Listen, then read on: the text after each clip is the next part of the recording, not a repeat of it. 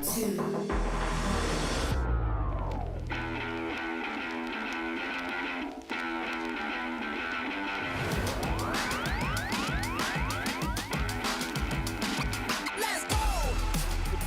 more, you could attack, but it's just a pass. Penny's there, it's over! Fernando Cifuentes has found it! You've been patient, you've been waiting all this time, but you ready. You've been putting in that grind, so let's go. Champions are hard to find, but you know the goal when you're ready to shine. Have they heard of you? Then they know. You got your sights set on that road. If it's time to battle them, then let's go. Cause you'll never stop. Show them what you got. Stays asleep. From that GM Close power. combat onto a Mungus. Is that enough? She did! Jump across, gets the knockout. Defeats Voltua.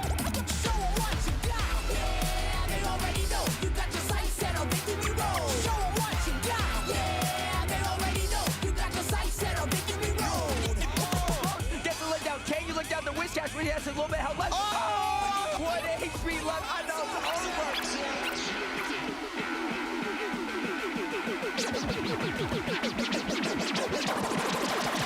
Show them what you got. Yeah, they already know. You got your sights set on victory road. Show them what you got. Yeah, they already know. You got your sights set on victory road. Put your hands.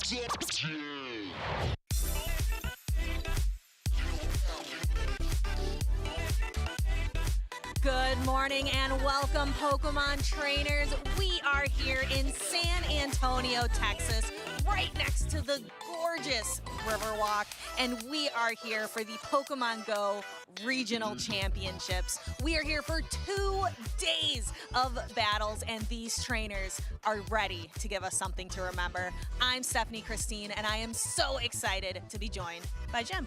Yeah, thank you for having me, Stephanie. Guys, welcome into San Antonio. Super excited to get started here, and we actually have a special way to start off our stream this morning. We're going to be having a community poll where you guys can actually vote to see who you want to see on stream first. I think we're going to have some very seasoned battlers, so make sure those of you following along on Twitch actually use your channel points to vote for who you want to see first on stream.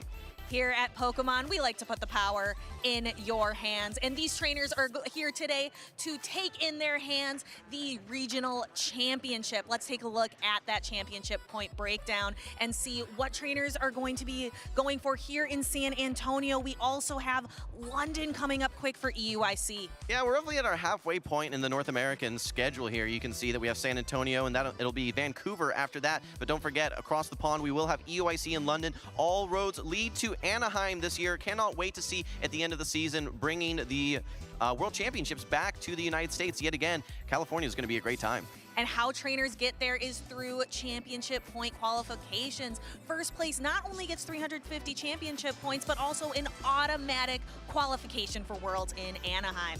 Yeah, that's right. Top 75 players from US and Canada will qualify for Worlds this year, as well as the automatic qualifier. So looking forward to seeing who's going to punch their ticket to Worlds here at the end of tomorrow.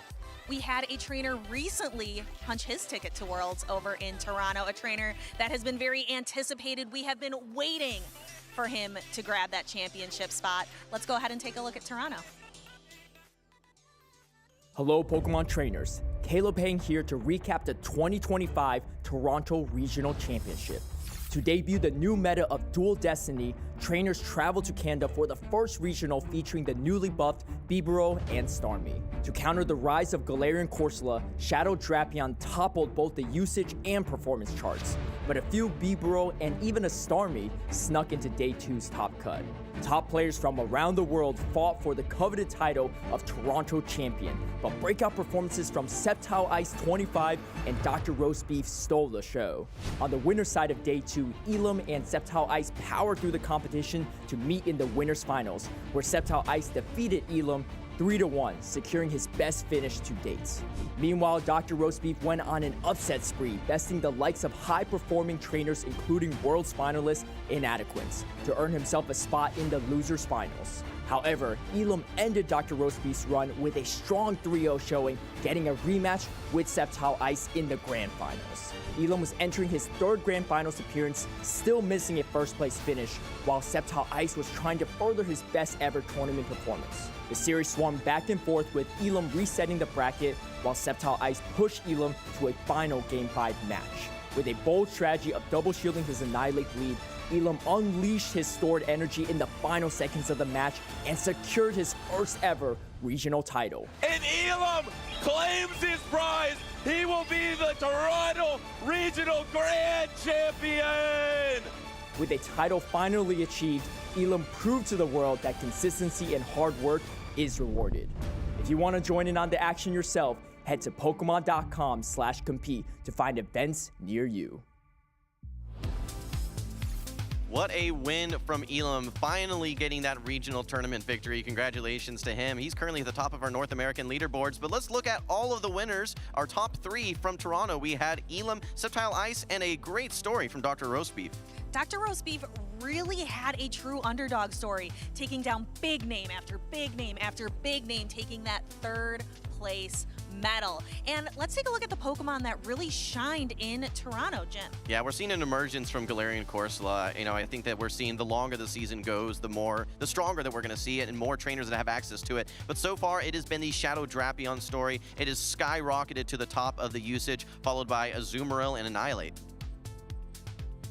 Yeah, and Azumarill as well. I think that Shadow Drapion and Azumarill have been doing so well together as a pair. We've had so many great trainers do so well here in North America. We are even just in the middle of the season. Yeah, Stephanie, it's funny that Azumarill Shadow Drapion core, that's 2/3 of a lot of Go Battle League teams, right? But to your point, North American regional champions, we had Wadaj starting off in Baltimore, followed by Lyle and Louisville. Sacramento, we saw SJ, and then Toronto, Elam. But we're going to find out at the end of tomorrow who's going to be our San Antonio champion. We're almost halfway through the season. Hard to believe.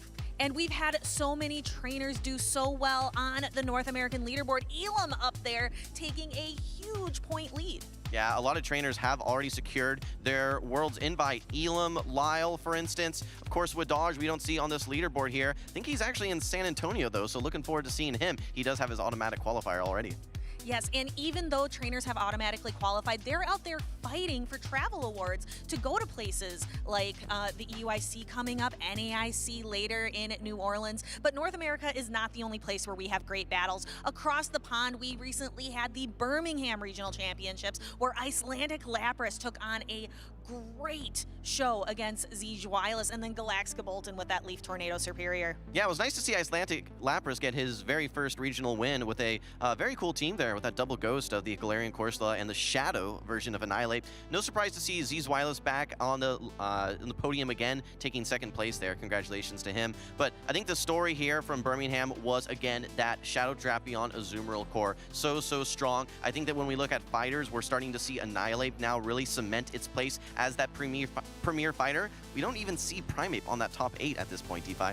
Let's take a look at our champions over in the EU region. We have Chasm, Bohm, Tauntaun Padus, PvP David, and Icelandic Lapras. The next trainer is going to be the winner of Stockholm. Yeah, I can't wait to see Stockholm. And don't forget about EUIC as well. But let's move over to our leaderboards for the EU region as well. We can see who's at the top. That is going to be the final boss himself, Colin 6. Over 1,600 points already. Tauntaun Padus, you saw him already win a regional as well. He is already at 1,600 as well. But a lot of recognizable names like Potomon, Tomahawk UK, Inadequance, Emmy Weedle, Paul Asha, tons of great trainers on the leaderboard. Paula, the queen of PvP, also made an outstanding showing in Birmingham. Let's put it all together, NA and EU, as well as our other regions together in our Worlds qualifiers. We, of course, have Yakai Inadequance and Marto Galde doing so well at Worlds this last season. And then we see Cowerlash, a very recent trainer to make their Worlds qualifier, as the winner in Rio de Janeiro. Yeah, it's going to be a little bit of a different dynamic this season, as we're not going to see who those trainers are that qualify for Worlds in many cases till the end of the season. These are just the automatic qualifiers that we've had from regional winners. Although that said, I think Marto has qualified 3 times now from Worlds and then 2 tournament wins. Exactly. And let's go ahead and take a quick look at what the forecast is like. It was nice. It was a nice brisk walk over to the conference center today. But let's go ahead and see which Pokemon are doing hot and which ones are certainly not. On the side of hot, we have Galarian Corsola. Yeah, Galarian Corsola is the Pokemon in the meta right now. An absolutely astonishing move set with its Astonish Fast Attack as well as Nightshade and Power Gem. Great coverage, great bulk, great typing. This is a Pokemon that so many trainers are trying to trade just to get a perfect Pokemon that they can finally unleash here at these tournaments. Next up is Diggersby. Recently, now Shadow Diggersby has been released, but I think it's the purified version that might make things interesting, giving that other option of return instead of Hyper Beam. Yeah, one of the few normal types that actually has access to the same type attack bonus return. Like you said, it's going to be a great answer to Galarian Corsola, and actually core breaks a lot of teams as well. With the buff to Fire Punch as well, that's something that gives it a little bit more utility and ability to fight back in matchups that previously weren't so nice. For instance, Mandibuzz. And we have some Pokemon that have kind of seemed to disappear. They're trending down. First off is Clodsire. There have been a rise in Ice, Ghost, and Normal-type Pokemon, kind of leaving Clodsire off to the side. Yeah, you know, had a lot of threats before with all the water types like Shadow for Alligator, obviously the normal types, like you said, that done sparse with Drill Run, but now with Galarian Corsola as well in the meta, it's just going to kind of take its place as that bulky Pokemon that wins a lot of neutral matchups, and it actually beats Clodsire in most of those even shield scenarios as well, so a lot of challenges for it. Dunsparce is also a Pokemon that's been facing some challenges. We've got Shadow Kanto Marowak and Annihilate, where it just hasn't been able to fight back. However, Zapdos over in Rio de Janeiro made 2 of the top 8 teams. I kind of want to see if Zapdos makes an appearance over here in San Antonio as well. Yeah, I think Electric is a typing that we haven't seen a ton of representation in our top 12 whatsoever, but the unique thing about Zapdos is that it actually has the flying type as well, so it's good against the fighters, it's going to be good against the waters. A lot of the Pokemon that we're seeing in that top 6, top 12, Zapdos core breaks in some capacities. We now are in the final month of the Dual Destiny season here in Pokemon Go. Let's take a look back from November 1st, taking a look at some of our regional champions. We have, again, lots of familiar names. Marto Galde, PvP David, Elam, we just talked about in Toronto. And look at that, Shadow Drapion, Galarian Corsola, and Shadow Kanto Marowak. Really the stars of the show. Yeah, and I think we're only going to be seeing more of those Pokemon. There hasn't been any sort of nerfs to them whatsoever. And in fact, with the Shadow Kanto Marowak, there was a big event recently that actually brought back Shadow Cubone to Rockets. So now so many trainers actually have access to that Shadow Kanto Marowak, where in many cases it was a bit inaccessible before. Let's see, maybe some of our trainers to watch will be using that Shadow Kanto Marowak this weekend. We have plenty here. Bopper, I know you're familiar with, also from Texas. Yeah, it's not going to be a Texas tournament without Bopper. He is a multi-game specialist, has participated in all sorts of Pokemon games, but has been playing a lot of Go recently, and he's had a lot of success dating all the way back to Arlington, San Antonio last year as well, and I'm sure he's going to have lots of success here in San Antonio this year. We also have Shira and Ashton Ash as our players to watch. Ashton Ash, we remember, had a very strong performance at NAIC last season. And Heather, a bit of an underdog, a bit more of a newcomer to specifically the Show 6 format, does phenomenal in the Go Battle League. I'm excited to see what she can do. Yeah, Shira, definitely a cracked Go Battle League battler, 3,500 last season, hit Legend already this season, relatively early into the season, so can't wait to see what she's able to do here in the Play Pokemon format as well. But as we take a look at some of our spotlights here, Bug 97, he's due for a win, and don't forget, he actually won Arlington back in 2023 as well, and he has had lots of success throughout his entire tournament run. Another trainer who's experienced a lot of success is Out of Pocket. Out of Pocket, world's top 8. We can never forget the Peoria regional champion. That's going to have to be on his achievement list forever. Yeah, don't forget, he also won the North American International Championship last year as well. So he had a string of tons of success from NAIC champion to top 8 at Worlds, and he's looking to get his first regional win here in San Antonio this season. Let's see what our caster team thinks is going to do well this weekend. Now, I think that Diggersby is going to make a splash. I'm also really liked how in Rio de Janeiro, Dugong had a really strong showing. Yeah, you know what? I probably didn't pick the spiciest picks here, but that Shadow Kanto Marowak, I mean, we saw it really hit the scene back in Louisville with Lyle Jeffs, and now there's more trainers that are using it. And the thing, keep in mind, is Shadow Drapion is the #1 usage Pokemon. So when Shadow Drapion is in the meta, Shadow Kanto Marowak is going to have play. I can't wait to see it get unleashed. Yeah, I definitely gave you and Will a little bit of a side eye. Shadow Drapion, really, but I'm loving the picks of Zapdos for Will and Butters. And then Shadow Typhlosion, also loving the B-Burrell there for caster predictions. I hope we see these Zapdos. We saw it a lot in Rio. I don't know if the North American trainers are going to be bringing it, but there's only one way to find out.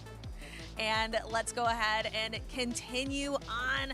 I am so excited. Is there anything that you are super looking forward to here, Jim? Yeah, I think that this is just going to be when we start to see the meta really start to take shape. I think that we've seen throughout the season people testing things. We saw the Malamars, we saw the Cresselias a little bit earlier on where, you know, they had their time, but right now I think that after these events, after things have been kind of locked, I think we're going to see the meta start to solidify ahead of Worlds. So I think that these next few tournaments are really going to be the proving grounds for some of these Pokemon. Will they be up at the top, or are they going to be just Pokemon that we tried and they weren't so great?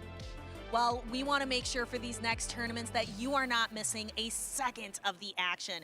Be sure to follow the channels. Catch all of the action at Pokemon.com/broadcast. Yeah, that's right. And make sure you guys follow along and follow the channels as well. Whether you're on Twitch or YouTube, you guys can make sure you can get notifications for when the channels go live. You can also interact with us on social media as well. Make sure that you use that hashtag #PlayPokemon. We love to see some of your posts featured on X.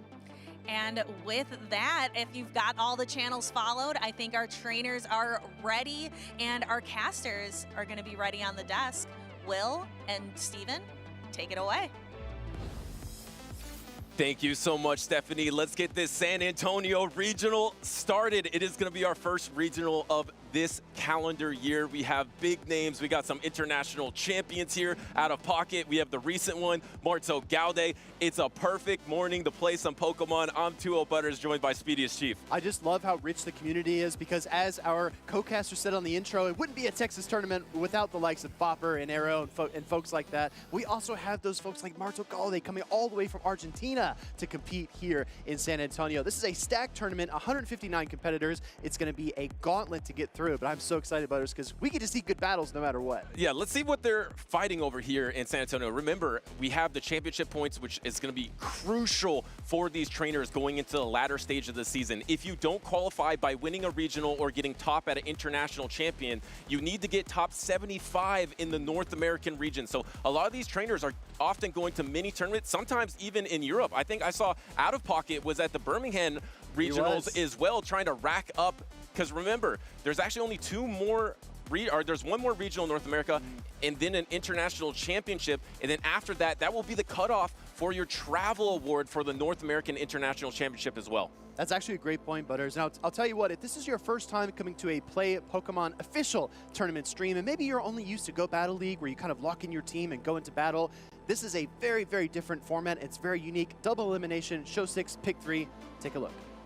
This weekend, the 2025 Regional Championships are bringing the electrifying action of the Pokemon Go matches to the global stage.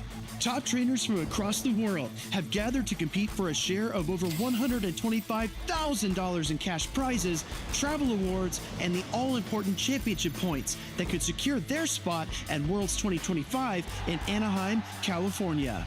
The competition is fierce and the strategy is key. This tournament spans 2 intense days of action, where our trainers battle it out in a double elimination bracket using the Grey League format. Every match is a best-of-3 clash, but the stakes get even higher in the winners finals, losers finals, and grand finals, where the action extends to a best-of-5 showdown. Trainers will be strategizing in a bring 6, pick 3 format, each one carefully selecting a team of 6 Pokemon, but only 3 will enter the fray in each game. Every choice could be the difference between victory and defeat. Who will etch their name into the history books this weekend? And who will punch their ticket to Worlds 2025 in Anaheim? Don't miss a minute of the action. Stay tuned all weekend long to watch the battles unfold live. To stay up to date on future Play Pokemon events, visit Pokemon.com/play. It's always a treat, Butters, to see these trainers give their best in a Show 6 Pick 3 format. So much effort and skill goes into the team reading, looking at your opponent's team sheet, finding the holes, finding the weaknesses, and then anticipating what they are likely to do. I just want to make a bold call right now, Butters. Shadow Drapion was at the #1 for Day 2 usage in Birmingham at a whopping 88%. That Pokemon is the gravity well, the black hole that everything else is revolving around. I feel like you need a Mud Slap user like Shadow Kento Marowak to even stand a chance. What do you think? Well, it's absolutely the best Pokemon in the meta because even if you have a Mud Slap user like a Shadow Kanto Marowak, if you're too slow, if you let too many poison things through, the Shadow Drapion can at least pull a Protect Shield. And then in that situation, yes, maybe you're losing alignment, but you can close in the back line. That's why it is so flexible, so strong. There is not much room for error when playing against the Shadow Drapion. Yeah, I absolutely agree. If you're too slow on the swap or if you let it get ahead on energy, it can be devastating. But these trainers are trying to get ahead in other ways. Let's take a look at the prizes that they are trying to earn by competing here this weekend. First place, $2,500 and 108 booster packs. That's awesome. But look at this, Butters. All the way down to tied for 9th. You've got something to earn. No, absolutely. I mean, you get a big chunk of championship points and that prize money as well. Of course, don't forget the booster packs. That's awesome to get that many booster packs in a tournament here. And a lot of these trainers are maybe using this to then travel to go to other regionals, fight for those travel awards. We know we have some trainers up on stage next. Actually, a trainer in Richie who is really high in his respective region, trying to get that travel award for the North American International Championship. But let's look at the Pokemon here today. Actually, Shadow Drapion's not #1 usage, but remember, this is only day #1. That's true. We got the Azumarill in #1 usage. Actually, a big drop-off after Shadow Drapion in Galarian Corsola is 38%, which is for a #3 in usage is actually quite small in my opinion. I agree, but I think that a couple of these picks just have outsized performances time and time again. The two that come to mind for me are Galarian Corsola and Dugong. I feel like once we look at the day 2 usage, those two Pokemon shoot way up. And as we saw in our intro, Galarian Corsola has won 4 out of the last 5 events, Butters. That is a Pokemon that if you're here today, make a new friend, trade your Galarian Corsolas that you hatch, and try to re-roll and see if you can get one that's good for PvP. Yeah, it's so strong neutrally and then plus has really good play. I feel like that is why Diggersby has increased in usage here, #4, to try to counter that Galarian Corsola because it's going to be able to double resist, of course, the Astonish and the Night Sage, and then fully wall the Pokemon by resisting the Power Gem as well. #4 in usage, so you really want to avoid that matchup, but a matchup we definitely don't want to avoid is the one we have on stage. The fans voted. We have up first Richie versus Pranav on the main stage. There's like a billion reasons that you want to watch this match, so if you have any friends that love Pokemon Go PvP, tell them to tune into the stream. This is a really, really nice way to kick things off. Butters, one of our caster picks was actually B-Barrel. That's another normal type that can really give Galarian Corsola a tough, tough time, but will we see it here in our set #1? What do you think? Yeah, I don't know. It's tough because I feel like a lot of these trainers are just playing the hard meta picks at this point and just trying to outmaneuver the opponent because I do feel like you have a lot of flexibility with the top picks with the Shadow Drapion, with the Shadow Feraligatr. You just kind of want to find your window and then try to outperform your opponent in this meta. But will there be that trainer that brings the Zapdos, brings the Beedrill, brings something to throw the opposition off and try to win with an interesting team composition?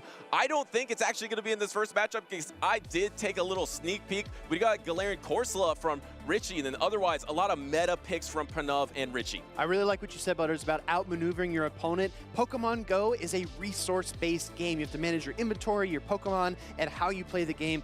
PvP is the same. You have to manage your energy, manage your shields, manage your HP, and kind of budget them as you move through the battle. So I do think that energy management counts. Super, super important, keeping track of where your opponent is, and these two trainers are very, very good at it. Richie, honestly, has been so outstanding this season. I say this, right? I feel like there was a tables Richie, and then there was a stage Richie.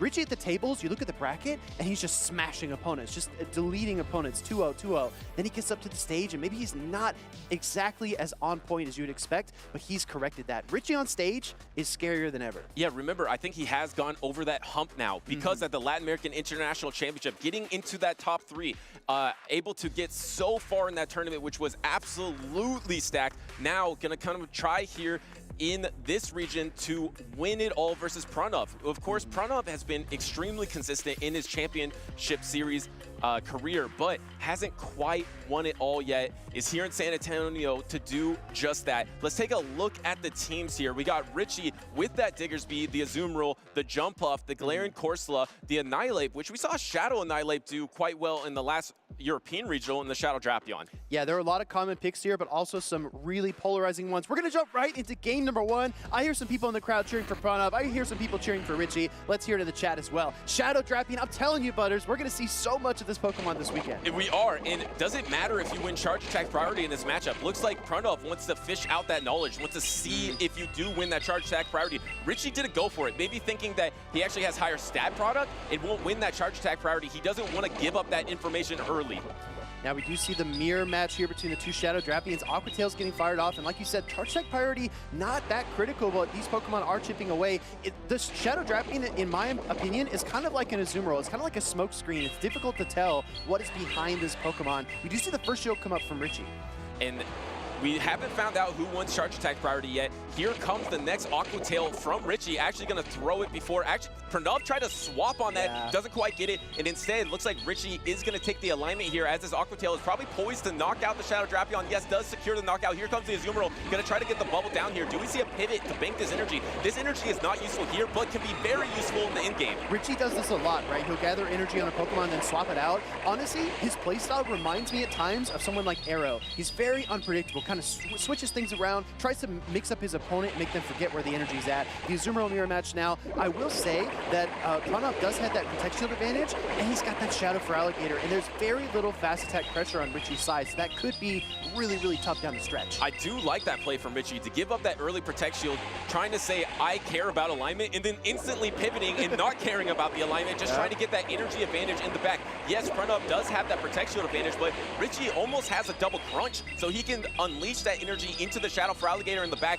Now it's kind of a stalemate between these two Pokemon while waiting for the Switch Timers to come back up. The Switch Timer is available for Richie after this Charge Attack. And look at that, throwing the play rough, anticipating that the Switch Timer would be free. And I really like what you said about Richie's gameplay as well. I mean, having that energy on the Drapion totally negates the shields, and it's got too much HP to be fast attacked down by anything on Pranav's side. I will say from a team composition perspective, Pranav does have the Mandibuzz, which effectively kept that Galarian Corsola on the bench here in game number 1. But we see the Diggersby swap. Instant swap, Butters. This looks good for Alligator, but it's really not that good. Yeah, the crazy thing is you can't knock out with one of these Hydro Cannons, so you're going to take this super effective damage. The thing is you can never Shadow Claw down, so you're going to have to knock out with another Hydro Cannon here. Now, do you go for the bait? You have a Fire Punch and a Scorch Sand. Yes, if Pranav does call this bait, it is so risky though, because even not very effective, you're going to get quite low in health. Does he try to call the bait? And no, he protects you his last second. Oh my goodness, you saw Pranav thinking about it the last moment. He said, you know what? Why wouldn't he just fire the Scorching Sands here? He's got the energy on the Drapion,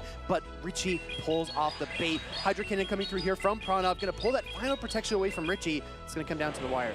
Where are the Switch Timers at? If you can throw this Scorching Sands, I think you can get back to your Switch Timer, but the problem is they instantaneously swap, so Pranav is also back at his Switch Timer here. He can swap into his Azumarill. We're going to watch these traders. Does Richie try to go for the combo play? No, here comes the swap. Pranav tried to anticipate the combo play, but Richie doesn't go for it. Yeah, he wanted to catch the crunch. Oh, Richie's hitting in the Azumarill. This is a little bit surprising. I would have expected the Drapion to come in here and poison this thing down. Now the Feraligatr is going to be able to come in and get 1 or 2 Shadow Claws against the opposing Azumarill. And well done by Richie to have that patience here. Pranav tried to call it. Now he is going to be at a Hydro Cannon. The problem is the Charge Attack priority. If you're going to be able to win Charge Attack priority against the Shadow Drapion, here comes the Diggersby trying to soak this energy, and he does. In fact, no, he actually is going to get the Scorching Sand off. This is going to do enough damage to knock out Pranav. Pranav knows he needs 2 Hydro Cannons to win the game. He needs 2, so he's going to try to farm up here, but he can't quite get there.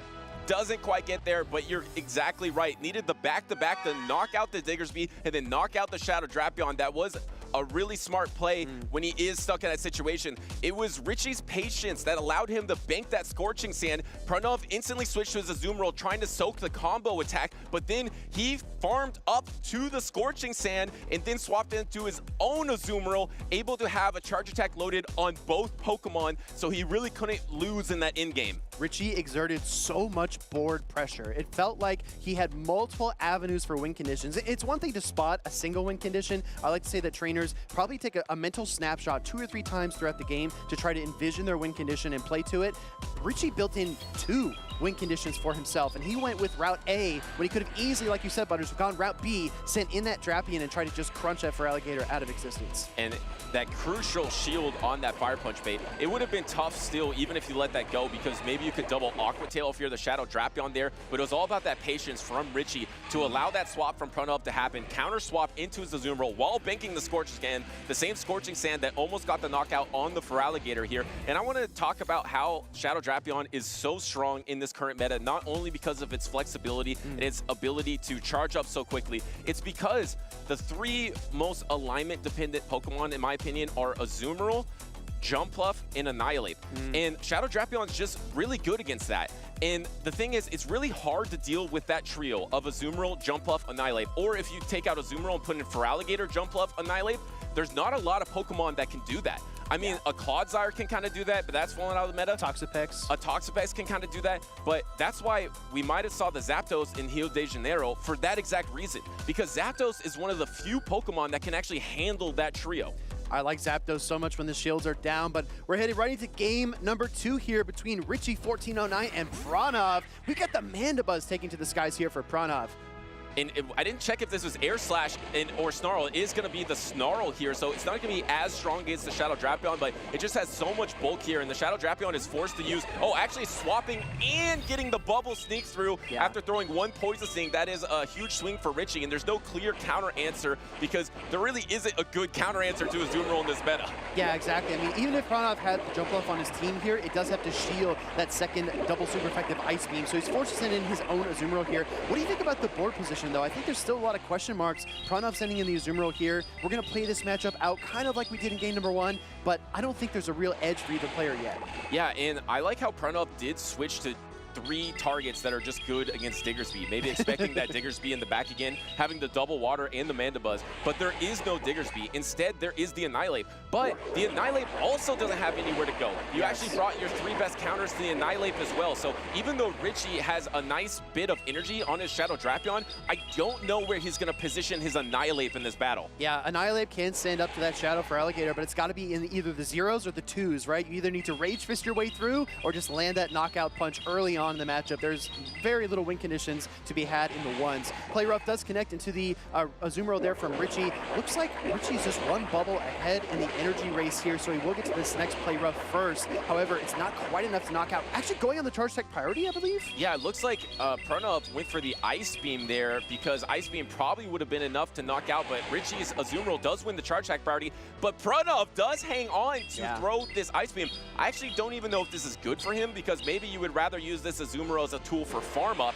but instead getting the knockout onto the Azumarill. Now the Drapion's going to come in and do 1 Poison Sting on the Azumarill. Yeah, and I think Pranav sends out his Mandibuzz not because of its offensive prowess here. I mean, Mandibuzz is definitely not known for that, but because it can eat all of this energy from the Drapion, all of the Aqua Tails, and if there is, you know, the offbeat crunch to try to draw that defense drop, it can take that too. And you know that Pranav is probably feeling pretty good with his backline matchup right now because unless there's a Jumpluff lurking in the back, when you know Azumarill and Shadow Drapion is out of the way, Shadow Feraligatr is really strong against Richie's entire team. So I feel like he's probably going to save his Protect Shields for that Shadow Feraligatr in the back. But the problem is, if Richie also saves his Protect Shield, that Annihilate does have a chance. Yeah, absolutely. We're going to see the Feraligatr switch in now, actually, a little bit early into the matchup. And I got to tell you, Richie coming again with the bait. This could easily be the crunch. And Pranav shields another bait in game 2. It's such a tough call. It's huge swing, and it's only 1 Poison Sting difference in energy here. Now coming in with the Annihilate, but there is some energy on Pranav's side. Can he get to the triple Hydro Cannon before he gets knocked out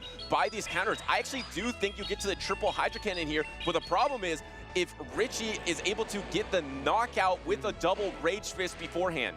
Oh, okay, that was actually Charge Tech priority. Annihilate going to win it here. Like you said, Butters, it's going to be 6, 12, 18 counters for the triple Rage Fist from Annihilate, but only 15 Shadow Claws for the triple Hydro Cannon. We're going to see this Hydro Cannon get fired off. I think...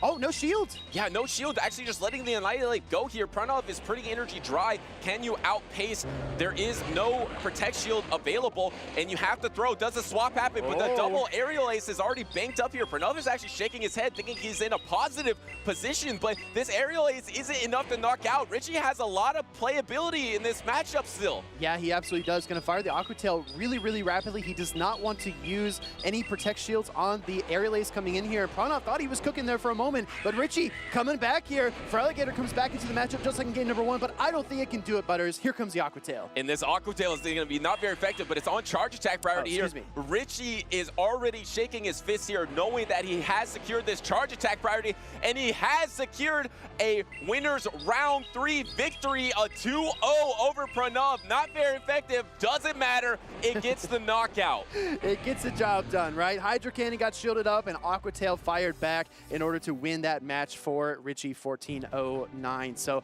like you said earlier, Butters, Pranav, very, very talented trainer. We don't see him that often in the competitive circuit. He might go to 1, maybe 2 regional championships each season, but when he does come out to play, he's always very fun to watch. So we're going to see what happens here between those 2 trainers as they move down the stretch. Richie in the winner's bracket, Pranav falling to that loser's bracket. Yeah, and it's already winners round 3. There had been some action off stage before our community poll here for this matchup. Some trainers have already moved forward. I saw Doombug picked up an early win. Of course he did. Some of the top trainers get some buys because of their seeding early on in this tournament as well. So we're actually going to join some of these groups in a round 3 type scenario. So some of these trainers are just a couple rounds away from actually securing day 2 already, which is kind of crazy to think about. Yeah, just really, really wild. Considering there's almost 160 total trainers that signed up for the tournament today. My question for you, Butters, we've talked a lot about Shadow Drappy, and it's only the first set of this tournament. I expect to see a lot more of it. What can players really do? Because I feel like the Mud Slap Shadow Kanto Marowak, like you pointed out, still has to watch out for the Aqua Tails. I mean, some trainers are experimenting with Guzzlord, Gudra perhaps. Is there a way to kind of defeat this Pokemon outside of the conventional top meta? Yeah, it's so hard because we saw the way that Richie played it, where he's just basically banking up energy against these bulky Pokemon. In game number 1, he's just banking up energy against the Azumarill. Game number 2, he's banking up energy against the Mandibuzz. And so when the opposing trainer doesn't really have a lot of charge attack pressure, it's really hard to deal with that Shadow Drapion. The best way to deal with that is with Pokemon with that charge attack pressure. You kind of have to charge attack pressure. You kind of have to flip the script on them. You have to bank up the energy like a Play Rough on your Azumarill, a Hydro Cannon on your Feraligatr, or bring in an Ariados, bank up a Lunge, do something so in the in-game or when you can catch your hands on that slippery Shadow Drapion, you can put some damage into it before it slips away again. That slippery scorpion, right? Yeah. We are in Texas, right? Hopefully one doesn't crawl into your boot. But I will say that another kind of facet to that is that you have to win some of those charge attack priorities too. You can have the Play Rough on the Azumarill, but if you come out and you're too weak, the Crunch plus the Poison Stings can really, really devastate you over time. Yeah, and it's so hard. It's crazy how impactful the attack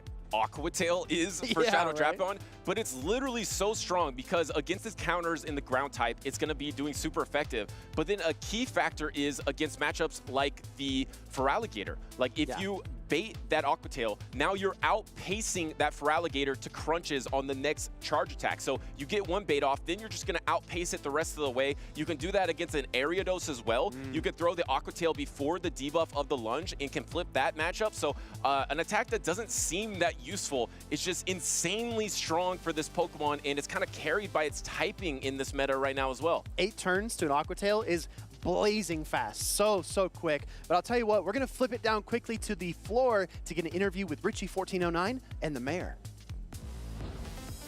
Thank you, Speedy. Thank you, Butters. Wholesome_ here with Richie, fresh off his 2-0 victory versus Pranav. A great start to the tournament, without a doubt. And he's having a great season already, having won the Bogota Regional Championship already.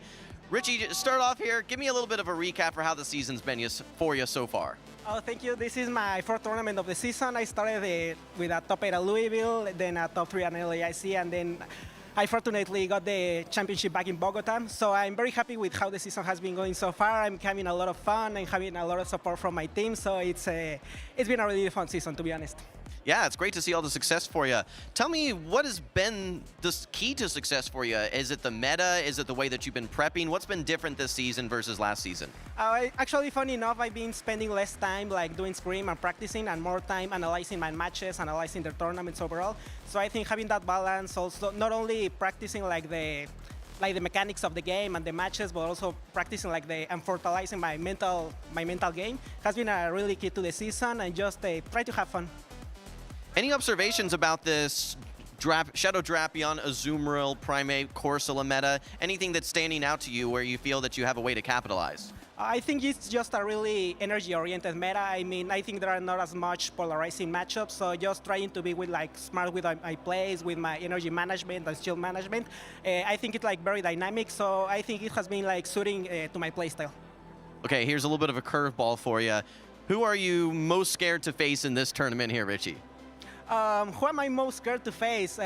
Actually, round ones are normally really rough for my overall in my career. So I think round ones are the most scary overall. But fortunately, I got past that one. And I mean, when you want to win that championship, you have to be the best. So let's bring it on. Okay, already facing a lot of great battlers. All right, final question. Anyone that you want to shout out or say thank you to that supported you along your journey? Yeah, absolutely. I mean, my team 7-Eleven has been amazing with me this entire season, both with both with screen, practicing, team building. I wouldn't be here if it wasn't for them. They have been amazing. Also, all my friends back in Mexico, the guys from Aztec League, my family is always cheering for me. My girlfriend back in Mexico is always cheering for me. So thank you to all of you. I wouldn't be here if it wasn't for all your support. You believe in me even when I don't. Thank you, Richie. Well, that's all we have. We're going to toss it back to the casters. Congratulations again on your 2-0, and we'll see more from you soon.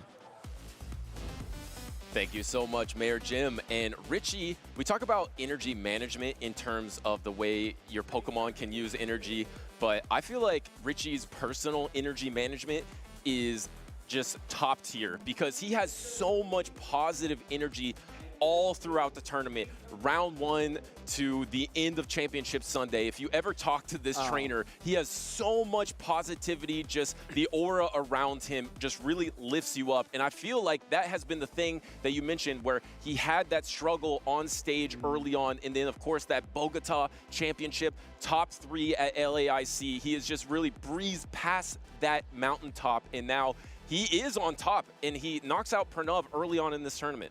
Yeah, he's got so much passion, and definitely for the community as well. If you remember from years past, Richie wasn't always that trainer on stage. He wasn't always top cutting. He wasn't that consistent, but he was been the same person internally the entire time, supporting his teammates, encouraging people. Like you said, when you get off stage and you talk to him, so kind, incredibly kind. But I'll tell you what, Butters, we've got new trainers on stage. Let's see who we are going to have to battle it out. It's going to be Out of Pocket versus Shadow Mimikyu. And I'll tell you what, Butters, I've heard a lot of good things about that trainer on the right.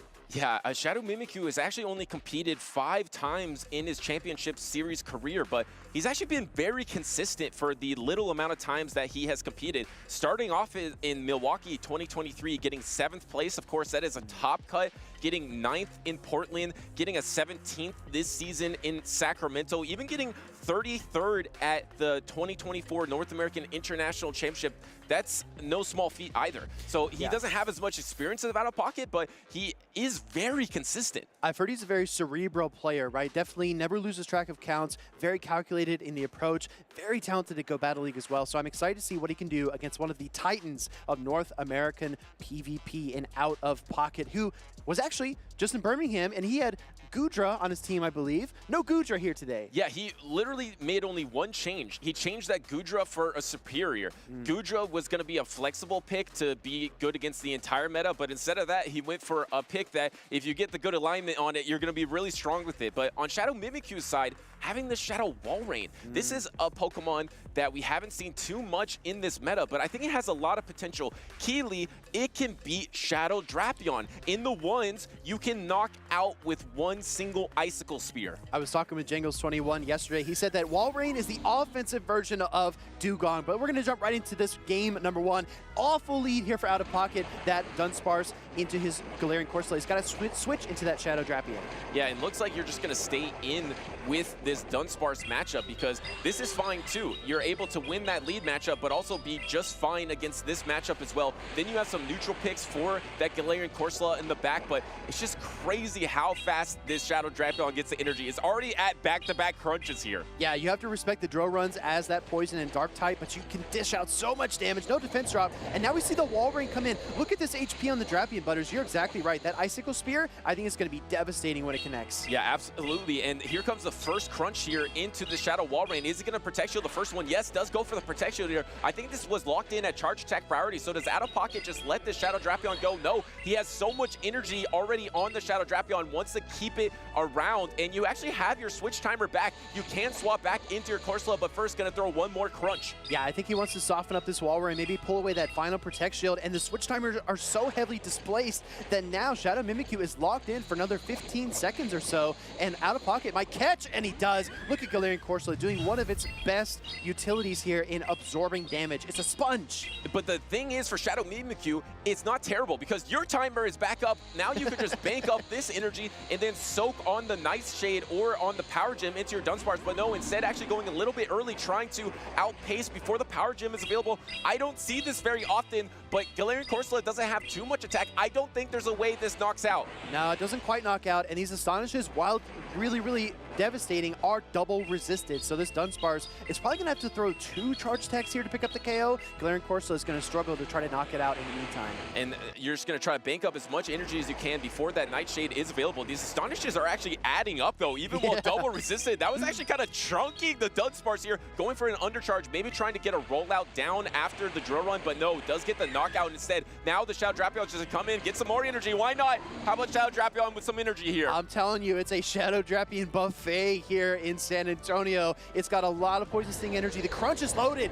Wall Rain comes in. It's about to get chomped. Yeah, he doesn't throw it, knowing that he would lose charge attack priority, doesn't throw the Icicle Spear, and he does get knocked out by the crunch here. That did a ton of damage, and now suddenly the Shadow Drapion's going to get to another crunch on the charge attack priority, but it wasn't even charge attack priority. Shadow Mimikyu is just trying to get as much energy as he can on this Superior. When this is your last Pokemon and you're Shadow Mimikyu, you're hoping for the Azumarill, maybe the Kanto Marowak in the back, but look at Shadow Drapion, it gets to the Aqua Tail as well because it's double resisting, it's resisting those Vine Whips. And this was the safe swap. Out of pocket, lost the lead, was able to almost knock out the Superior, was able to knock out, but you don't have enough reach here. I don't believe the Aerial Ace is going to be super effective into the Superior, but if it doesn't do half the damage, which it doesn't do, you're not going to be able to knock out there. Yeah, you need 3 Aerial Aces here, and he's just unable to hold on through the Vine Whips out of pocket. Losing lead, pretty difficult to start that game, but he managed to fight his way back into it. That was really impressive. Just a showcase of why Shadow Drapion is so strong once again. Able to swap in, use both your Protect Shields, bank up energy, come back out, and as soon as a Pokemon is low health,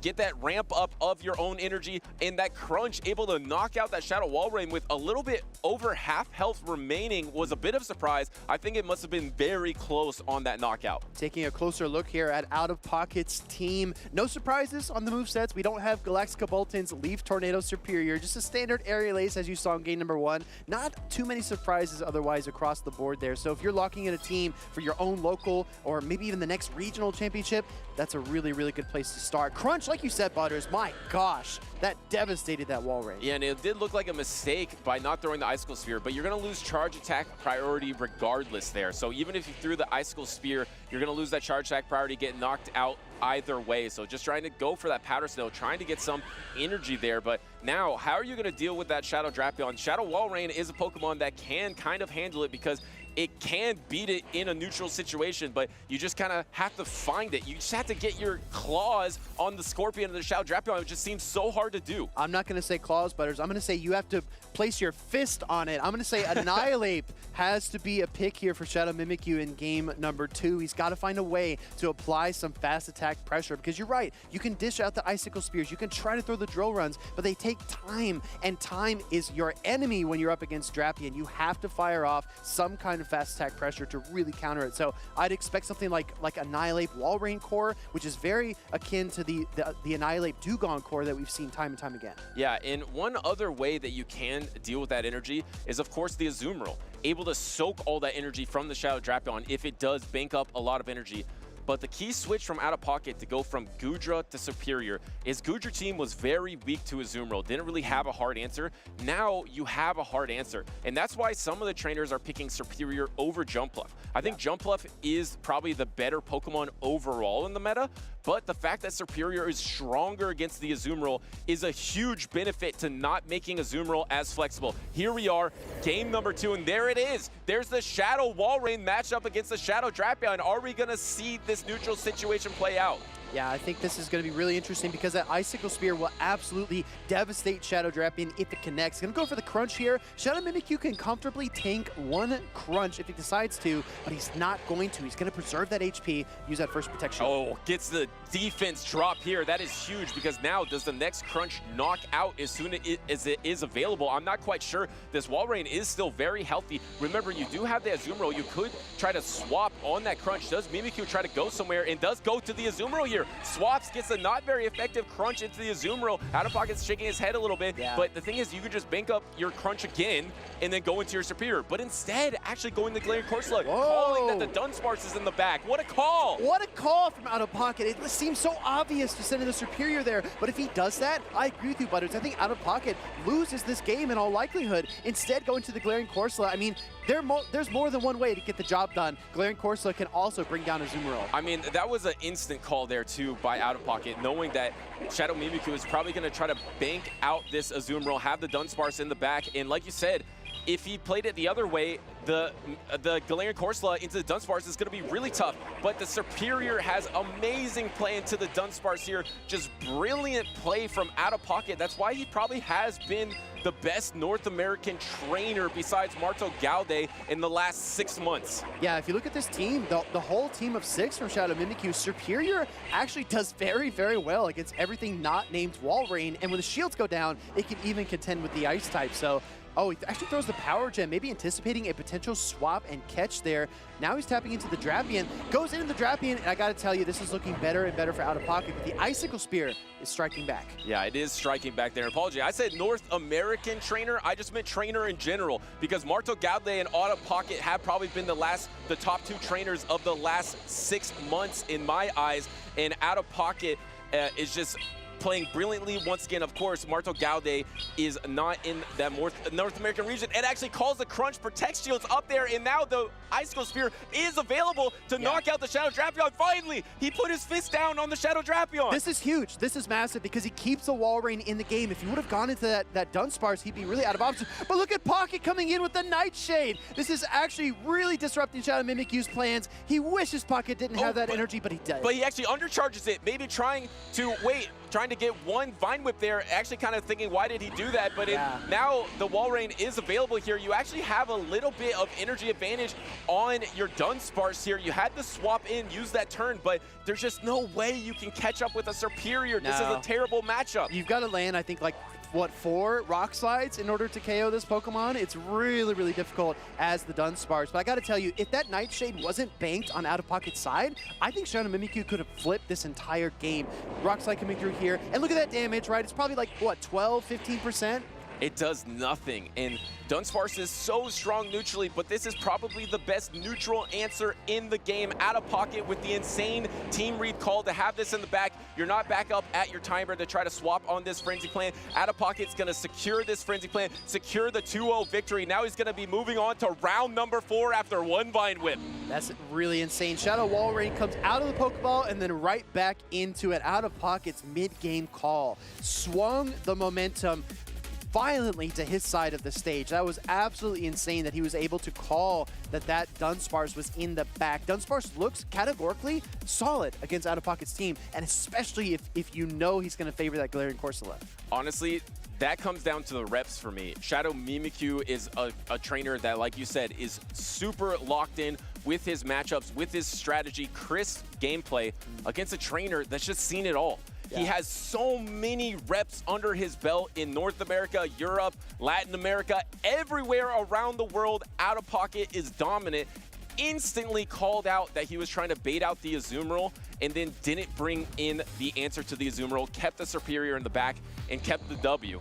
Yeah, I mean, don't let Pocket's kind demeanor fool you. He's a veteran of the game, right? He's been around the block ever since his Peoria title way back when, and in the grassroots years before that. So, like you said, he's probably seen thousands of combinations of teams, and he has run through so many talented opponents over the years. Galarian Corsola, this matchup right here against the Azumarill, like we called out, was so pivotal, and then banking that Nightshade, I'm telling you, that was the the icing on the cake.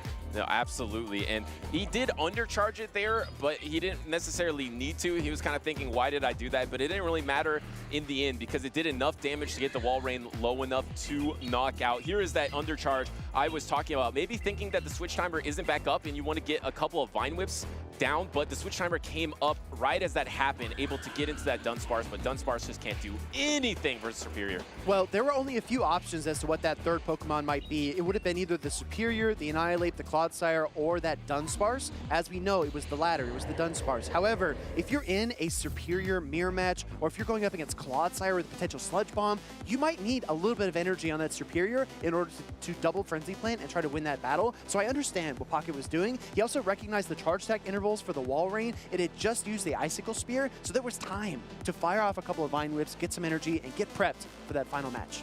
Yeah, no, absolutely. And that's the reason why he's #2 on the North American leaderboard right now, right behind Elam, who Elam, of course, has won a regional this season. He's done really well at international at the LAIC this year. So to be #2 with just a couple tournaments before the cutoff for the North American International Championship is huge for Out of Pocket. He definitely wants to be going for that travel award. We have a couple trainers here that are trying to leapfrog him. We have the Tarian, who's actually in this tournament. We have Dunebug, and even Rise to Occasion. Maybe if he goes off, wins this tournament, and wins EUIC, he still has a chance of getting into that top 4 to compete for that travel award. Hey, if anyone can do it, it's Rise to Occasion, right? One of the most talented trainers in the world, but only time will tell. And you can have all those past accolades, but the mood, Butters, is what have you done for me lately? And I think that's what they are going to look to answer here in San Antonio. But I got to tell you, there's so many exciting events happening in Pokemon Go, not just here in the venue. There's also the Ralts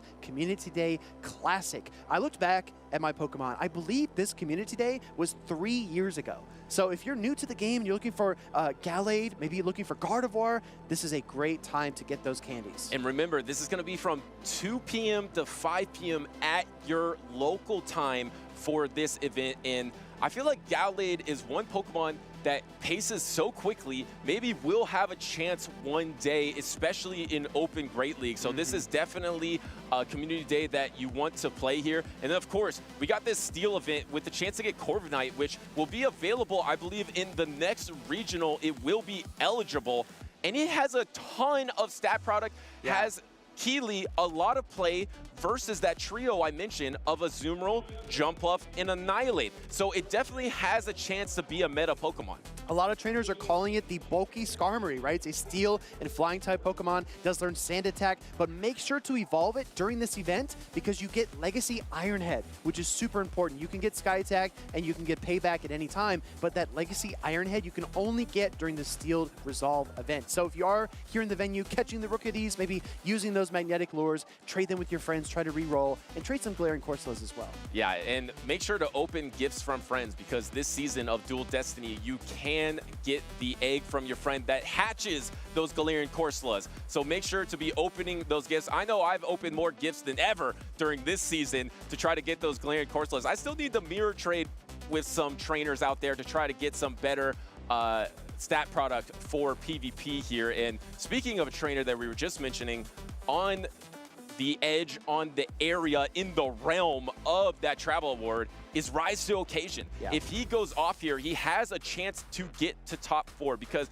I think the top 2 may be set because we got Elam and Out of Pocket in North America. It's just so high up there in terms of championship points. But can he get top 4? He has an opportunity. Something you said earlier really stuck out to me, Butters. You said Azumarill, Annihilate, and Jumpluff are very alignment dependent but are very powerful at the same time. And we named 2 poison types that could break those up. We named Clodsire and we named Toxapex. And guess what is on Rise's team here this weekend? He has that Toxapex, and it looks so strong here. I mean, you have Diggersby to counter it. Drapion is okay against it, but then, of course, the Corsola is going to be able to resist all of that poison attack. You're going to have to brine down a Galarian Corsola, which I don't think is a very good strategy. So this is going to be tough to use, but if you do align it versus those 3 Pokemon, you have a really good opportunity to win the series. there are a lot of trainers who are bringing that Galarian Corsola and saying, you know what, I've got a great Pokemon. It's won 4 out of the last 5 titles. I'm going to bring it and just challenge you with it. And then there's another camp of trainers that are bringing Mandibuzz, and they're saying, I dare you to bring that Galarian Corsola because I'm going to shred it with Foul Plays and Dark Pulses. Yeah, and it's so hard to bring Dark types into this meta because how strong Annihilate is, but because you have that flying sub-type here, as you see the Mandibuzz in the lead here for Rise to Occasion, and it's going to be matched up, and it actually is the Air Slash Mandibuzz, so it's going to be stronger versus Annihilate that you do see in the back. Ghostmaker, I guess, a little ABA weak to this Mandibuzz, but I actually don't think this is that bad of a matchup versus Air Slash Mandibuzz. I just want to shout out to DeFi as well. She called out Purified Diggersby as being a nice niche pick for this matchup in particular. If this Pokemon did have Return and was Purified, it could definitely make this matchup much, much closer. But like you said, Butters, it's really not that awful. If you have the patience to get through it, this Diggersby can really whittle down the Mandibuzz. Yeah, and this Mandibuzz isn't really doing that much damage at all into this Diggersby. The Diggersby is winning so far. Here comes a foul play, and there's another foul play available, not thrown by Rise. Rise is actually just trying to bank up as much energy as he can. In case there is a pivot, he will have extra energy remaining, and here comes the next foul play. Yeah, I like the Mandibuzz pick here from Rise quite a bit. Like you called out just a moment ago, ABA weak, meaning that the Diggersby and the Annihilate are going to struggle against the Mandibuzz. Yes, they can fight back, but it's very gradual. It's not very clean. You definitely have to get your hands dirty with your Protect Shields and use a lot of energy. So it's going to be interesting to see. But look how low the Mandibuzz is. I mean, these Pokemon are on parity with health. And the thing is that's huge is this is Charge Attack priority, I believe. So even though this isn't going to knock out, at least you lock in this Charge Attack. So you can just come and farm it down with anything you want. You'll lose the alignment here, but you can bubble down, you can counter down. You have a lot of optionality here. And now with the Air Slash Mandibuzz out of the way, do you go for the counter down? It's a pivot in the Shadow Drapion to meet the Annihilate. This isn't the greatest answer to Annihilate. Yeah, this caused a little grimace from me here. You've got a Rage Fist and Close Combat Annihilate here from TT Ghostmaker, and he does use the first shield of the game here on his Annihilate with Crunch. Do we see a situation, Rise, where TT Ghostmaker double shields through this Drapion and just takes all that energy into the final matchup? I mean, it's possible because you don't necessarily need Protect Shields for the Azumarill here. The only thing that you would need the protection for, there's the swap! Catching the Aqua Tail was absolutely huge. No chance of a defense drop either. Not very effective bringing the Azumarill. I was going to say, you don't really need a Protect Shield against literally anything on Rise to Occasion's team besides the Toxapex. But even if you have a Protect Shield against Toxapex, it doesn't matter. The beauty of the play here is that TT Ghostmaker almost was able to get to the Ice Beam before the Switch Timer was up, but Rise fires the Crunch to stall that Switch Timer just in time to avoid the Charge Attack damage. Now he can overcharge. And he actually doesn't bank the Crunch here, maybe trying to save it for the backline of the Annihilate. He's just trying to get as much damage as possible into this Azumarill. And remember, he does have the Mandibuzz here to try to go for a catch here. Here comes the bubble down from the Azumarill. This Azumarill is pretty low health here. The Feraligatr is going to come back in, and the Peekaboo into the play rough from Rise the Occasion to catch it. Now you see Feraligatr, and now you don't. Mandibuzz absorbs all that energy from the Azumarill and gets a Shadow Claw to boot, but is it enough, Rise? Is it enough here to help Rise get the head start in this matchup? And here comes the Protect Shield into the Rage Fist. How much energy do you have on the Feraligatr? The Annihilate is energy dry here. I don't think you're going to get to the back-to-back in time because there's an extra counter that's coming through. I think you're going to get there on Charge Attack priority against the Annihilate. I was wondering if Rise should have no-shielded that first Rage Fist, but as you look at this damage, he had to shield it. Here we go. Oh my gosh, actually gets to the Rage Fist first. This is definitely going to knock out that Shadow Feraligatr. And it is boosted, and Ghostmaker gets the knockout into Rise Occasion here. Even with that Peekaboo, it wasn't enough. Ghostmaker takes game number 1.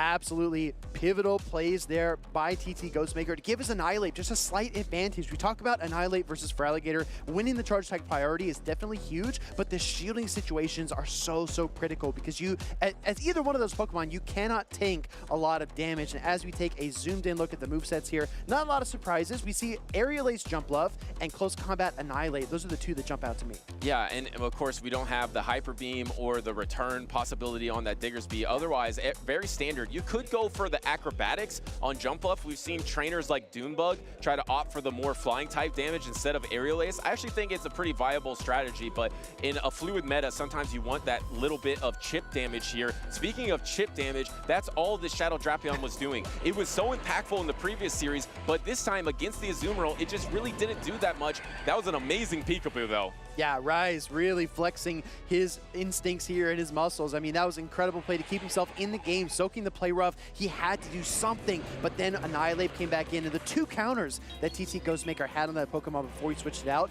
proved to be enough energy to give it a lead and a head start in this matchup. And the crazy thing is, I think Ghostmaker might have gone into an Ice Beam too in the backline matchup as well. So actually very far ahead in that matchup just by bringing in that Azumarill to soak that energy. Remember, Ghostmaker lost the lead, the Diggersby into the Mandibuzz, but able to win that pretty comfortably in the end. Rise to the occasion's trying to bounce back here, trying to reverse sweep. This is not a great start. The Annihilate into the Azumarill. If I was Rise, the one thing I would be worried about is safe switching the Drapion, because you know TT Ghostmaker likes the Annihilate, but this time goes for the Feraligatr. TT Ghostmaker may be a little bit slow on the uptake. I think 2 Shadow Claws went through on that swap. You're exactly right, Speedy, and that could be brutal, especially in this situation where, remember, counter doesn't generate as much energy as it used to. It's already kind of a slow fast attack, and now you're just so slow. Actually, no shields. What? He actually got the Protect Shield, so he's like, okay, I did my job here. Can he get to the back-to-back Hydro Cannon? And yes, he actually does. Because of that energy advantage, he gets the back-to-back Hydro Cannons. Does he get 2 shields?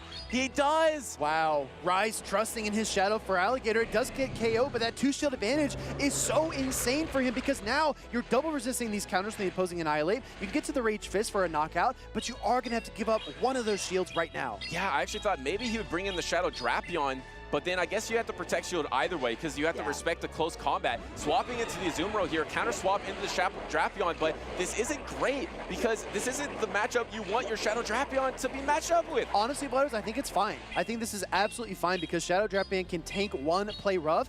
Rise is going to save that Protect Shield for his Annihilate and just try to steamroll through the back line. And the one Pokemon he really wants to see in that back as the 3rd for TT Ghostmaker is Shadow Drapion, and that's exactly what he's got. Yeah, I mean, it's so strong once Azumarill is out of the way, which we do see Azumarill here actually throwing up the Protect Shield here, trying to keep the Shadow Drapion alive. And the thing is, once you're up a Protect Shield on Shadow Drapion, we know it's the strongest Pokemon, so you still have the opportunity to get to this double crunch here. You don't have your switch timer quite back available. Can you outpace before the play rough? You actually can't outpace before the play rough, so this is going to put this Shadow Drapion extremely low. Now it's going to be a 0 Protect Shield situation. Who pivots first? I think Rise switches here, right? Oh, he actually stays in, banks the crunch, and then makes the switch. He knows Azumarill doesn't have the move. In comes the Drapion. When do you fire the combat here, Butters? You fire it when it's going to knock out, and I don't know when it's going to knock out. Is it going to knock out now? If it's enough damage to knock out the Shadow Drapion, this is going to be GG here. Can it knock out? And yes, secures the knockout.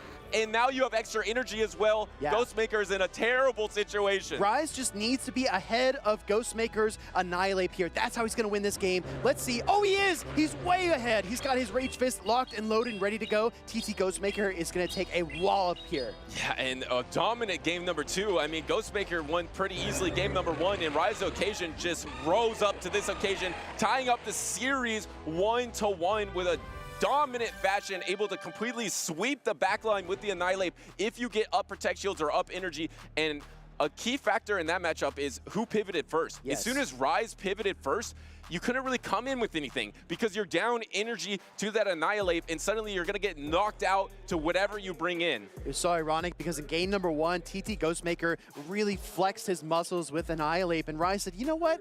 That was pretty cool. I think it's a good Pokemon. Let me give it a try. And he just unleashed the Rage Fist Pokemon in game number 2. Yeah, I mean, that's slower than usual swap here. It was brutal because he was able to get to the back-to-back Hydro Cannons, which if you swapped in earlier, I don't think you get the back-to-back because the Rage Fist plus counters would knock out the Shadow Feraligatr. Agreed. Yeah, I couldn't agree more. I mean, honestly, getting both of those Protect Shields away from TT Ghostmaker, yes, you had to give up one right back, but right here, movements like this, pivoting into the Azumarill when he knows it's out of energy, and then the close combat tech on both of these Annihilates, not opting for Ice Punch coverage versus something like a Jump Love, instead going for that really aggressive close combat closing charge attack. really pay dividends here. And remember, Rise to Occasion is a trainer that's won a regional every single season that he has competed, but he hasn't won a regional yet in this 2025 season. He's been close. He's been top 5 in Louisville. He was 33rd in the Latin American International Championship and 25th in Baltimore. So for his standards, a little lower than average. I think this is an opportunity for him to bounce back and try to get back on top of North America, which he has been every single season of Championship Series. It's so crazy. A 3-time regional champion, and we're saying, he's not doing what he usually does. Well, let's see what he can do this weekend. We're going to get our game number 3 ready to go. Mandibuzz versus Diggersby. Look at the backline change. Look at this game number 3 change. Running the same front line, but making the key switch in the back to run the Toxapex. I love that choice because also his team composition's last match was opening him up to Jumpluff. So now he can match up Jumpluff, Azumarill, and the Annihilate. Guess what's in the back? Annihilate and the Azumarill for that Toxapex. Exactly. So this looks a little bit better for Rise as the lead situation plays out. I got to tell you, if TT Ghostmaker switches to that Azumarill Rise, for Rise here, I'm telling you, it's basically like playing 3 versus 2. Rise Occasion has a massive advantage. Yeah, but the thing is, Annihilate does have play into the Toxapex. I mean, it is going to resist all of that poison damage, so you really want to match it up versus the Azumarill. So you want to keep the alignment here, which you can definitely do. You know Rise to Occasion won this opening lead in game number 1, Mandibuzz versus Diggersby. As long as he maintains the alignment and matches up Toxapex and the Azumarill, I don't know how Ghostmaker is going to get out of this matchup.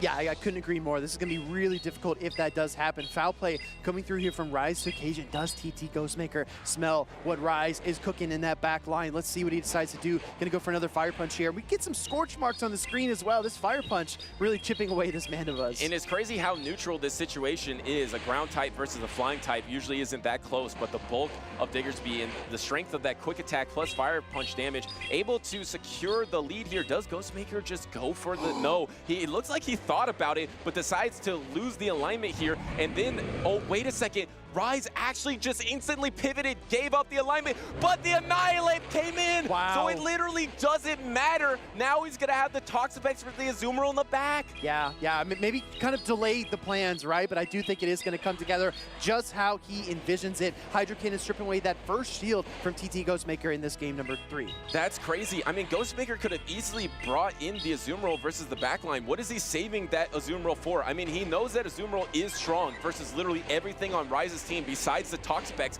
thinking the Toxapex won't be out there. At least now you're going to be able to soak up all this energy before the alignment or the switch timer is back up. But after this Hydro Cannon, it's going to be unleashed. Is it time, right? Because I think there might be 1 or 2 seconds leeway here. I don't think Azumarill can get to a charge stack. No, scratch that. Here comes Toxapex. And this goes from bad to really, really bad for TT Ghostmaker. Yeah, and I think he's realizing it now because you really just can't do anything here. You're going to be throwing all this resisted damage. You're going to get back to your timer in about 25 seconds, but it just really doesn't matter at this point because you're just going to bank up all this energy. You can double brine the Annihilate and then swap back to your Feraligatr. You're just in such a tough situation. I just want to say, for everyone watching at home that's not familiar with this matchup, Azumarill has been a staple of Great League PvP basically since the beginning. And when Toxapex came to Pokemon Go, everyone said this is going to be the one Pokemon that's going to dethrone Azumarill. It's water and poison, resisting all of the charge attacks from Azumarill. You can't hit it with Ice Beam, Play Rough, or Hydro Pump. This is the hardest wall to that Pokemon, and once you see it lined up like this, it's bad news bears. It's just so punishing. Azumarill was #1 in usage here, day number 1 in San Antonio.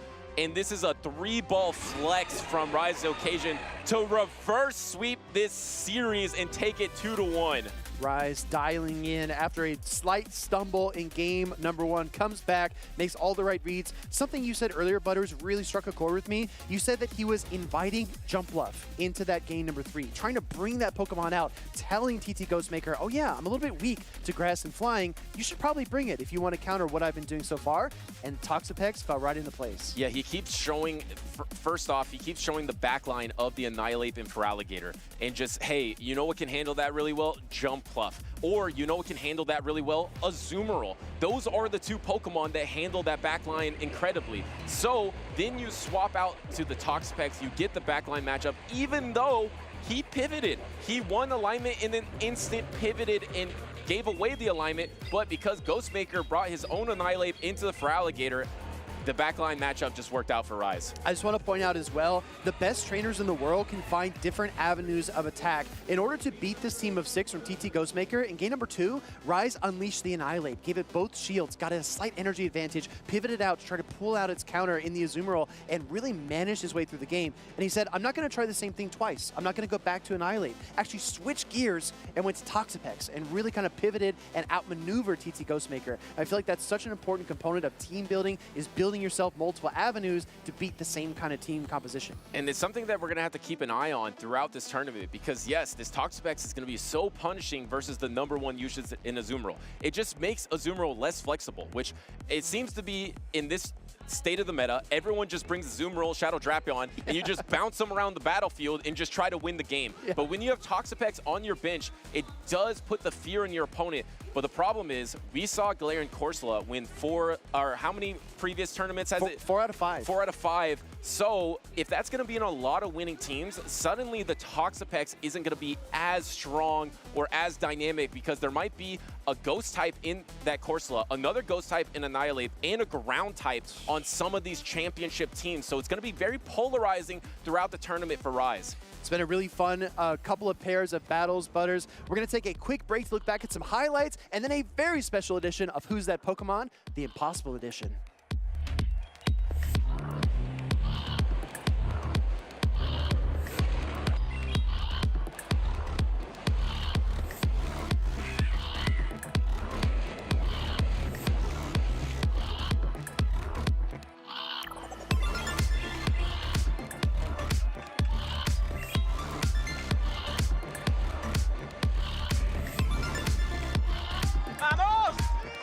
Can I take these off?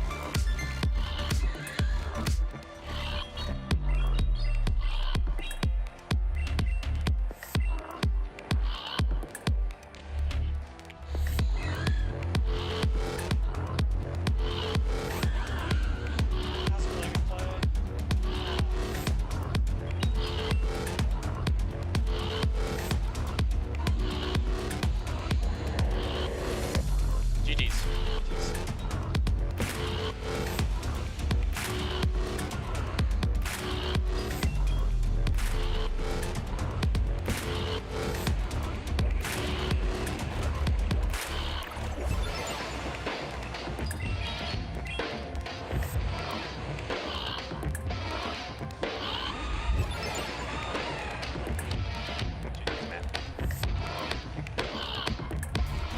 Welcome in, trainers. I think everyone here is familiar with Who's That Pokemon. Definitely an iconic piece of our childhood, seeing that segment between episodes of the anime. Today, we're going to do a special edition of that. This is the Who's That Pokemon Impossible Edition. These are much, much more difficult than your average Who's That Pokemon skits. And I've got 2 awesome Pokemon fans here to help guide us through it. This is Elite and Dre Flames. All right, are you ready? Yeah, let's do it. Of course. All right, let's get started. Number 1. Beautifly. Easy. Yeah. Beautifly? Okay, yeah. So easy. I'll actually just do it. Yeah, yeah. Correct. Very nice. He gave me that one, yeah. No need to speak. Okay. All right, next one. Burmy. Which form, though? Grass? Plant? What do you Yeah. I think it's the green one, too, but I don't remember what is it plant form? Is that what it's called? Yeah. Give me a second. Oh, No, we'll do a something quick discussion. I don't think I should help too much, but there are 3 forms. It is something weird. There's the trash one, there's a sand one, and I forgot what the Then third one there's, is. Like the plant one. Yeah, but Is it the fact that he laughed at me saying plant, it's probably not a plant. for sure not plant? I don't know. All right, you're running out of time. All right, let's just see what it is. Go with one. Go with one. The green one. It's the green The one. plant, right? Yeah. Yeah, it's that one. Incorrect. Oh, wow, it's No a way. sandy one. That's so tough. Sand cloak. All Okay. right, next one. Feebass. Feebass, yeah, for sure. Feebass, That's pretty easy. money. Looks a little bit Easy like money. Magikarp. Okay. Boom. All right, nice. Next one, you ready? Yeah. Yeah. Okay. Okay. We know it's Voltorb. It is Voltorb. Do we? I think it's a Kanto one. No, I think the opposite because Really? of the little like ridge on its. That might be his eyebrow. Brows. Okay, do you want to go with Hisuian? I will go with that, but yeah, we can do Hisuian. Let's do okay. it. We think it's Hisuian. Everyone in the chat, make sure Big that moment you, here. Yeah, make sure that you guess in the chat as we move along, and make sure we're holding our mics up. Ah, I was right. No, it's the Kanto one. I'll All eat right, dinner. whatever. yeah. Okay. You had that one. You had that one. All right, Okay. all right, here we go. Oh, Gabite. that's Gabite. Yeah, for sure. Yeah. Are you sure it's not Garchomp? Gabite. Yeah, that's 100% Gabite. 100%. All right. Yeah. See, easy. Yeah. Yeah, we got this. We got this. All right. Next one. Clink. Clink or Clank? Clink. Clink is the beginning. Then I it's tried showing Clank, this one. And then it's Clink. So I already messed it up once. Yeah. Which one? Which one? Clang. It's Clang. 100% Clang sure. Yeah. or Clang. Clank? Oh, wait. Oh, no. How Wait, many no. heads does it have, though? That's actually good. Ooh, that's actually kind of tough. It's the middle evolution, but. You sure? Yeah, because trust normally you. the other one has like a circle around it for the final evolution. You know it? But Coco's gonna help. All right. So you're going with Clang? Yeah. All right, let's try it. Correct. Okay. Let's go. Good job. Correct. Let's go. Good job. All right. Don't leave me hanging. Yeah. Oh, sorry. Let's keep it going. All right. Next one. All right. Ooh, I think that's Latios. That's Latios, because I think Latias has like a shorter, I like think so in too. the back. I think so too. Yeah, so I think it's Go for Latios. Also, the hands are bigger. Nice. Yeah. Correct. All right, guys. Next one. Oh, is it next break? Yeah, that's Mesprit. That's a Mesprit. Mesprit? Yeah, It's that's not Mesprit. Azelf? No, it's not. Oh, hold on. You're trying to. No, he's trying to mess with us. Okay. It's 100% Mesprit. All right. You're right. Yeah. Hey. All right. Let's keep it rolling. You got a few more. Oh, more Pecco. Oh, that's more Pecco. Easy. That's so easy. Okay, wait. Which What form? form? What Okay. form? We can't see the eyes. Okay, one second. The pose. Let me remember like the. I think that's the happy one. I mean, it looks kind of happy. Full belly. That's what it's called. But isn't it like jumping around too? Like the one is like hangry. Oh, the hangry one kind of is. Yeah, that's true. I think hangry. You think Are you hangry? going with Yes, I think it's jumping with a mean face. Okay. it? You said full belly. You said hangry. Which one is it? Let's commit to hangry. Yeah. Hangry? Yeah. Looks more familiar. Yes. Hangry. Yeah. Good job. Okay, Nice. there we go. Nice. Good job. Next one. Oh, okay. Ooh. Okay, I do have a clue. I think it's Minun. Or Minun, but look at that tail. Look at that tail. It's a Minun. Yeah, Okay. that's Minun. Minun? Yeah. Yeah. You're right. Nice. Okay, let's go. Nice. Let's keep it going. Only a few more to go. Okay. Oh, that's cast cast form. That's the normal form. How can you tell? It has like so nothing like it looks so normal. Yeah, it just It like. looks so normal. Okay. All It right. looks standard. You're right. There we go. All right. Let's keep it going. Oh, okay. Is that What? How do you call Pidgeotto? it? No. It's pheasant or something like that. Oh, It's- the middle it's evolution of that? The ugly Or- pigeon or something. Yeah, I hate that. Ugly. Come It's on. so ugly. That might be. You're right. That might be unpleasant. It might be that. Is it the- Isn't I think like that's the I male think form. it's the. 'Cause the female form doesn't have, like, middle the long evolution. hair. That I don't know. I try to stay away from Oh, you that think it's one. the middle evolution? I think so. I don't know what that one's called though. Your call. Your call. All right. I'm pheasant, Elite? I guess. Are we going with unpheasant? Sure. we'll go with Unpheasant. Let's try. It was Your Pidgeotto. first Wait, guess I've is never right. seen this Wait, artwork no, tell me ever. you've seen It's Pidgeotto. Pidgeotto. But not this Yeah, yeah. artwork specifically. Okay. I don't recognize It is it. Pidgeotto. Okay. I don't know. It's Pidgeotto. All right. Oh, because Pidgeotto. Oh, Makes that's sense. Skrelp. That's Skrelp. yeah. Skrelp. It's not horsey? Scallops? Yeah, How do you call that it? is Skrelp. No, definitely it is that Skrelp. one for sure. All right, Whatever. you guys are right. He named it right. All right. Next one. Oh, that's the Mega. Oh, that's ooh. It's Mega Latios. or I don't know how to Latias? tell them do apart not- though. I do not know. Let's just. I think its arms are bigger. Like I want to say. Let's go. Honestly, I think Feminine. Mega Latias. Latias. Latias. Yeah. Okay, we'll go with Latias. that. Latias. You're correct. Yes. Okay. All right. All right. Let's see what we got. Well, Ooh, that's is it Hisuian? I though? think Johto. I think. You think so? I think so. Okay. Okay. Final answer. I think so. Hisuian. Or no. No. Johto. Johto. We're going with Johto. We're going with Johto. Johto. Johto Quillfish. Yes. Correct. There we go. Okay. Nice. Good job. All right. Next one. Oh, that's the Stantler, but like the Hishuian. What's it called? Hisui- Weirder? It has a different name. Yeah, the evolution does. It's like the Hishuian version, I would Yeah. say. Yeah. Weirder. I don't know how to pronounce it. The evolution. same. You're going with Weirder. Weird Ear. Yeah. Yeah, if that's the one. All right. Correct. See? Nice. All right. We might be coming up. I think there's only one or two more. Okay. Oh, Ooh, I know what that's that is. It tad- becomes like the tadpole. belly bowl, belly yes. bowl. Oh, what is it called? What is the original thing on? Tadbolt or something like that. I don't want know. to say it's like Tadbulb or something like that. You probably know it. I don't know what it's called. Trust your instinct. Trust your instinct. Whatever you said first, it was that one. Type it in the chat. I am not everybody. Team Instinct, so I will not be trusting my instincts here. type the name in the chat, everybody. Tadbulb. Okay. Bulb. So was that right? Yeah, I was right. yeah. Okay. Actually, Close. that was the last one. Hey. All right. We did a good job. I think we did All a good right, job. Dre Flames, nice. Elite. I think that's a passing score. I'm sure there's a lot of funny comments in chat. Best of luck to you both this weekend, and thanks for playing Thank you Who's so That much. Pokemon Impossible Edition.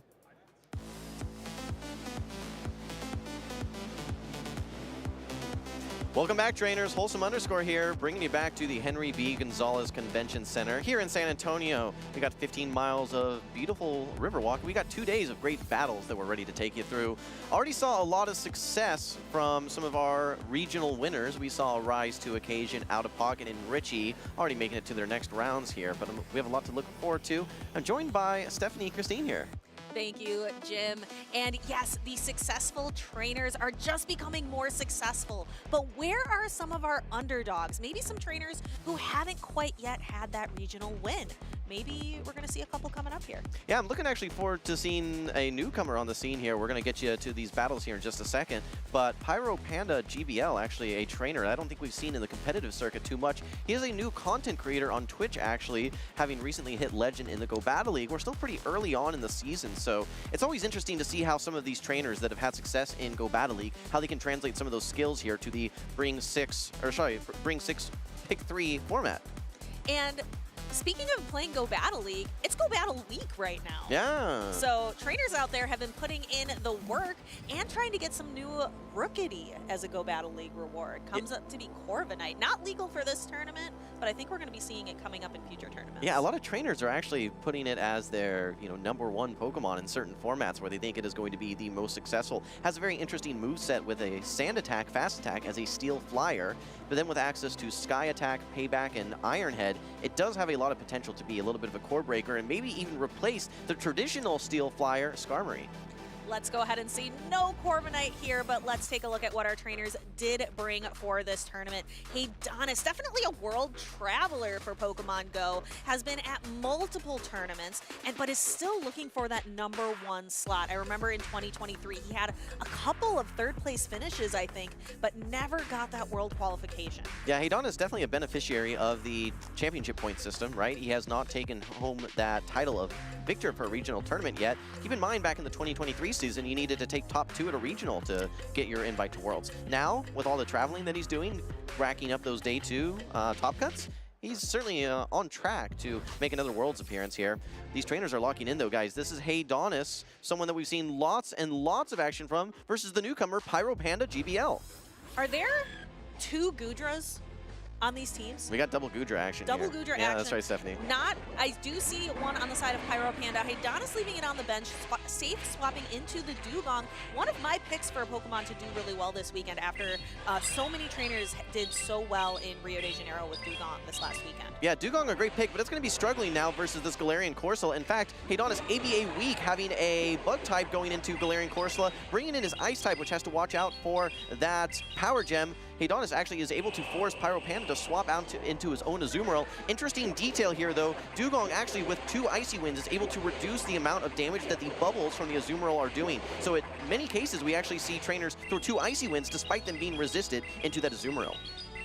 And we're going to see Azumarill put some neutral damage onto the Dugong, kind of bringing it down to low health. Dugong is going to fire back with that Drill Run. So Pyro Panda has the Galarian Corsola still in the back. It has a lot of health. It takes a lot to gnaw through that Galarian Corsola, and that Goodra that can put out a lot of really good neutral damage. Okay, and this is interesting. Pyro Panda actually able to get out this Ice Beam prior to Heidonis launching any of his charge attacks. We know that he's probably going to be swapping back into the Galarian Corsola after this Azumarill exits. Yes, indeed, Heidonis now has taken some chip damage and maybe in farm down range is only able to launch these neutral non-stab Trailblazes. Yeah, Ariado's not a grass-type Pokemon, so it's not going to benefit from that same type attack bonus. But one thing that's really nice about Trailblaze is that at 100% of the time, it is going to raise your attack by 1 stage. So each successive Trailblaze is going to do a little bit more damage. And the Poison Stings as well, starting to chip away at the Ghost-type Galarian Corsola. Interesting now. Yeah, unable to actually fully farm down this Ariados, getting some good value for Heidonis. This will neutralize the Galarian Corsola, will free up the Dugong a little bit. Heidonis ideally wanted to get that Shadow Feraligatr lined up versus the Galarian Corsola, but now it's going to be the Goodra that it's going to get lined up against. Don't forget though, this Dugong still has some energy and is actually going to reach his Icy Wind prior to Pyro Panda GBL able to reach a charge attack. Still 2 Protect Shields in play though. Yeah, and Goodra definitely needs to shield up. These Icy Winds would do a lot of super effective damage to this pure Dragon type Pokemon. So Goodra really relying a lot on that fast attack pressure of Dragon Breath. Has 2 full charge attacks locked and loaded, has 2 Aqua Tails. Thunder Punch takes a little bit more. All of Thunder Punch actually got a buff in this recent season. Yeah, it did get a buff. Let's not forget, though, this Goodra is single attack stage debuff, so Thunder Punch is not going to be enough to knock out. But just like you said, Stephanie, the fast attack pressure from Dragon Breath has already done a nice dent into the Shadow for Alligator. Here comes the super effective damage. Not enough to knock out, but Heidanis still needs to get through not only this Goodra, but also this Azumarill. Unable to do so. Still a Protect Shield on the side of Pyro Panda, and the newcomer Pyro Panda takes game 1. Yeah, we saw Heidanis say good game, and a good game it was. I noticed that Heidanis was using a poison double water strategy, a little bit of an ABB with Dugong kind of being that other water type when I was watching Birmingham. That's all that Inadequence was talking about. Inadequence and Arceus Aurelius. Just poison double water, poison double water. They kept repeating it as just a really strong strategy. However, Pyro Panda was able to overcome. Well, the challenge with that strategy, specifically with the Dugong, is that it is going to be weak to the Galarian Corsola in addition to that Ariados. So Heidanis, despite running an ABB team, actually did have an ABA weakness to the Galarian Corsola, which proved to be quite challenging for him in that game 1. We can take a look here too. Able to finally knock out that Galarian Corsola, but it took that entire Ariados in order to do that. Yeah, I mean, looking at the teams though, for Pyro Panda GBL, there's certainly some weaknesses to that Ariados. Azumarill, Diggersby has some weaknesses as well. Even the double resisted counters from the Annihilate. We see Heidanis now finding a great matchup. The Ariados now lined up versus the Azumarill. It's going to hit super effective with its Poison Stings and Trailblaze. In comes the Galarian Corsola. Heidanis doesn't have a great response here. He's actually just going to go for a debuff into this Galarian Corsola, then maybe bring in his own. Yeah, let's take a look at the lunge. Again, 100% of the chance, 100% of the time, it is going to debuff, but it looks like Heidanis actually is going to stay in and try to debuff the Corsola even more. Do you think Heidanis might actually stick in this matchup? I would be surprised, right, because he doesn't have a great answer to Azumarill in the back. He does have his own Corsola, which does beat the Azumarill in neutral matchups, but yeah, I like this play. He does bring in this Corsola very, very late. Pyro Panda GBL now almost at 2 Nightshades. These are double debuffs, so you're going to be able to withstand these no problem, but I'm a little bit concerned that it may be in a 2-shield scenario. Yeah, I don't think Heidanis is going to be able to farm down here before Pyro Panda gets to another move. It's going to be close. And here is that first attack from Pyro Panda, but like you mentioned, Heidanis was able to get 2 lunges in, so that Nightshade did not do nearly as much damage as normal. The Azumarill is going to come in and start really doing some damage with the bubbles. Pyro Panda has a charge attack line up, just trying to get this Corsola out of here. I'm looking at the Goodra on the side of Pyro Panda. It needs to avoid that Dugong, probably looking for the Corsola instead. Yeah, I don't know that he's going to be able to avoid it, though. I think that Heidanis is in the driver's seat as far as alignment goes. Switch clocks were misaligned, but they're back up now. You're going to be able to get your Ariados back onto the field here. You got 2 Protect Shields. This Ice Beam is not enough to knock out, but it's going to be very close, and Pyro Panda is quickly reaching that next Ice Beam as well. Heidanis may be able to get off a Trailblaze, though, but I don't... Yeah, no, the Ice Beam actually gets launched here by Pyro Panda GBL. Yeah, Heidanis putting up a Protect Shield really seems to want to get this Azumarill lower or knock it out. So we see the Protect Shield deployed, and then we see a quick swap, and this Trailblaze is going to meet the Galarian Corsola, clearing it from the field of play. Seems like Pyro Panda GBL wants to put everything on 2-shield Goodra, which may not be a terrible strategy. As long as he's able to wait out his switch clock here and ensure that he can swap out at some point, I'm sure that he's going to be able to need to clear some debuffs. This Ariados will be able to reach another lunge prior to him being able to farm down. Let's see. Yeah, here comes the lunge, and actually Heidanis' own switch clock is up now too. Instead of getting farmed down, he may actually just bring the Dugong right away. Yeah, Dugong is definitely the matchup that he wants to see against the Goodra. Look at how the fast attacks are going to chunk. And then because the Goodra is attack debuffed, this Thunder Punch isn't going to do quite as much damage. Yeah, it's single attack debuff, and it's about to be double attack debuff after this next Icy Wind is launched. Yeah, that's still a good chunk of damage, and you are up Protect Shield, so that's going to be helpful, but there's going to be a lot of work for this Goodra still to do. Now that you're going to be double attack debuff, we may see a catch attempt from Pyro Panda GBL, trying to maybe catch on his own Azumarill a resisted Icy Wind. And perhaps, no, actually going for this Thunder Punch first. Like we said, it was 2-stage debuff. This is still going to put Dugong perilously low in HP. And we see the switch, but Heidanis is able to throw the neutral Drill Run instead. That is going to knock out the Azumarill, but there are still there is still the Goodra back there. This is going to clear the debuff. Can the Dragon Breath knock out? It can. Yeah, Hedonis tried to swap out there actually after that first Ice Shard. Very close to a move now is Pyro Panda GBL. Can he swap out? Brings in the Corsola. Corsola will be able to absorb all this damage, but I think that Pyro Panda GBL is going to be able to simply farm down with his Gudra prior to Hedonis getting a Poison Sting off. Just one turn is all you need, and yes, indeed, Pyro Panda takes a 2-0 victory versus Hedonis. That was a game of inches right at the end. Lots of low health Pokemon kind of dancing, the trainers kind of dancing them around, moving them around at the end. Yeah, no, Stephanie, you mentioned that Gudra did not want to see the Dugong, and it was certainly a challenge there for Pyro Panda GBL, but with that 2 Protect Shield advantage late in the game and being able to eventually swap out and have that Azumarill absorb the remainder of that Dugong's energy, yeah, just great plays by Pyro Panda GBL. And I think for a lot of trainers at home that may have been participating in the predictions, they were thinking Hedonis might have an easy layup here, you could say. Pyro Panda GBL proving that he is an absolutely great trainer that certainly you need to take into account. I'm still surprised that we had a double Gudra team. Who thought Gudra was going to do well in San Antonio? I don't think it was on any of our caster predictions. Well, we did see Out of Pocket running Gudra over in Birmingham, I believe. It's a Pokemon that I know that he has had success with. Hedonis has run it very successfully as well in the past, so not shocked to see Hedonis running the Gudra. But anyone outside of maybe, Pocket and Hedonis and some of that friend group, I am certainly surprised, Stephanie.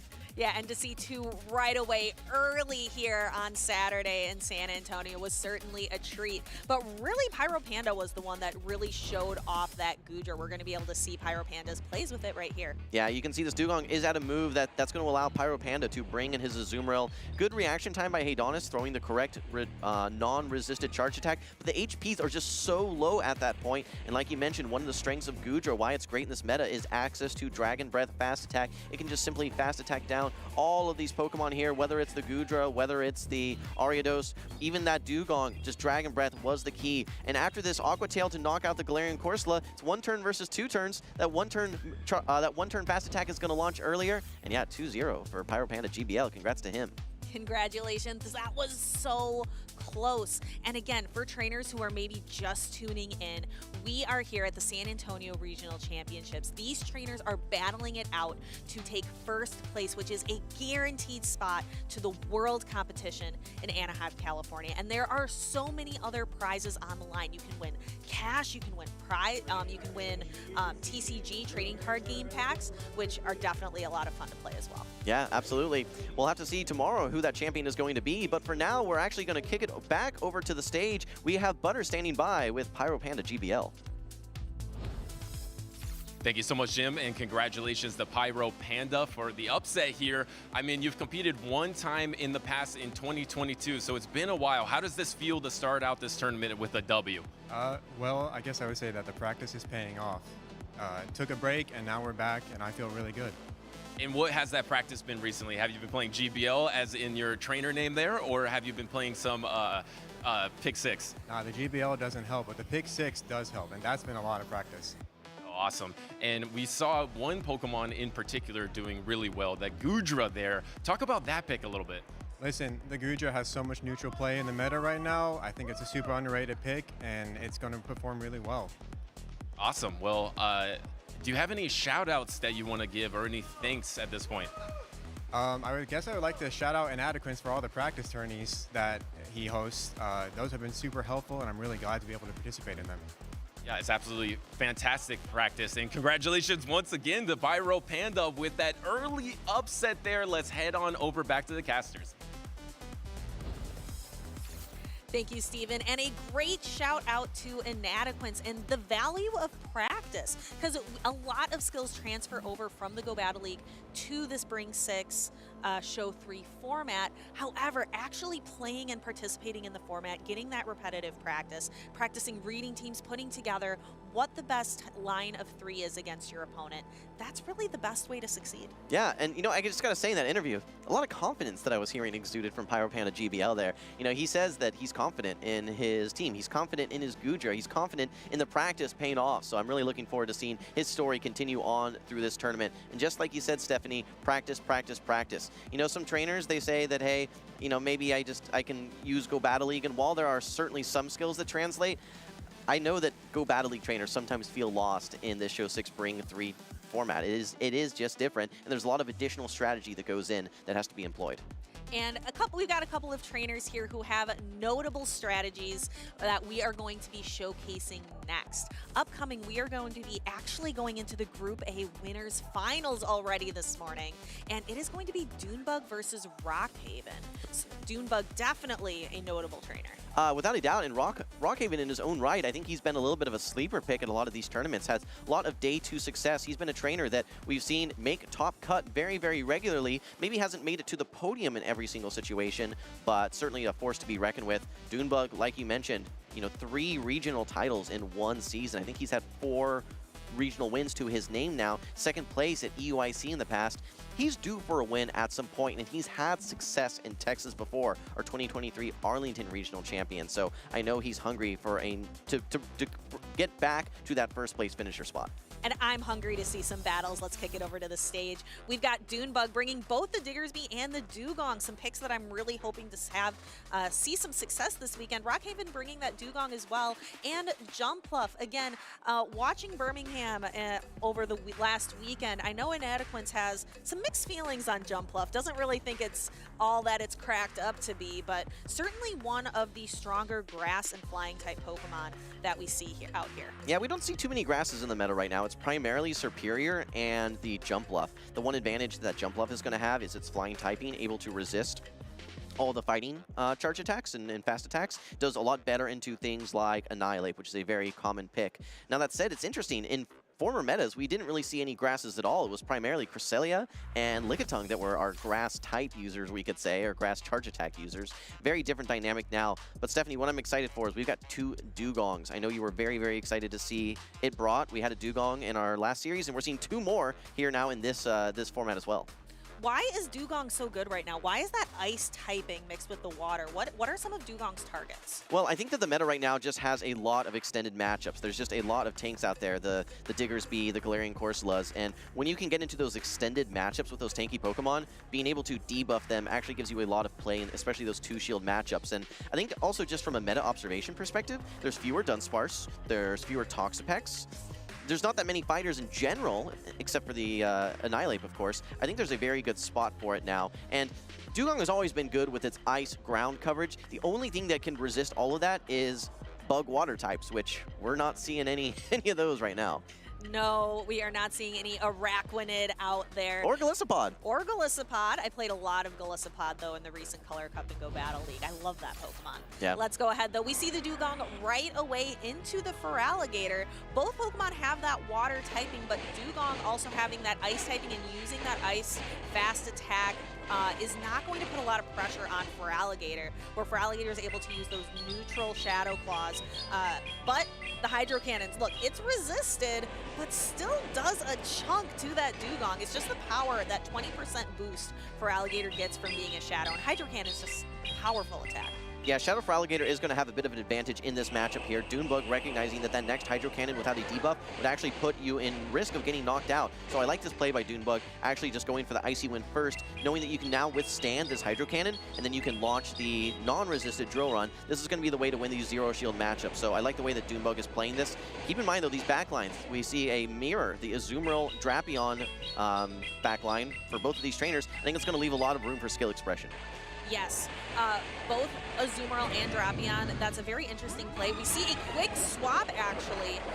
So Rockhaven free to swap out at any time, but Dunebug's kind of locked himself into this matchup. Well, you can't really swap into your own Drapion when you're behind in energy, because then Dunebug is just going to have that advantage, and that Drapion is going to be in the driver's seat. So Rockhaven really has to stay in here and get a little bit of chip damage at least, or try and force a Protect Shield before he brings in his own Drapion.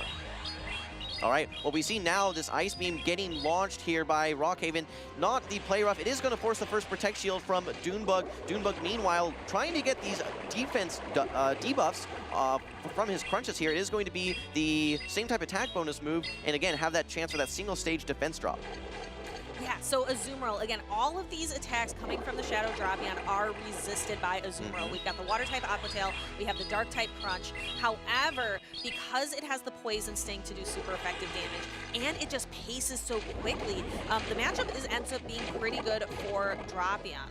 Okay, well, this is interesting because Dunebug is now down both Protect Shields. Rockhaven, meanwhile, has a very healthy Drapion. He's able to tank one of these Aqua Tails, no problem. Has his own Aqua Tail loaded, but opts not to throw it. Instead, Dunebug is going to be throwing his. Could have been a charge attack priority event. Rockhaven opts to use the Protect Shield to preserve this HP. And we see here a quick swap by Dune into a fully healthy Azumarill. Now, Dunebug doesn't have any Protect Shields remaining. However, Azumarill itself kind of has some Protect Shields built in. It is such a high defense HP Pokemon that it can take plenty of charge attacks. Rockhaven still has one shield remaining, so Dune has to be able to get rid of that shield and then be able to kind of apply some charge attacks to Rockhaven's remaining Pokemon. Well, what's important for Dunebug is he was able to land one Aqua Tail, because now this puts this Drapion in range where these bubbles threaten to actually knock out and farm all the way down. That said, Rockhaven does have an energy advantage and now has used his final Protect Shield. So really now at this point, it could be who's going to be able to make a critical catch in the late game. Yeah, we are going to be keeping our eye on those switch timers because that is going to free trainers up to be able to time out a good switch. Dune's switch timer is up. Rockhaven's switch timer is up. Are we going to see a trainer go for it? No, the Azumarill is knocked out. The Dugong comes in. We see a swap into the Azumarill and a swap into the Drapion to respond. I don't think this Azumarill is going to be able to reach a charge attack. I think the Drapion is going to farm all the way down. An Aqua Tail is loaded right now on the side of Rockhaven. I think we actually had a charge attack priority. Maybe Rockhaven unable to throw that charge attack. Either way, Dunebug is able to launch his. Even if he's not able to, I believe that Dugong is still healthy enough that it probably would have been able to farm down. Game number 1, as it stands now, goes to Dunebug. Yeah, and we see some shouts from the crowd for Dunebug. So Dunebug bringing the Azumarill and Shadow Drapion. We have seen that core so many times over the last several tournaments, especially in North America.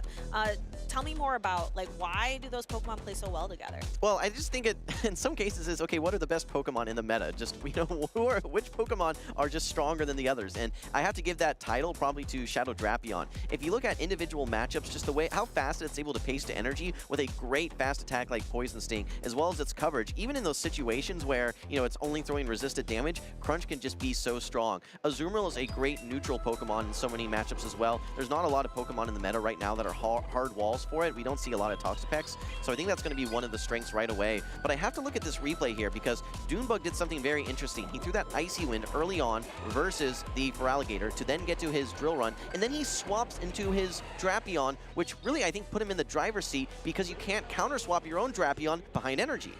Yeah, when you are in a mirror matchup like that, it is hard to counter swap your own, because all that's going to happen if someone brings in their Pokemon that is the same Pokemon, it's just behind on energy, you're setting yourself up for failure. So you have to pick a different route to success. And here we have, speaking of mirror matchups, we have a Shadow Drapion mirror matchup, but very different Pokemon in the back. I see that as Azumarill and Superior, and then Annihilate making an appearance on the side of Rockhaven. Yeah, Dunebug opting to bring that same core, Shadow Drapion, Azumarill again, but this time actually bringing the Superior rather than the Dugong. Rockhaven on the other side, Annihilate and Dugong. So this is actually a very interesting matchup because this Annihilate could go wild here in the back, especially if it's able to get a farm down on this Drapion. It certainly needs to watch out for that Azumarill though, which can hit for super effective damage. In the meantime though, actually a quick swap out from Rockhaven brings in the Dugong versus the Shadow Drapion.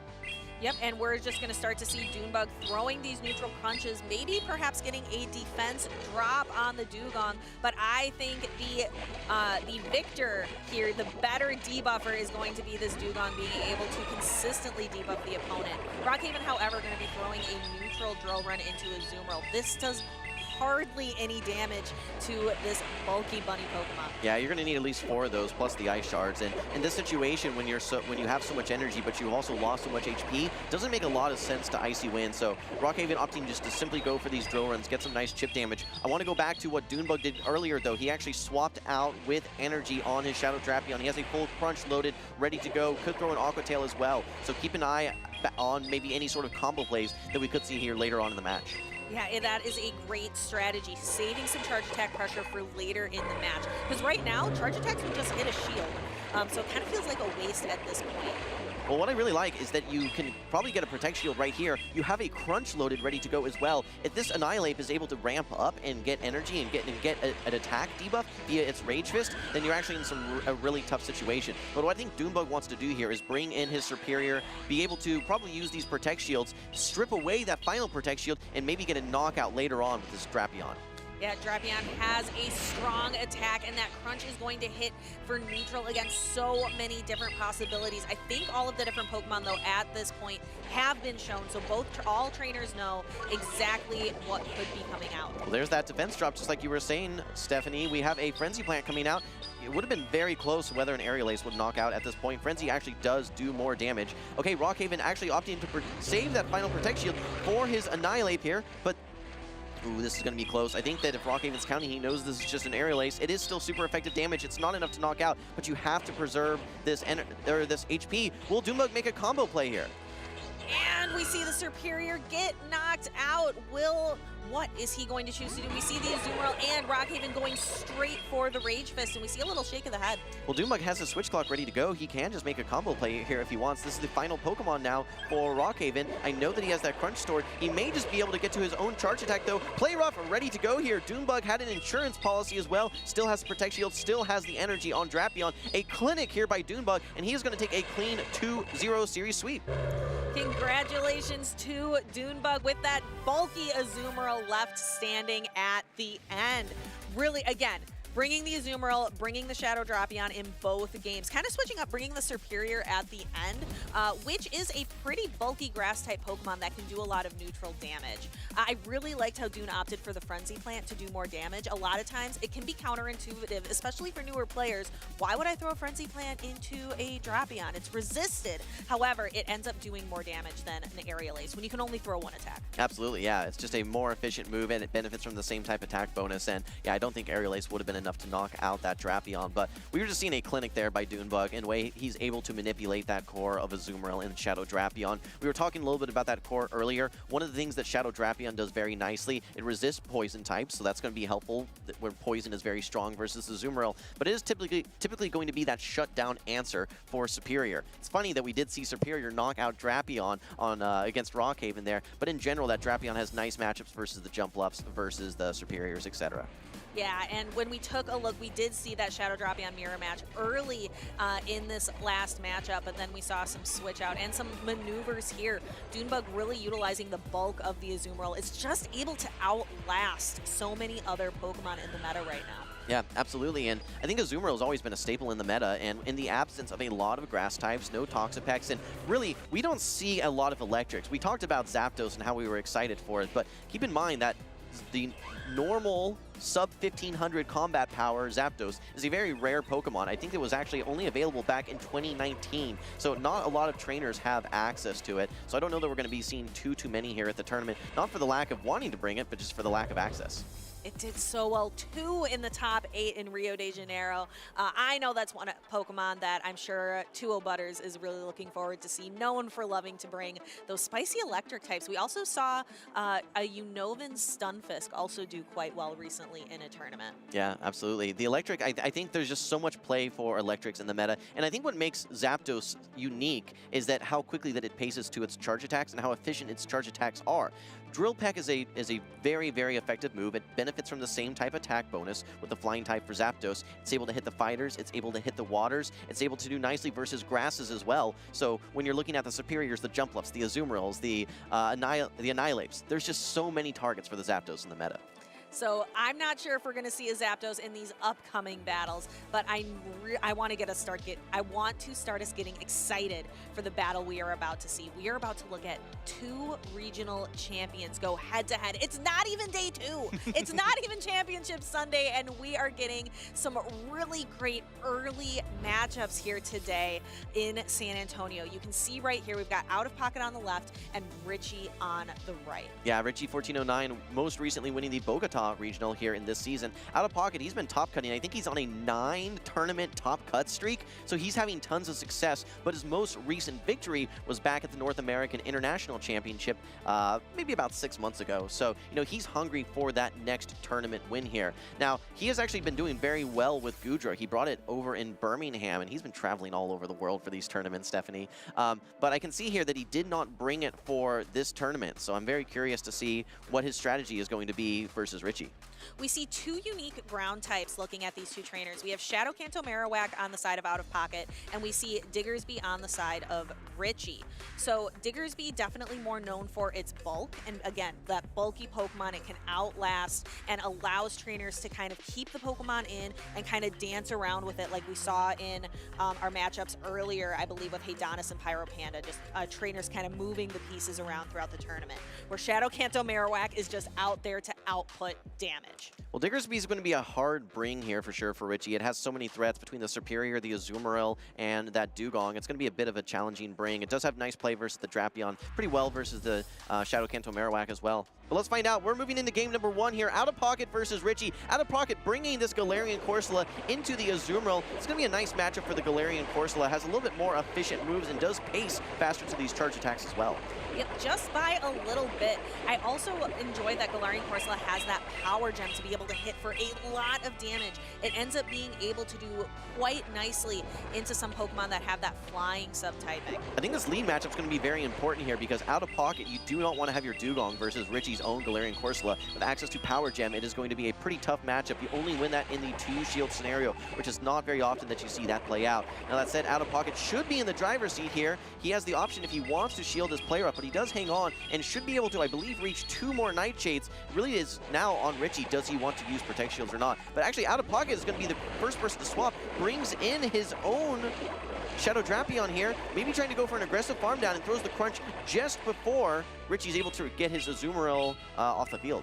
Yeah, it didn't seem worth the risk to have to take more damage on this Shadow Drapion, so decides to knock the Azumarill out now. And then Richie bringing in his own Shadow Drapion. We just talked about this, how sometimes it's kind of hard to bring in a Pokemon in the mirror when you're down energy, but Out of Pocket's Drapion is down health as well. Yeah, that's going to be key because now you're in double Aqua Tail range for Richie. You can actually just launch 2 of these Aqua Tails and knock out Out of Pocket's Shadow Drapion, whereas Richie, on the other hand, you can hang on versus 2 Aqua Tail still at this range. You need 9 Poison Stings typically to knock out a Shadow Drapion along with those Aqua Tails. Now that said, we do see the first Protect Shield from Richie being leveraged here. I think his Galarian Corsola is going to have a lot of play here, but for the meantime, wants to hang on to his Drapion. And we are going to see that Aqua Tail can possibly connect with Out of Pocket's Drapion, but we see, again, Out of Pocket putting up a Protect Shield, wants to keep it around, wants to maybe connect some damage into Richie's Shadow Drapion, but both trainers want to try to keep this matchup going. Okay, well, I don't think Out of Pocket has a charge attack on his Galarian Corsola, and yeah, now he's just going to bring in his Dugong. I think Richie may throw a crunch before he exits the matchup, bringing in his own Galarian Corsola. This does do a lot of neutral damage and may also get a defense drop as well. Let's see if it happens here, Stephanie. We will have to see. We saw Out of Pocket kind of having a hesitation, thinking, do I want to shield this or not? But deciding to bring in the Dugong instead, starting to debuff this Galarian Corsola. Yeah, unfortunately, these Icy Winds, they just don't do enough damage. The Drowan actually does more damage. I know you're going for the attack drop here, but you can just see how quickly these Astonishes are adding up. Richie already at the charge attack, will be throwing just before Out of Pocket's able to reach that next Icy Wind. You do have a Protect Shield remaining. There's not a lot of HP left on the field. You have to use it at this point. Yeah, and this is where we're getting into, like you talked about, why Dugong is so useful right now. Because of these long drawn-out matchups, because the Pokemon in this meta right now are so bulky, having an attack like Icy Wind, which guarantees an attack ball every single time. We see a quick swap in by Out of Pocket to knock out the Galarian Corsola. We see the Nightshade's going to do super effective damage. KO the Galarian Corsola. Drapion wants to come in. It needs to be able to knock out, and Aqua Tail is going to do it. Okay, well, this will knock out the Galarian Corsola, but there is still HP remaining on the Dugong, as well as Out of Pocket's own Drapion as well. I was not even remembering that Out of Pocket had all of that energy. I think 2 Ice Shards are going to do it. Richie going to be fainting with that final Aqua Tail. Game number 1 is going to be going to Out of Pocket. Interesting game there, though, because Out of Pocket, I think, was in the driver's seat early on. He had the proper alignment with his Galarian Corsola into the Azumarill. Typically a winning match for him, but he opted to swap out. What that meant was his Dugong had bad alignment. It got lined up versus the Galarian Corsola, but all of that banked energy on his Corsola, once shields were down, were so instrumental in him getting that victory in that first game. we've been talking a lot, Shadow Drapion and Azumarill being such a great core. We saw Richie bring that. But instead, Out of Pocket left the Azumarill on the bench, opted for the Dugong instead. I really enjoyed how Dugong is able to use the Icy Wind to consistently debuff the opponent, really takes the advantage in some of these drawn-out matchups. Well, I think Dugong's just going to have good play across the board versus most of Richie's team. It's going to be an absolute shutdown for that jump bluff. It's going to do nicely into both of the Drapion as well as the Diggersby. And honestly, you can win certain matchups versus that Azumarill as well. It's going to struggle versus both of those Ghost-type Pokemon, but we saw even versus that Galarian Corsola, it's not the end of the world. You're only taking super effective power gems and not fast attack pressure. So like you said, Stephanie, in those extended matchups, a lot of play still for the Dugong. And these trainers are taking a moment to lock in. So Richie, out there, he is going to not give up. He is going to stand until the end and try to swing it back in his direction. Richie needs a win to stay alive here in the winner's side of the bracket. Out of Pocket is 1 win away from securing a ticket to Day 2 to Championship Sunday tomorrow. We have Shadow Drapion versus Annihilate. Right, Annihilate is running close combat here, no access to Ice Punch, so that's going to make it better, a little bit better versus the Shadow Drapion here, and a little bit more challenging versus that Serperior.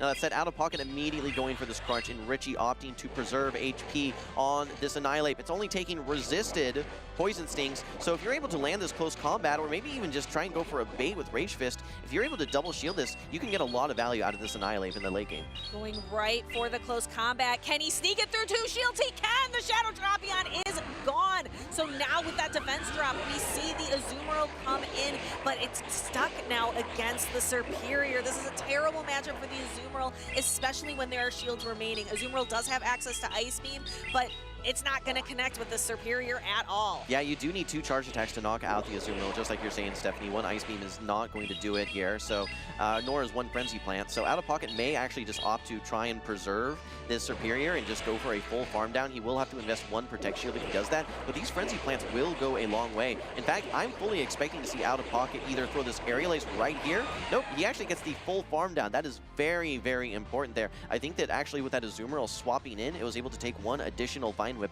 which meant that he's able to get that full farm down now. With 2 Protect Shields, there's nothing that wants to take a Frenzy Plant whatsoever. Able to throw on good timing now. Out of Pocket, he's going to have some challenges getting through this Galarian Corsola, but a big help will be these 2 Frenzy Plants he has loaded on his Serperior.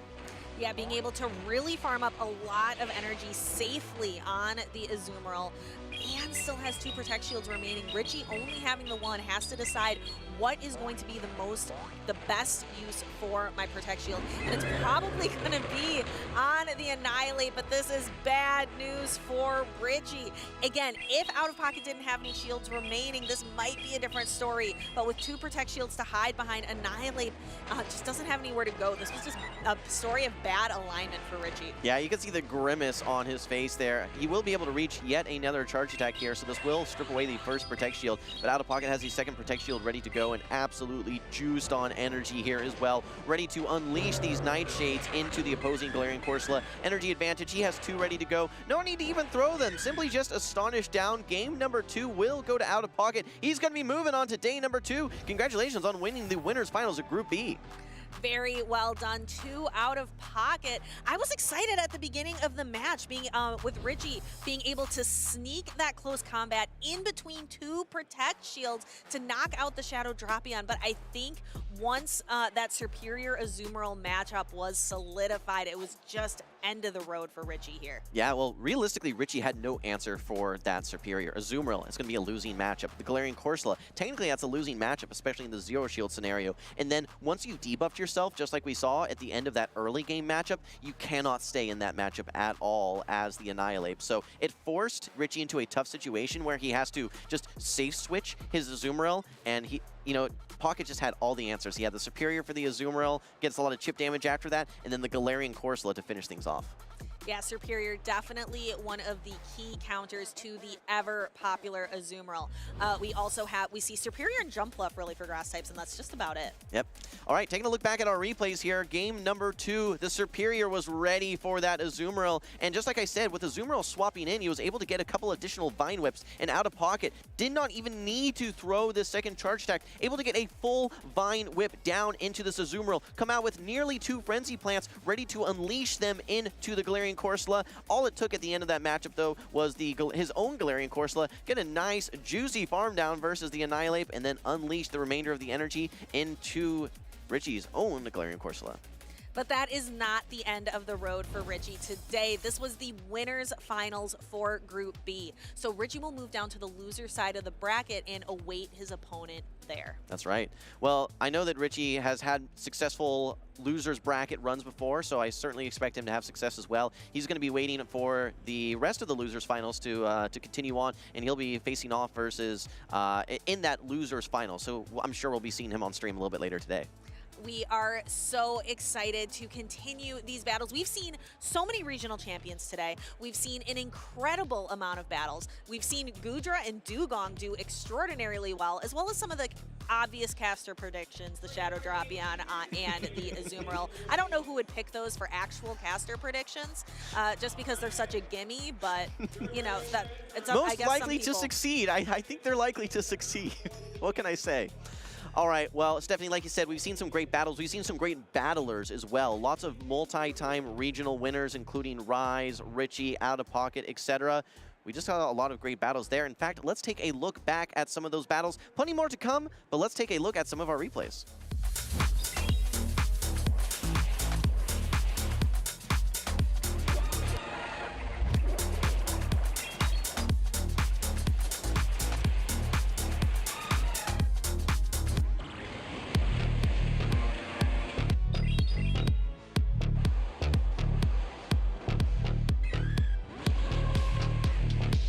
Well played. Good games.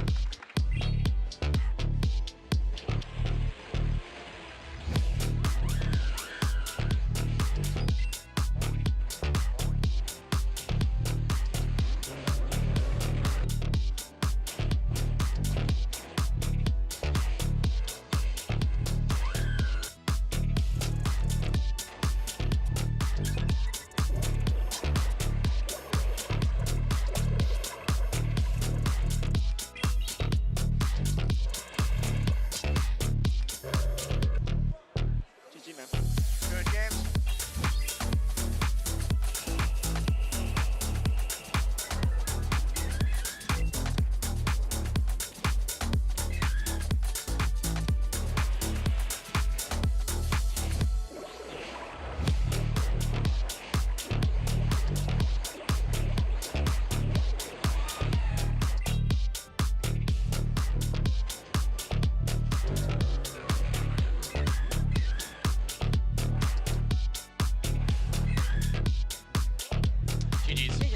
Hello, Pokemon fans and friends. Lundberger here to talk to you about how you can add a Galarian legendary Pokemon to your tournament roster. With the Pokemon Go Championship Series in full swing, trainers everywhere are flocking to catch the rare stars of the competitive meta, the Galarian legendary Pokemon. The 2025 competitive season marked the first time Galarian Articuno, Zapdos, and Moltres were eligible for tournaments, and they immediately made their mark, stirring up excitement and ruffling a few feathers in the process. Among these Pokemon, Galarian Moltres soared straight to the top, quickly becoming one of the most popular picks in the Show 6 format. With its dark and flying typing, it counters many dominant Pokemon in the meta. Additionally, its powerful charge attack Brave Bird allows it to take on even its toughest opponents like Clodsire and Azumarill. It's no surprise that Galarian Moltres made quite an impression in its early tournaments. It was on the team of the third place finisher in its debut tournament and continued to gain traction from there. Even by the first tournament of the season, Galarian Moltres was in the top usage for Day 2 competitors, as well as on both of the teams in the Grand Finals in Dortmund, Germany. Galarian Moltres became an undeniable force to be reckoned with. If you are eager to add a Galarian Moltres to your roster, it's easier than you might think. These elusive Pokemon can only be encountered while using your Blue Daily Adventure Incense, a special item that lasts for 15 minutes and spawns Pokemon not already seen on your map, including Wild Galarian Articuno, Zapdos, or Moltres. To maximize your success while you're out birdwatching, if you have an Origin Form Dialga, activate its Roar of Time ability to pause the daily incense timer. This will give you more time to search for your feathered friends without feeling rushed. The Galarian legendary Pokemon have an extremely high flea rate, so you should always use a Golden Raspberry and an Ultra Ball for your throw, no matter the Pokemon's CP, to increase your chance of a successful capture. For those truly special encounters where letting a rare Pokemon escape is not an option, don't hesitate to use a Master Ball for a guaranteed catch. Though the Master Balls are rare, so are these Pokemon. After catching a Galarian Moltres, you'll likely want to optimize it to be a perfect tournament-ready partner. Consider arranging a special trade with a friend to aim for the attack, defense, and HP spread that you are hunting for. Once your prize partner is ready, take it to a competition, cups, or challenges to showcase its prowess in action. The Galarian legendaries are more than just Pokemon, they are game changers in this competitive land and skyscape. With Galarian Moltres leading the way, their impact on the meta is undeniable. So grab your daily incense, prepare your team, and get ready to take flight. With one of these powerhouses on your roster, you'll be soaring above the competition in no time.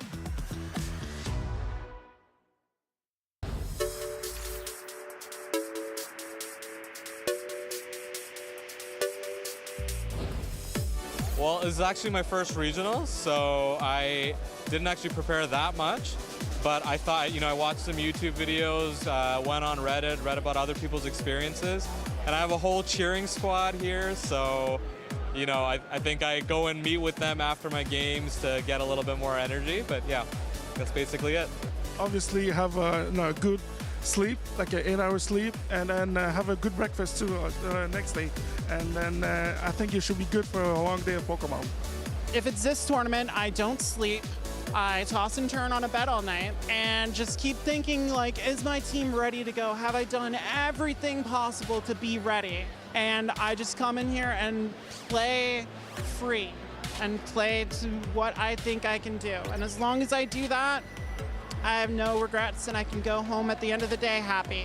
Yeah, I think it's really important to make sure that you've got energy to compete throughout the day. That means eating a healthy breakfast. That means getting close to 8 hours of sleep and just being in a good headspace for the tournament. Don't be afraid to give yourself breaks between rounds to do things like listen to music or enjoy fresh air outside the venue. I think it's really just about making sure that your body and mind are ready for a long day of tough competition.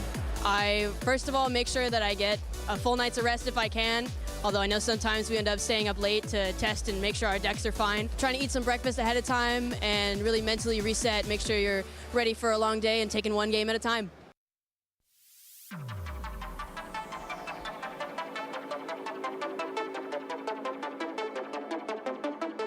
San Antonio is known as the Mission City, and these trainers are on a mission to try to claim some championship points and maybe even the title here in San Antonio, Texas. Speediest Chief 2 with 2 O-Butters. Rise to occasion, trying to complete his mission of a regional win in every single season in his championship series career. Actually, the entire Pokemon Go championship series history. And then we have Gerald X, who's actually one of my favorite trainers. He oftentimes brings a line of 3 and just goes over and over again with that line of 3 until he makes his opponent submit. He is so good at running the same 3 even though the opponent knows it's coming. This time though, running some polarizing picks, I believe, with some Toxapex. So we'll actually have a Toxapex mirror between Gerald X and Rise to Occasion. Yeah, now, Gerald X, his true fans will get this reference. He breaks you down. Right? He breaks it down on the dance floor and on the stage. And I'm really excited to see him face off against Rise to Occasion here. Like you said, one of the only trainers, maybe even the only trainer, that has won a regional championship every single season. And the bar is set so high for trainers like Rise, so he definitely is going to look to meet it and try to get through this next round. But I'll tell you what, Butters, if you check the clocks, it's high noon. And these trainers have gone through their paces. They're in the town square ready to face off. So I'm really excited to get down to the stage here as Rise to Occasion and Gerald face off. Yeah, absolutely. And to update you guys, this is actually already a winner's finals. This is Group C. So this is actually day number 2 on the line for both of these trainers. It's only high noon, but already with a ticket to championship Sunday on the line. Of course, it is double elimination. So even though if Gerald X or Rise to Occasion loses, they still have one more opportunity in the loser's final finals to get that coveted day number 2. Let's dive into these teams here. As we saw earlier on in the stream, that Toxapex from Rise to Occasion is so good at core breaking the common meta, but X's team is anything but common. He not only has the Malamar, he also has Gastrodon, which is not the Mudslap user that you would expect. However, he does have Mandibuzz and Dugong and Dunsparce as well to back up this team. Looking at these teams, they're very, very different. How do they measure up, Butters? Yeah, I think on X's side, it's very polarizing, but both these trainers do have the Toxapex and the Mandibuzz, two polarizing Pokemon. You want to match up versus the Azumarill. Azumarill is #1 in usage. Guess what? There's no Azumarill on either of these teams. So yes, that is exactly what the Toxapex is for. I think it's going to be a non-factor in this series, but it looks like these trainers are locked in, ready to go, trying to get to day number 2. We got the Mandibuzz versus Feraligatr lead, and I don't believe we've seen the X attacks yet. Is this going to be the Snarl or the Air Slash here? It is going to be the Air Slash. So either way you cut it, Shadow Feraligatr has to land an Ice Beam here to win this matchup. It's very difficult to go straight Hydro Cannon and flip this. And at Rise to Occasion, throwing the kitchen sink at X-Gerald, and look at Gerald with the early call. And I think you can actually win this matchup versus Air Slash Mandibuzz if you land that Ice Beam, and that is exactly why the Protect Shield came up. But this is actually going to be an Aerial Ace bait. Does Rise to Occasion try to Protect Shield it as well? Actually, no shields on the Aerial Ace. That is huge because now you're not threatened by the Air Slash down. You can get to this next Ice Beam before the Dark Pulse is available, and actually throwing really late. Gerald X had an opportunity to throw his own charge attack. I think at this point, Rise does have the potential to go for the Ice Beam, but he's going to try to reach for double Hydro Cannons, although the Air Slash damage will come through here, and he doesn't get that second Hydro Cannon. But he got the double Protect Shield regardless. So now Gerald X in a 2 Protect Shield deficit and facing an Annihilate with a 2 Protect Shield advantage here. This is absolutely devastating for Gerald X. Gonna throw this Icy Wind, at least gonna nullify the attack for one stage. So when you Rage Fist, it's gonna be just a normal Annihilate. Yeah, exactly. As Annihilate wants to raise up its attack stat, this Dugong is definitely gonna slow it back down. Rise to Occasion actually farming way low, and then throwing the close combat here. Control-Alt-Delete, Butters. You have to go for it because the Rage Fist isn't enough, and then you would have to give up another Protect Shield or back-to-back Rage Fist. And now this actually, an Air Slash is not going to be coming through, but a charge attack with the Aerial Ace is going to be coming through. Do you get the Protect Shield? Yes, the Protect Shield. Can you pivot? No, you're stuck in here with your defense drop, and now you have to take the full wrath of that Air Slash. It did so much damage, but you connect the close combat. Rise is going to connect this close combat. I think he's going to swap now to try to clear the debuff from it, go back into the Digger Speed, and give himself a chance in this matchup. This is difficult, though, Butters, because the charge attacks are not going to stop from this Mandibuzz, and you're still going to need 2 Fire Punches to knock it out. And the problem, yeah, exactly. You're not in Fire Punch range. You have the Quick Attack plus Fire Punch down, and your Annihilate doesn't really have much health remaining for the Gastrodon in the back. It will be maybe a sacrificial swap into a charge attack, and Gerald X, I believe, is running Body Slam and Earth Power. We're going to see if it does have the Water Pulse when his Gastrodon does come out. Ooh, looking for the swap there to try to catch the Fire Punch onto the Gastrodon, but doesn't make it in time because of the Air Slash. Gonna throw 1 Quick Attack and then the Fire Punch, but it's not enough. And now we see the Gastrodon come in, but what Rise did that was so clever was he overcharged a ton. So he's able to throw the Scorching Sands immediately into the Gastrodon, but is it enough? Is double enough? It's not gonna be enough. Can you get the attack drop? No, you don't even get the attack drop, but at least the counter damage is gonna do some into this Gastrodon. So maybe double Scorching Sand plus the counter damage. There is a chance here for Rise. Does he swap to do the counter damage right now? Yes, he does. He's gonna unleash some counters into this Gastrodon, and he doesn't get the knockout, but he gets it low enough to Quick Attack down. There is no double charge attack available, so you throw on the Earth Power here, and you get the Protect Shield. Can you outpace the Mandibuzz? It all comes down to the Mandibuzz energy. Earth Power gets protection it up. No defense drop, but it doesn't really matter that much. Here comes Diggersby with the quick attacks. Can it get through the Mandibuzz? I think it can, and Rise is able to edge out Gerald here in this game number 1. What a close game. In that in-game there, Gerald X started out the battle using both of his Protect Shields, and then Rise to Occasion actually didn't Protect Shield his Annihilate versus that Dugong, and then debuffed himself on the close combat, thinking that Diggersby is actually going to be his win condition in the back, which I don't blame him. Once he saw the Mandibuzz and the Dugong, Diggersby actually looks pretty strong against everything that's not Malamar. Yeah, Diggersby was definitely the key there for Rise to Occasion, but that entire match kind of felt like a jigsaw puzzle, just trying to lock the pieces in place, locking in that charge tag priority with the Annihilate close combat and the Dugong Icy Wind, making the swap into the Diggersby, overcharging, trying to get the quick attack down win condition, and again, small things like the failed swap there from Gerald to try to reach with the Gastrodon could have flipped this entire game. Yeah, it's really tough. Once you put yourself in a double protect shield disadvantage there, Gerald X then counter swapped into the Dugong to keep that Mandibuzz around.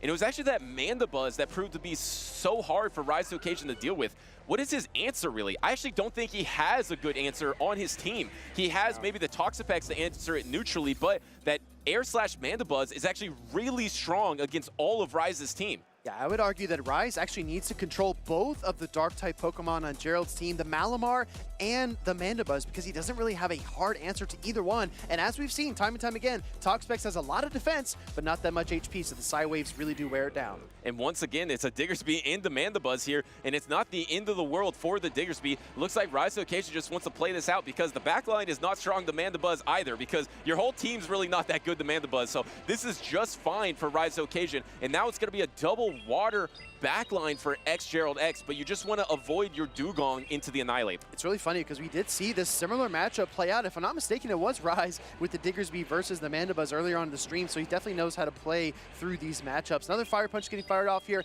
Fire Punch did receive a slight damage buff in the newest season update of Dual Destiny, so it is going to pack a little bit more of a punch, no pun intended, but we see the swap into the Dugong. This is a huge opening for Rise. Yeah, and now you're going to be able to get to this Icy Wind at the same time as the Rage Fist, and you don't want to throw on the alignment just in case Gerald X didn't throw that Icy Wind. Now going to let that Icy Wind through, and once again, Rise is put into the difficult situation is if you want to knock out this Dugong, actually going for the Rage Fist. But this means, I believe, that Rise is going to actually have to double Rage Fist before the next Icy Wind is available for Gerald X. Either double Rage Fist or throw up a shield, right? Because it's going to take 15 turns for the first Icy Wind and 12 for the second, and Rise knows it like the back of his hand, but he makes a mistake here, I think. You saw him throw his head up. I don't think this is the route he wanted to go. Yeah, I don't think he wanted to use the Protect Shield because how valuable is this energy going to be against the bulk of the Mandibuzz? At least you're going to be able to throw the close combat, and here comes the close combat, but you're actually one stage debuffed, and it looks like an Air Slash doesn't go through for the Mandibuzz there. That's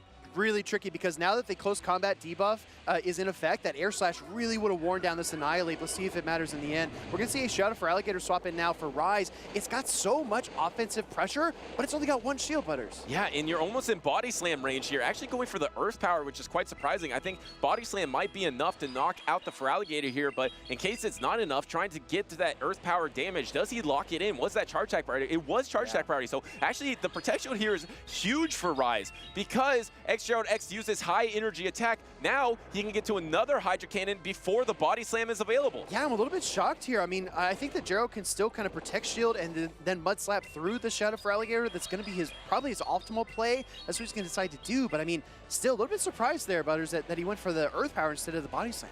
Yeah, and here comes the Body Slam too, actually getting a little paranoid that maybe the Feraligatr is going to get to one more Hydro Cannon here, but that is just the best case scenario for Rise, for him to get back into this battle here. And now you're with the Diggersby, you're almost at range of knockout with the Scorching Sand. It's going to go ahead and throw that Scorching Sand. Perfect timing right before the Body Slam is available. Can this Gastrodon hold on here? I think it barely does, right? It does deal a lot of damage, but Gastrodon still sliding its way through the matchup, and now we see the Mandibuzz Air Slash down. This whole thing might flip here, Butters. Yeah, and now you have the double Dark Pulse. Is that going to be enough reach? Remember, most trainers run the foul play, but Gerald X has the more damage in the Dark Pulse. He needs it to be enough to knock out the Diggersby. That's not enough. You got to go for an Air Slash here. Doesn't go for the Air Slash damage. I don't think this is going to be enough. I think Rise has a chance to get to the Fire Punch. Gerald rattles off another Dark Pulse, trying to close the door here on Rise to Occasion, but it's got the Fire Punch right now. He's going to fire this off. This is probably going to KO the Mandibuzz, but the question is, does that Gastrodon have any residual energy, or is the Mud Slap enough? Yeah, and it's going to be Quick Attack versus Mud Slap here. How much?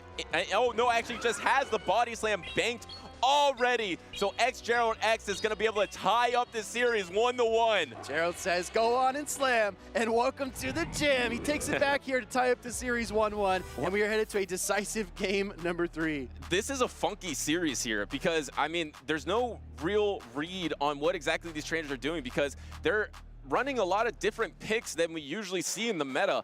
The Air Slash Mandibuzz we see for XGerald here is just so strong versus all of Ryze's team. He's really relying on it, banking up energy, and then swapping out later. Even in game number 1, he used both his Protect Shields on it. It's so tough too, Butters, because he's seen the Gastrodon, I believe, in both games. So if he wants to pivot to something like Toxapex, Rise to Occasion is going to have a tough time if he doesn't counter the Mud Slapper. Yeah, and now that Gastrodon being pretty strong against everything that is not the Mandibuzz kind of forces the Mandibuzz mirror for Rise to Occasion.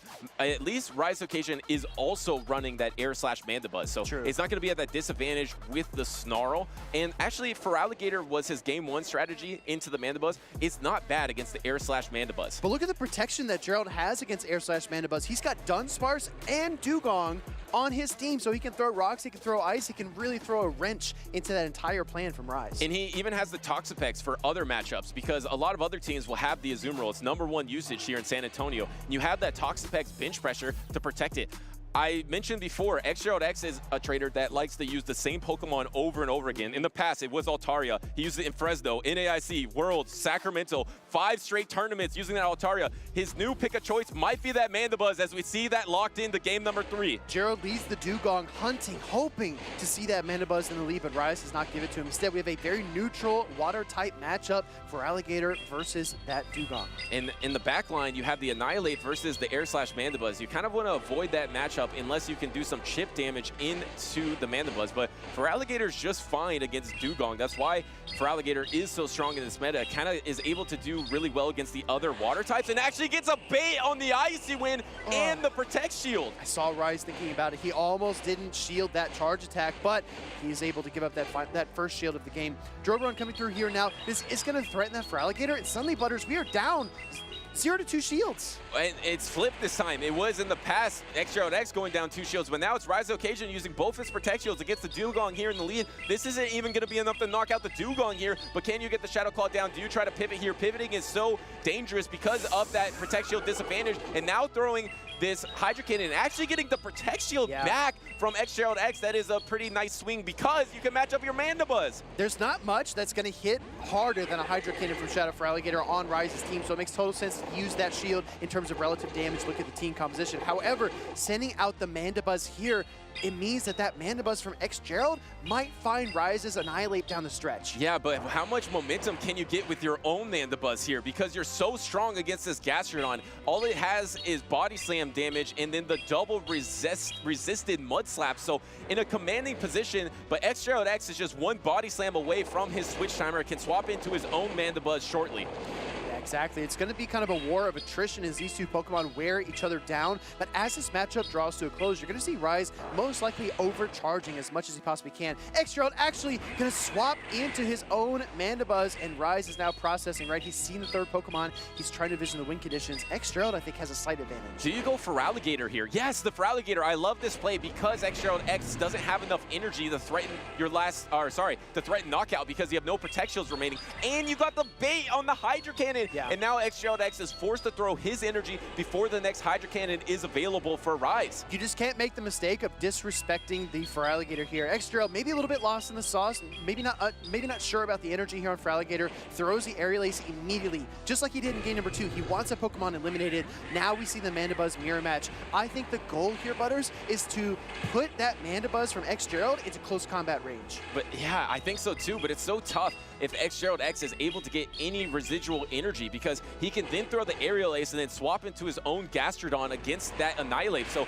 I think Rise is actually in a tough situation here in the end game. Doesn't have a lot of playability, but that helps him. That helps him get the farm down onto the Dugong. Now XGerald gave a little bit of momentum to Rise. Yeah, this is going to be a really fascinating end game because Rise has a lot of energy. Oh, but he actually, I think, wins the charge attack priority here, which is really nice to continue to chip down this Mandibuzz. Yeah, and a glimpse of hope for Rise to Occasion here. He needs to get to his Annihilate. There is an Aerial Ace banked. XGerald doesn't want to throw the back-to-back here, I don't believe, because he wants to keep some energy for the backline Pokemon that you haven't seen. Here comes the swap, and here comes the Annihilate. You're going to have to bank this aerial ace, but if X can't get out of here yet, that means you could counter down and knock out that Gastrodon. You're going to take a few air slashes along the way, though. Still about 5 seconds, though, on the switch timing for X-Gerald. Looking for the big farm down. Annihilate, ramping up, but he gets to the Rage Fist. Rise has to throw this. He had to, because the aerial ace was available there for X-Gerald, and now suddenly, how much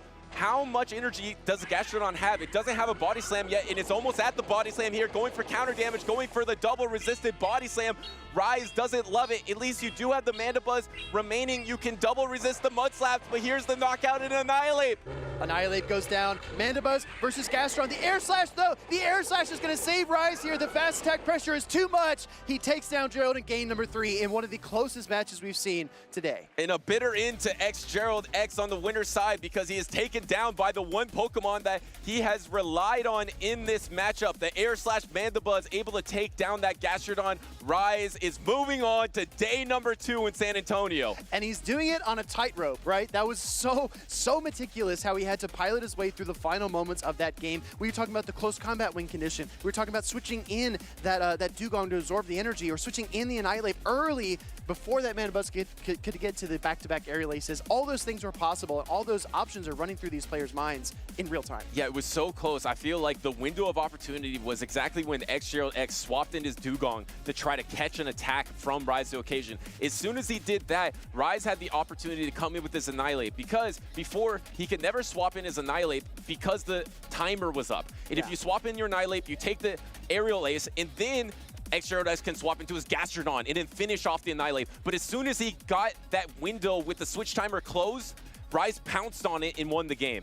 Exactly, right? I couldn't have said it better. Really, really impressively played. I really appreciate that X-Gerald pushed Rise that far as well. We talk about, you know, repeat regional champions. X-Gerald, I don't believe, has won a championship series event yet, but he is improving at a rapid pace. And he had the right pick, right? That air slash Mandibuzz. Rise to occasion probably thought he was the only one in San Antonio that thought air slash Mandibuzz would be the play, but X-Gerald was right on his trail.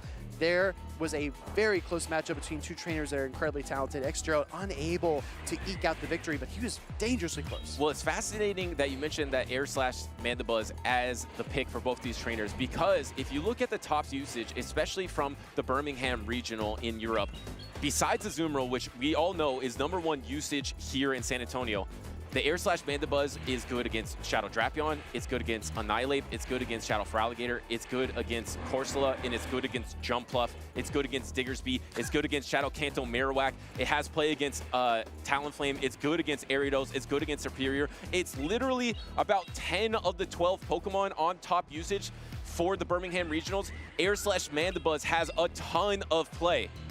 Wow. Butters, I honestly, as you're going through that list, I didn't know when you were going to stop. You went through all 12 picks, and I really appreciate what you said, because there are trainers like Yakai, like Richie, that will look at these teams and these top usage graphics, and they'll say, okay, I'm not going to analyze the individual teams, or I'm not going to look at the specific players. Let me look at the trends. Where's the meta heading? What direction are things going? What kind of typings have fast attack pressure or defensive fortitude, and how can I break those apart? And Mandibuzz, it seems like the perfect time, and I think it's poetic too, because our first event we ever casted was EUIC back in 2022. That's where Aries won it all with air slash Mandibuzz. Yeah, and it's back in force here. We saw a winners finals with both trainers having that Pokemon. You just really need to protect it from its counters. On that list, there was only 2. There was Azumarill and Dugong, and I believe both Rise and X-Gerald X were running the Toxapex and the Annihilate. So you're able to protect yourself from both of the counters, and specifically the Toxapex. It's so punishing against the Azumarill. That core might be really tough to deal with in day number 2. Exactly right. Well, we just saw Rise sweat it out on stage versus a very talented trainer with an air slash Mandibuzz. Let's hear from the trainer himself. DeFi, take it away. I am here with Rise to Occasion, standing tall after that victory in that last battle. Now, Rise, I want to talk about that moment, like your mindset going into Game 3, because Game 2 you had a moment where you kind of threw your head back, like, oh, like with that Protect Shield. What do you tell yourself kind of going into Game 3? Game 2, I wasn't sure if I kind of threw at the end when I swapped the Annihilate. Maybe if I had just stayed in, I would have won. So I've tried not to get too high, not to get too low in tournaments, and just tried to keep my composure and think of a good line for Game 3. I'm also really curious, both you and Gerald have Toxapex on your team of all things. What's the read there? Well, Feraligatr, Shadow Feraligatr is so good as a safe swap. It's one of the few things that can kind of punish it as a safe swap, so I think that's one reason to bring it. And of course, Azumarill is like top meta, and it's, I got the Toxapex lined up on Azumarill in an earlier match, and when you get that situation, you're in a really good spot. Awesome, and you are here representing Legends United. What other teammates are here today cheering you all on? We got quite a few, actually. Arrow, Nighttime, Jangles, Kemku, Frankie. If I'm missing anyone, sorry. And they're, you know, in my first match off stream, I played a newer trainer, and he asked me if I was wearing like an English Premier League jersey. And I was like, no, it's actually our like Pokemon Go team. So that was kind of funny. Excellent. Well, good luck to you tomorrow in the finals. And casters, let's go ahead and send it back to you. More like shrink to occasion. Raya's looking a little short in that interview there with D-Fi, but well done to him once again for advancing to day number 2 here in San Antonio. I think D-Fi's just been tricking all of us. She's actually, you know, taller than you, Butters. She's actually 6'7", yeah. She's a titan of the PvP community, and definitely shows in that interview as well. So, yeah, that was very interesting. I always love to hear those insights because trainers that succeed at a high level are able to really shore up the mental side of the game. You know, even when they make a mistake, they don't snowball into something worse, right? They kind of correct course. And it's one of those things where you don't really know how you're going to react until you're in the moment. Rise is so good at recognizing he's in the moment, being present, and then piloting his way out of stormy waters. Yeah, and speaking of piloting, you just want to have certain little things that can separate yourself from your opponents, because a lot of these trainers are running the hard meta. A lot of talented and experienced trainers in this meta as well. We see repeat trainers coming tournament after tournament. So how do you separate yourself? You have to run something a little bit different, and I think the spice that the Toxapex is, it doesn't seem spicy, but in this situation, it is paying off for Rise to Occasion and helped him get to day number 2. And up next, we have Vergiverg versus Dr. Roastbeef, I believe, our 3rd place finisher in Toronto, just taking out so many big names in that tournament. I was able to catch up with Dr. Roastbeef yesterday. We filmed a really, really funny segment that I hope makes it into the show today. All I'm going to say is there was a lasso involved. It was a bit of a roundup, Butters. So it was a really, really fun time. So if you enjoy watching this trainer battle, there's even more content down the stretch. Just make sure to stay tuned into the stream. This is fun because Vergiverg is a content creator in the grassroots community. If you ever encountered something like Hypno with Scrafty and Umbreon, Vergiverg is the alleged architect of that Psychic Double Dark team. So let's see how he performs here in the regionals. And Dr. Roastbeef, an architect of the Bibarel, making it really far in Toronto. And let me just go through his day number 2 in Toronto regionals. He beat Doonbug 2-1. He beat SS Thorn 2-1. He beat Valor Ash 2-0. He beat the runner-up at the World Championships, Inadequates 2-0, only falling to the eventual champion of Elam on that side of the bracket. So an epic run for Dr. Roastbeef there to get 3rd place. Now he is here in these winners semis of Group D. I feel like a lot of trainers kind of, when they come into the scene, maybe they're a little bit newer and they aren't that experienced. Maybe they kind of finish around 30th or 50th, somewhere around there. And then you have another tier above that, which are persistent top cutters, and then you have champions. I feel like Dr. Roastbeef has almost skipped that middle tier. He's gone from, kind of a 2-2 finish or 3-2 finish to just really running the gauntlet against some of the world's best. So I'm really excited to see how he does here in San Antonio. And matchup versus Vergiverg, who was 5th place at the 2023 Salt Lake City Regional and has a Shadow Feraligatr to meet the Shadow Kanto Marowak. This isn't actually terrible in the lead situation because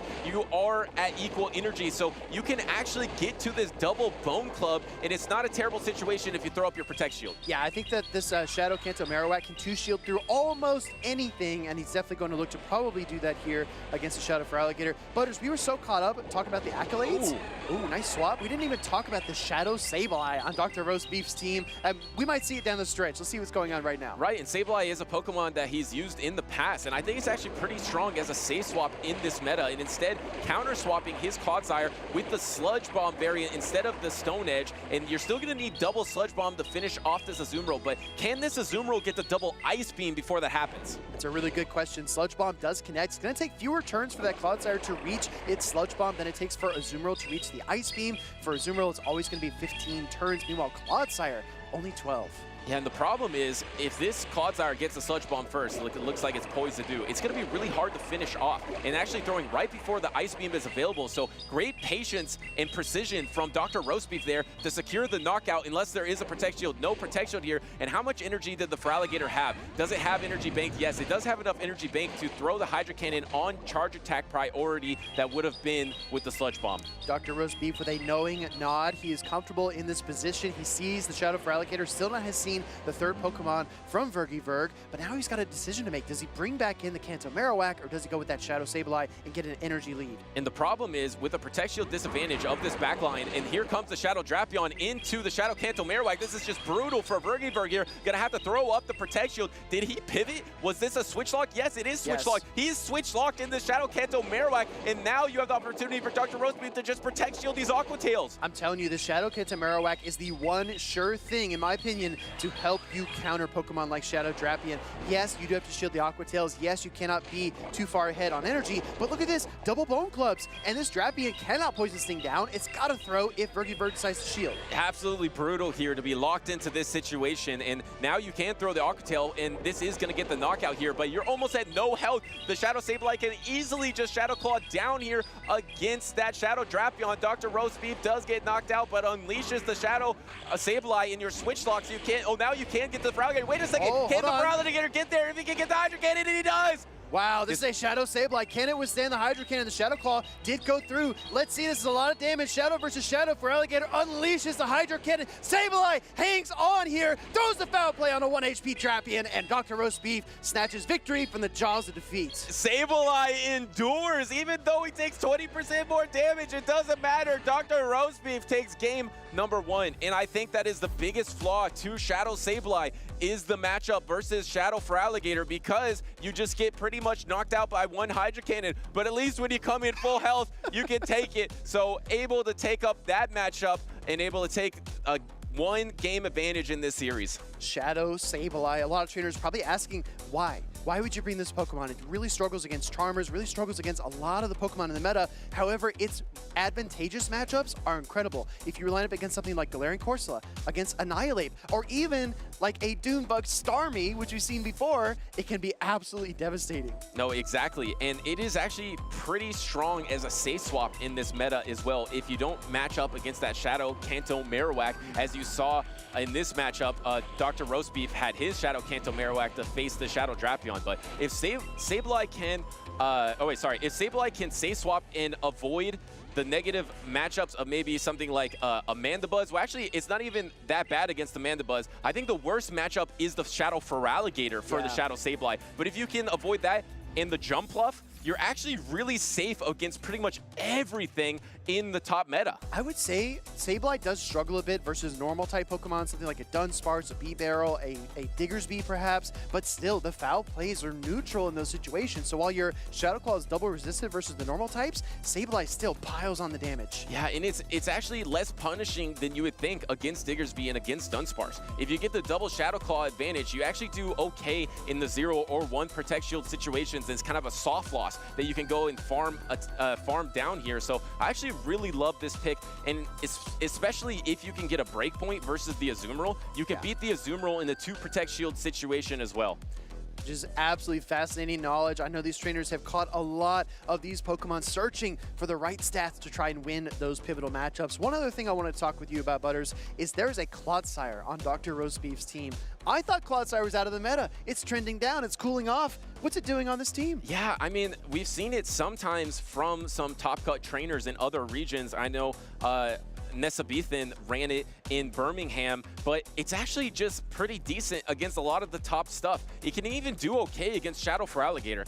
Its flaw is it's not able to pivot around as well as its other poison type, like a Shadow Drapion or an Azumarill. It does have a ton of bulk and a ton of good coverage, but it's not a Pokemon that you just throw out there and just soak all the energy, because you're taking a lot of super effective energy from so much of the top meta. It's very unwieldy at times, kind of like a sledgehammer, right? If you swing that Clodsire, you better make sure you connect and you land your blows with the Sludge Bombs, Earthquakes, and Stone Edges. But it can definitely be oppressive. We saw it even at an energy deficit bring down the Azumarill with the double Sludge Bombs in game number 1. So going into game number 2, let's see what these trainers decide to do. One of them is already locked in and ready to go, and the second one actually just followed suit.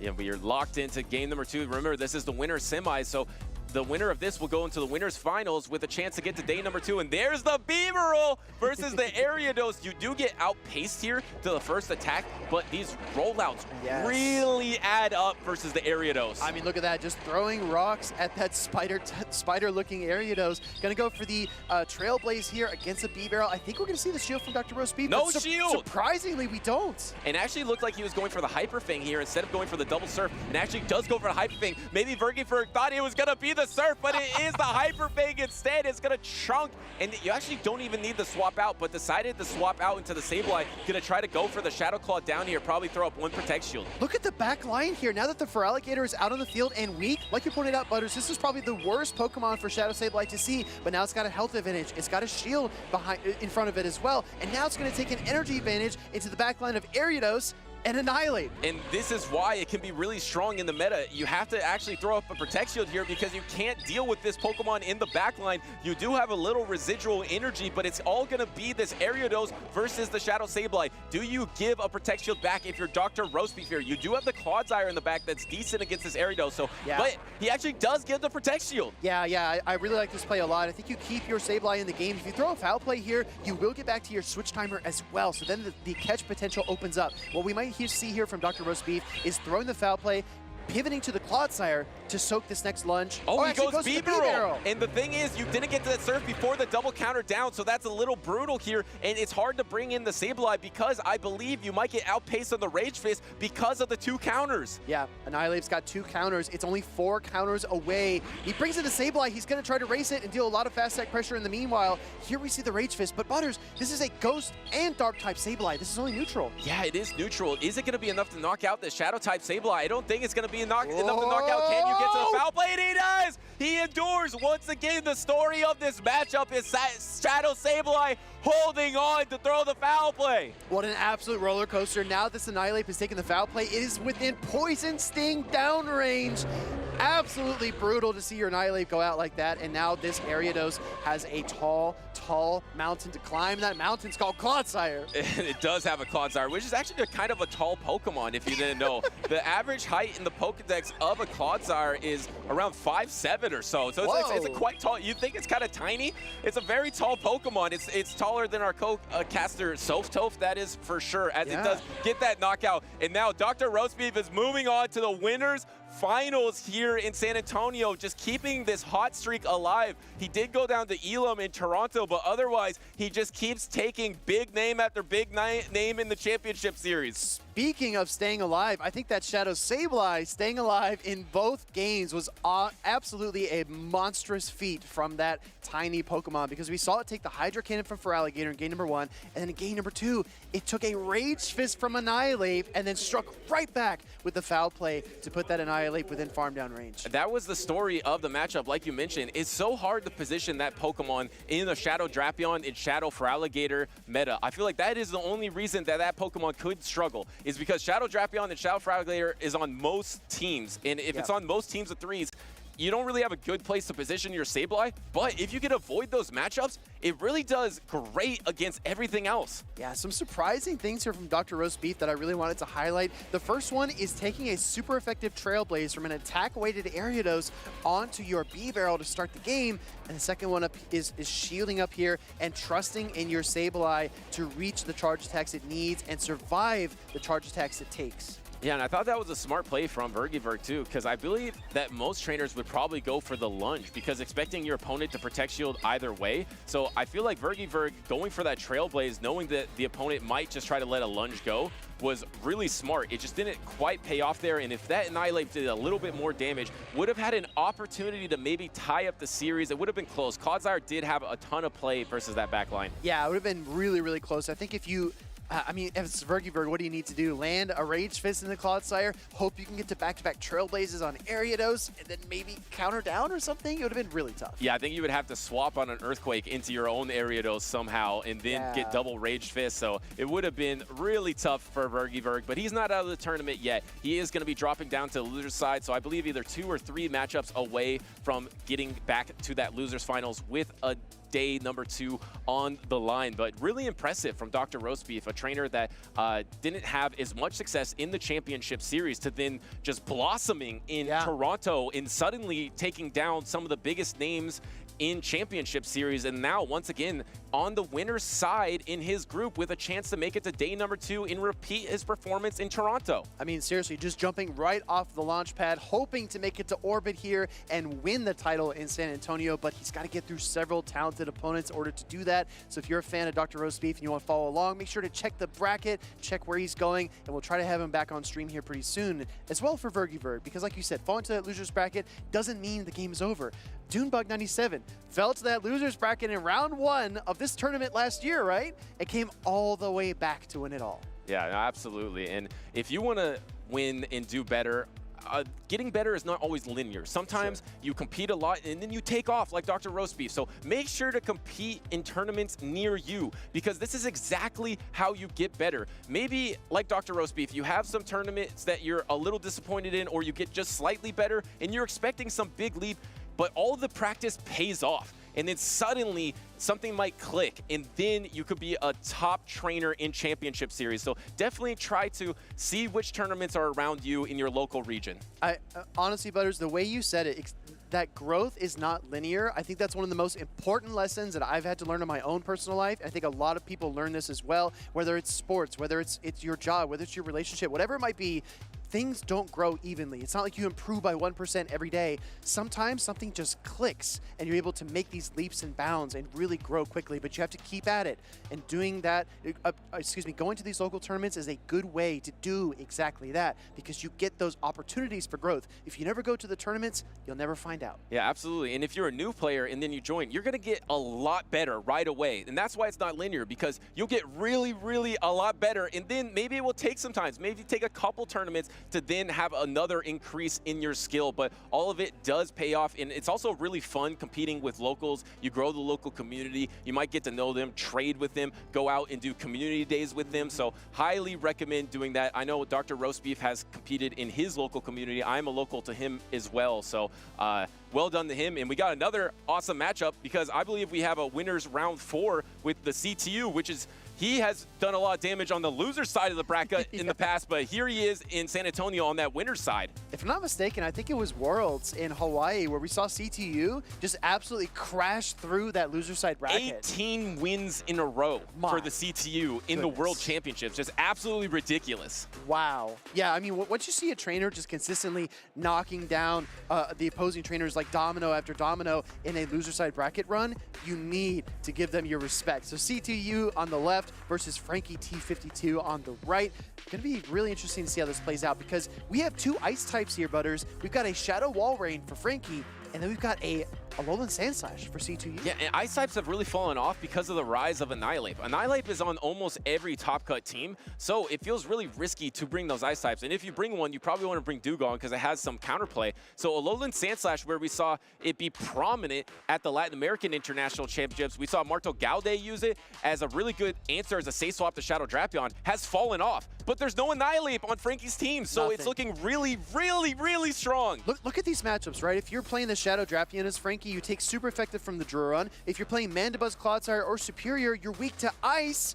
And then you've got the Wall Rain, which is only able to knock out that Sandslash with an Earthquake. So you really need to bring that for Alligator if you're Frankie and lean on it every single game. Wow, and he actually didn't ZTU didn't bring the Alolan Sandslash into game number 1, maybe knowing that Frankie is just going to over-prepare for it. Instead, bringing that Corsola in the back line as long as the Shadow Drapion, and actually the shiny Shadow Drapion in the lead here for Frankie. Yeah, that is such a flex. I know a lot of trainers were fighting Team Go Rocket leader Sierra, trying to get the Shadow Skarupis, and this is a shiny Shadow, which is just really awesome. I don't know how great the stats are, but you got to build your shiny Shadows, right? And I feel like a pivot into Shadow Wall Rain is really safe for Frankie. I'm going to see if he actually tries to pivot on some energy. Yes, he did. Wow. He tried to pivot. I love that play from Frankie. Maybe trying to catch an Ice Beam too, which would have been double resisted. Instead, taking the play rough, which is fine. This is what you wanted. Get a little energy advantage against the next Pokemon and soak that play rough. But Azumarill's closing in on another play rough here. We actually see C2U bank it and go into that Galarian Corsola to soak all the damage from the wall rain. Tough timing. Tough timing for Frankie because the swap throws off the turn cycle by 1 turn. So it's actually on turn number 4 that charge attack is coming through. And if a 3-turn fast attack goes through, it's pretty punishing because now you're able to pace a lot quicker here or get a fast attack down against the wall rain. The wall rain's going to back-to-back Icicle Spear. Can you get the fast attack down if you're the Corsola before the Icicle Spear? You can't. Ooh. The bulk of the wall rain here, remember, this was one of the best Pokemon ever earlier in Championship Series history. I mean, who could forget Wall Rain and Trevenant, right? They went together like peanut butter and jelly. Galarian Corsola is able to shield up that final Icicle Spear, and C2U's got a lot of energy. Gonna throw the Power Gem into that Shadow Drapion. Yeah, that's kind of brutal here, forcing it at least to not go same type attack bonus with the Power Gem. It's gonna chunk, though, the Shadow Drapion. Do you try to swap into your Feraligatr? No, actually just going for the attack. I was thinking you could maybe swap and then go for a Shadow Claw down, instead using the energy of the Aqua Tail. Frankie is expecting that Sand Slash in the back. I'm telling you, that's why he's saving his shields for the Feraligatr, but it's not the Sand Slash, it's actually the Shadow Drapion. And I believe that the CTU is 1 turn ahead because he came in with the Pokemon while Frankie swapped in with his Feraligatr. So now he can actually comfortably just go double crunch. Yeah, because both Pokemon need 10 turns for those charge attacks, so if you're at parity like that, the Shadow Drapion can just equally keep pace. That's exactly what it does here.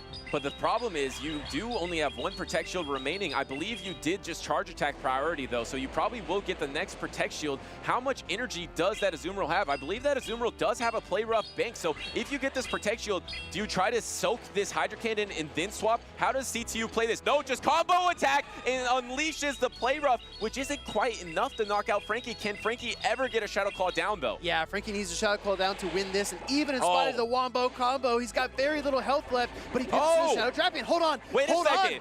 Hold on. He gets it. He gets it, and now suddenly he's out of range of the... Oh, wait a second. He gets the Aqua Tail here, but he's out of range of the Poison Sting down. But if CTU can Poison Sting down here, does Feraligatr have a charge attack banked? I think he does. No, Feraligator's 1 away, I believe. We're going to see the Drapion farm down the opposing Drapion. No, you're right, Butters. He has the Hydro Cannon. Somehow Frankie is able to win this game. What a comeback there from Frankie, able to take out the CTU with this Hydro Cannon with the great swap against that low health Azumarill, able to throw 1 Shadow Claw and then go for the Poison Sting down, get that Aqua Tail damage, and then unleash the Hydro Cannon. You saw that Feraligatr. Probably had maybe 1, maybe 2 HP, but you know what we like to say, Butters. Not even close. Yeah, not even close. He had a lot of room to spare there at the end. But really, Frankie, I feel like, was kind of behind in this matchup, especially when he threw on alignment with that Galarian Corsola, and then he threw his Aqua Tail energy into the Corsola to finish it off. I'm like thinking, how is he going to get enough damage for this backline?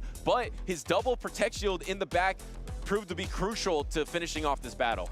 Going into game number 2, the biggest question on my mind is this the game where we're going to see C2U bring that Alolan Sand Slash? Like you pointed out, Butters, I think in game number 1, C2U is probably anticipating that Frankie would anticipate the Alolan Sand Slash, and that's why he didn't bring it. But in game number 2, is there an opening? Yeah, I think there is an opening.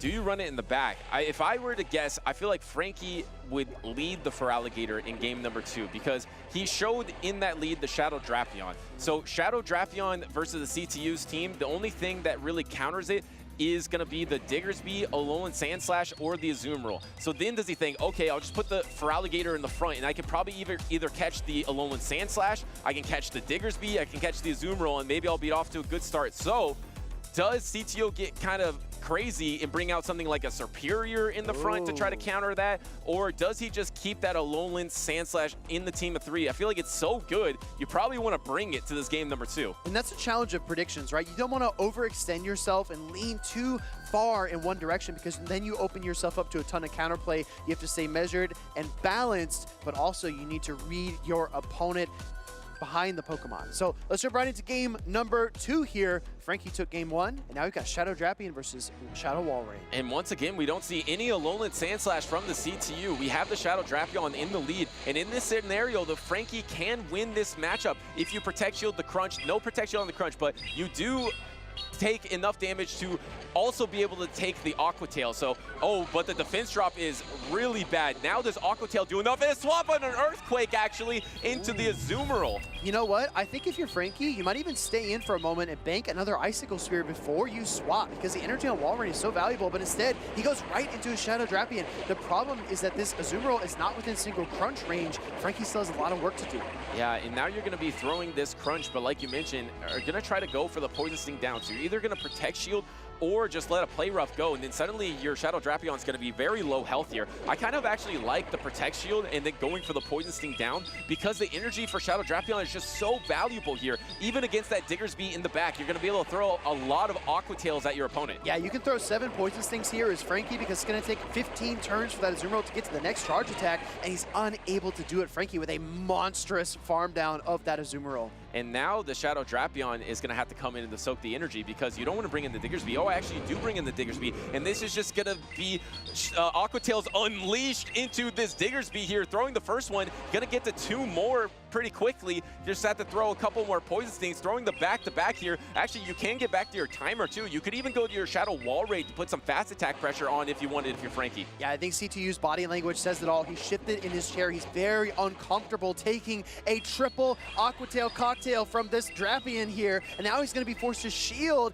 Diggersby might be really good down the stretch, but he's got to protect it. It only has a little bit of HP left. And now he has the Fire Punch and the Scorching Sand. Decides to go for the Fire Punch, because that's probably enough damage to knock out the Shadow Drapion. Frankie is actually even thinking about throwing up the Protect Shield here. Doesn't use it. The Fire Punch doesn't knock out. How much energy does he bank? Enough for an Aqua Tail into the Shadow Drapion. Another Aqua Tail! Such a strong attack from the Shadow Drapion. It's just thrown over and over and over again. Aqua Cola numero 4 comes through there, and now we see the Wall Rain come in. Are we going to see a Aqua Tail thrown? Yes, he's got the back-to-back CTU going for this Aqua Tail. This will KO the Wall Rain. Frankie's got a decision to make. He's going to put it all in the Feraligatr. Yes. And lets that Shadow Wall Rain go. You have the Feraligatr, but it's going to struggle to get the fast attack down. The crunch is available. There's 1 Protect Shield remaining. Are you going to use this on the Shadow Drapion or save it for the Diggersby? Using it on the Shadow Drapion, can you get the defense drop here? No defense drop. So now even this Shadow Feraligatr is out of range of Scorching Sand. Yeah, you saw CTU shake his head. He really needed the defense drop there, because at that point, I think the Scorching Sands would be enough.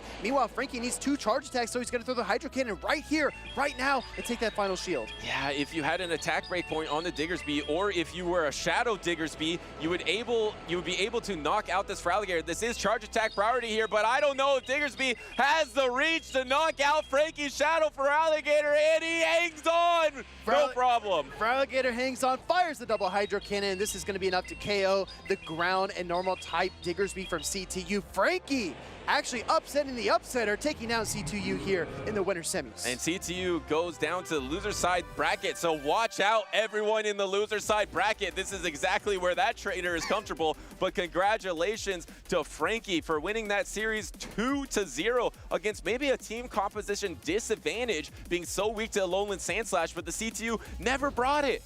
I agree with you, Butters. I think CTU doesn't land in the loser side bracket. He comes in like a wrecking ball and just absolutely demolishes everyone in front of him. So let's see if he can do that exact same thing that he managed in Hawaii here in San Antonio. Frankie T52, a talented trainer who's looking for his breakthrough moment as well, has made a couple of top cuts here and there, but really hasn't reached that top pinnacle, but that was a very good performance against an incredibly talented player. And now he's in the winners finals of Group E, so he is 1 victory away from going on the top cut. And crucially, if he can get a top cut on the winner's side of the bracket, it's such an easier path to being your San Antonio regional champion. But remember, the CTU is never out of a tournament. As long as he is not eliminated, he still has a chance to make it back. So I wouldn't be surprised if I saw him in the losers finals a little bit later in the afternoon. I wouldn't be shocked at all. It's definitely a trainer that I would see going the distance when it matters the most. And this is such a precarious matchup. Not bringing that Sandslash, Butters. Let's go back to that. Yeah. Was that the mistake? Yeah, I mean, Frankie knows that he has to prepare for it, so he kept bringing that double water Shadow Drapion. So he knows that he would at least have the Feraligatr, which is a fantastic matchup, and Walrein actually beats the Alolan Sandslash. That's why Walrein in previous iterations of the meta had some opportunity, because before Annihilate, you could actually counter that Alolan Sandslash that had gained great popularity since Marto Gaude had so much success with it. So actually against exactly what the CTU was doing, Shadow Walrein was quite strong. So Yeah. Shadow Walrein and Feraligatr were really good counters. So he was bringing that to both of the games. So I guess unless you match up your Alolan Sandslash into the Shadow Drapion, you might have had a disadvantage. That's one of the things that's so interesting, because as commentators, we have a bird's eye view, right? We can see both screens, we can see the teams, we see what's going on the field, but sometimes even what we think is a sure thing turns out not to be, because like you said, it looked good on paper, but the matchups are a lot more complicated than that. You can't study things as a static set, right? You can't look just at bare, raw shielding scenarios, because it rarely is ever like that. Butters, you're probably the most famous for talking about the fluidity of matchups, being fluid with your energy and your switches and gaining advantages, because again, what looks like it'll work on paper doesn't always work in action. And I feel like this point in the meta is just a perfect example of that, because you have the flexibility of the Shadow Drapion, an Azumarill, a Shadow Feraligatr, 3 Pokemon that you can kind of just send into the battlefield and just live with the results. So as long as you can safe swap these Pokemon and they're so dynamic with their energy or their bulk, you're able to just try to outmaneuver your opponent in those fluid situations to try to get some little advantage to win it all. I feel like that's what we've seen from a lot of trainers in this meta of Dual Destiny so far, and it's probably what we're going to see on Championship Sunday in San Antonio. Butters, it's been an honor. Another rotation with you. It's always fun. We're going to take a look back at our highlights and then switch over to the mayor and DeFi.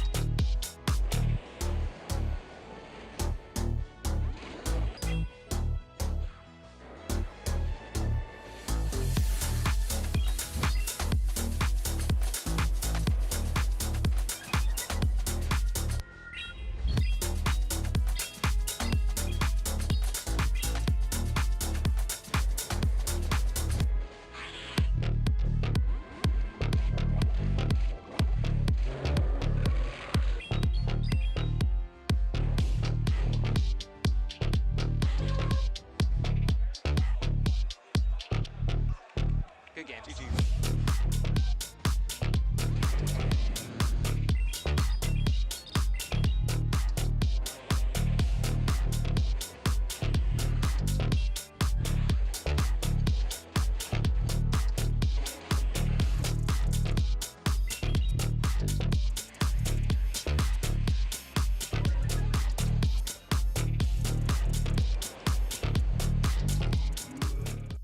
Hello, Pokemon trainers. Caleb Hang here to recap the 2025 Toronto Regional Championship.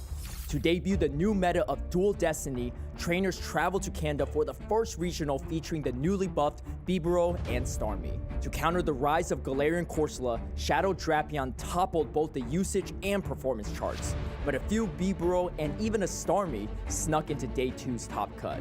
Top players from around the world fought for the coveted title of Toronto Champion, but breakout performances from Sceptile Ice 25 and Dr. Roastbeef stole the show. On the winner's side of Day 2, Elam and Sceptile Ice powered through the competition to meet in the winners finals, where Sceptile Ice defeated Elam 3-1, securing his best finish to date. Meanwhile, Dr. Roastbeef went on an upset spree, besting the likes of high-performing trainers including Worlds finalist Inadequance, to earn himself a spot in the losers finals. However, Elam ended Dr. Roastbeef's run with a strong 3-0 showing, getting a rematch with Sceptile Ice in the Grand Finals. Elam was entering his third Grand Finals appearance, still missing a first-place finish, while Sceptile Ice was trying to further his best-ever tournament performance. The series swung back and forth, with Elam resetting the bracket, while Sceptile Ice pushed Elam to a final Game 5 match. With a bold strategy of double shielding his Annihilate lead, Elam unleashed his stored energy in the final seconds of the match and secured his first ever regional title. And Elam claims his prize. He will be the Toronto Regional Grand Champion. With a title finally achieved, Elam proved to the world that consistency and hard work is rewarded. If you want to join in on the action yourself, head to Pokemon.com/compete to find events near you. Welcome in, trainers, to a very special segment. We are now in the Dual Destiny season of Pokemon Go, and some rivalries were just meant to be. Two trainers were destined to clash time and time again in some of the fiercest battles that we will see in our lifetimes. These two trainers probably have the most intense rivalry in all of North America.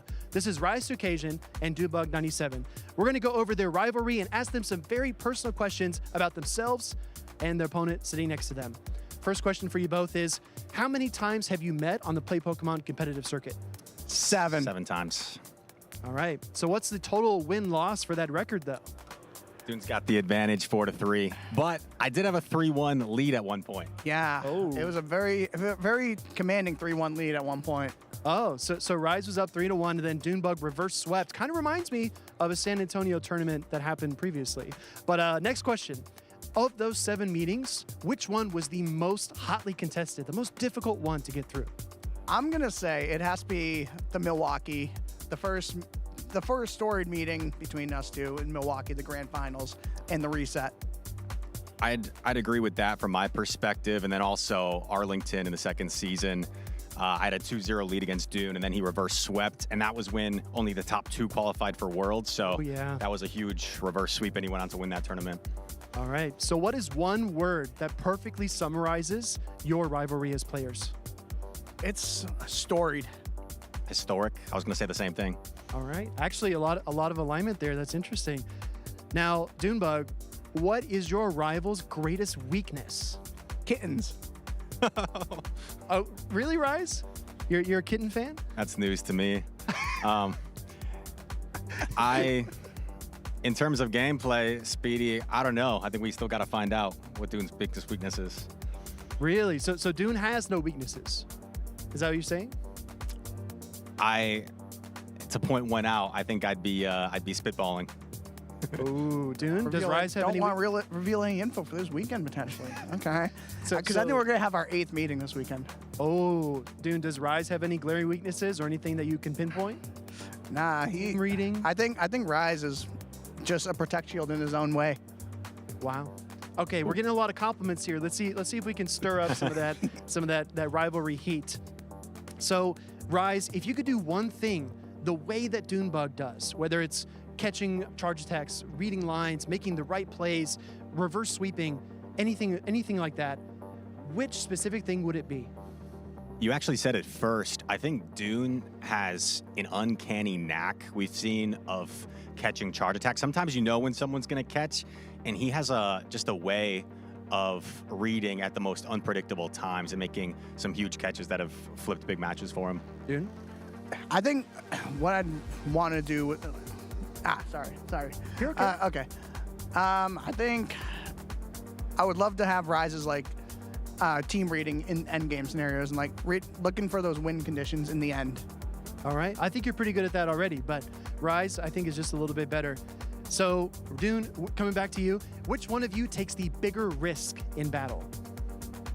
I would say I do take the biggest risks in battles because of all the catches I try to make. Okay. Sometimes they can pay off really well for me, but sometimes they can really backfire. Rise? I'd have to agree.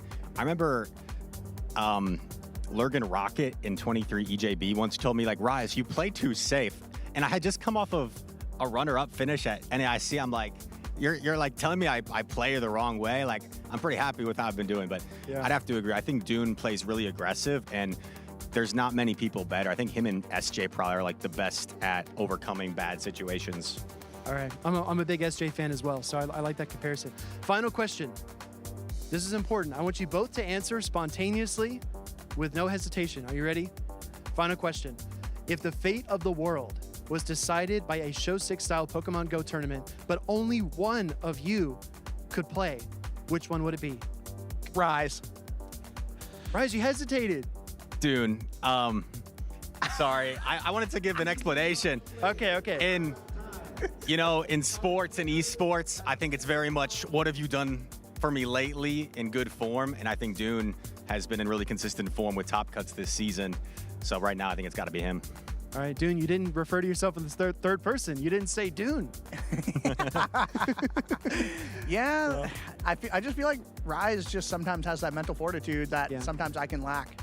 Rise is definitely the steady hand, right? We both have a good record in grand finals as well. I think Dune and I both only have one loss in a grand finals. So, That's correct. So we both have been able. No, I have two. One to you and then one at EUIC. Oh, right. But still a winning record for both of us in grand finals. All right, everybody. I think this is the best rivalry in NA. Let me know what you think the best rivalry is in EU, LATAM, and APAC as well. Thank you so much, gentlemen. Good luck this weekend. Back to the action.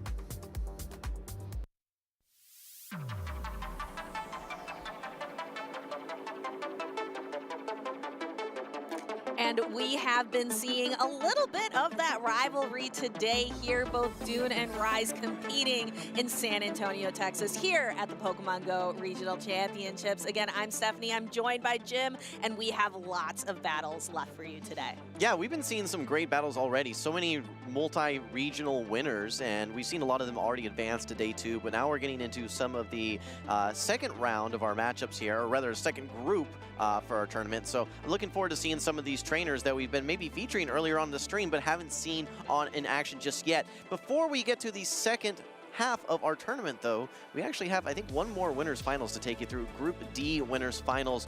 One of the trainers that we saw a little bit earlier, not one of just the well-known household names, but a newcomer upstart, Pyro Panda GBL. To get you guys up, he's here in the winners finals. He is. We saw him earlier take down Haydonis. I believe it was the Group D round 2 with the 2-0 victory, and is back again here in the winners finals for Group D. Up against Dr. Roast Beef, who I wouldn't say a newcomer, has definitely started to make a name for himself.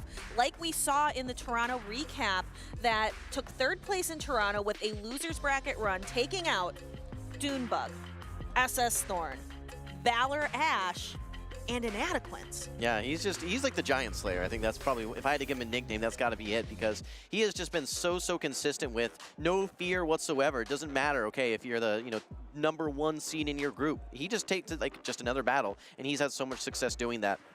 Pyro Panda GBL, though, I've just been so impressed with that very first 2-0 that we saw. It's really, the word for me is confidence. You could see that, hey, I'm feeling good. I like my team. I like the way that I practiced. Bring it on. And in fact, we're going to bring it to you right now. This is Winners Finals Group D, Dr. Roastbeef versus Pyro Panda GBL. We saw the Shadow Kanto Marowak into the Azumarill. This is now a counter swap by Dr. Roastbeef, bringing in his his Jumpluff. It's going to be met by the Galarian Corsola from Pyro Panda GBL.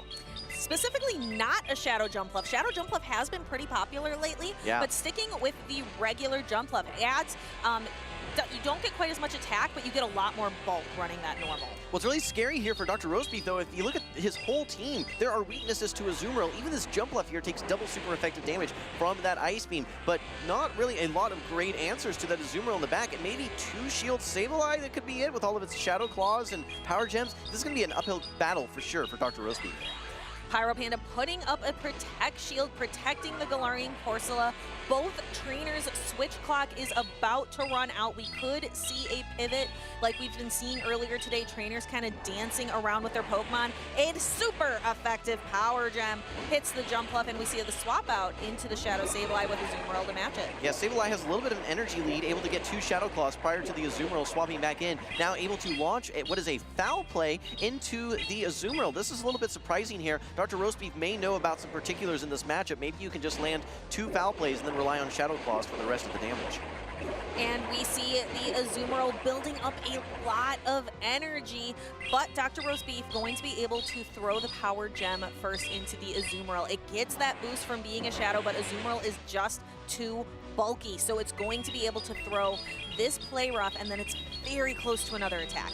You know, for Pyro Panda GBL, I think he has so many answers to the Shadow Kanto Marowak, whether it's the Corsola, whether it's the Azumarill, or even that Goodra with access to Aqua Tail. I think that he's still in the driver's seat, but let's remember, yes, this energy from Dr. Roastbeef throwing this Aerial Ace, this may not be enough to knock out. I think it's going to be just enough, but it's going to be close.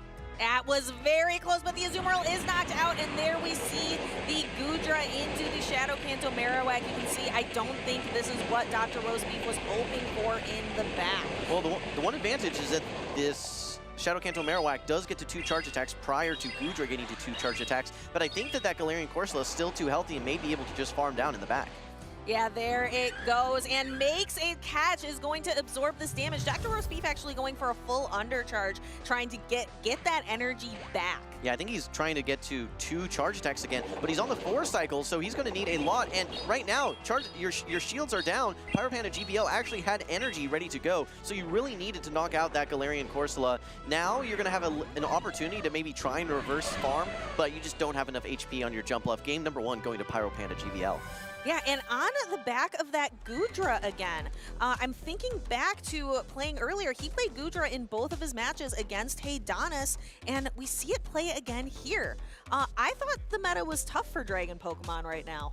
It can be tough for sure, but I think Goodra is going to be your one pick that has a lot of play, just knowing that it has access to Thunder Punch for all the waters that we see in the meta, and then also access to Aqua Tail for all the grounds that we're seeing in the meta. So I think that Goodra is a safe pick, but it does certainly have a lot of challenges. For instance, that jump left where you're just going to be taking super effective fairy winds and just getting outclassed with same type attack bonus charge attacks versus your own non-same type attack bonus. Stephanie, the one thing I want to mention is that Dr. Roast Beef doesn't really have a great answer to Azumarill, except the Clodsire, maybe the Jumpluff on his team. He ran ABA to Azumarill last time, and it really just, it was kind of backfired on him. Yeah, and we actually pointed out Clodsire as a Pokemon that's kind of trending downwards. We're not seeing it as much in the meta, but Dr. Roast Beef almost needs it to counter this Azumarill. Jumpluff can do okay against Azumarill, but it's got to use Protect Shields because those Ice Beams are dangerous. Well, 2 Energy Balls don't even knock out Azumarill with the non-Shadow variant, so that's just a challenge right there. And one Ice Beam, while it does not KO, it certainly does a huge dent into that Jumpluff as well. So I think that for Dr. Roast Beef, I think the key Pokemon that he needs to figure out what his game plan is going to be for is for that Azumarill. I wonder if that B-Barrel could be useful against the Azumarill as well. Being able to do Hyper Fang damage, that neutral same type attack bonus. Also B-Barrel doing well against something like the Galarian Corsola. Yeah, I think realistically, I mean, you know, the Dugong, the B-Barrel all have some play into that Azumarill for sure, but he brought 2 of his weakest answers, meaning the Shadow Sableye and that Shadow Kanto Marowak, so that was a bit surprising for me. But Stephanie, let's move into game number 2. You mentioned the B-Barrel. We're bringing it right now here versus the Goodra. Goodra, keep in mind, has access to Thunder Punch. This is still a relatively neutral matchup, however, and these rollouts do add up quick.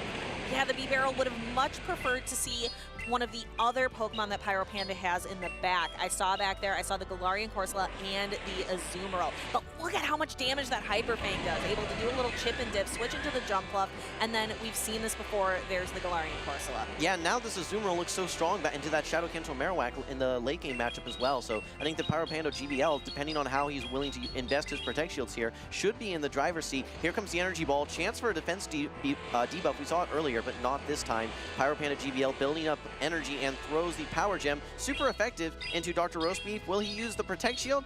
Seems like he's not going to. Nope, take back my words. First Protect Shield gets used. That would have done a lot of damage to the flying type Jumpluff, and Jumpluff going again, trying to get some same type attack bonus, but Jumpluff is just not known for its damage output. Like you mentioned, 2 Energy Balls doesn't even take out an Azumarill. It's known for being bulky, for being able to tank some of these attacks, and maybe, again, that outlast your opponent. There's no real fast attack pressure either, so you're going to have to throw another charge attack. In fact, Dr. Roast Beef just opts to swap back into his own B-Barrel, but Pyro Panda GBL has energy ready to go, and this Thunder Punch would be threatening to knock out. Dr. Roast Beef did get a rollout through and now has lots of energy ready to unleash. Pyro Panda GBL actually quickly pacing to his own charge attack here soon as well. And going for some resisted damage, it's a little bit cheaper with the Surf, and at this range it would be more than enough to knock out. So Pyro Panda forced to use a Protect Shield, but still has that full health Azumarill in the back, which is looking pretty good. Well, Pyro Panda GBL now has a low HP Pokemon that has no energy. This is going to provide energy for a Pokemon on Dr. Roast Beef's team. I would not even advise waiting out Switch Clock here. I would come right in, try and get some energy before Pyro Panda is able to swap out and neutralize. Yeah, okay, he's able to get 2 Mudslaps here. Yeah, but that Azumarill is going to come in and the bubbles are really going to start chunking away. Kanto Marowak paces really quickly to these Bone Clubs, and they will do some damage. But take a look. Azumarill's only thrown a handful of bubbles into it, and look at how low its health has gone. Yeah, it took a couple Dragon Breaths as well, and now we can see how many bubbles. Trying to get a catch here. I think this Jumpluff will make an Energy Ball. Opting to go for the bait instead. This is a curious play. I think for Pyro Panda GBL, the safe play is to actually shield this one. Yeah, we see that. I don't know that Dr. Roast Beef is is going to get to another charge attack. Oh, and actually a quick swap now with Galarian Corsola. This will now allow Dr. Roastbeef to get some farm on his own Pokemon. Yeah, here we have the Shadow Kanto Marowak with a Bone Club ready to go. And unfortunately for Pyro Panda GBL, unable to get that bubble through here. I think that 2 Bone Clubs are still not going to be enough to knock out, but maybe with the Mud Slaps as well, we'll be able to get there. And there we have the Ice Beam, so does not have a chance. That Ice Beam is going to connect into the Shadow Kanto Marowak. It is going to get knocked out, and Pyro Panda takes the win. Yeah, great energy management from Pyro Panda there, swapping out of his Azumarill with the charge attack ready to go. Dr. Roastbeef would have needed 2 charge attacks to knock out that Azumarill, unable to get there. And that's going to translate to a 2-0 series sweep as it stands now for Pyro Panda GBL. Again, the upstart, the newcomer, having success here in San Antonio. It's been a great story to follow. And I think Pyro Panda has found the formula. In all the games that we have watched, both 2-0 victories, it's been the same 3 Pokemon, Jim. Yeah, it's been Galarian Corsola, Goodra, and Azumarill. He's been finding great play out of his Azumarill, and I think he's been very creative with his Goodra, finding it in good matchups and avoiding that jump bluff. You see actually a jump bluff safe swap, I believe 2 times from Dr. Roastbeef. Pyro Panda GBL has always had the answer. In this case, it was that Galarian Corsola, which is just so bulky, has access to that super effective power gem. I mean, we talked about why Galarian Corsola is so good. It is winning matchups not only in even shields, but sometimes it's not even investing in Protect Shield. Your opponents are using a Protect Shield, and you're still winning those matchups, regularly putting opponents in very uncomfortable situations. So no surprise for me to see Pyro Panda GBL doing so well and making day 2. He's confident, he's well practiced with his team, and yeah, he's moving on to Championship Sunday. Yeah, again, that safe swap Jumpluff just not really working out. Why is Jumpluff kind of struggling here? I know Jumpluff is actually pretty popular. It's one of only 2 grass types. We were talking about it earlier. It used to be there weren't grass types. You had Lickitung, you had Cresselia. They have a grass attack. That's close enough.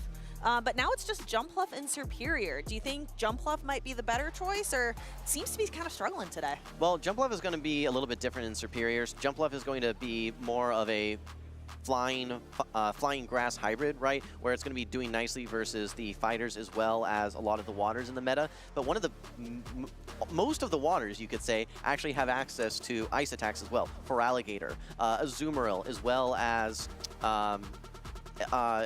Azumarill for Alligator, as well as Dugong, right? So when you look at the double weakness that Jumpluff carries, it actually makes it a little bit of a riskier bring, especially in that safe switch position, just like you were mentioning, Stephanie. And you out there have been mentioning some great stuff on social media. Let's go ahead and take a look at what y'all are talking about for the San Antonio Regional Championships. We have Kimberly here saying hello from the 2025 Pokemon San Antonio Regional Championships. Thank you to the Pokemon Company International providing me with that free access to regionals. Good luck vibes to everyone competing, and have fun. Yeah, I believe that's a North American International Championship shirt there as well. That was definitely a fun tournament. Great Pikachu plushie there as well. Let's see what else we have from social media. Make sure that you guys are using that hashtag #PlayPokemon. We've got Aaron. Anyone who sees me, please come say hi. This weekend's going to be filled with so many smiles and happiness. Yeah, absolutely. This is a great opportunity for trainers from around the country, around the world even, to all come collect and have not only a great tournament, but get to hang out with friends as well. Yeah, so definitely go say hi to Aaron, and thank you to all of our staff that makes these regionals possible. We could not run these without our staff, our professors out there on the floor. Okay, well, we see K-Mama in the house here. In the house with that Shadow Kanto Marowak. May have just acquired it during one of our more recent Pokemon Go events. It says cheat code activated. Finally, after trying to get that legend for so long, trying to, yeah, it looks like 23-7 in the Go Battle League, plus 238 to secure that legend rank and that pose.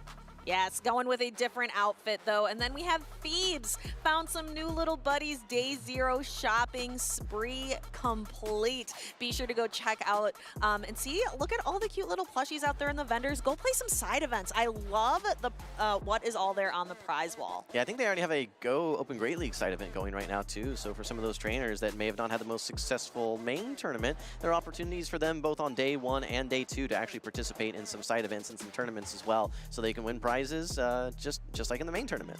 Yeah, and so doing the local challenges here in the venue or out in your local community is so important. If you are out there doing locals or anything else this weekend, be sure check out the socials down below and share them with us. We would love to share them with everybody on the stream. Yeah, make sure you use that hashtag #PlayPokemon as well so we can take a look and get you featured on the stream. All right, well, I'm looking forward to some of our next matchups as well. We're going to be seeing Nighttime Clasher, someone that we see very regularly at these tournaments. Actually, now living in Texas, if I'm not mistaken, as well. So, you know, Texas has a great PvP scene between Dunebug, Rise to Occasion, Nighttime Clasher, Pokemango, so many very talented trainers, and many of whom are here in San Antonio as well. But Nighttime Clasher is someone that we've seen on the casting desk. We've seen him do some content creation as well, and we've seen him have success as a competitor, winning regionals before. So again, just more and more of these regional winner trainers that we're already starting to see in the later stages of today's tournament. Nighttime Clasher will be playing Frankie, who we actually saw battle a little bit earlier today.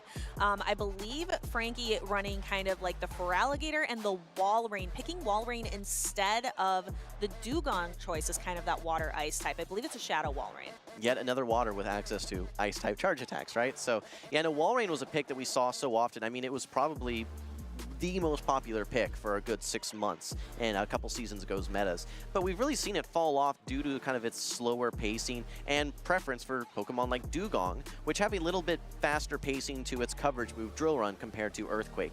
Now, Walrein is certainly an interesting pick, especially when there's things like Jumpluff and Diggersby in the meta, because it paces to charge attacks so quick. It has nice 2-turn fast attack with Powder Snow as well. I think there is a lot of upside in Shadow Walrein for sure. Yeah, and being able to throw those Icy Wind debuffs for Dugong is, I think I like that just a little bit better. Like we mentioned, it just does well in some of these longer matchups. But Walrein able to output a ton of damage. So I'm interested to see how Frankie is going to be able to use that. Nighttime Clasher using the Galarian Moltres as kind of a more interesting pick. What's wild is Galarian Moltres was just such a staple of the meta early on, even when a lot of people didn't have access to it. It was kind of a differentiator pick, and people were winning tournaments with Galarian Moltres. More recently, it seems like it has fallen off just a little bit with how strong Azumarill has been, with a lack of Cresselia and a lot of other targets in the meta. For instance, Malamar. There's fewer targets for it to hit, and the one thing that you really feel like you're still wanting something more with that Galarian Moltres is its charge attacks. You only have access to same type attack bonus on your Brave Bird, which takes a long time to get to, and also has that self-debuffing component, which makes it a little bit riskier. And Ancient Power really just isn't the coverage move that Galarian Moltres needs. I think we're actually seeing more people shifting back to Mandibuzz now, especially Air/Mandibuzz, compared to the Galarian Moltres. I was just thinking that too. I also really appreciate Mandibuzz's bulk. Bulk seems to be better here in the Regional Championship Series, where Galarian Moltres is just a little bit more glassy. Now that said, I do think that there's some play. If you can get it aligned versus, for instance, the Superior, you're going to have a lot of play. Even into something like a Feraligatr, where you're going to be resisting those Shadow Claws, there's certainly play for Galarian Moltres to see some skill expression. But we're not going to wait any longer. Let's move into these battles here. This is winners finals in Group E. Nighttime Clasher going to be facing off versus Frankie T52. It's battle of the Poison-type Pokemon, the Drapion into the Clodsire. Bit of a favorable matchup for Frankie, at least in the Zero Shield matchup with his Clodsire, but don't discount the strength of the spammy Drapion and its Aqua Tail. Being able to outpace and put Aqua Tail after Aqua Tail. Let's take a look and see how much damage this does to the Clodsire. It's a significant amount, getting to not just one, but two. Really putting the pressure on Frankie early on in this matchup. Yeah, you need 3 of these Aqua Tails to knock out, but if you go straight Earthquake as Frankie, it puts you in a really awkward position. A lot of trainers opt to go for a bait charge attack here. Nighttime Clasher, oh, he does not shield. Down goes the Drapion. Okay, well, there is an opportunity maybe for a farm down. You can get a very aggressive, maybe single shield on an Earthquake and just counter all the way down, but instead, Nighttime Clasher wants to start ramping up right away. This is the Shadow Annihilate, so it should be enough to knock out with simply this one Rage Fist and go into the next matchup with an attack boost ready to go. But Frankie is ready with Air/Mandibuzz starting to chunk away at this Annihilate. Now, Nighttime Clasher does have Ice Punch on the Annihilate, and it's already 1 stage boosted. Frankie opting not to shield. That's a lot of damage. There are not many things that can do that to a Mandibuzz. No, absolutely Absolutely not. That is a boosted Ice Punch from a Shadow Annihilate. Tons of damage, of course. Here comes the Aerial Ace. This will pull the Protect Shield for Nighttime Clasher. Frankie has the Shadow Feraligatr in the back. These are super effective Shadow Claws. Nighttime Clasher is not going to be able to reach that next Rage Fist. Actually swaps out a bit late and is now energy disadvantage versus this Feraligatr. While this Feraligatr has taken a decent amount of counter damage already, it is taking only resisted fast attack pressure from these bubbles now and up a Protect Shield. This is Frankie's game, I think. Yeah, Feraligatr looks really good here, which again seems almost a little counterintuitive because Azumarill has access to a charge attack that can actually do neutral damage. But these Shadow Claws just over time really start to peel away at Azumarill's defenses. Yeah, Shadow Feraligatr is just so much faster pacing to these charge attacks, and it's just so much more efficient with Hydro Cannon, despite being resisted energy into this Azumarill. The Shadow Claw is just doing so much, and now you're in range where one Hydro Cannon basically is going to knock you out. You have to shield this as Nighttime Clasher, and I think that the only win condition at this point left for NTC is going to be a potential catch here. Let's see, the next charge attack is ready to go. This is going to be the Ice Beam. You have to shield this as Frankie. Will Nighttime Clasher be able to catch a move? Let's find out. Nighttime Clasher, a talented trainer. That Annihilate is sitting back there. He tries and fails. Frankie with a nod, recognizing that might be what Nighttime Clasher was going to do. Yeah, unfortunately for Nighttime Clasher there, he was actually had his counts just slightly incorrect there. Frankie was 2 Shadow Claws away from that next Hydro Cannon, not 1 away. So he waited 1 turn thinking that, okay, maybe you're going to get there a little bit earlier. Unfortunately for him, no, he was not at the Hydro Cannon yet. Frankie able to just simply farm down that Annihilate and yeah, get that final Hydro Cannon. Stephanie, I want to talk a little bit about just the Shadow Annihilate play in the early game matchup there. Obviously, he was able to get a nice farm, get ramped up, take out that Clodsire, but that Air/Mandibuzz, like we talked about, we're seeing it so regularly now. It really shut down that Shadow Annihilate, and that Ice Punch, despite being boosted and super effective, it's not enough to knock out. It's able to absorb all that energy and set up that 2 shield Feraligatr to sweep. All right, but what really can actually knock out a Mandibuzz from just about full health? There's not much. Maybe a Morpeko with Aura Wheel after it's been boosted once or twice, maybe? I don't know. Yeah, there's not a whole lot there for sure. I'm wondering how impactful this early game decision was from Nighttime Clasher to no shield his Shadow Drapion. Yeah, it is a little strange there. I think that Drapion still lots of mileage yet to go. But here we go. This is a terrible lead for Nighttime Clasher. It's going to be Air/Mandibuzz met by the Annihilate. Quick swap by Nighttime Clasher. Brings in his Drapion into Air/Mandibuzz. This is another matchup where Air Slash is favorable compared to Snarl. You're doing neutral damage with your fast attacks rather than resisted damage. Gonna throw the Aerial Ace now as Frankie. Nighttime Clasher looks like he's gonna be absorbing this here. Yeah, we're actually going to get to see which of the dark and flying type Pokemon is going to reign supreme here with Nighttime Clasher bringing the Galarian Moltres off the bench. It really wants to see that superior. Feraligatr can do okay, but again, Feraligatr, it's just so efficient, and Galarian Moltres has some struggles with its charge attacks like you were talking about earlier. All right, both of these trainers have a charge attack. I'm curious to see if they try and throw on good timing or if they just both throw right away. No, Nighttime Clasher and Frankie both throwing a fast attack. This is going to allow Nighttime Clasher to throw his next Aqua Tail. It's not enough to knock out. Certainly just able to absorb this, no problem. Now will he throw on good timing again? Yes, here comes the Aerial Ace. This will be enough to knock out Nighttime Clasher. How important is switch advantage to him? Let's see. Ooh, he's decided it's not important enough. I'm thinking, oh, actually the Galarian Moltres coming in. Sucker Punch is the move of choice for Galarian Moltres. It's not going to be very effective, but Nighttime Clasher might be able to get a lot of energy, which is important for Galarian Moltres because its charge attacks are so costly. Well, this chip damage is certainly going to be effective, and I'm actually a little bit surprised here to see a quick swap like that. Maybe didn't want to get farmed down. Maybe could have reached another Aerial Ace, but Frankie cannot have that superior lined up versus the Galarian Moltres here, but Frankie knows at the same time that Nighttime Clasher is not going to be bringing in his Annihilate because it takes super effective Shadow Claw damage. So I think that was a safe swap for him.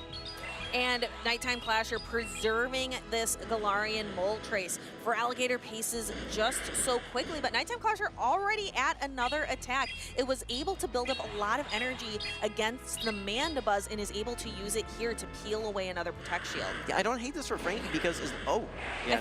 I thought I saw it. I got excited. Oh, we almost saw a boost there. Yeah, that would have been potentially very impactful there for Nighttime Clasher. Opts to let go this Hydro Cannon, trying to put all things on the Shadow Annihilate here, but look at these Shadow Claws absolutely chunking, and no, look at this, Frankie able to reach another charge attack as well.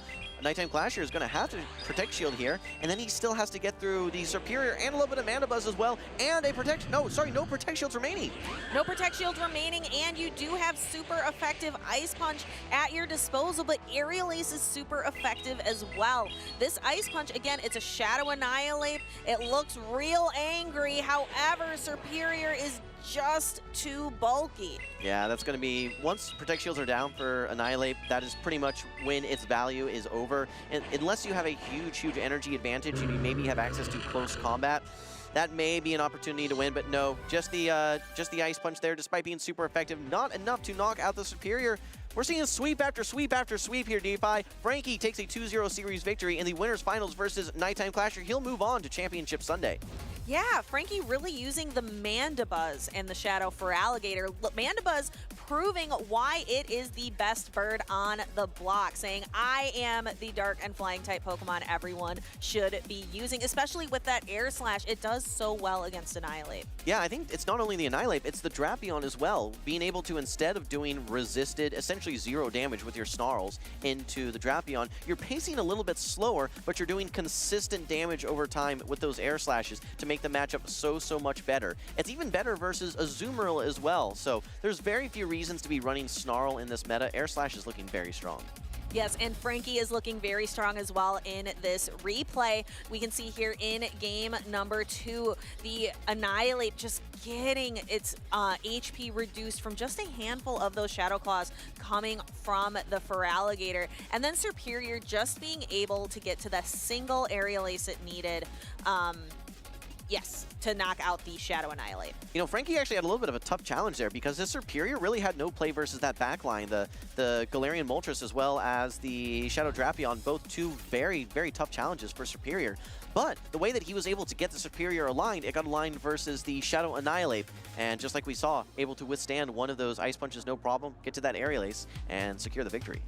Yeah, Shadow Annihilate. The addition of the Shadow Annihilate we thought might not be doing so hot in the meta after Counter was changed in a recent update. We're like, oh, there it goes. But it's showing that it does still have the potential to be a powerful Pokemon in the Championship Series format. Yeah, after that Shadow Drapion and Azumarill core, we're normally seen in the number 3 slot for our usage the Annihilate. It is the fighter of choice now, and when we look at these metas, it seems like there's really only room for one fighter. And you know, we had some testing, you know, some hypothesizing. Okay, maybe Primate, maybe Pangoro could be that fighter. It's Annihilate. Let's just say it. Let's call it how it is. It's Annihilate. That is the fighting type Pokemon that has had success in this meta here, and it bullies the rest of the fighters as well, especially the Primates and the Pangoros. So I think it's here to stay, and just like you mentioned, despite the nerf to Counter, Rage Fist has put it back in a position where it is strong in this meta. Yeah, it's just had a lot of changes from when it initially was released into Pokemon Go. Taking a look, let's get starting to talk about our next set of battles that we can preview. Gerald, we are going to be seeing on the left. Gerald is a member of the SoCal Swablu team. Lots of trainers from that team out here today. And I believe it's Sceptile Ice we're going to be seeing next. Yeah, Sceptile Ice is a trainer who we saw take 2nd place in Toronto, and I believe he had a very successful top cut in Baltimore earlier as well. We're going to get to those battles in just a little bit. I think we actually have an event going on here as well, some things to be on the lookout for, though. Legendary Flight. Make sure that you guys are taking part in our Dynamax battles here. We have Articuno, Zapdos, and Moltres all going to be available. Currently, Articuno. Monday, we'll have Zapdos, and later in February, Dynamax Moltres. Shiny variants available for all of these as well. Speaking of February, let's take a look what else we have to look forward to in Pokemon Go with our February content update. You just mentioned Dynamax Moltres, Mega Tyranitar, and Enamorus Incarnate form back as featured Pokemon in raids. You can also see all the different things we have for max battles, shadow raids. Is there anything for Spotlight Hour standing out for you? Spotlight Hour, you certainly want to be on the lookout for the Snivies, right? You certainly want to make sure that you're able to evolve your Superiors. It's a very strong Pokemon Go Battle League, as well as the Play Pokemon format. The Malamar as well from Inkay certainly is something that you want to be on the lookout for. We're going back here to January. Actually, here in about 30 minutes locally, I think we're going to have our January Community Day Classic. This will be Ralts. 2 Pokemon that you can evolve, not only the Gardevoir, but also the Gallade as well, which we just saw the release of the Mega Gallade. 2 Mega Pokemon that you can evolve here. Yep, and it is quarter hatch distance. A couple Pokemon and eggs that you might be interested in.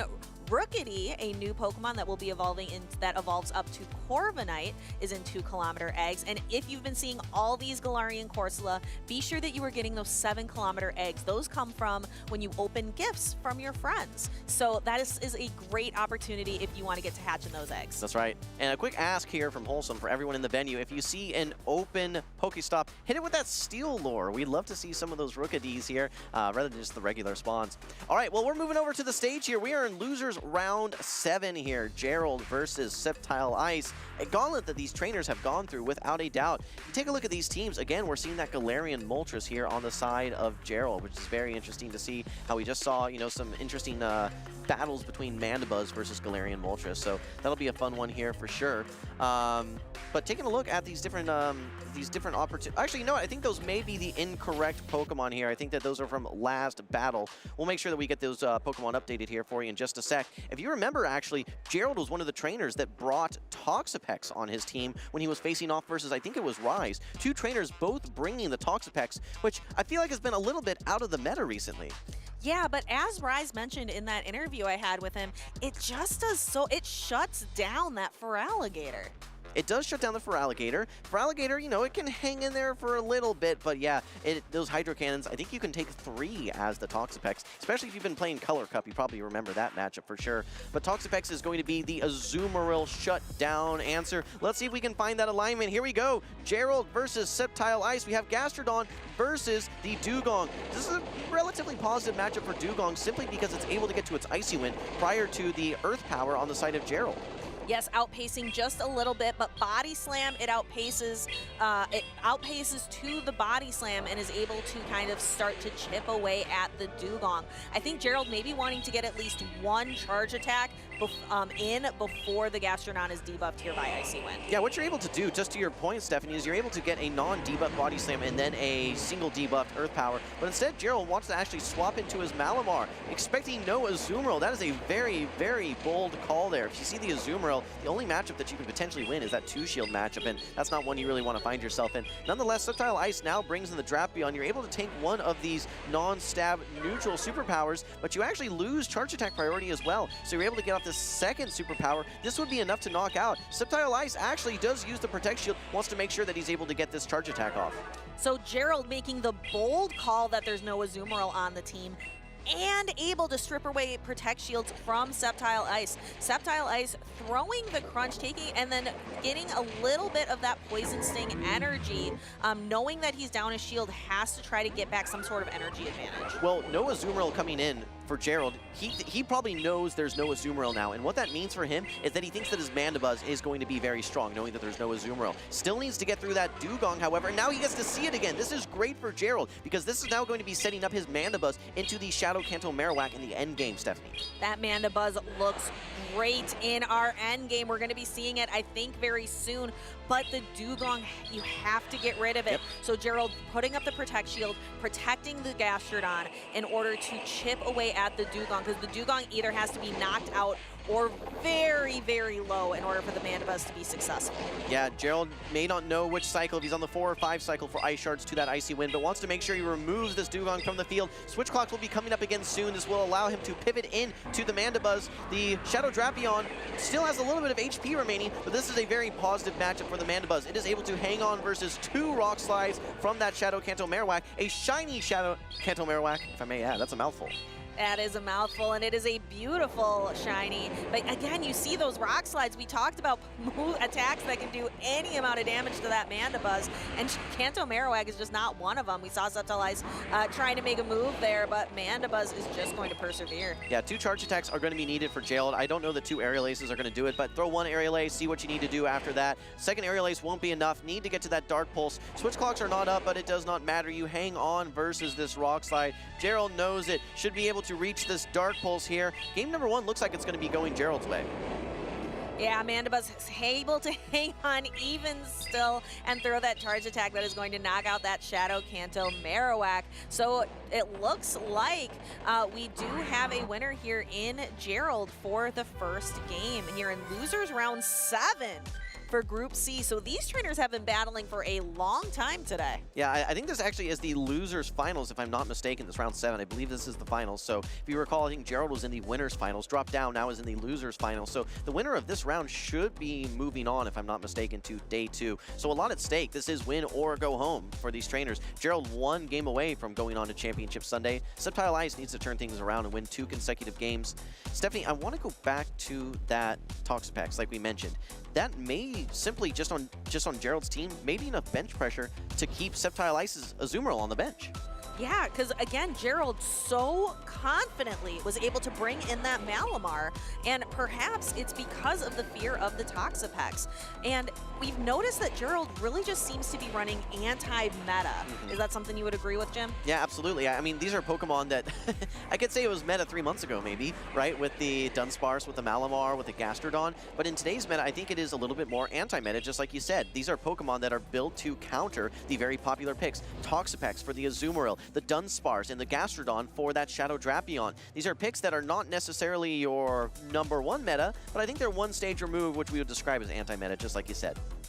And these trainers are going to be locking in. So Gerald has won the first one. Subtile Ice has to come back and win 2 in a row in order to stay in this tournament. Win or go home here in the losers finals for Group C. Gerald looking to get that last win to secure his spot in day 2. Yeah, I think Gerald's pretty content to bring this Mandibuzz every game that he has. It needs to watch out for the Azumarill, of course. Needs to watch out for the Dugong, but you've got pretty good answers to Dugong and Azumarill on your team, especially being able to bring that Dunsparce, being able to bring the Toxapex. Even Gastrodon has relatively good play. We saw Gastrodon into that Dugong, and creative way that Gerald played that matchup, actually, throwing the Body Slam on Charge Attack priority right when that Icy Wind was launched to avoid having to throw Charge Attacks when you're debuffed. Subtile Ice, gonna have to dig deep. He's been in the losers bracket for a while. Took down Iomero, took down Meteor Fallion. Can he take down Gerald? Here we have Dugong, and again, a fairly positive matchup against the Gastrodon. Yeah, no, Dugong is going to be in the driver's seat here, but as long as you're able to chip this for the most part, I think that Gerald has a lot of play here, knowing how strong his Dugong is going to be in the back here, because Dugong will likely have an opportunity to get matched up versus this Shadow Kanto Marowak, and even if it doesn't, it's Mandibuzz that's going to get lined up versus. The key for Gerald is going to be keeping the Mandibuzz away from the Azumarill against Subtile Ice. Yeah, Gerald can't make that same bold decision so maybe Subtile Ice recognizes like, oh, Gerald thought the Azumarill wasn't going to be coming in. I'm going to bring it here, but it looks like Gerald has enough potential to be able to take out that Azumarill in the back, but like you mentioned, has to keep Mandibuzz away from Azumarill. We see Dugong building up to almost 2 Icy Winds and throwing it here just to guarantee that the Gastrodon is knocked out and to secure switch advantage. Yeah, I think we could have seen a full farm down. I think that you would have withstood that single debuffed Body Slam there, but instead opted to just simply get it off the field. Now you're going to see the Dugong. So this is good information now for Subtile Ice. He thinks that, okay, what am I going to be seeing in the back? Could it be the Mandibuzz or the Malamar? The only other options are the Dunsparce or the Toxapex. So it's kind of 50-50 at this point, but I don't know. Yeah, I think that Gerald is actually getting some decent value out of his Dugong already at this point. Subtile Ice in the meantime, though, actually still, I don't think he's able to farm down. Yeah, he actually gives up switch advantage, brings in his Azumarill. This is huge for Gerald because now he can have his Mandibuzz aligned versus the Shadow Kanto Marowak in the back. Yes, and Dugong going to be able to just kind of start to debuff the Azumarill and then can start to throw the neutral drill runs because now the play roughs coming from Azumarill aren't going to be doing that much damage. You can tank a little bit more. Yeah, there's 2 elements to the Icy Wind. Of course, yes, the play rough, it's going to be doing a little bit less, but there's actually a break point with that bubble as well. I believe you need 2 Icy Winds to take the bubble damage, 1 fewer damage that you're actually doing with those bubbles as well. So I'd see a lot of trainers opting to throw those 2 Icy Winds, but switch clocks are coming back up relatively soon, so you don't want to just be throwing too many resisted charge attacks when you need to get some damage off as well in the form of these drill runs. Right, and because these are both 3-turn attack fast attacks, we have these trainers, we're not really looking at charge attack timing, we're not really looking at like a sneaky catch.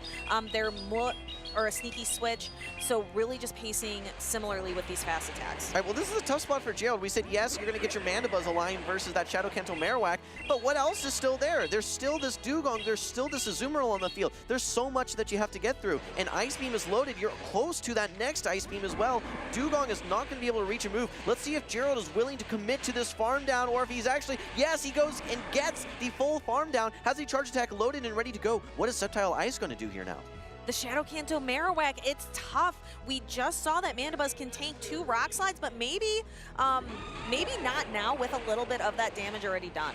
Well, I think this game would be over if Gerald was running Snarl, but he is going to be able to get some damage now and put this Azumarill in range where one Aerial Ace is going to knock out. Sceptile Ice does not have Switch Clock up, so even if Sceptile Ice shields his Azumarill right here, there is another Aerial Ace waiting and ready to go. I think that Sceptile Ice is going to have to try and win this game with the Shadow Kanto Marowak up a shield, but keep in mind, Gerald is up energy and has a a catch potential as well. Yeah, that Dugong is back there, and it is primed to serve as kind of a third shield. We talk about it if you can make that switch happen. So we see a shield of the Aerial Ace. Mandibuzz is going to be looking to score that Dark Pulse. Gerald tries to make a catch, doesn't pull it off. Is that going to leave an opportunity for Sceptile Ice? Yeah, I think Gerald actually waited one turn, and if you're swapping in the middle of that Mudslap, it's just going to register on that Pokemon. I think that you need to actually swap on alignment. Sceptile Ice just needs to get to the second Rock Slide, and he does. Second Rock Slide after the chip damage from the bubbles of the Azumarill, as well as 2 or 3 Ice Shards, does put the Mandibuzz in 2 Rock Slide range. And yes, despite getting favorable alignment from Gerald, being down shields and Sceptile Ice prioritizing the health of his Azumarill, evens up the series 1-1. We have a decisive game number 3 coming up here with when honestly we've been seeing a lot of 2-0 sweeps today, so it's refreshing to get this game 3. What happened in that last game? It was looking really good for Gerald for a good chunk of it. Well, I mean, there were 2 things. I think Gerald at one point swapped out, and Sceptile Ice also swapped out at one point too. They were kind of giving up and kind of tossing back and forth, switch advantage. Now, the one thing that Sceptile Ice did was preserving his Azumarill. He actually swapped out of it at one point as well, knowing that Azumarill, okay, it has a matchup versus this Dugong, I believe it was at the time, and saying, okay, well, maybe there's something else that my Azumarill wants to see. So I like the way that Sceptile Ice was able to preserve and swap out of it to realign it eventually versus that Mandibuzz. But I think the key moment was Gerald just not willing to invest Protect Shields into any of his Pokemon aside from the Mandibuzz. But if you get your Mandibuzz lined up versus Dugong and lined up versus Azumarill, even if you have Protect Shields, they're going to get stripped away really, really quick. So I would have liked to have seen him use those Protect Shields on maybe the Gastrodon or even the Dugong, just to ensure that that Mandibuzz is a bit freer in the back. So I'm wondering how these trainers are going to pivot. Both have a win, and you're in a situation where it's win or go home. Which Pokemon are you having on your team that are going to carry you, that are going to bring you that victory? Okay, well, we're seeing the Shadow Kanto Marowak every single game right now for Sceptile Ice. There's really no reason not to bring it. It does well versus pretty much everything. Even versus the Dugong, it's you know, you still have play to hit for a super effective Rock Slide. There are good plays there, as well as the Mandibuzz that you can hit super effective for. So you have to know that that's coming.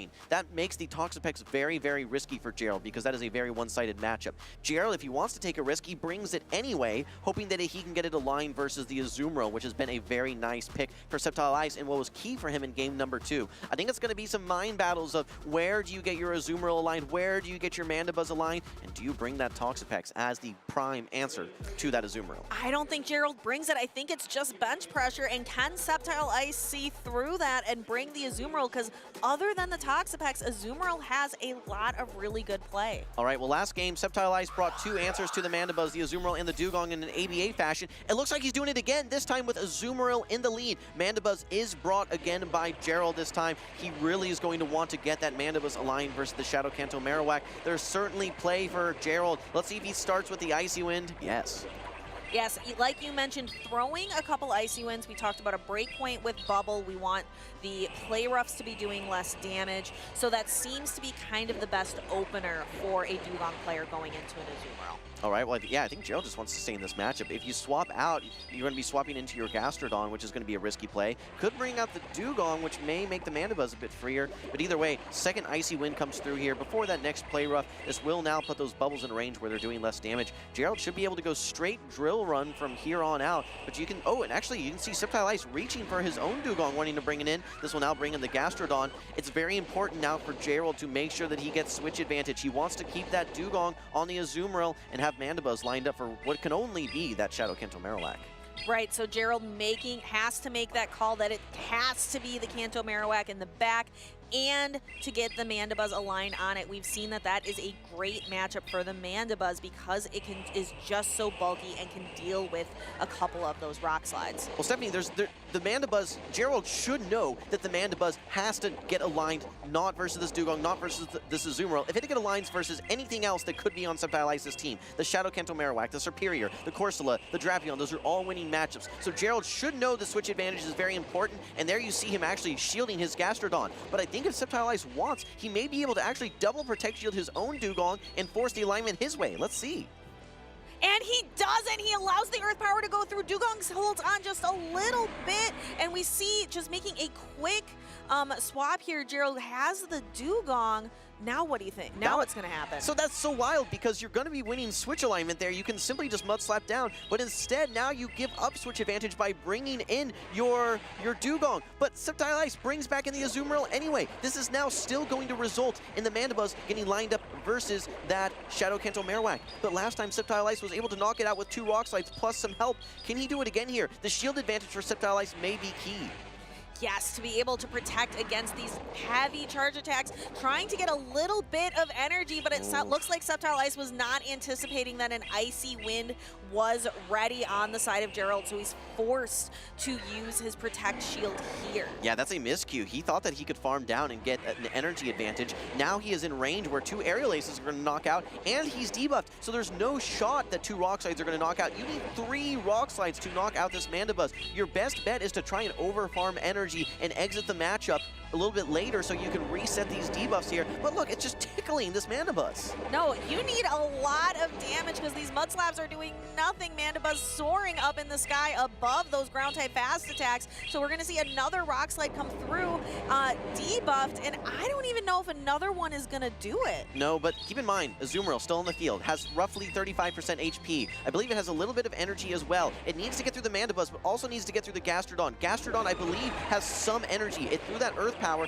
but I think it has 1 or 2 Mud Slaps as well. This is going to be actually shields up this Aerial Ace. I think Gerald thinks that he may be able to farm down that Gastrodon before it's able to reach a Body Slam. This is a pretty aggressive play right now. Actually, no, does get to the Body Slam here. You can see Gerald shake his fist. Protect shields are down. Sceptile Ice, I don't think is going to hang on with his Azumarill. Still has a tiny bit of the Marowak, but I don't know that he's going to be able to get to the Rock Slide. Azumarill does hang on. Oh, but the farm down.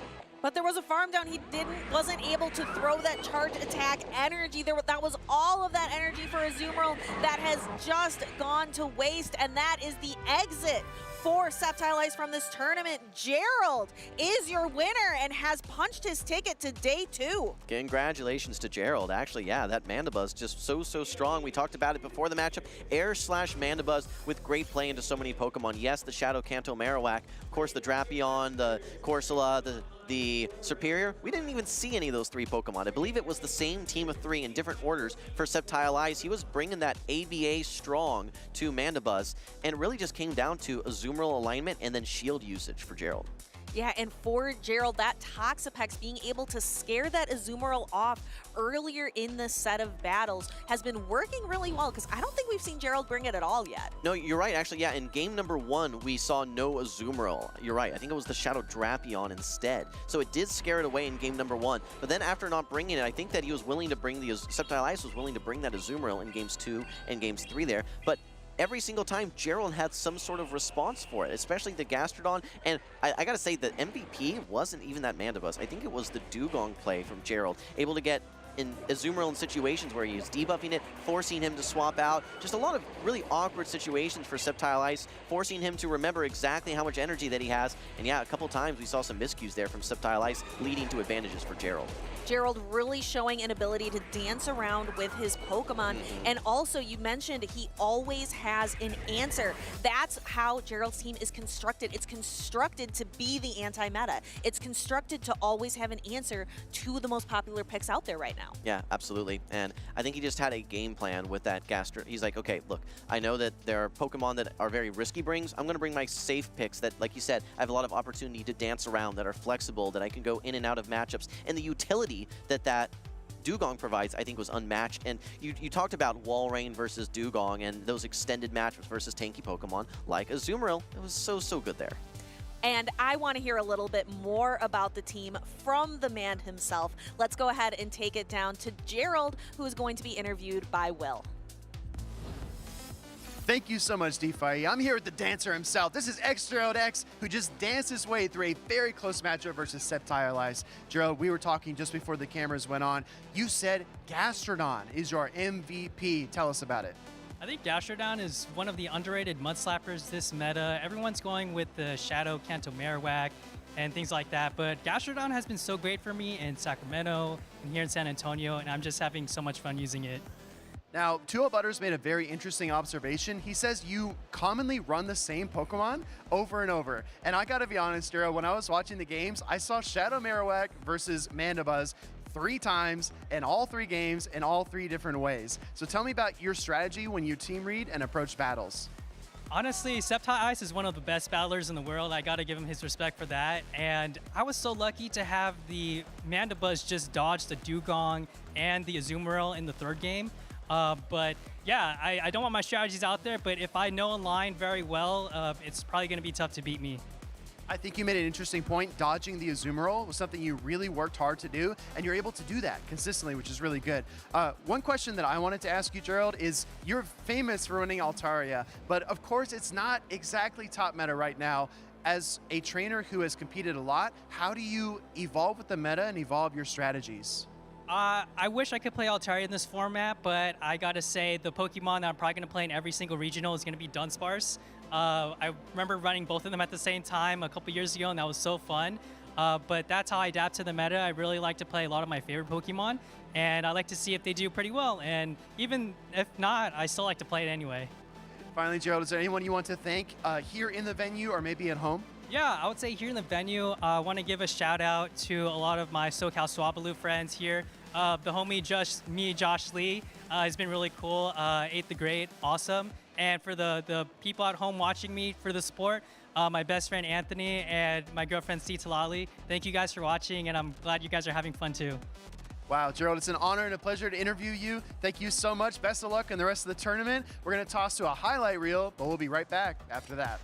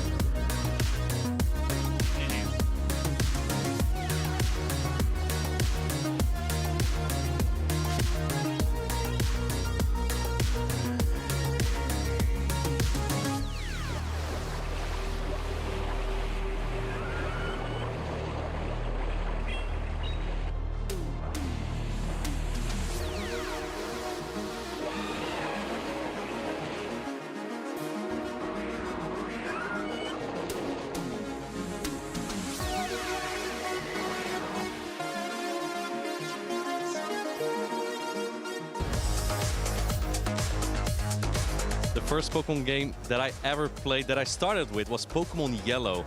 That was one of the first generation games, and you had a Pikachu following you, and I really liked that, just that concept. The favorite Pokemon of mine of any generation is Giratina Origin. Call me a normie, I like a legendary Pokemon, but it's just been so good for me, not just in Pokemon Go, but also in the main series. I really loved Pokemon Platinum, where Giratina got its own role in that story. The furthest I've ever traveled for a Pokemon event, kind of tough to decide because I've been to the World Championships in Japan, which was about a 16-hour flight, and then Hawaii had an 11-hour flight and a 5-hour flight, so I go anywhere for Pokemon. The player that I look up the most right now is Colin Six, my fellow Dutchman. There's always a discussion going on within the Netherlands, who's the best Dutch battler? I would say right now that's Colin. He's been so consistent in so many tournaments. I haven't played for a while, since the World Championships. It was Stuttgart and then Toronto, but in the meantime Colin has been so successful and I really respect him for that. The most memorable match that I had on stream, I have two of them actually, which is both the grand finals of Utrecht and at the World Championships in Utrecht. Just winning bracket resetting against Fablondinas was amazing, and the support that I have, and that same support. I remember the 23 World Championships, the crowd wasn't as filled as was 2024, and I think that I had a big part in that. I'd like to believe that, and I really love the support that I always have. People that stay up late, but they still come up early to watch me. Beautiful. I usually don't eat much on the day of a tournament, and when I do, I like something dry, just like fries without any sauce or something, just to fill up a little bit and have some more steam for the next battles. But generally, I don't eat a lot on tournament days. That is whether I'm playing or shoutcasting. I think the correct answer to what I would like to eat is fruit, but I do like a bag of chips.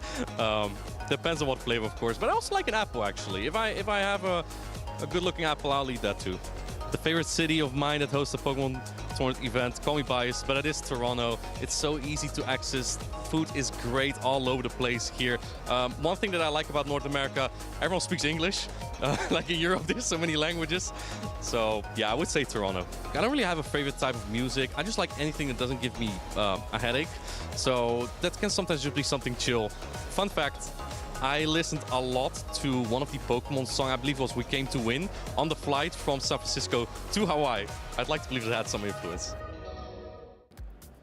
Welcome in, everyone. I'm here with one of NA's top trainers. This is Arrow. And Arrow, you're very, very popular in the competitive circuit. You've got a lot of accolades to your name. But one thing that you're really famous for is what people have called the Arrow battle approach. Tell us about that. Yeah, the Arrow battle approach is simple. You look at a team and you pick out which Pokemon is you're weakest to, and then you lead a Pokemon that's weak to it. But how do you counter that Pokemon? How do you cover it with the B slot? With another Pokemon in the back weak to it. Okay. But you have to have a Pokemon that can beat it. So that's where the B comes in, the battle. All right.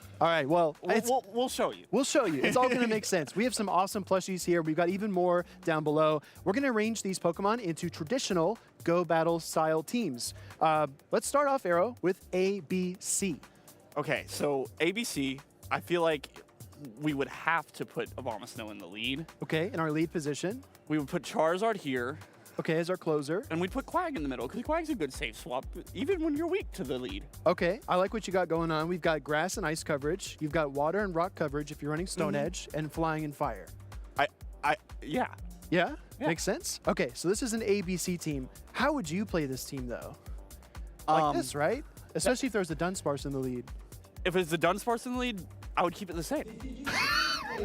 But Abomasnow is weak to rock. You can live a rock slide. Okay. All right. There's ways to win games. You have if you lead into the Dunsparce, you have to be able to save Zard later.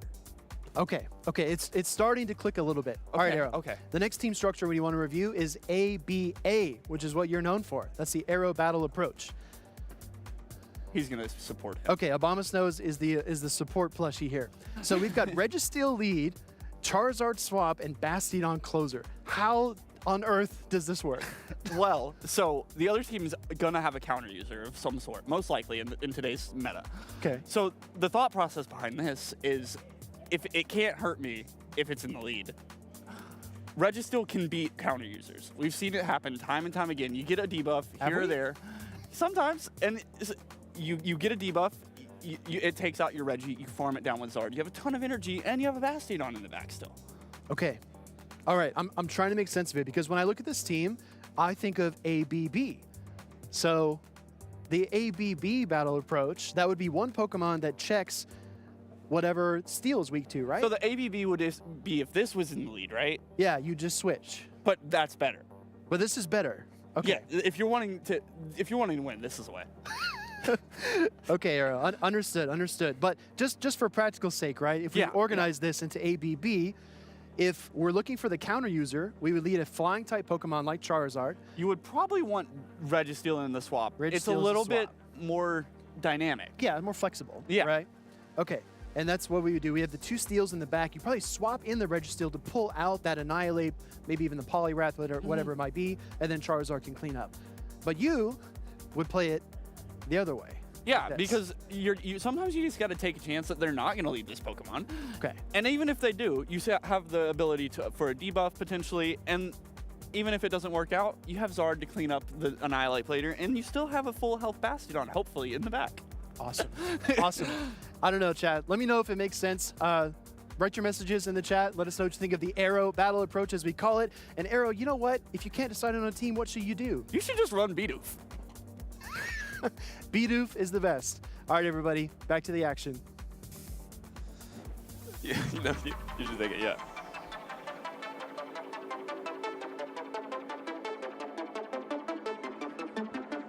When in doubt, just play Bidoof, according to Arrow, our famous trainer who patented the Arrow battle approach.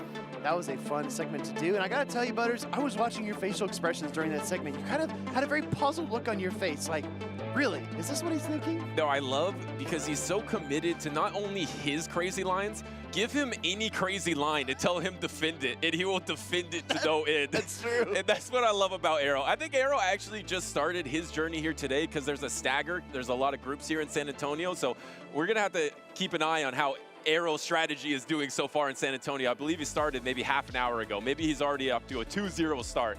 Who knows? Make sure to check that bracket so you can keep it up to date with all of your favorite trainers and see how they're progressing through the tournament here in San Antonio. But we've had some really exciting sets already, Butters.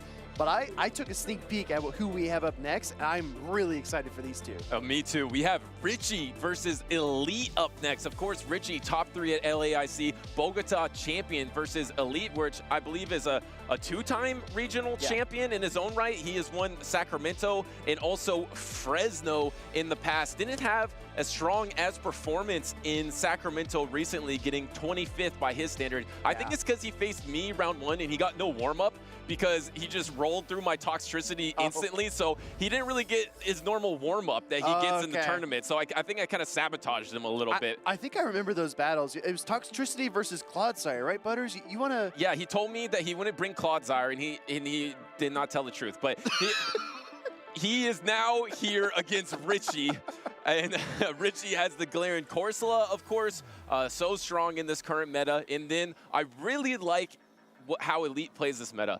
In my eyes, he has 3 Pokemon that can be closers and can finish up a battle. That's Ariados, Shadow Drapion, and Feraligatr. He often brings a lot of those Pokemon. Only one in this game number 1, though, and he's actually bringing triple water to start off this losers finals. Triple water into a jump bluff team, so I think Arrow might be a fan of this team composition already from Elite. Gonna go ahead and fire off the first crunch of the game. We're gonna see so many crunches this weekend, chat. Make sure to keep track of them all together as a team. First crunch does connect and trigger the defense fall, and then we see the pivot into a Azumarill to soak the Icy Wind. What anticipation? The not very effective Icy Wind. It is resisted here, and yeah, let's keep track. How many crunches and how many Aqua Tails? I think Aqua Tail is gonna lead the league here in usage. Maybe Hydro Cannon can get up there too, but now you have this debuffed Azumarill into the Feraligatr, but it's actually not terrible because you need 2 play roughs regardless, so it doesn't really matter that you're debuffed by 1 stage. Yeah, I mean, I would argue if it's not debuffed, maybe you can get away with the play rough plus Ice Beam,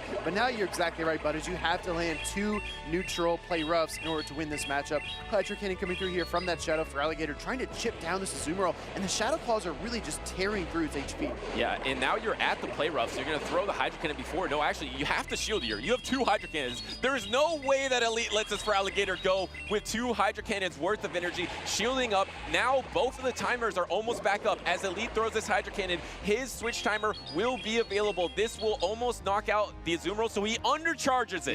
Yeah, I was thinking there might be an undercharge here. He knows that Azumarill just fired the Ice Beam. However, he allows Richie's Azumarill to get away, and that Pokemon could be a potential sacrificial swap down the road. Now, Elite is paired up against a Galarian Corsola. His switch timer is also up, but there's no Drapion here on his team for this game number 1, so he's forced to stay in. And that was a nice punish to the undercharge by Richie, but the problem is now you just have to soak both of these Hydro Cannons, giving up your last Protect Shield of the battle to get this Astonish down, and now you're going to be faced by the bulk of the Azumarill. Excuse me, there actually is one Protect Shield remaining for both of these trainers. Going for the Nightshade here, going to do just a little bit into the Azumarill. You have a almost fully health Shadow Drapion in the back though, and remember that Dugong does have a little bit under less than half. These switch timers for these two trainers are basically like a plate of scrambled eggs. They're all over the place, and it's really hard to tell which trainer is going to be able to switch and how they're going to play this out. But it looks like Richie does have the swap available to him. Does he let the Galarian Corsola go? The trick though, Butters, I don't know if this Ice Beam is enough. Yeah, and he doesn't undercharge. Looked like he was going to undercharge it for a second, but it does knock out, and now the Shadow Drapion is going to come in, but Elite is pretty energy dry here without a Protect Shield, but it doesn't really matter because this is not going to knock out. Do you try to go for that swap onto this Ice Beam or Play Rough to preserve your shield here? This is going to be crucial for Richie. Does he try to go for it? No, actually going to be able to register that Ice Beam and use the last Protect Shield. Richie doesn't like that. I think he wanted to try to get that swap. Yeah, but look at Richie. He does have that Azumarill there. He can go for the swap to avoid the combo play, excuse me. Dugong comes in here, and this is where really tracking the energy throughout the game is so critical. Richie knows exactly where this Dugong is. He's able to throw the crunch. I think this will knock out. Yeah, and if it knocks out, it's trouble for Elite, as it does knock out the Dugong here. The Feraligatr, I believe, is energy dry, throwing its last Hydro Cannon versus the Galarian Corsola. Azumarill's energy dry. Shadow Drapion once again is going to go for another sweep here in San Antonio. And Richie just absolutely devouring the fairy type Azumarill with the poison stings, has the crunch loaded, and like you said, Butters, there is nothing left in the tank for that Shadow Feraligatr. And this match throwing all the crunches for Richie here, securing the full sweep against Elite, and now has a 1-0 advantage, and Elite is only one match loss away from elimination here in San Antonio. Let me tell you a little something about Elite, right? You said that he won 2 regional championships. He was undefeated in grand finals appearances, but we saw the first crack in the armor versus Wadaj in Baltimore. He was unable to close out a 3rd grand finals appearance. First time he had lost to grand finals in 3 years. I mean, that's pretty remarkable, but at the same time, he might have some weaknesses here, and Richie's looking to dial in and exploit those on the stage. Yeah, and Richie, who we didn't mention before, actually won the Charlotte Regional as well in 2023. Of course, we did mention the top 3 performance at the Latin American International Championships. A much different team, actually, but he was one of the first trainers to make good use of Annihilate. Annihilate and Primeape wasn't used that much. In the Final 4 for Latin American International Championships, there was Ashton Ash at number 4 with the Primeape, and the only one in the top 3 with Annihilate was Richie. So he was one of those first influential trainers to bring Annihilate on the map here, and he has it once again here in San Antonio. He also piloted that Galarian Corsola to his regional championship this season, so he's very familiar with the Ghost-type Pokemon. But on the opposing side, Elite does have a lot of coverage. The Shadow Drapion and the Shadow Feraligatr can really punish Ghost-type Pokemon. I think that Richie's going to look to avoid those as we go into game number 2. Like you said, Butters, this might be an elimination game for Elite. And Elite got 25th in Sacramento. Here's a trainer that's very used to top cutting and getting all the way to the end. Can he reverse sweep Richie here, who has been on fire in this season? It is that Annihilate, the Pokemon of choice for Richie versus the Shadow Drapion. No shield, though, on the first crunch of the battle. I think this is okay, right? Because as a Ghost type, you are resisting the Poison Sting, so the first crunch can come through. No defense drop either. Now we see the Rage Fist getting fired into the Feraligatr. This opens up a great opportunity for Richie to swap. Does he go to his own Shadow Drapion here? And he is behind a little bit on energy now, so this is a little bit of trouble because you you get to these Hydra Cannons at the same time as the Crunch, but you're either 1 or 2 Shadow Claws ahead. So Richie, to get back on pace, would have to double bait with Aqua Tails. Elite's going to get the Protect Shield on that first Hydra Cannon. But here's the thing. I think the Poison Stings and the counters have put this Feraligatr within Crunch range. The Shadow versus Shadow matchup is very volatile, and if this charge attack connects, it would be devastating. So Elite wisely is going to shield. And no defense drop once again. Here comes the next Hydra Cannon. Does he get back to his timer here? This Hydra Cannon is going to get Protect Shielded. If he stays in this matchup, I think he's going to absorb a Crunch, and that's going to be a knockout. So his timer is up, and he swaps immediately. Now he's going to soak this Aqua Tail, but the problem is for Elite, I think that Richie can just double Aqua Tail here, and if he double Aqua Tails, now this Shadow Drapion's coming out of this matchup so healthy, but no, instead swaps to the Annihilate. I like that too, because this soaks the energy. It does soak the energy, and it honestly weakens this Shadow Drapion for Elite to the point where you might be able to farm it down. Will we see something really gutsy like an Astonish down with that Galarian Corsola, or does Richie come back in with his own Shadow Drapion? Oh yeah, but I'm not sure about that because there wasn't a clear way to farm down Elite's Shadow Drapion, because you can't come in with your Corsola and you can't come in with your Drapion to Poison Sting down. So now you have to take the Aqua Tail. So at first, I actually like that play of the Annihilate pivot, but now this actually puts him in a very weakened position versus the backline as he takes that Aqua Tail. At least he does get that Poison Sting down. There's just so much damage, right, to distribute across the board when you have a Pokemon like Shadow Drapion that's loaded with energy. And now Richie's looking to rebound, kind of slingshot himself back from a loss of momentum. Gonna fire the Crunch into that Dugong. No defense drop, and now the pivot. Oh, does he get there? No! No, he panics. He doesn't get the Aqua Tail. That Aqua Tail would have been huge, because then you probably would have been able to Astonish down. Now it's going to come down to if can Elite get to the back-to-back Hydra Cannon before the Astonish down happens, or before the Nightshade here. I believe he is maybe 6 turns away from that back-to-back Hydra Cannon. The additional buffer is that Dugong is outside of Power Gem range, so even though he gets the full Astonish down, and this is going to be super effective, I still think Elite has a chance. Yeah, Power Gem is going to be super effective here. Richie knows these matchups with the Galarian Corsola better than most. He is shrugging here, thinking it's not enough, and it's not enough. And now Elite's going to be able to hang on, get to the drill run, and his tournament dreams are still alive. Look at Elite's face. No reaction, no sigh of relief whatsoever. He knows that all he did in that game was keep himself in the tournament in San Antonio. He needs to do more to move on from this round. The job's not done yet for Elite. Elite wants to get to day number 2 here, ties up the series versus Richie. Richie had that crucial pivot of the Annihilate to soak that Aqua Tail, but I think he had the opportunity to double Aqua Tail on his own Shadow Drapion, and maybe that was the position that Elite got ahead. Yeah, I think so as well. I think that Shadow Drapion just loaded with energy, especially when the shields start to go down, is so meddlesome, right? You fire off the Aqua Tails, you fire the Crunches, you have to distribute the damage across your entire team, because if you just send in one Pokemon, it's going to get absolutely annihilated. And as we take a closer look at this team, 2 Pokemon actually that we have not seen at all from Elite in this series so far are the Ariados and the Shadow Kanto Marowak. And the thing that's hard about bringing Ariados into a Galarian Corsola meta is the Galarian Corsola. It's just so bad in that matchup. Yes, you can Trailblaze it, you can or lunge it, and you can do some gimmicks to make it not terrible, but really,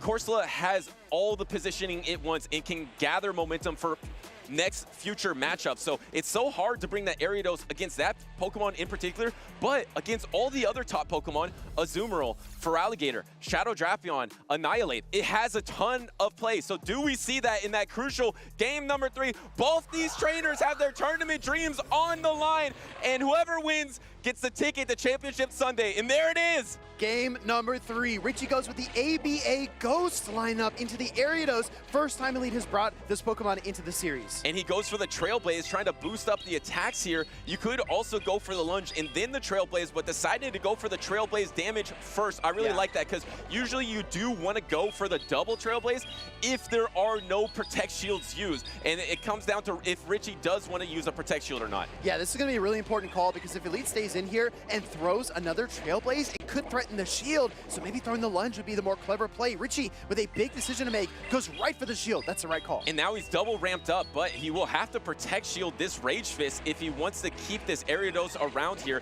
And here comes the Rage Fist. It's going to be coming right before the Trailblaze is available and gets the protect shield from Elite. So now, do you try to swap onto your Galarian Corsola or try to soak this energy somewhere else? It's going to do a lot of damage. Here comes the pivot into the Corsola. That is looking what Rich is going to do, and he actually didn't throw. He could have thrown a double buff Trailblaze, but decided to swap. I'm honestly shocked, right? I'm honestly very, very surprised by that, but Richie likes to do that. He likes to bank energy and switch the Pokemon out, throw his opponent off balance, but will Elite fall for the trick? Hydro Cannon does connect. Now this Galarian Corsola is going to look to land a Nightshade against the Feraligatr. I think Feraligatr might barely be able to hold on, but it's going to be super close. And he does throw up the protection here. Can you get the Shadow Claw down before the back-to-back Nightshade? I don't think you can. I think you're going to be able to get that back-to-back Nightshade. So Elite had to throw the Hydro Cannon to ensure that he doesn't take that Nightshade there. But look at that, the charge tech priority on uneven timing. Elite is so in tune with the counts that he just does not allow it to happen. He takes that shield. He says, if you're going to take my Feraligatr, I'm taking your final protect shield. And now it's going to be Azumarill versus the world here.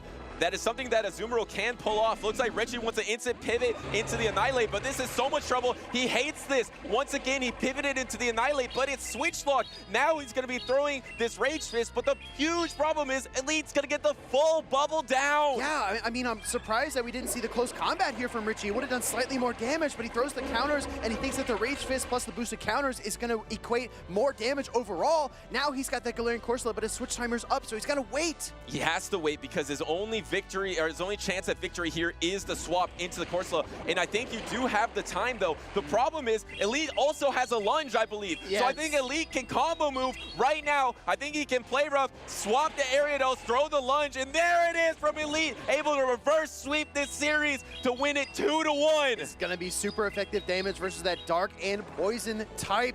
And lunge is not quite enough. Drapion hangs in there. Now we see the Corsola swap in and clear the debuff, and another lunge from the Ariados. I gotta say, Butters, this Ariados showed up at the perfect time for Elite in a pivotal Game 3. And this Pokemon has a lot of upside in this meta, and with a trainer like Elite, it's a simultaneous KO, but there is one Pokemon remaining for Elite, so he takes the victory, moves on to top cut on the loser side of the bracket, day number 2.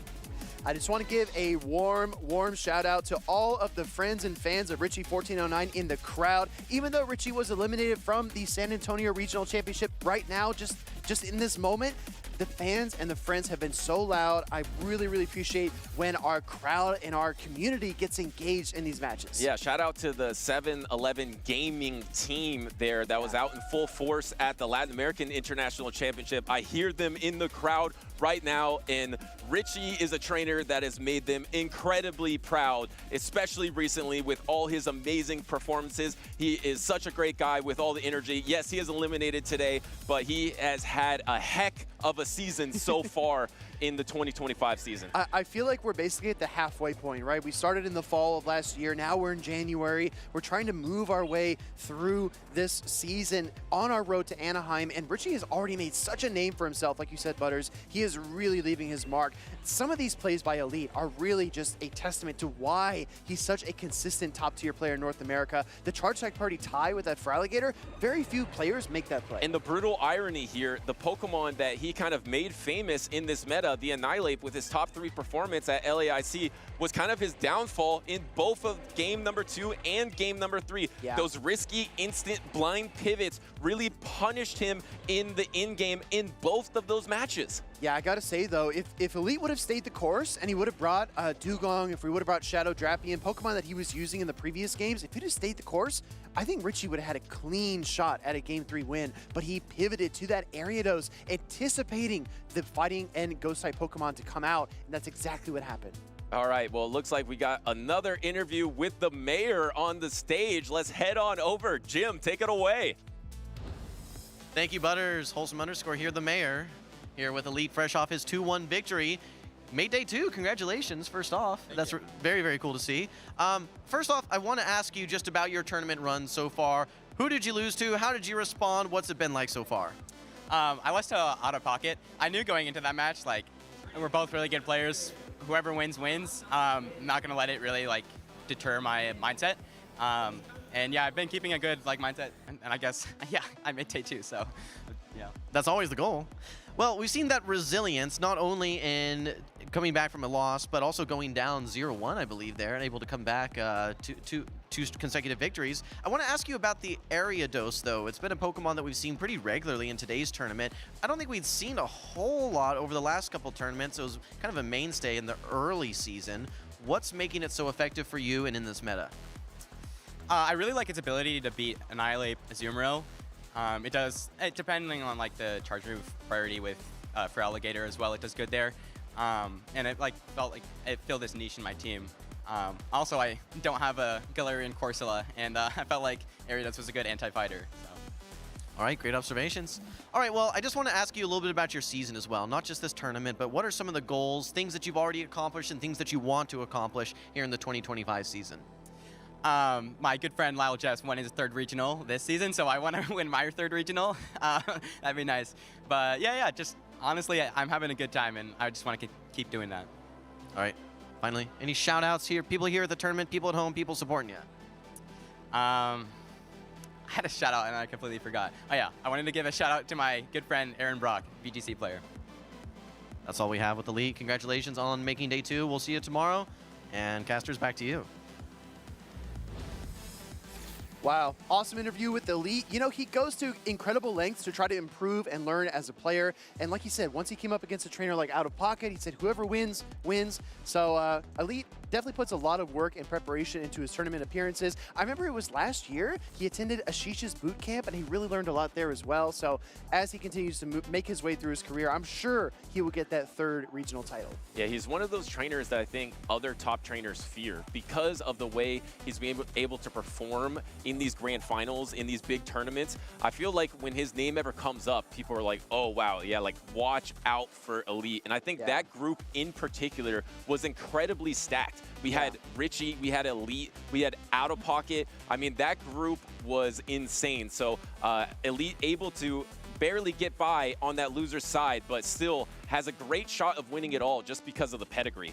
When you look at a bracket like that, at a group like that, you think, okay, most of these trainers are probably going to make day 2. But we also had our own predictions about which Pokemon and which players would punch their ticket in day number 2. I picked Arrow, and you know what, Butters? Our producer said, oh, I don't know, that sounds kind of risky.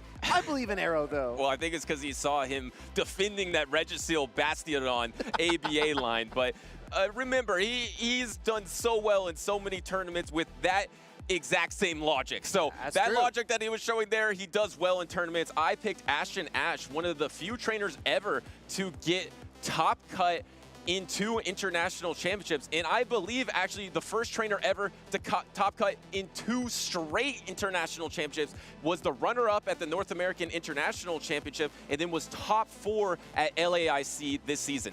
Butters, I just got word from production. You're not going to believe this. D5E's pick, H. Shira, took down Ashton Ash and sent him to the loser side of the bracket. So her pick topped your pick in this tournament so far. Well done. I mean, that is no small feat from a trainer who I believe is just starting her championship series journey. She has been really strong on the Go Battle League leaderboard, a really talented trainer, taking out a trainer who's top cut in 2 straight international championships. Maybe we're going to see her on stage later on today. I can't wait. Yeah, it's going to be really exciting. It's always fun to kind of track these players. I know we encourage everyone at home to kind of follow their favorite players, whether it's Mango, Rockhaven, Out of Pocket, or anyone else beyond that. I really feel like it's fun as casters as well to kind of, look at who's moving their way through the bracket and who they're up against, see how tough the competition really is. But this is going to be fun because Rockhaven was on the stream earlier today, I believe.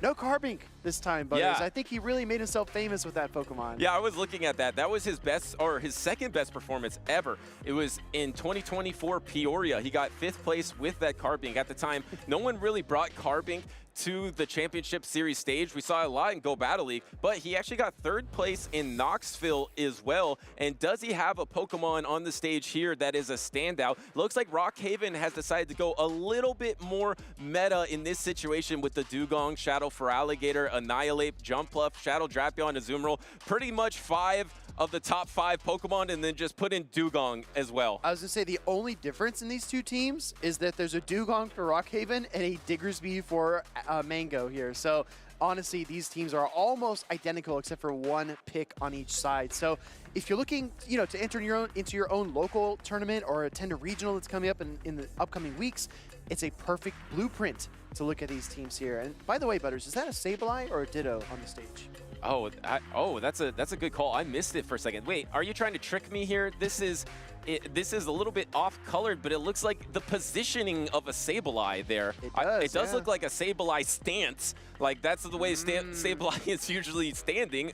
I bet you didn't expect a quiz today. Yeah, I did it. Do you have an answer? Yeah, it looks like a Ditto to me, judging by the smile. Oh, okay, yeah. Judging by the smile in the eyes. But anyways, let's get back to the players. Rockhaven going to take on Mango here. One of these trainers is already locked in and is ready to go into this matchup, but really, I think a lot pivots around those two picks from these trainers, the Dugong for Rockhaven and the Diggersby for Mango. Yeah, and what it comes down to me is the fact that Shadow Drapion, like it needs anything else to be safe, but it becomes a little bit more safe for Mango here because there's no hard answer from Rockhaven. But you have the Diggersby for Mango versus Rockhaven Shadow Drapion. So I expect Shadow Drapion to be on Mango's side, and there it is in the lead, and it's absent from Rockhaven's side. Yeah, very nice call there, Butters. We're going to see the Drapion probably fire off that Crunch after 7 Poison Stings because that puts you right below the Icy Wind turn cycle for the Dugong. So 7 Poison Stings into the Crunch is going to leave 2 residual Poison Stings worth of energy. You might see a pivot here. And kind of ABB weak to Jump Pluff, and actually here comes an Icy Wind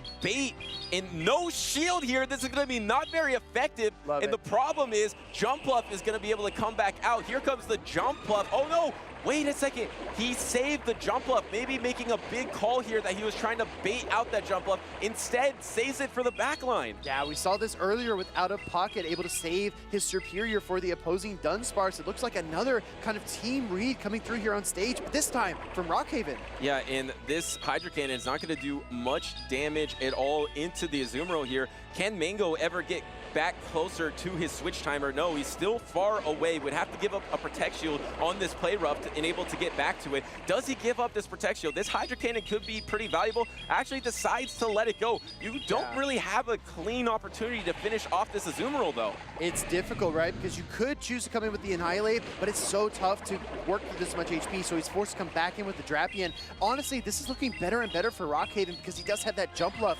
lurking as his 3rd Pokemon. And you really are not affected by any of the charge attack energy of the Annihilate when it has the Rage Fist and the close combat. And look at all this form up that you're getting and then throwing exactly when the Ice Beam is available to get the knockout with the Aqua Tail. Do you ever shield here just to charge attack priority? No, because there would be a back-to-back from Mango. Yeah, there'd be a back-to-back. So Mango really built in a nice win condition there by ensuring he would take that Azumarill down no matter what. Now we see a weakened Dugong and a Jump Bluff in the back for Rockhaven. Comes in with the Dugong, doesn't reveal his 3rd Pokemon yet, but I gotta be honest, Butters, this Crunch will absolutely KO the Dugong if it connects. Yeah, because if you don't Protect Shield this, Jump Bluff has to get all the way to Aerial Ace to knock out. You're not going to be able to Fairy Wind down a Shadow Drapion. Instant pivot, and there it goes for Rockhaven.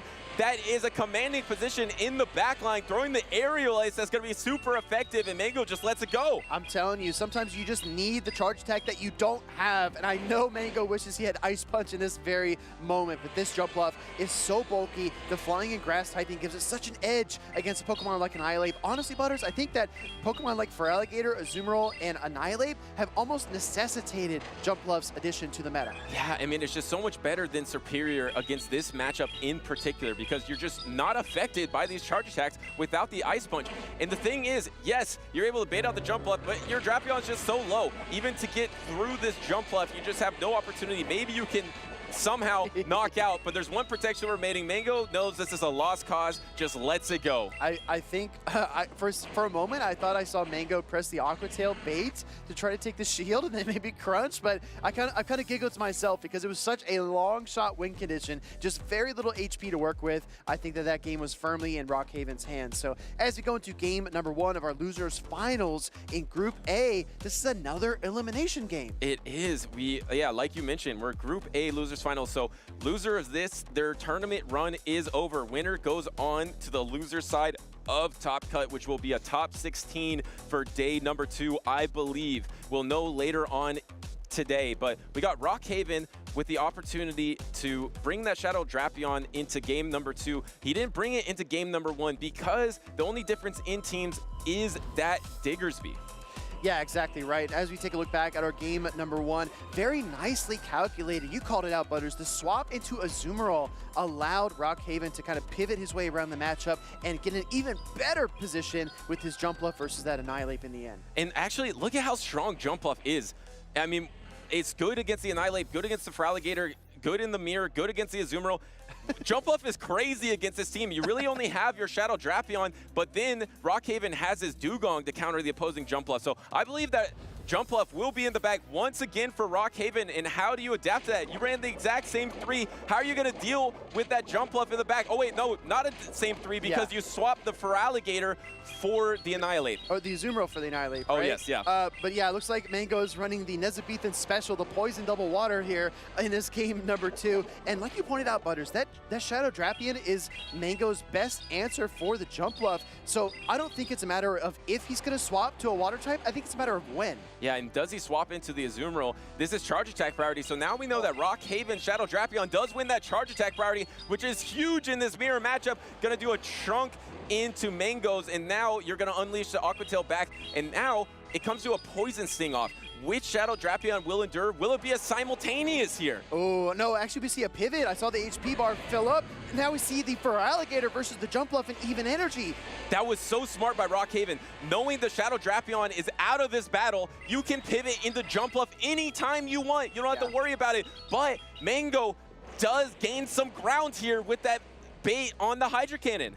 He absolutely does, and we see the Aerial Ace get fired off here. Might be a bait as well. It's up to Mango to call this charge attack, and he does! You gotta take some risks to get back into this game, and Mango just took one right there. 2 big calls in a row for Mango here. It's not at the Ice Beam, so doesn't throw his energy here, and Rockhaven's just happy to get the Protect Shield on this Aerial Ace. And can you ever get back to your timer? You're probably gonna throw another bait or an Ice Beam here. Then maybe you try to catch an Aerial Ace on your Azumarill. No, it's actually charge attack priority. Yeah, and I think because of the bait, I believe because of the bait of the Hydro Cannon earlier, Mango might be able to go back-to-back Ice Beams. Does Rockhaven know that? Because he's still 4 Fairy Winds away from the next Aerial Ace. And it's going to be close here. Can you get to the Ice Beam after 4 Shadow Claws? A little bit of undercharge there, but it doesn't matter. Can he get to the Ice Beam at the exact same pacing? Actually looks like he's ahead. No, it's actually exact same pacing. No! But Simul Swap! What play, what call, what awareness from both of these trainers. Expecting to catch the Ice Beam, Mango made the switch, expecting to catch the Aerial Ace. Rockhaven made the switch, and now we've got an Azumarill mirror match on the field. And I gotta be honest, Butters, that Feraligatr is gonna win the charge attack priority over the Jumpluff, so it really is gonna come down to the wild cards, which are the weakened Drapions in the back. It feels less like a fight, more like a dance. And both these trainers are on the same beat, having the same thought process in this battle, swapping into the Azumarill at the exact same moment. I'm telling you, right? I move, you move, we move. That's how these trainers are moving here in San Antonio, Texas. We're going to see another play rough get fired off here by Mango as these two trainers kind of whittle each other's Azumarills down and try to find an opening. There's so much pressure in the back line from Mango, though. Because he has a Hydro Cannon and an Ice Beam banked, at any moment he can swap and unleash it. It actually puts a ton of pressure onto Rockhaven because he's always going to win charge attack priority. Swap in the Jumpluff. Now Jumpluff has the Energy Ball, and he catches it! Catches the Energy Ball, resisted in the Shadow Drapion that has no health! Mango is ice cold like that Glaceon on the stage next to him, catches the Energy Ball in the Drapion, and all the questions that we've had, Butters, are starting to get answered. He does still have the Ice Beam on the Feraligatr. Does he bring it in? Does he send the Azumarill back in? Gonna come in with the Feraligatr. And he can farm up. He's farming up a little bit because the Fairy Wind doesn't do very much damage at all, so he's gonna get this knockout with a double super effective Ice Beam, and he's gonna have an opportunity to get to a charge attack versus that Azumarill as well. Insane plays from Mango. The swap, I think, might have sealed this, but Rockhaven gonna look to fight back here. He still has the Drapion in his back pocket. We're gonna see a couple bubbles come out of the Ice Beam. He didn't throw, but the thing is, you still have your Azumarill that can get to a charge attack, but Rockhaven has an opportunity if he can somehow swap into his Drapion and soak that energy. It's not over for Rockhaven. He has an opportunity. It's right here. Does he swap? No, the pause, and then the attempt, but Mango's able to pull it off. Mango waits for that bubble to come through and then throws the play rough to negate any potential of a swap from Rockhaven. Now the Drapion comes in here, but only 2 more bubbles are needed, and with 20 seconds left on the clock, Mango's able to win this battle. That was just clean. That was clean Pokemon Go PvP on display there for Mango. You were saying you might want to look at these teams if you're a trainer out there trying to build a team. You might want to look at the gameplay from these trainers because they are absolutely on point. Just how calm was Mango there with his tournament on the line, pull off move after move.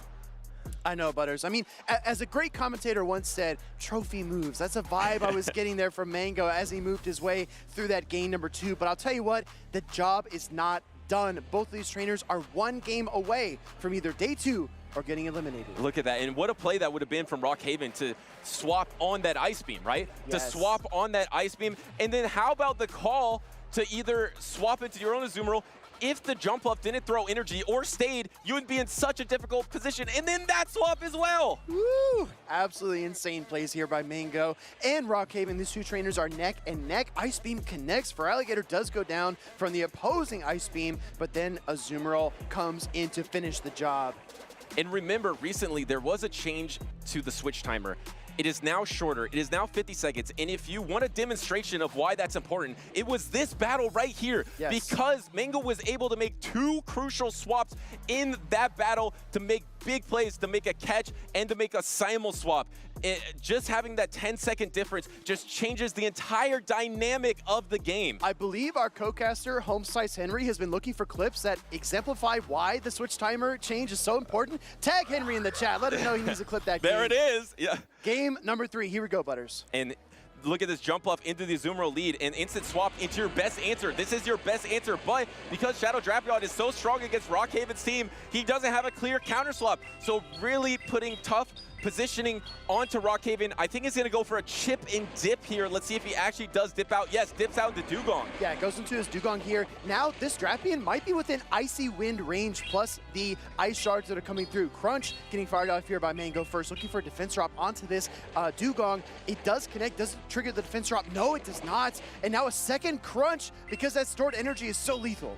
Yeah, and you were able to get almost get to a crunch against the jump left before it chipped and dip, and now you get double crunch into this Dugong. You are going to be able to get to attack here, but even if you Icy Wind, you kind of were slow on that Icy Wind, and now you have to use, no, you actually just let the Dugong go. You full sacrifice your Dugong. Not very effective, but you still don't have an opportunity to farm this Drapion down. It's going to be so tough, right? You can't Poison Sting it down. You can't Fairy Wind it down. This Shadow Drapion is going to get to another charge attack no matter what. So as Rockhaven, he just needs to decide where that charge attack is going to go.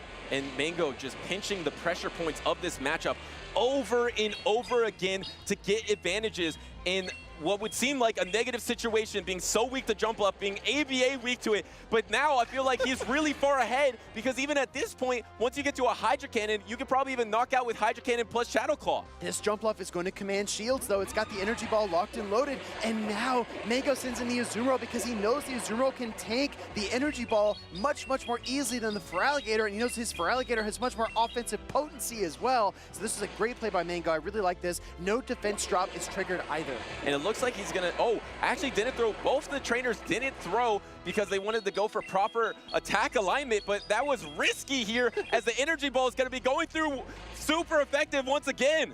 Oh, and the blind throw of the Ice Beam into the Shadow Drapion. This is honestly pretty tricky for Mango because how is he going to fast attack this down? He's got resistant Shadow Claws on the Feraligatr and no health left on his Azumarill. That was a really smart swap by Rockhaven. You're exactly right because you have no opportunity to fast attack down. Your health doesn't matter at this point. And here comes the Aqua Tail bait into a Protect Shield. Rockhaven is back. He is so back in this game. He's never been so back. And now the Feraligatr is going to look for the Hydro Cannons here against the Shadow Drapion. Going to fire this one off right now. There is no world in this or the next that I think Rockhaven does not Protect Shield these Hydro Cannons. But meanwhile, his switch timer is expiring. He might be able to reach for that jump left. And this is the crunch. Does he try to call it? No. He does Protect Shield, knowing that if he lets the crunch through, his tournament is over. Throwing up the last Protect Shield of the game. There is still one remaining for Rockhaven, but it's going to be going down right here to this Hydro Cannon. Here comes a Hydro Cannon. Final Protect Shield going up. Shadow Drapion looks poised to pounce on the matchup, but the switch time is up for Mango. Can he make a catch right here? This is so important. Oh, and he does! Incredible plays by Mango. Once again, this is an undercharge, so maybe it's not going to knock out. You get a Poison Sting here. There is no knockout, and yes, you get one Poison Sting off, but is it going to matter here? The Feraligatr is going to be able to get there before the crunch. And oh my goodness, these trainers are on fire, Will. They're absolutely tearing this stage apart. Hydro Cannon connects, another undercharge. Do we get the Shadow Claw down? He's 3 away. No! Aerial Ace, Rock Haven! One of the best series I have ever seen as a commentator. Rockhaven takes it 2-1 to make it on to day number 2 in San Antonio. Wow, wow. Yeah, we need applause in the stands. That was absolutely insane. Butters, we're only halfway through day 1. I'm already starting to lose my voice. That was seriously one of the best series I have ever seen.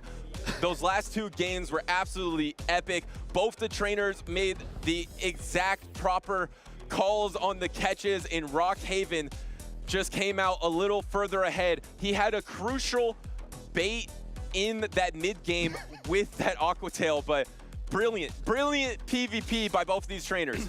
I mean, waiting the turns, being able to kind of predict your opponent so well that you actually throw one fast attack, allow a fast attack through, and then wait an additional turn for the swap. I mean, some of these plays are just absolutely remarkable. I agree with you, Butters. We've casted a lot of tournaments, right? We've been to a lot of these events. That might be one of the best series of all time. And it's just in the losers bracket in day 1 of San Antonio. Yeah, and it's because of the tug and pull of this matchup, both going back and forth and just catching and then simul-catching. And Mango is actually a trainer that is really good at pausing actually before the catches. But in this situation, there is no time to pause because if you wait, that crunch would come off. So he couldn't pause there. He threw it and he threw it into a jump bluff. He tried to undercharge it, but left the jump bluff healthy enough to get to the aerial ace. And wow, I mean, just seriously, hats off to both those trainers. And honestly, just one fairy wind difference. I think that Mango would have been able to Shadow Claw down, load the Hydro Cannon for that final Pokemon, and maybe still have found a win condition. It came down to 1 second, right? A lot of people don't know this, Butters, but Pokemon Go is a turn-based game. Every turn is a half second. So it might look like it's just kind of fluid, but it really is time-locked. And waiting just that 2-turn span, that 1 full second, is really, really what changed this entire game. Yeah, and speaking of pausing and waiting, it just felt like both these trainers just had psychic reads on the opponent. Just being able to swap at the exact same time, even when the trainers are making the proper pauses or swapping on what would be a charge attack would be not very effective, calling it the other way. And Rockhaven just able to make just one more call than Mango, and that one call was enough to get to day number 2. Honestly, after Mango, excuse me, caught that charge attack, a lot of trainers would have just fallen to pieces. But then Rockhaven says, you know what? I'm gonna send out the jump bluff and soak this Hydro Cannon and take it right back from you. And honestly, the fortitude, the patience, the coolness, I don't even know, somebody give me a thesaurus. Yeah. Like, what is a synonym for clutch? Yeah, we'll have to ask the trainer himself because that was a roller coaster of emotions, and I want to hear how Rockhaven feels after this. So take it away, Stephanie. Thank you so much, Steven. And I will ask the trainer himself. I am here with Rockhaven. Rockhaven, tell me about how you felt in that game 3. At backstage, we were calling it the game of the day. Well, so I kind of recognized Mango's last Pokemon would be Feraligatr. That's why I choose to farm down with my Jumpluff there, knowing that an Ice Beam would kill Jumpluff anyway. And then I would just hard swap on my Drapion there. About the catch, I kind of waited too long there. I almost let 2 Shadow Claws gone through, and he somehow still got a catch. But I also know at that point my Jumpluff is very close to get the next Aerial Ace. So I don't think it's really bad for me at that point. So I kind of got the feeling that he would CMP me there to maximize his energy. That's why I made another catch there. So yeah, fortunately it works. All right, and then that was a finals match, so that brings you to day number 2. What are you gonna do to prepare for Championship Sunday? At this point, I would just try to have some relax because it's been a long day for me. About tomorrow, I will probably going to see who my first opponent is and try to kind of prepare about his team. And mostly just step by step. I don't want to just give myself too much pressure there. All right, so trying to keep it cool like you did upstage. Now, I see that you're representing your team. Do you have any other team members here today you want to shout out? Unfortunately, all my team members are watching back there at home, watching my game, but they've been all very supportive and very helpful, help me building my teams, give me a lot of advice. So yeah, I really appreciate it. Awesome, and I really appreciate you taking a few minutes with us. Casters, take it away for our next match. All right, thank you so much, Stephanie. And he was calm and collected there. Right? We absolutely weren't after seeing that dominant display. I mean, from both trainers, really. They both played out of their mind. It's a true shame that only one could advance in that series. Yeah, it really felt like it could go either way. Both trainers were evenly matched all the way to the very final moments of that series. Yeah, Butters, I mean, I wish there was like a second tournament. After the losers bracket, you fall to the San Antonio, secondary tournament. We could see them battle some more. Yeah. But unfortunately, that's not how it works. Yeah, like a redemption table where you can go back and if you win through the redemption table, you make it back. But that's, no, it's not going to happen. But congratulations to Rockhaven for making it through. Mango, once again, a really talented trainer, and he showed exactly why he's so talented. Is eliminated here today, but seriously, one of the best series I've ever seen. So applause to that trainer right there. Yeah, I mean, that could have been like an IC Grand Finals or a World Championship Grand Finals. To see the technical mastery on that level, it takes me back to moments like when Inadequence was playing his Giratina, and he switched it in. Charge attack priority tied the charge bug of his opponent and was able to land his charge attack and then get KO'd and waste the opponent's energy. That's the kind of technical maneuvering that we saw 2 or 3 times in that one series. But I'll tell you what, Butters, we have to move on. We can watch the VOD. T-Risa versus PDX Dragon. And this is a really interesting matchup. It's a cool matchup. I actually want to give a special shout out to both these trainers because both these trainers actually do have a lot of tournaments under their belt. Yeah. But like we were talking about before, development isn't always linear, right? You enter tournaments, you expect, okay, now my next tournament, I'll do 10 spaces better or 10 spaces better until I'm champion. That's not how it always works. These trainers have been grinding it out in the championship series. I mean, I believe PBX Dragon has over 10 tournament appearances. Wow. He has gotten 9th. He has been on the edge of Top Cut in the past, and now he has the opportunity in these winner semis to win this and go on to the winners finals and maybe even make it on the winner's side of his group number G. So it's really impressive when these trainers stick with it, and you never know when it's just gonna click like it did last tournament for Dr. Roastbeef. You never know which day is your day, right? I think that's a great way to look at it. T-Risa with Cresselia on her team. Let's zero in on that for just a moment, Butters, because that is a Pokemon that we saw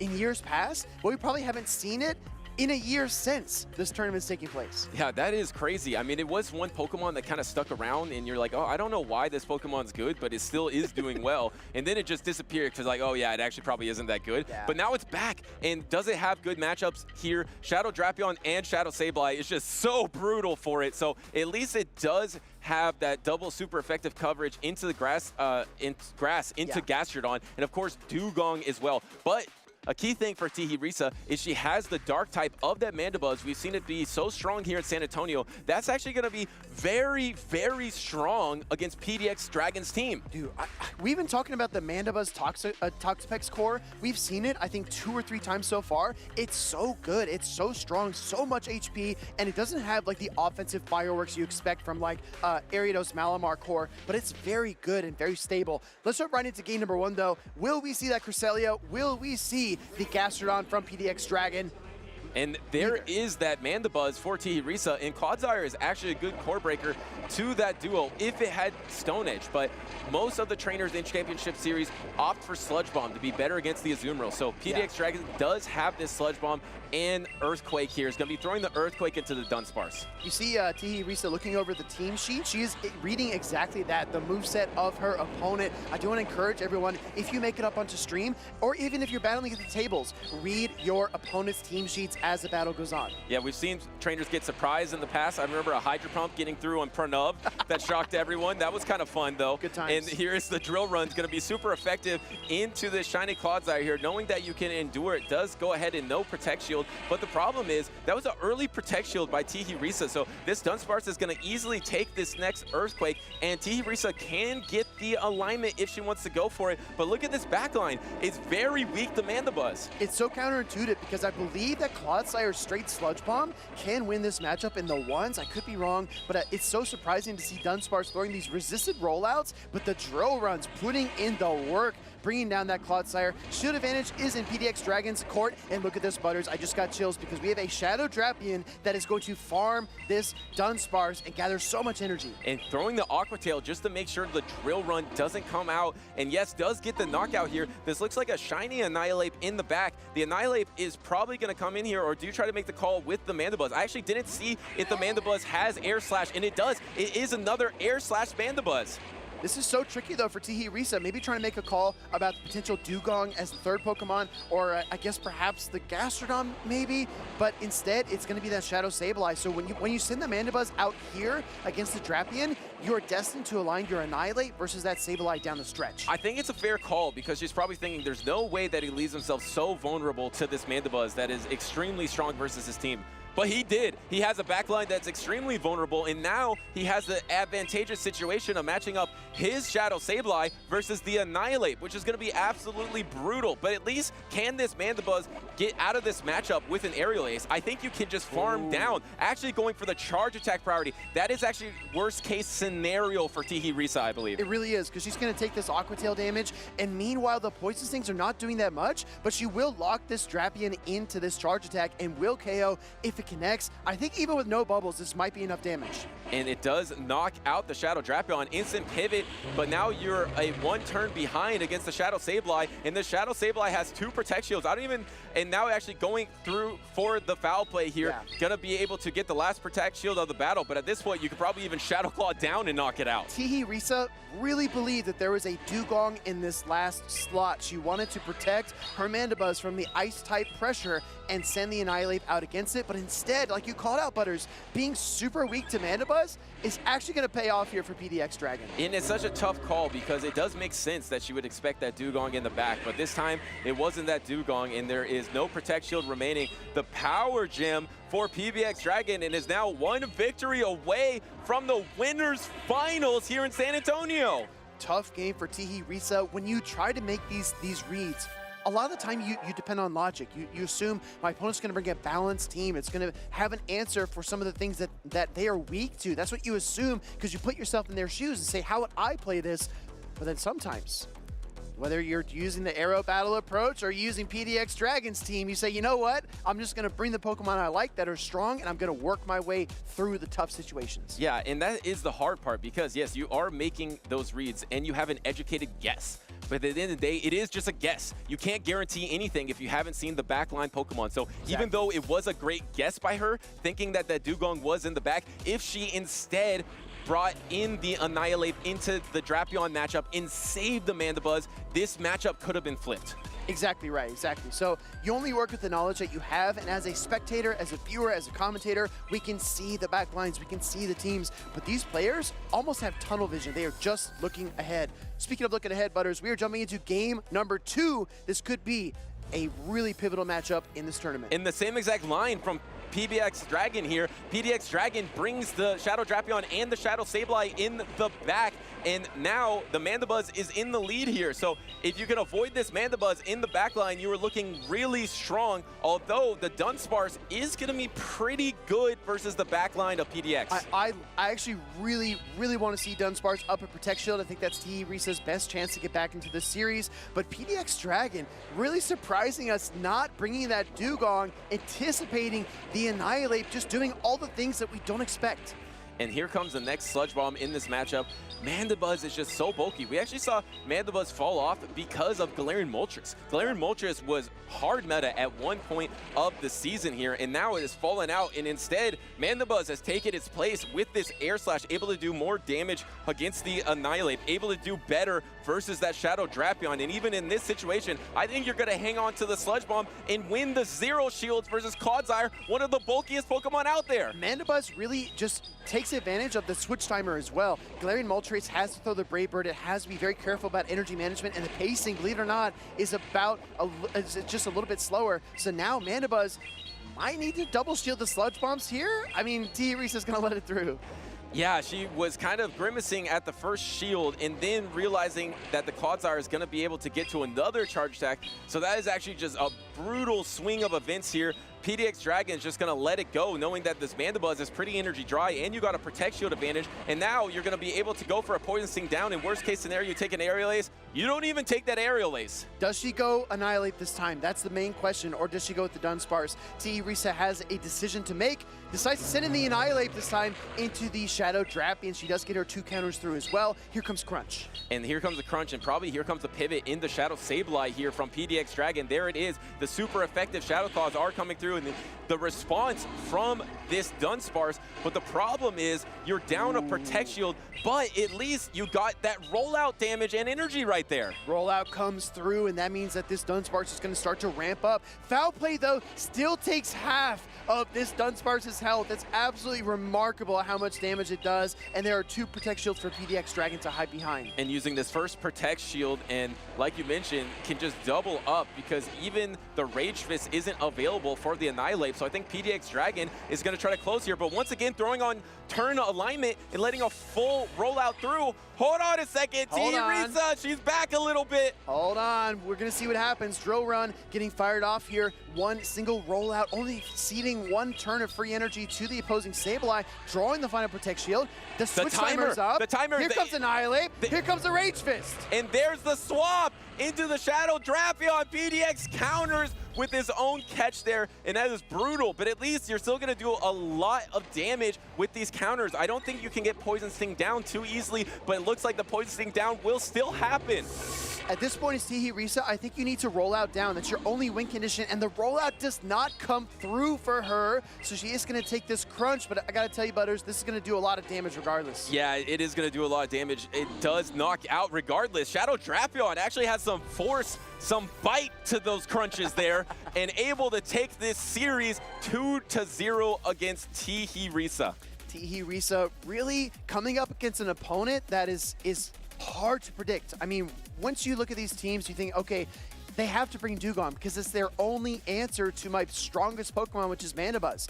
But I'm telling you, sometimes you can push against the tide, go against the grain, and you can find win conditions. You just have to believe in the Pokemon and trust in your strategies. And it looks like they're talking about something, but deciding to just go ahead and exit the stage. It looks like maybe they're going to talk about that rollout that didn't happen on the Dunsparce, but I believe PDX Dragon had a foul play banked or was 1 Shadow Claw away from that foul play in the back. So regardless, congratulations to PDX Dragon, and T-Risa does go down there, but she'll go down to the loser side and still not out of it yet.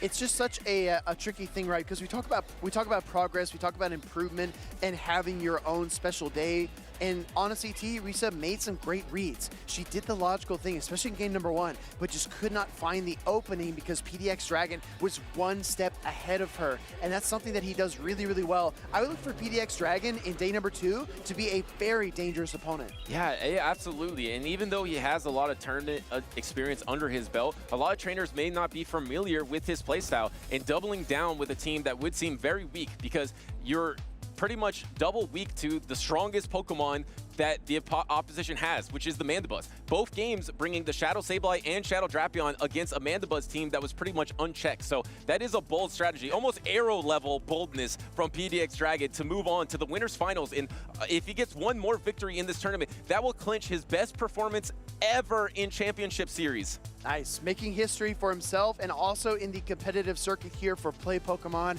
with some bold calls and some bold moves. But let's take a look back at some of the best plays so far, Butters, and we'll take a break.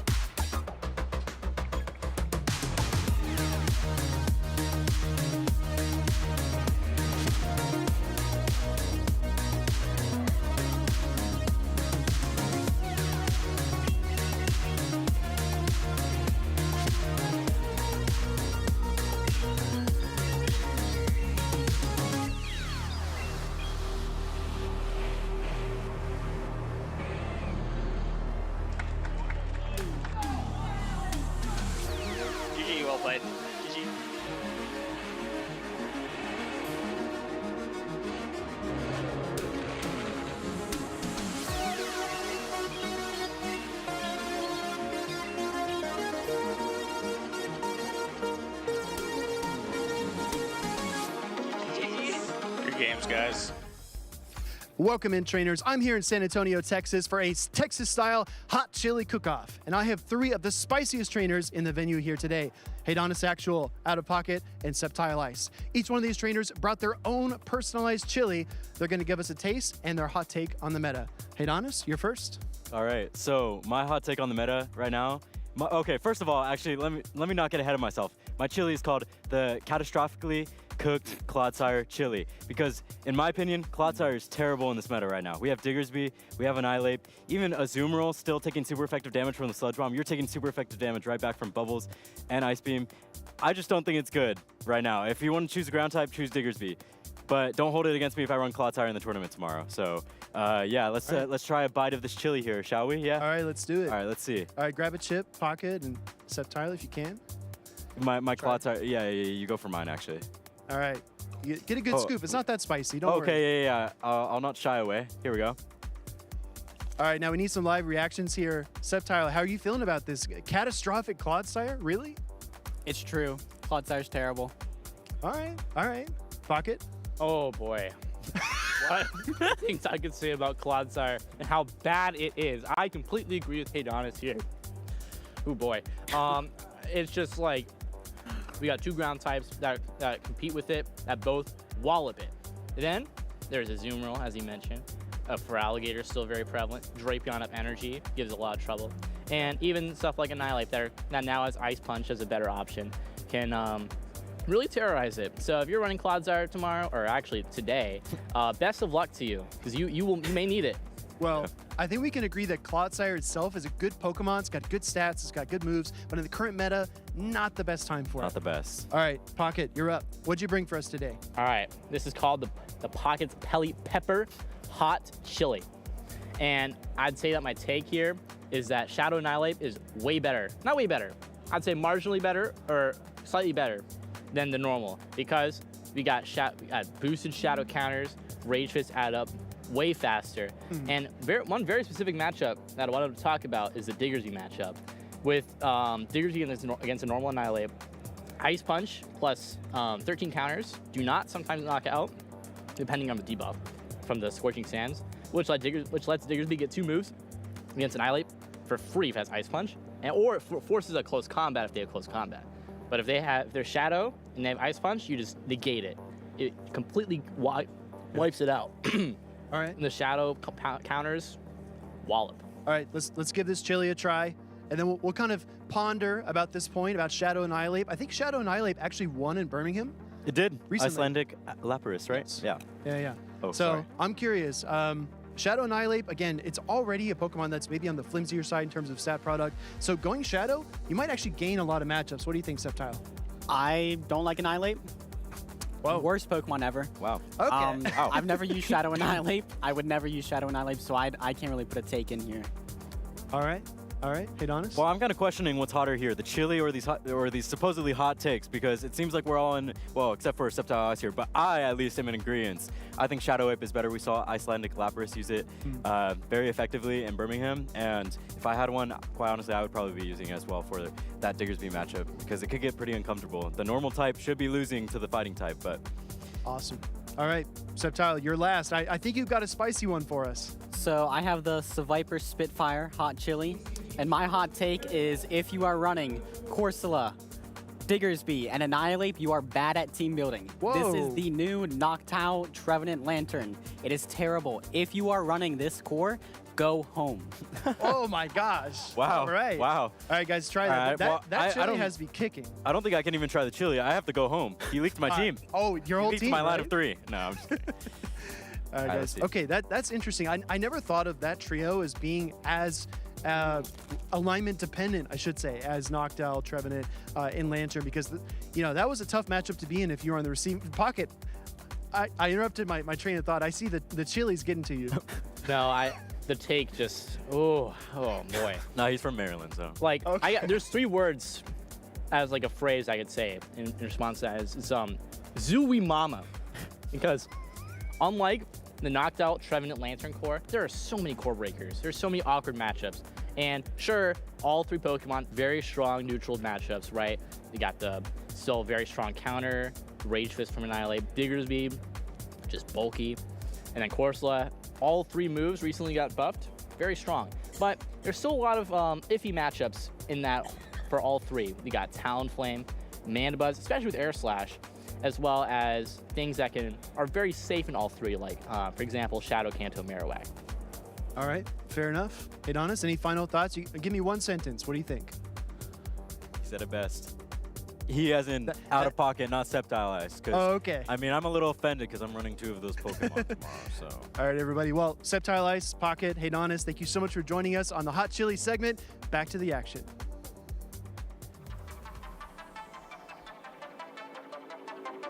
We got some hot Texas chili takes, but we're actually here in San Antonio, the birthplace of the Frito Pie. A lot of fun facts for you here. Welcome back, everyone, to the San Antonio Regional. We're here in the 2025 Play Pokemon Championship season. We've already seen a lot of trainers punch their ticket to Day 2 Championship Sunday, but we still got some battles here for you. Wholesome_, joined by Stephanie Christine. And we are excited to bring you this next set of battles. We are winding down into some of the other groups. We saw a lot of groups A, B, C, D earlier in the day. Those have for the most part wrapped up, and now we're moving on to the groups that started playing a little bit later. We are actually going to be looking at Group H's winners semifinals. And I've got to say, I'm doing pretty well for caster predictions here, because my trainer, as Butters and Will mentioned earlier, knocked out Ashton Ash.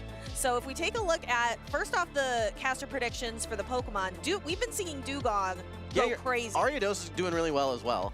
Yeah, Ariados, great core breaker. So I'm feeling real good about those picks. I don't know that we've seen too much Zapdos yet, but again, it's a very rare Pokemon. I know the Torian has it. He's in loser semis right now, and he says that it's doing great. So I hope that we get a chance to see him for our most likely to make Day 2.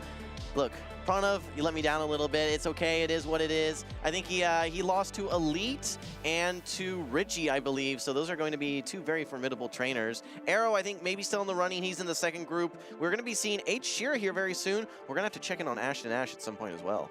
Yes, I believe Arrow is still in the running. Ash and Ash both still in the losers bracket, but H. Shearer right here on winners semis for Group H, running a very hard meta team, but has that Dugong. Yeah, Dugong, I think at this point, it's what we would describe as, maybe slightly off meta. Maybe after this tournament it'll be considered meta. I think it's always been kind of fringe meta where it's had some play, but to some of the points that we've been making, really not a lot of fires in the meta, lots of grounds in the meta. So in response to what we're seeing in this current state, I think it's very, very strong. We can consider it meta. And if we take a look at kind of how it's going to be playing versus Stud Muffin's team here, I think it certainly does have some play. As long as it can get lined up versus things like Clodsire, Superior, Galarian Moltres, I think it's going to be very, very strong. Needs to watch out for Annihilate and Dunsparce, however.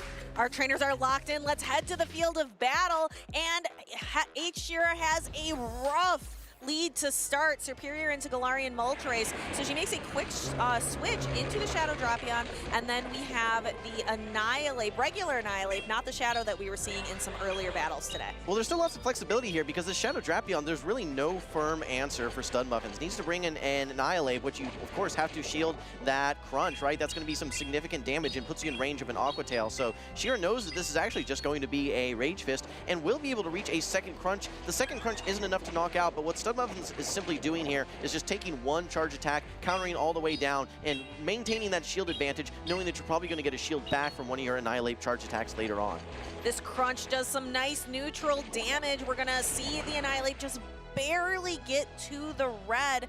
Now, Dugong definitely cannot come in here, so it looks like Shearer's waiting out the switch timer before bringing in the Superior. Yeah, and I think that Annihilate's only going to be able to get to one charge attack and may be able to reach another Rage Fist. This is going to be pretty close. If Shearer can farm all the way down with these Vine Whips and unleash 2 Frenzy Plants into that Moltres, there may still be some play here for Shearer, but this is going to be a tough position. Can you Vine Whip all the way down? No, does not get there. The Rage Fist gets unleashed here. Shearer probably does not want to shield this one, but she does it anyway. Needs to have some sort of energy that she can unleash eventually, maybe make a combo play later on. Yep, I see her reaching for that Dugong, bringing it in against the Galarian Galarian Moltres, and then Feraligatr is in the back. This is a little rough for Dugong because you can see how quickly those Shadow Claws are adding up. Yeah, Ice Shards really just don't pack too much of a punch versus the Shadow Feraligatr. And then yes, while you can hit neutral for your Drill Run, one doesn't knock out. You actually need 2 charge attacks as well. A lot of trainers go for the Icy Wind, then the Drill Run, just to start to diminish the impact of those Shadow Claws and Hydro Cannons. But right now, Shiro's just in a very, very tough position. Lead, switch, as well as backline, not favorable for her. No, so this is definitely tough. It is difficult to come back from such a rough initial matchup, but I really like the Dugong play. I think I agree with you about using some of those Icy Winds first to diminish the impact of all of those Shadow Claws. We're going to see the Icy Wind connect. It is resisted damage, but the Shadow Feraligatr is just so low in health at this point that it's enough to knock out, and then we see the Galarian Moltres come in. We are going to see the Icy Wind go through. The Stud Muffins does have that shield remaining. Yeah, Shira needs to get this Galarian Moltres in range that one Frenzy Plant would knock out, but I don't think that's going to be the case, unfortunately. Okay, Aerial Ace bait ready to go here. No Protect Shields whatsoever. 2 Aerial Aces will do more than 1 Frenzy Plant. Hopefully you're able to get to an Aerial Ace and a Frenzy Plant, but that may not be the case here. Let's see. Next Aerial Ace is loaded. I don't think that's going to be enough, and Stud Muffins will exit this matchup after farming down with a Brave Bird loaded. Yes, and I think we saw Shira kind of shaking her head. She recognized she needed to get to the Frenzy Plant as well. So Stud Muffin's going for the Brave Bird, going to be more than enough to knock out this Dugong. And looks like Shira's already taking notes, thinking about how to come back for game number 2. Something that I noticed on Stud Muffin's team is that the 2 Pokemon that we mentioned at the beginning, at the top of stream, you and I, Jim, that were trending down were Clodsire and Dunsparce. Yeah. Both on Stud Muffin's team. They didn't show up in this match, though. Well, both of them actually, you know, have some anti-meta play like we were talking about. Dunsparce is going to do very nicely into Pokemon like that Dugong, which is on the rise, and also still, of course, has play versus the Shadow Drapion and can do nicely versus that Mandibuzz as well. So I think it's a smart bring for Stud Muffins. We need to watch out for the Superior, the Shadow Kanto Marowak, and even that Azumarill, it's pretty neutral play, so it can do okay there. Now, that said, I do want to also talk about the Mandibuzz compared to the Galarian Moltres. The one thing that Galarian Moltres has going for it that Mandibuzz doesn't is that it can actually hit Azumarill pretty hard, in fact, with that Brave Bird. So in situations where shields are down and you can exit a matchup, land the Brave Bird and dip, it can be very impactful, and I do like the Galarian Moltres here for Stud Muffins. Yeah, here we can see back in the replay, the Annihilate just really setting Stud Muffin up for success with the other Pokemon later on. I would say the other really impactful Pokemon is just that Shadow Feraligatr being able to chunk away at the Dugong. Okay, we're getting a little bit of a remix here on stream, seeing the Dugong go down there. What I think was the key moment there, however, Stephanie, was when that Superior was trying to farm down the Annihilate on the side of Stud Muffins, actually was unable to do so. We saw Stud Muffins able to reach that Rage Fist in the last second there, unfortunately, and yeah, that translated to Shira having to use that Protect Shield. I think if Superior had farmed down, had 2 Frenzy Plants ready to go, there may have been some play in the end game there, but after using that Protect Shield, it was just kind of rock, paper, scissors. You know, did not go in her way, unfortunately, for her. And our trainers are just getting ready to lock in.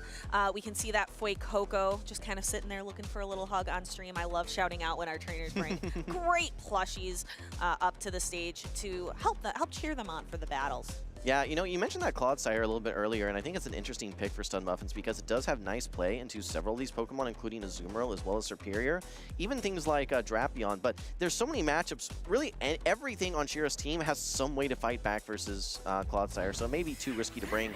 We're moving into game number 2, though. Stud Muffins currently up 1-0. We're going to see the Air Slash Mandibuzz, I believe, yes, Air Slash into the Feraligatr. While you are resisting the Shadow Claws, you need to watch out for those Ice Beams. And taking a look at the back, it looks like Shira's bringing that Shadow Kanto Marowak. Would love to get that lined up against the Clodsire that Stud Muffins also has in the back, but we'll have to first see how this matchup is going to play out. When it comes to fast attacks, Mandibuzz definitely has something favorable going on here with that Aerial Ace being able to chunk away at the Feraligatr, where the Shadow Claws don't do any damage. Feraligatr having to rely on having to output lots of charge attacks. This is a super effective Ice Beam. I believe this is enough to knock out from the Shadow Feraligatr, but Heather lets it go. Yeah, I don't think that this is too bad for Shira, though, especially if you can get a nice farm down. Okay, actually immediately brings in the Annihilate. I think that Shira can probably go for a crunch. 2 shield Shadow Kanto Marowak is really not that bad of a position, and knowing the Stud Muffins is switch lock, this may be the opportunity to get the shield and then bring it in before this Annihilate is able to ramp up too much damage. That's exactly what she does. And brings it in, but brings it in right into a Rage Fist. So Sheeran recognizing that this first Rage Fist not boosted, there's a better potential use for the Protect Shields later on. Ooh, well now this gets awkward. Now that you've lost that HP, you're in range where you might just get countered down. Stud Muffin's willing to invest both Protect Shields here. Sheeran should be able to get to one more Bone Club, but probably is going to have to invest a Protect Shield if we see this next Rage Fist get launched. I think she's on the 3 cycle, so now she's going to need 2 more to neutralize this this Annihilate. But this gets really awkward now because it's going to be Drapion versus the world. You might even be able to swap out here as Stud Muffins if you want and catch this move, yeah. So catching the move, Shira just swiping as few bubbles as possible, but I don't think it's going to make a difference. I think the Feraligatr is going to go down. And then, yeah, it is Clodsire versus the World, which is rough. Shira really needed the Kanto Marowak on this. Okay, well, you need 3 Aqua Tails to knock out, and now Stud Muffins needs to get to a single Earthquake, land a single Earthquake, that is. There's still a Protect Shield on the side of Shira. There's still play here for Shira for sure. This would be a very huge decision here. Do you shield this? Do you maybe try and call a bait? Shira, you can see pondering right now. Do I go for it? And actually opts to use the Protect Shield. That is a huge call. If you're able to get to 2 more Aqua Tails, this still could be Shira's game to win. And there is the first Aqua Tail going through. The other one is just about ready. First Aqua Tail is going to connect, putting the Clodsire in range of just 1 more Aqua Tail. Waiting to see, is Stud Muffins going to make a catch? Does not, and is able to knock out. Shira also able to farm up a little bit more energy. Yeah, up a shield. This Drapion has tons and tons of play. Let's see how much energy currently this Annihilate has. It's very close to getting to this Rage Fist. Able to reach the Rage Fist. This is resisted damage, however. Will Shadow Drapion be able to hang on? I think it's going to be able to. And Shira did also throw that Aqua Tail. Hangs on. No, it goes down. Here comes the Shadow Kanto Marowak and is unable to get the Mud Slap off. 1 counter does it, and that's going to be it. 2-0 for Stud Muffins. Very, very close game there right at the end, but Stud Muffins moves forward and is going to take part in the winners finals for this group. However, Shira is not done for the day. That was a winners bracket side match. We were just showing a lot of losers bracket side. This is winners bracket side. She can still make a run. I believe she's going to move down into losers round 5. Yeah, so, you know, absolutely congratulations to Stud Muffins, but a heartbreaking defeat there for Shira. So close. Charge attack priority there. Drapion versus Annihilate, and getting knocked out from resisted energy. Comes down to just a single fast attack, right? If you have 1 more, 1 less, that can be the determined factor for a game. And yeah, that's exactly what we saw there. And that Shadow Kanto Marowak, unfortunately, 1 counter was enough to knock out. If you hang on versus that 1 counter, your Mud Slap knocks out. So these tiny elements can have huge impacts in games. Most certainly, and we're going to get to see some of those tiny impacts here as well.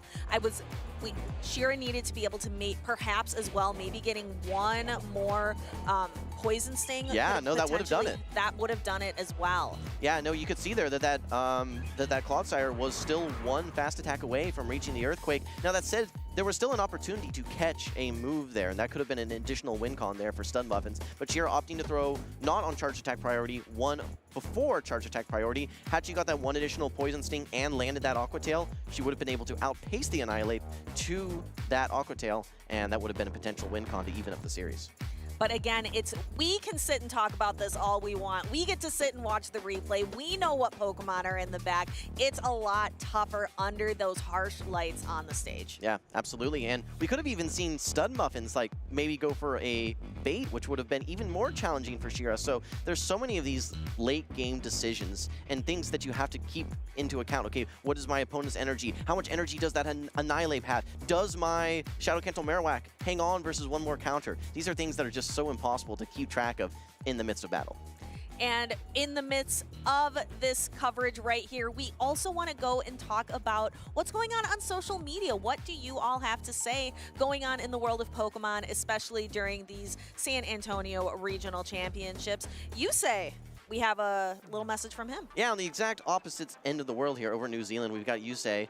You can see he's got a very cool Shadow Honchkrow there. He actually had a quite amazing climb, it looks like, 4 days participating in the Go Battle Week. Went from 2,300 up to almost 3,100 elo, achieving that legend rank. He does stream his battles on Twitch, and with 100 battles that trainers can participate in here this week and through Sunday, I believe, yeah, he was able to take advantage. 405 battles, up almost 800 elo. 81 sets. That's a lot of Go Battle League, Stephanie. That is so much Go Battle League, Jim. Congratulations to Yusei. We also have Kevin Saludaris. San Antonio is shaping up to be an awesome weekend so far. Good luck to everyone competing and staffing on this event, and let's all make this an event. One to remember. A well-known trainer and judge here in the format, Kevin Saludaris, always bringing positivity and sharing it on social media as well. All right, let's take a look here. We have Pyro Panda GBL, also known as Gabe. Should I delete my TMs before the regional? I mean, I won't need them. Confident in his team. And a little bit of a flex there, let's be honest here. I think I currently have 41 charged TMs. Please add more ways to get charged TMs. I need them. 348, yeah, that is absolutely a flex. You can do raids, Jim, in order to get charged TMs. I have over 200. They don't always drop. But I have over 200 just from doing raids. We also have the Mega Junko here. The current state of Corviknight is absolutely perfect. It's flexible and nowhere near broken nor bad. And one-turn fast attacks are awesome. 2,700 to 3,150 battles with it. Impressive climb. Yeah, Corviknight is a Pokemon that I can't wait to see in the Play Pokemon format. Not currently eligible, but it's a very interesting Pokemon, again, with that Steel Flying type, similar to Skarmory, but operates a little bit differently because rather than having access to Steel Wing, which is more fast attack, pressure focused, it actually has Sand Attack, which allows it to do well versus some, things like Steel types that would normally counter it. And it paces to to charge attacks much, much faster with that quick energy generating fast attack. Be sure that you evolve up your Rookies this weekend in order to get Iron Head on your Corviknight, having a really nice same type attack bonus attack for it. Yeah, it runs not only Iron Head, but has access to Sky Attack, a very efficient high energy move, and Payback, which I think is a very fun move that we don't see too often in the Play Pokemon format. Yeah, so I think Corviknight, the one thing kind of holding it back, I think, is its charge attacks take a lot of energy. Sand Attack's great, though. It gives it, it's a great fast attack for it to be able to get up to those expensive, costly charge attacks. Yeah, and it has a good amount of bulk to it as well, so it can typically withstand a lot of charge attacks. I've seen it faced versus things like a Shadow Kanto Marowak, where it's single resisting those mud slaps and it's taking those rock slides like it's no problem as well. So I am very much looking forward to seeing it in the Play Pokemon format. Do you think it's going to be as impactful as Skarmory was? Yes, absolutely. I think it'll honestly be more impactful because not only does it have the typing, Skarmory is still around simply because of its typing. It has the typing, and then it actually has serviceable movesets as well. So I think, at least in the current state of Skarmory, it is going to be more impactful. Will it be as impactful as Skarmory back in the Gligar and Chargebug meta? Maybe not as much. Only time will tell. And what we can tell you about right now is the other side of winners semis. The last match we saw with Stud Muffins and H. Shira was the first part of the Group H winners semis. This is the other battle in winners semis. J-Jan versus Man on the Planet. I believe you know a little bit about Man on the Planet. Yeah, Man on the Planet, one of my locals in Austin. He may as well be on the other side of the planet. He's on the other side of Austin. A little bit difficult to get trades with him sometimes, but he's going to be running a very cool team here. He's actually bringing the Goodra as well, so I'm looking forward to seeing how he plays that one out. It's also going to be running Thunder Punch and Aqua Tail. Goodra does have some flexibility with its movesets, don't forget. It can also run things like Power Whip as well as Draco Meteor, but in today's day and age, Thunder Punch Aqua Tail paired with that Dragon Breath fast attack, it's probably going to be the most logical moveset. We'll have to see if he ends up bringing it. It's going to have some challenges with things like Azumarill and Jump Bluff, but let's move into game number one. JJ on the left, Man on the Planet on the right. We're going to be seeing a very one-sided matchup. It's the Shadow Drapion into the Shadow Kanto Marowak. And J-Jan staying in this matchup, interestingly enough, and throwing an Aqua Tail right away. What do you think's going on here, Jen? I think he's trying to get the first Protect Shield from Man on the Planet, and then he can bring in one of his Water-type Pokemon, but he does not get the Protect Shield. But this does now put the Shadow Kanto Marowak in range, where you can simply fast attack down. If you just bring in your Shadow for Alligator right away, all you're going to do is just get fast attack down. It's going to be a tough spot to be in. So you've now either put this Kanto Marowak in a range where you're going to farm down, or you get the Protect Shield, which opens up a lot of play for your Shadow for Alligator. And Shadow for Alligator certainly has quite a bit of play here. Being able to use Poison Stings as well as Crunches to threaten the Shadow for Alligator, being able to threaten the Shadow for Alligator, the Drapion for Alligator play. How does this usually work out? Well, against Shadow for Alligator versus Drapion, they pace to their charge attacks in the same pacing, 10 turns. But the one advantage that Man in the Planet has is that he can bait, first off. I don't think he's going to. And also, he's up a Protect Shield. So I have to give the advantage to Drapion right now. And I think that Man in the Planet will eventually realign his Shadow Kanto Marowak back into that Drapion. Those Mud Slaps are just so devastating. Shields are down now for J-Jan. One charge attack is going to knock out Man in the Planet in the driver's seat. And we see the Shadow for Alligator go down. We have the Drapion. We have the Azumarill. J-Jan bringing in the Shadow Drapion, saving the Azumarill for the back. Man in the Planet has yet to reveal the Galarian Corsola sitting in the back. So in the end, I think we're going to have those two very bulky Pokemon. Here we have the Kanto Marowak trying to sneak a Mud Slap onto that Drapion, but Azumarill comes in right away. Yeah, no, that's a really logical snipe that Man in the Planet went for. Would have been able to deny all that energy on the Drapion, but J-Jan was ready and brings in the Azumarill. Shields down. I think that, you can just farm all the way down now, but this Azumarill still has to get through not only that Drapion that we've seen, which is still at 50% HP, but also a full health Galarian Corsola. That is not a winning matchup for the Azumarill. So J-Jan is going to have to get really creative here, maybe try and catch a charge attack on his own Shadow Drapion. And we're going to see again where this play rough is not going to be doing nearly enough damage to the Galarian Corsola. Best buddy Galarian Corsola for Man in the Planet. Looks like he spent quite a bit of time with this trusty partner Pokemon. Oh, it's an investment for sure, no doubt. A lot of XL candies that you're going to need to build that one out. All right, J-Jan with a quick swap brings in his own Shadow Drapion to try and neutralize Man in the Planet's Shadow Drapion. Unfortunately, not in Aqua Tail range, however, and I think that Man in the Planet will be able to farm all the way down to the ground, come out of this next matchup with a Crunch ready to go, and I think that Azumarill is now in Crunch range as well. So Man in the Planet with all the alignment, making all the plays. J-Jan trying to respond, but just not enough. Game number one will go to Man in the Planet. And congratulations, Man in the Planet, for taking game one. J-Jan going to have to pull off a 2-0 sweep here in order to continue on the winner's side of the bracket. It's a little less sweaty here on the winner's side.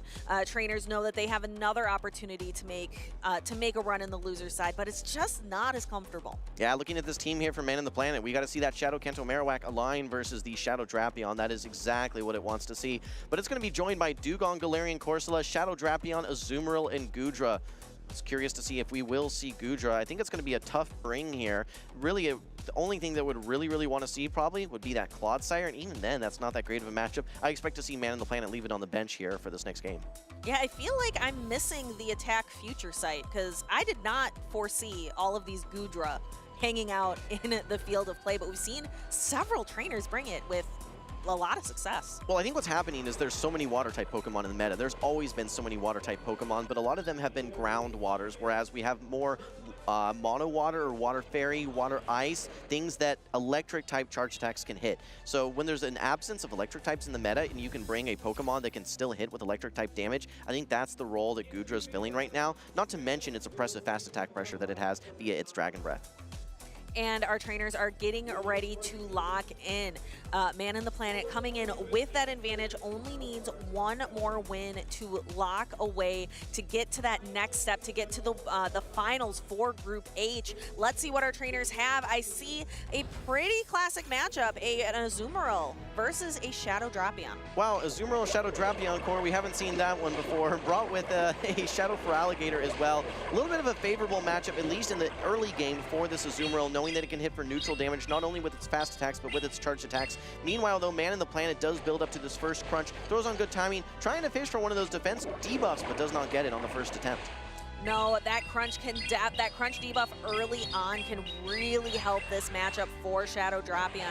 Shadow Drapion really just relying on a lot of that fast attack pressure. And we see J-Jan after a little bit bringing in the mirror match, bringing in his own Shadow Drapion now that Man in the Planet's Pokemon is down a little bit of health. Well, this is a little scary for Man in the Planet because this Galarian Corsola doesn't have a ton of targets. One nice thing for him, though, is that J-Jan was the first person to swap, so Man in the Planet now can get his Dugong aligned versus this Drapion. It's a winning matchup. He probably can keep a switch advantage if he really wants to, which will then allow him to realign his Galarian Corsola onto the Azumarill. But we have a defense drop from the Crunch. You're now in range where a Crunch may threaten to knock out. Man in the Planet may want to invest this Protect Shield. Let's see what he does. Does not, and it just barely doesn't knock out, so able to secure that charge attack priority, able to still throw the attack.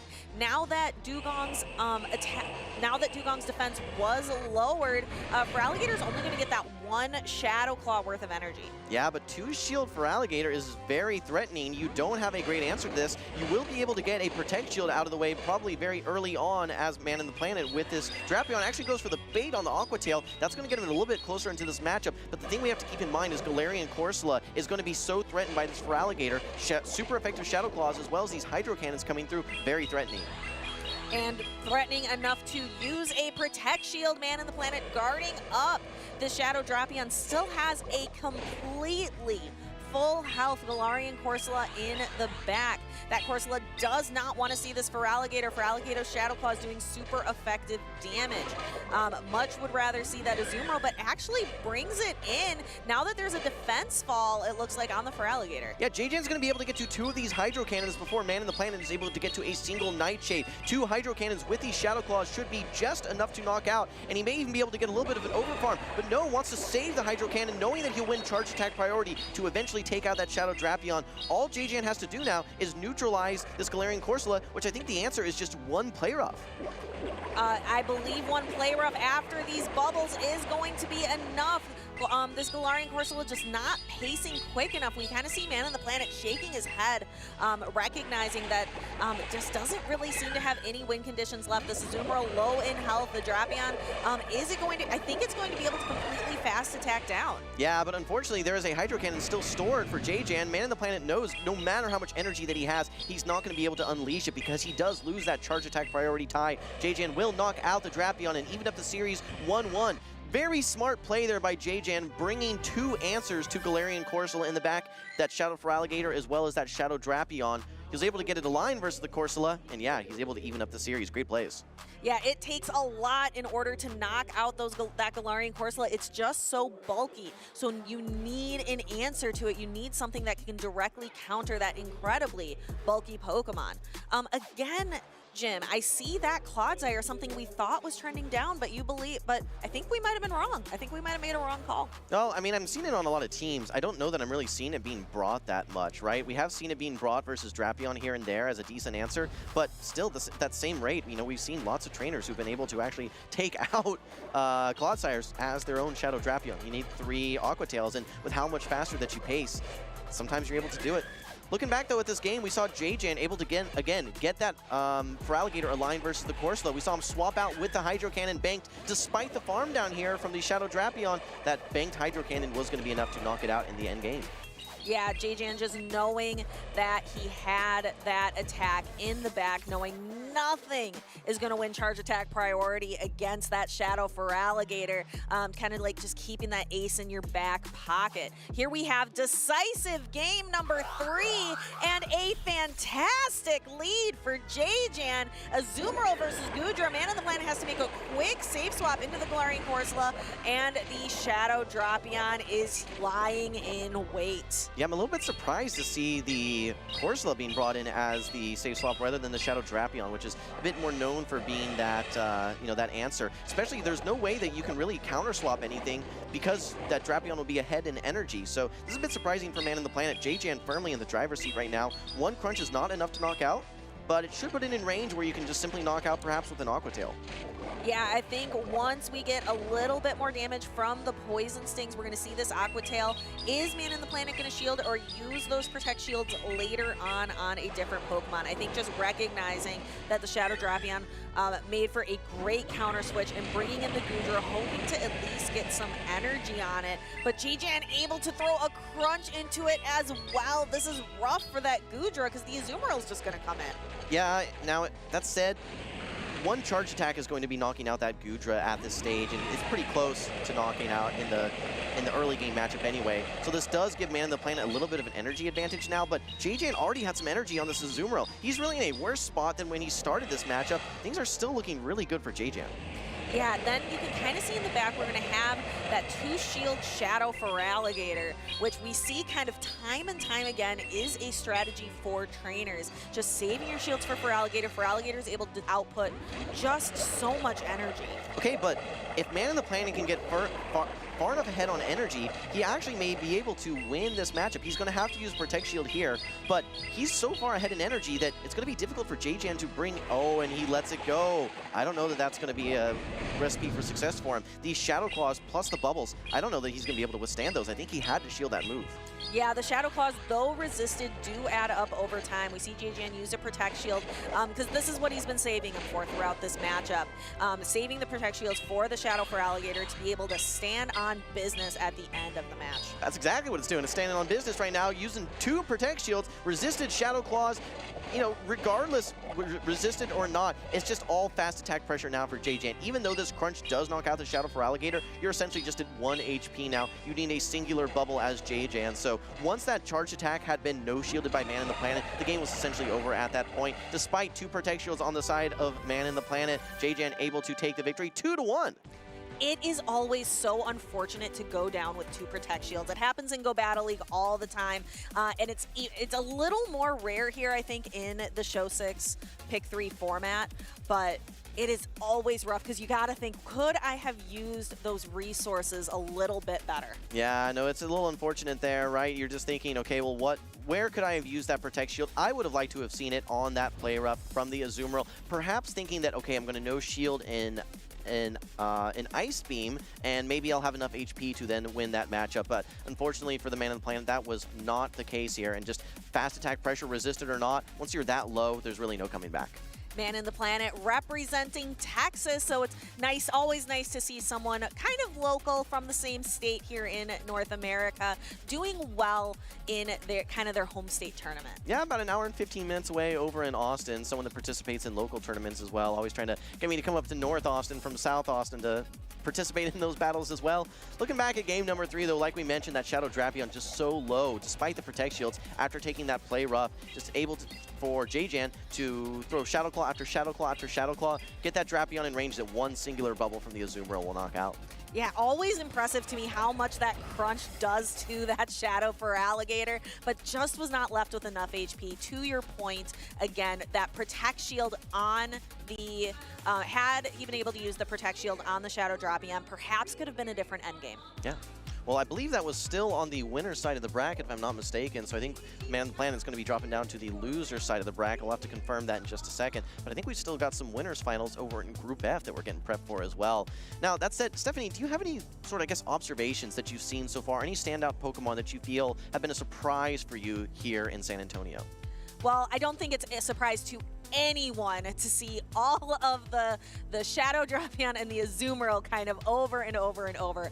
I'm really happy to see the Dugong pick that I called out. It did so well in Rio de Janeiro, and I think for good reason. Like we were talking about earlier, if you're just tuning in now, Dugong does so well because of Icy Wind. In a meta where bulky Pokemon kind of reign supreme, being able to consistently debuff your opponent, the longer those matchups go on, the better it gets for Dugong. Yeah, absolutely.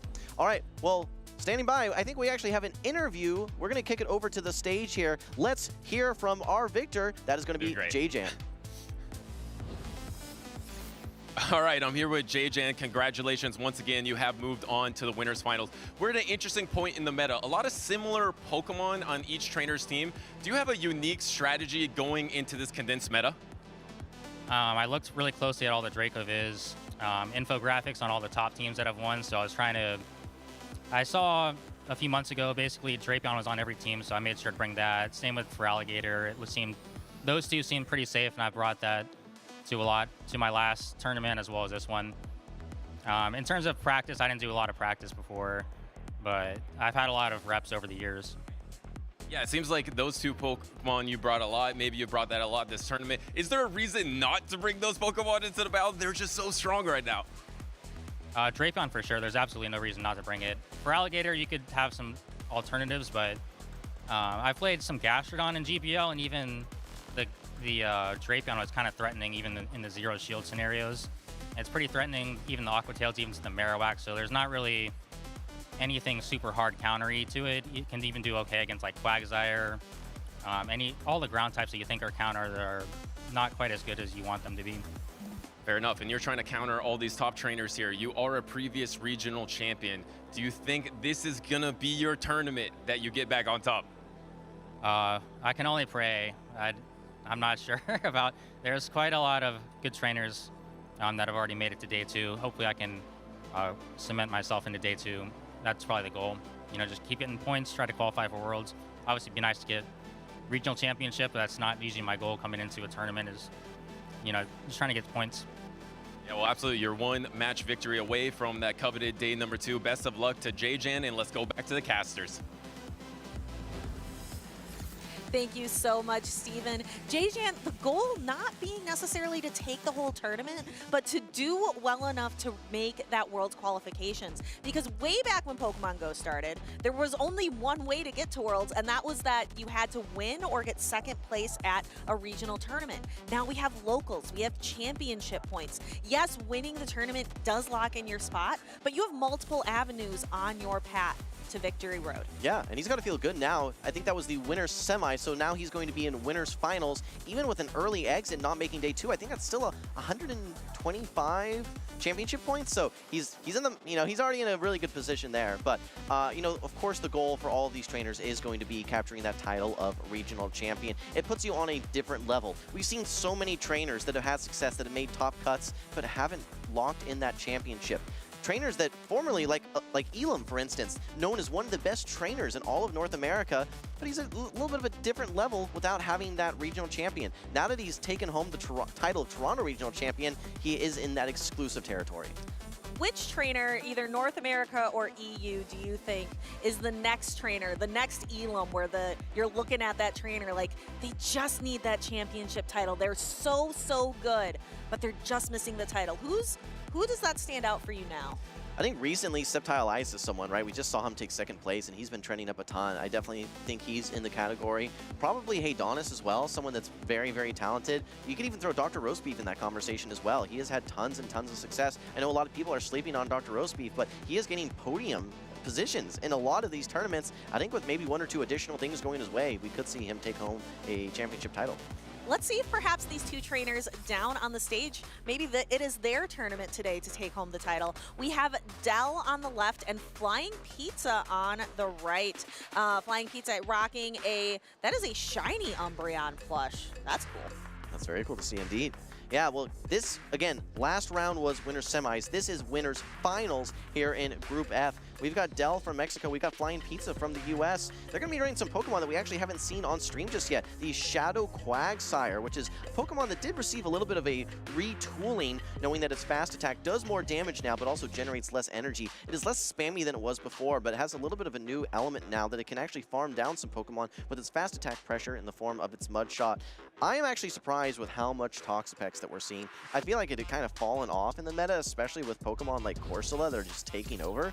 But it seems like Toxapex is back, maybe just knowing how strong that Azumarill is. Yeah, Azumarill also doing very well against something like a Shadow Feraligatr, but it's so alignment dependent. You get it stuck in a bad matchup and you just have no wiggle room. It's not as flexible as a Pokemon like a Shadow Drapion is, where even in a bad matchup, at least you can get some damage done. Maybe you can grab a shield.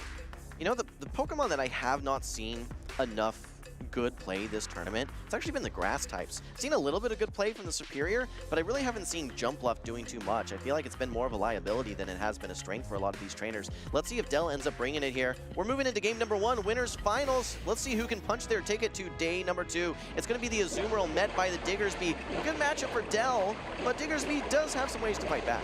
Yeah, Scorching Sands is the attack that Diggersby has access to that is great for this matchup. You're going to be able to see its same type attack bonus, does a decent chunk to an Azumarill. It's tough to do damage to an Azumarill just because it's so bulky, but does enough, and you have an opportunity to debuff your opponent. Yeah, I mean, that's going to be the key component is can you get those attack debuffs, because 2 Ice Beams without debuffs will be just enough to knock out. With a debuff, though, early on, you can actually withstand 2 of those Ice Beams, so I don't think that's going to be the case here, unfortunately, for Flying Pizza. Dell is in firm control right now. Let's see if we see a debuff on this one. Yes, this time. So this is going to make things a little bit more awkward, but you can still overfarm, and since you landed a non-debuffed Ice Beam originally, I think Dell's still in the driver's seat here.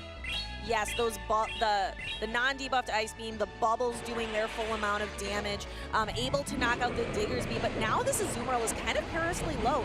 Dell is surrendering here, bringing in the Diggersby instead, but Diggersby does not want to see these Hydro Cannons. It resists the Shadow Claw fast attack pressure. It's able to do fast attack pressure on its own. What do you think of this matchup? Well, you know, Diggersby actually doesn't have too terrible of a matchup here, especially in the Zero Shield scenario. If you're able to land one of those Scorching Sands, that does the vast majority of the HP of the Shadow for Alligator. It does hang on, but the key component is that you are doing neutral fast attack pressure with your quick attacks, whereas you can really withstand one of these Hydro Cannons. Flying Pizza can't really withstand one of those Scorching Sands very well. No, Shadow for Alligator, it is flimsy, but it is powerful. You can see how much damage that did. And then this is where it's tough with Diggersby. We can maybe talk it a little bit more later, but this is where like a return or a Hyper Beam would just be so nice to be able to actually output some damage. And well, thankfully Thunder Punch did get buffed, so it's less bad than it used to be. Yeah, but actually Dell able to get a cheeky Fire Punch off here before Flying Pizza is able to reach his charge attack.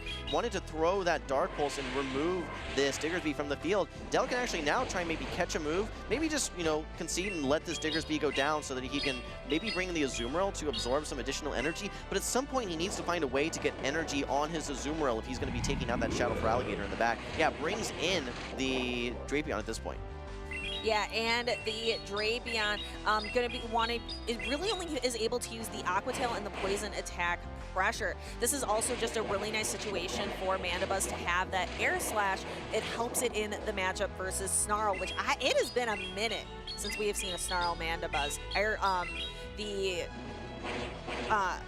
The flying type fast attack, definitely preferable here. I think this is Snarl actually here, Stephanie. I want to call that one out, and that's why we're seeing Dark Pulse in lieu of foul play. I think Snarl definitely does have a lot of utility still, but the thing we're going to have to really watch out for is, okay, when does this Feraligatr come back into the matchup? Okay, actually Flying Pizza able to reach this Aerial Ace now, which is very important. It takes that final Protect Shield from Dell. Now Dell is going to have to figure out a way to take out this Shadow Feraligatr. It does have close to 100 energy, but now having to throw this energy, I think Flying Pizza may be able to still take this game.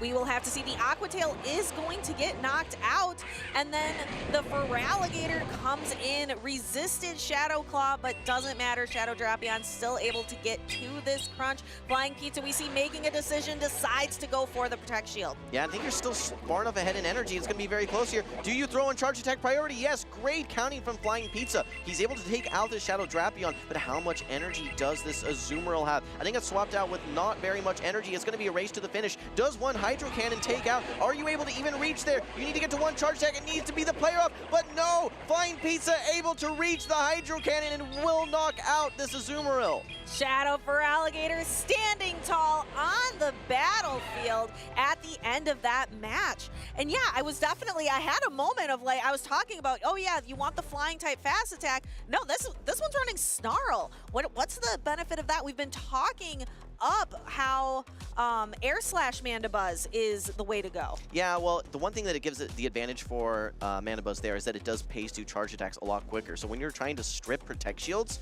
which is exactly what Flying Pizza needed to do there versus that Drapion, it's going to be a little bit more beneficial, firing Aerial Ace after Aerial Ace after Aerial Ace. What it doesn't do is any fast attack pressure, though. So it's, you know, some good, some bad. Really depends on the balance of your team. Looking back at this replay, though, Stephanie, we saw again the final Protect Shield get stripped away, and then it was a race choice to which trainer can reach that charge attack. Actually, if Flying Pizza had thrown one before and not thrown on charge attack priority, he would not have reached that Hydro Cannon. So that was just textbook perfect play by Flying Pizza. One fast attack determined whether he won that game or not, and he was able to execute. Congratulations to him on winning that first game. Can Dell turn this around? Flying Pizza having that dominant win with the Mandibuzz, the Shadow for Alligator, and the Diggersby. What can Dell possibly do with his Pokemon? Dell ran the Shadow Drapion, Diggersby, and Azumarill. So a similar line. Well, I think that if Dell is actually a little weak right now to that Shadow Quagsire, and that may be challenging for him if he ends up bringing it. I think that he's going to have a better answer overall to that Shadow for Alligator, because Diggersby, it's going to struggle. That Shadow Drapion down energy especially is going to be struggling. Azumarill, while you can still, if you're able to land a Play Rough, that's going to be nice, but assuming that you're taking that to a 2-shield matchup, for Alligator is going to win that every single time. So I think that you might need to bring either something like the Jump Bluff, which is still risky, but maybe more reliably the Annihilate to be at least something to put some fast attack pressure into that Shadow for Alligator so it doesn't just go wild. Yeah, I'm not sure we're going to see that Jump Bluff. I think Jump Bluff has some pretty solid matchups here, or at least some neutral play. But again, we're not really seeing the grass types like excel in this matchup. Oh my gosh. What we do have, oh my goodness, y'all, it is the Toxapex actually in play and finding its target. This is going to allow the Shadow Quagsire to get aligned on the Shadow Drapion. This looks phenomenal for Flying Pizza. Yeah, no, this is a 5-head play for sure. Predicting the Azumarill, having your Toxapex, and then knowing that the most likely safe swap is going to be that Shadow Drapion, and now you have your own Quagsire. I actually like the early shield here because now you guarantee that you've shielded a Crunch and not an Aqua Tail. You can take the second Crunch, and now you're in a position where Dell is going to have to invest both Protect Shields if he wants to try and turn this around. You have 2 Aqua Tails loaded, ready to go, and you can be down 2 Protect Shields with Azumarill, Toxapex versus Azumarill. Doesn't matter. A little bit of an undercharge here, actually. Cheeky undercharge, and going to get a little bit more energy. A nice play by Flying Pizza. Yeah, only 1 attack off from the Stone Edge, so able to throw that Mudshot and land a Stone Edge against the Azumarill. Flying Pizza with a great lead and swap call, really setting himself up for success. Also has the Shadow for Alligator in the back to handle the Annihilate potentially. Yeah, and this is wild that Flying Pizza is able to reach another Stone Edge here. It's not enough to knock out, but it puts this Azumarill dangerously low. Now there's not much left that your Toxapex really needs to do. It all comes down to this Shadow for Alligator. Now, the one thing we need to keep in mind here is that these Shadow Claws are super effective. You're down a shield, but all you have to do is just simply shield up this Rage Fist here. While Annihilate does still have a lot of play, yes, it may get through this Shadow for Alligator. How are you going to get through that Toxapex? Yeah, you would have to boost a lot on an Annihilate to be able to have the Annihilate do any meaningful damage to a Toxapex. So we are going to see the Annihilate Toxapex matchup. It's not one we see very often, just because Toxapex has kind of fallen out of the meta. I'm interested to see how this is going to play out. But look how low of health that Annihilate is now. Even Toxapex, which is not a Pokemon known for its attack, can handle this. Okay, so Dell will be able to get to 2 Rage Fists before he's farmed down, and he still has that Azumarill as well. These are double boosted at this point, and now he's triple boosted. Will get this next Rage Fist off. Can he do it? He's resisting all of these fast attacks from the Toxapex, but I think it's going to be able to hang on, and I just don't see a way that Dell's going to be able to come back, knowing that you have to take this Toxapex off the field, and there's just no way to do it. Yeah, you can't punch through this Toxapex, and now Flying Pizza even has a charged attack. Hold on. Ooh, does this play rough? It can't be enough. This is charge attack priority, and yes, you have a full charge attack loaded. This can't be enough. It's not. No, we thought maybe there was a chance. I think Dell played to the only win condition that he had, but this Sludge Wave is going to connect, and Flying Pizza takes a 2-0 victory in Winners Finals Group F. Yeah, he'll be moving on to Championship Sunday. Congratulations to him. Meanwhile, Dell will move down to the loser side of the bracket. He'll meet someone in the losers final, so still a second chance for him. But yeah, Flying Pizza getting all the alignment on his side in that game number 2, a critical game number 2 to punch his ticket to Championship Sunday. There's nothing like getting that Toxapex on an Azumarill. That is so hard to come back from Dell, but he did make it close. He made it very close. I think played to his only real win condition, which was landing that play rough and hoping it would be enough. But again, Flying Pizza setting himself yourself up for the success, predicting the Azumarill, and like you mentioned earlier, Jim, the Shadow Drapion is the most likely safe swap, and had the Shadow Quagsire ready for it. Yeah, the Quagsire is just such a smart bring there because you know that the save swap most likely, if you win lead, which is what you're banking on, you're making a call, and if you're going to make that call, you have to have something to back it up. That Quagsire is the perfect backup to get lined up versus that Shadow Drapion. Could even do also nice, nice damage into the Diggersby if that was brought as well, but it was able to get so much utility, taking out that Azumarill. Azumarill essentially got no play there. It threw one play rough that entire matchup, I think, and it was resisted into the Toxapex. So a great way to neutralize one of the strongest Pokemon in the meta. Very 5-hit plays there by Flying Pizza. So Flying Pizza, again, that was a winner's final. So Flying Pizza making it to day number 2. Toxapex was also not a Pokemon on our caster predictions. So it's really fun to see trainers bring things that just are a little unexpected. I gotta be honest, Toxapex is one of my least favorite Pokemon to play because it is just so one-dimensional. Its singular goal is to out-bulk Pokemon or just out-type Pokemon, for instance, versus Azumarill. There's just a lot of matchups where you get stuck in where it's like, hey, this is the best, or I don't like where I am right now, I hate it here. So, it is a very, very divisive Pokemon in that sense, but if you're able to get the alignment and you're one game away from day 2, and you know that you can, even if you lose that game, that you still have another shot, sometimes you just take that chance, and it worked out great for Flying Pizza. Let's go ahead and watch Flying Pizza take that chance again, and some of the other great plays we just watched. Don't go anywhere, we have more battles coming your way.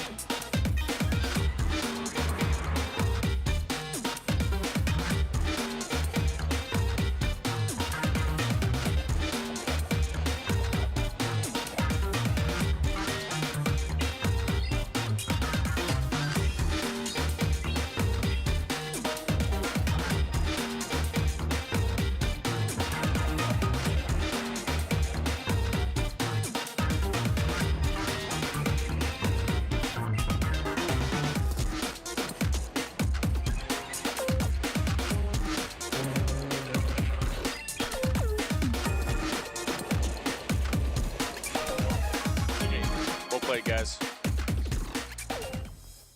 Howdy trainers, it's time for a Texas style Pokemon roundup. I have 3 awesome contestants here who are going to be throwing their lasso at this Snorlax, trying to rein it in and then name its charge attacks. Let's do a little brief introduction here. Nighttime Clasher. Hi everyone, I'm Nighttime Clasher, caster and competitor. I'm a Texan, born and raised, so let's see if I can lasso this Snorlax. Hi, Dr. Roast Beef. I'm gonna do this thing too. Hi, I'm H. Shira, and we're going to see how it goes. Never thrown a lasso in my life, so good luck. All right, everybody, we're going to let NTC go first. The 2 of you stand back there because he might need some extra room. All right. You're going to get 3 attempts here, NTC. You got to try to hook the Snorlax, pull it in, and then list 4 of its charge attacks. Type the charge attacks in chat because Nighttime Clasher can't see them. Each trainer is going to get 3 attempts. Nighttime Clasher, attempt number 1.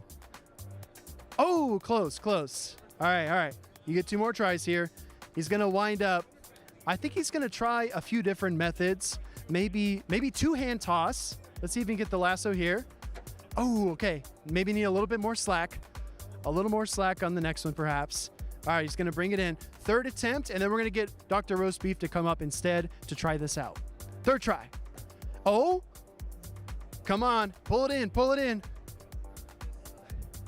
Oh, okay, super close. All right, Dr. Roast Beef is up. Let's try this out. All right, it's gonna be easy. You totally got this. All right, here we go. However you wanna hold it, whatever your technique is, it's gonna work out. Oh, he's going with the over the shoulder with the slack. Oh, okay. Overshot just a little bit, but I like the form, I like the technique. All right, this is not your traditional lasso, everybody, obviously. Ooh, maybe a little bit too much sauce. All right, one more try. All right, here we go. Oh, he's got an ear. He's got an arm. Come on, Dr. Roast Beef. Ring it. Oh, so close, so close. All right. H. Shira, contestant number 3. So you took notes about what the other 2 gentlemen did. It's going to be very easy to figure this all out. All right, here we go. All right, we're going to get a little bit correction there. All right, ready to go. Attempt number 1. Ooh, okay. Maybe a little more sauce on the next one. See if we can get this lasso going. Snorlax is hard to catch. It's always been hard to catch in the main series games in Pokemon Go. Oh, she's got an ear. Oh, can she reel it in? Oh, so close. All right, one more try. Attempt number 3. Here we go. Oh, okay. Maybe need a little more juice on that next one. Nighttime Clasher, back up. Let's keep it going. We got to roll through these. All right, he's learned. He's working on it. He's improved. All right, here we go. Yeah, move a little bit closer. All right, here comes Nighttime Clasher. Your EU regional champion from last season. Oh!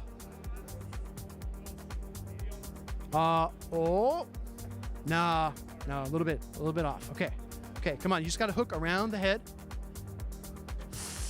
All right. He says we're not throwing it far enough, chat. All right, let's try number 3. All right. Yeah, Dr. Roast Beef, he had a good idea. Let's try it. Oh, this is tough. All right, Dr. Roast Beef, in here, quick. All right, I think Dr. Roast Beef has the best form, everybody. Let's see what he can do. Oh, he's going for the twirl. I'm going to stand back. All right, okay. 2 more tries. 2. Oh. A little bit off to the side. See if he can rein it in. I think he's got 1 ear. Oh, Snorlax. All right, let's try one more time. Here you go. All right. Eschira, this is you. I'm sensing it. All right. Here we go. She's getting the right form, chat. She's ready. All right, here we go. Ooh, a majestic throw. Just a little bit to the side. All right, let's try again. Okay, a little bit to the side. It's kind of like bowling, you know? You're tracking to one side, you just got to readjust a little bit to the middle. Ooh, she's close. I don't know, Chad. This game might be too difficult. It might be too difficult. Let's see. Nighttime Clasher, try one more time. All right, Chad. He says, all right, Chad. He's ready. He's going for it.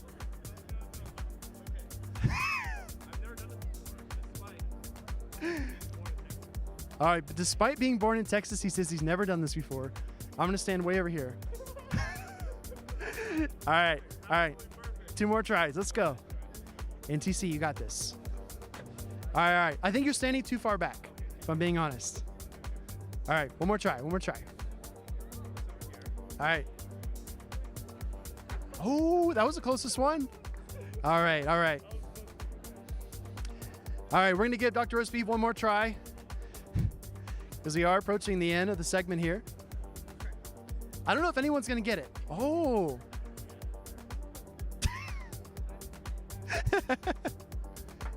Oh, okay. Oh, close. You got, yeah, if there's a way to bloom it flat. Oh, that looks like a good one. Do we have it, chat? Oh, he's trying to pop the rope. Is this the strategy? Is this the technique? No! Throw it off. It's sure. Come on. All right. This will be our last try, chat. Maybe we'll bring this back next year. All right. Oh, okay. A little bit more bloom. We got this. Eschira is going to lasso this Snorlax like it's a pokey rodeo. Come on. Oh, this looks good. Eschira's close. She's got the arm. Oh, she does the flip. I think she's got it, chat. Let's go. All right, Eschira, 4 charge attacks from Snorlax. All right, Snorlax learns Body Slam, Superpower, Earthquake, and Outrage. Perfect. Our champion, everybody. Give it up in chat. Back to the action.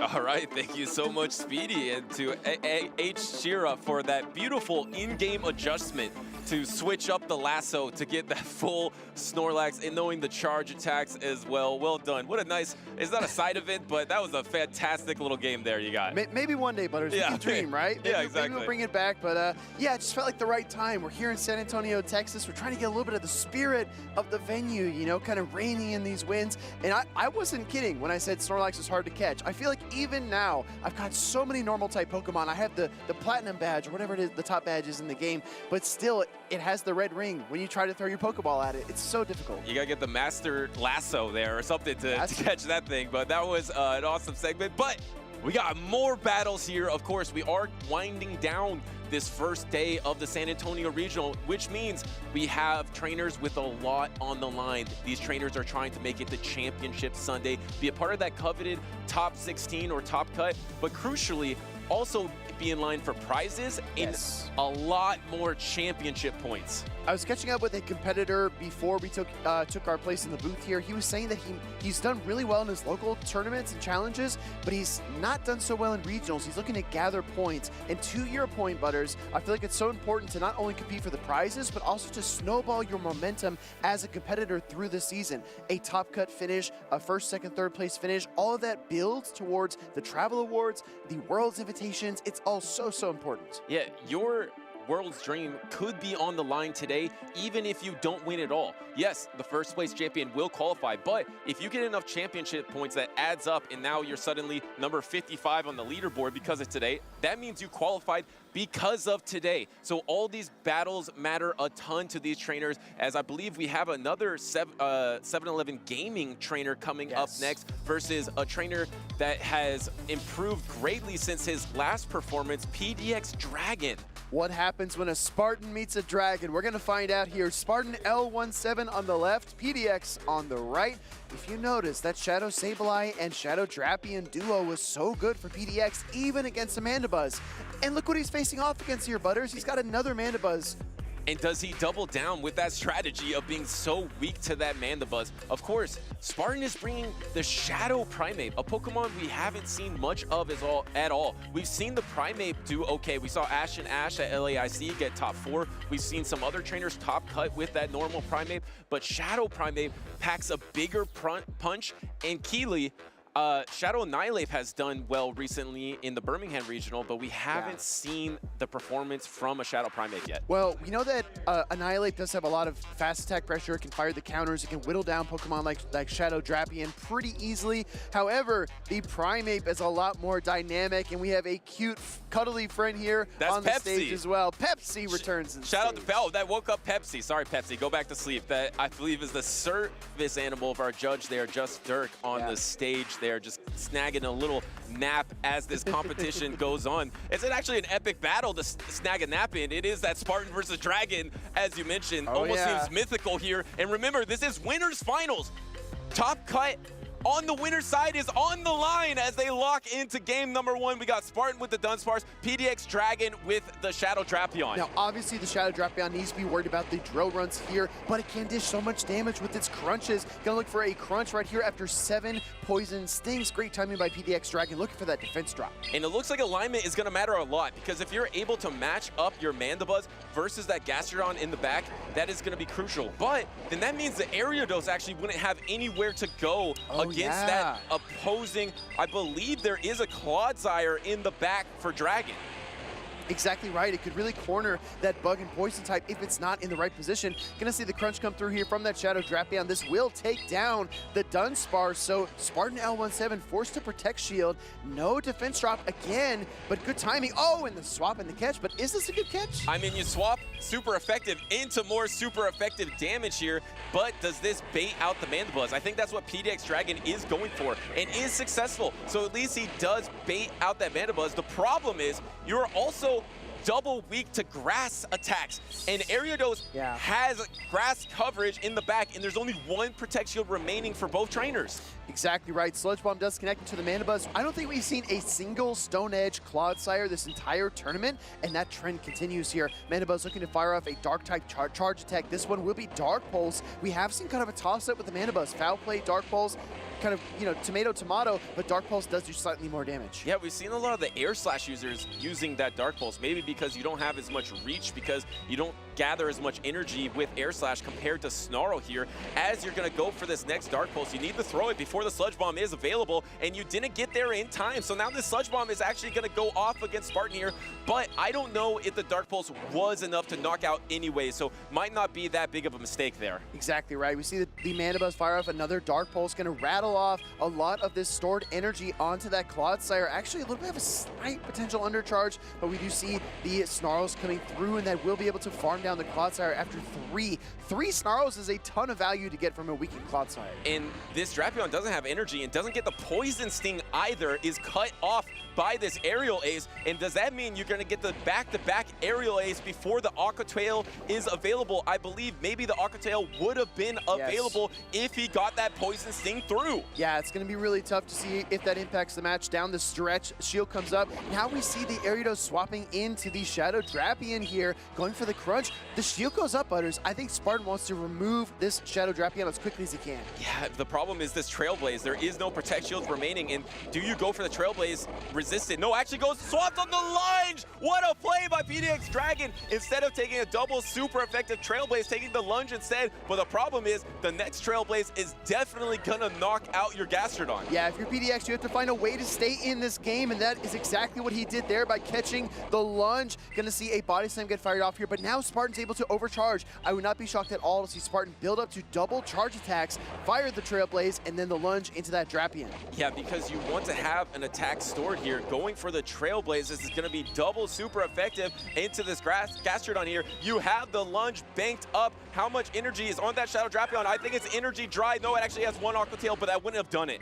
Wouldn't have done it. I believe Ariados wins the charge attack priority as well, so even if the Drapion fired that off, lunge would have connected. Just using a great, maybe a nice, would have gotten it done, and Spartan is able to win that game number 1. And that was a 3-ball flex for Spartan in that game 1 victory. All 3 Pokemon were remaining on the battlefield, the Mandibuzz, Ariados, and the Dunsparce versus PDX Dragon. Once again, Mandibuzz has been the thorn in the side of PDX Dragon. In that last matchup, he was so weak to it, able to overcome it, but now, how do you overcome that Mandibuzz matchup? And then, do you go so polarizing with your own Gastrodon?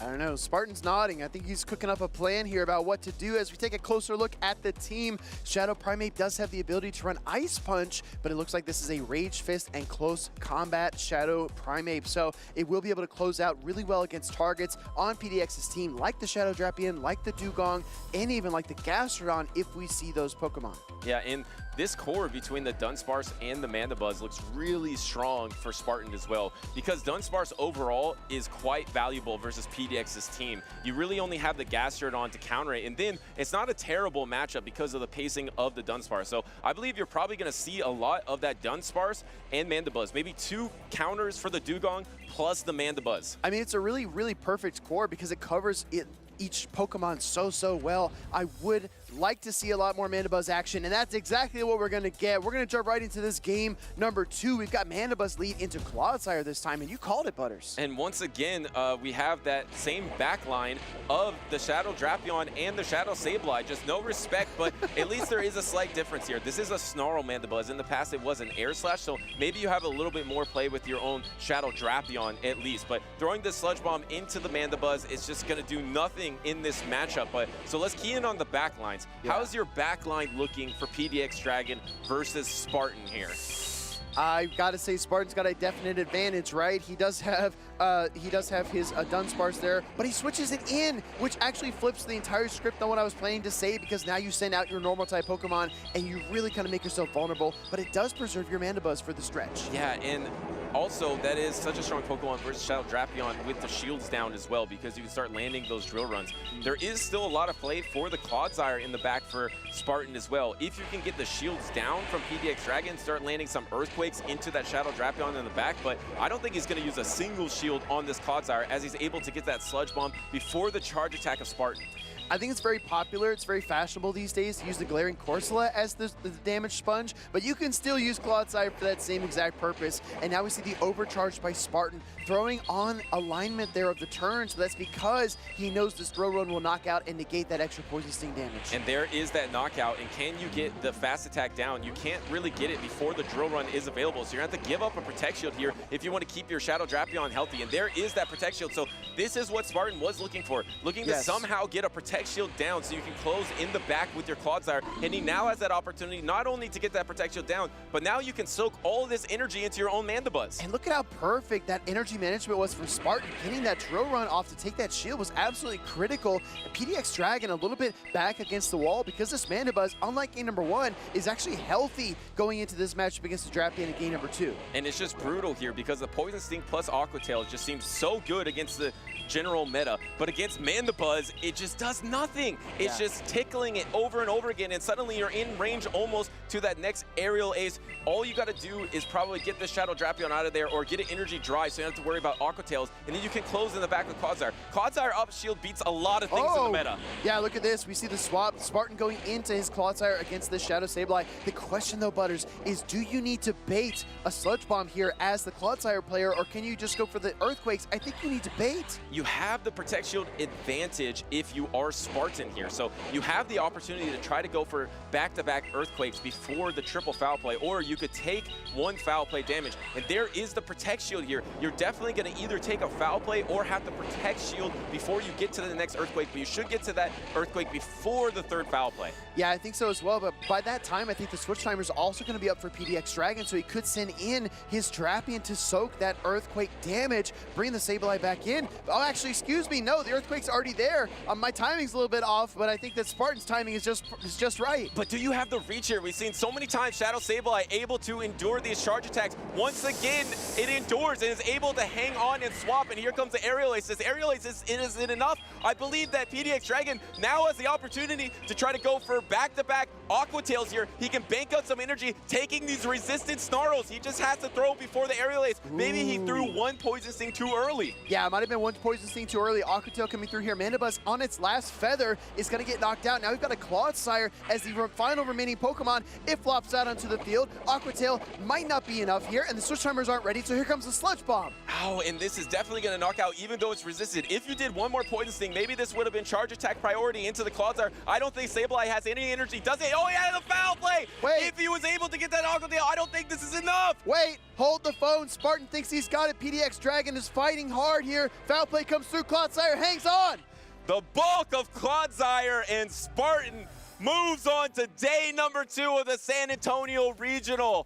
What an end game there. PDX Dragon got so close. I think if he got one more Poison Sting against the opposing Mandibuzz, he would have been able to get to an Aqua Tail and a foul play in order to tie up that series. But it's just so hard in that end game because you have to keep track of all Mandibuzz's energy throughout the entire battle, right? That's the challenge, right? The game went on for probably close to 3.5 minutes, but that 1.5 second snarl is what you needed to be mindful of. You needed to know that Mandibuzz needed another snarl for the next Aerial Ace. And like you said, Butters, if you get that one additional Poison Sting, maybe you clench out Aqua Tail, chip that Clodsire, and Sableye can do the rest. But unfortunately for PDX, he was not able to execute on that win condition, and Spartan was happy to take the win because he played perfectly. He really did, and he moves on 2-0 on that winner's side of the bracket, but PDX is not out of it yet. I believe he would have secured his best tournament performance ever if he moved on here, but he is still in that loser side of the bracket. And when you lose on the winner side of the bracket, you drop immediately into that loser's finals. So now he just has one match victory away from day number 2. But congratulations to Spartan on securing that winner side. Yeah, incredible plays by Spartan L17. I have heard a lot from the 7-Eleven Gaming group here at the Regional Championship in San Antonio. I love the crowd hype and the cheers. It really, really energizes not only the player on stage, but also us as commentators and the fans at home. Yeah, so much support, and like you said, so much energy, almost unmatched. Of course, there are the Lindos in Brazil that bring the energy as well, the LNDS team, but between those two, just so much passion. So much passion that they bring to the championship series, and Spartan's bringing that passion into day number 2 because he's looking confident. He is not even phased right here. He knows he's enduring. He put up the one, right? He said, I just need 1 HP. And I get my Poison Sting through, and that Sableye faints. He's able to win that set off of that key play in the final moments of that game. So incredibly well done, I should say, by Spartan L17. I'm excited to take a look at our next pair as well because I think the trainer on the right has done very, very well in previous competitions. especially recently. Yeah, I think at the Latin American International Championship, Stud Muffins was one of the trainers in North America that was just going through the bracket. Kind of a standout, unexpected performance in some people's eyes, but he just kept winning and winning and winning. And I believe getting to top cut in day number 2, obviously did not get the championship Sunday, but a fantastic performance versus J-Jan, of course, a previous regional champion. He was humble in my interview asking if he thinks he can win it again, but he thinks a certain trio of Pokemon is really incredibly strong in this meta, and he's been relying on it all tournament. Ooh, maybe we'll get some spoilers regarding that, but let's take a look at something else as well. We're going to take a look back because we've come so far, Butters, but there's a lot of ground that we have covered. This is our season snapshot from November 1st through January 31st of 2025. Now, these 3 Pokemon that I highlighted here, I feel like these are meta-defining, core-defining Pokemon.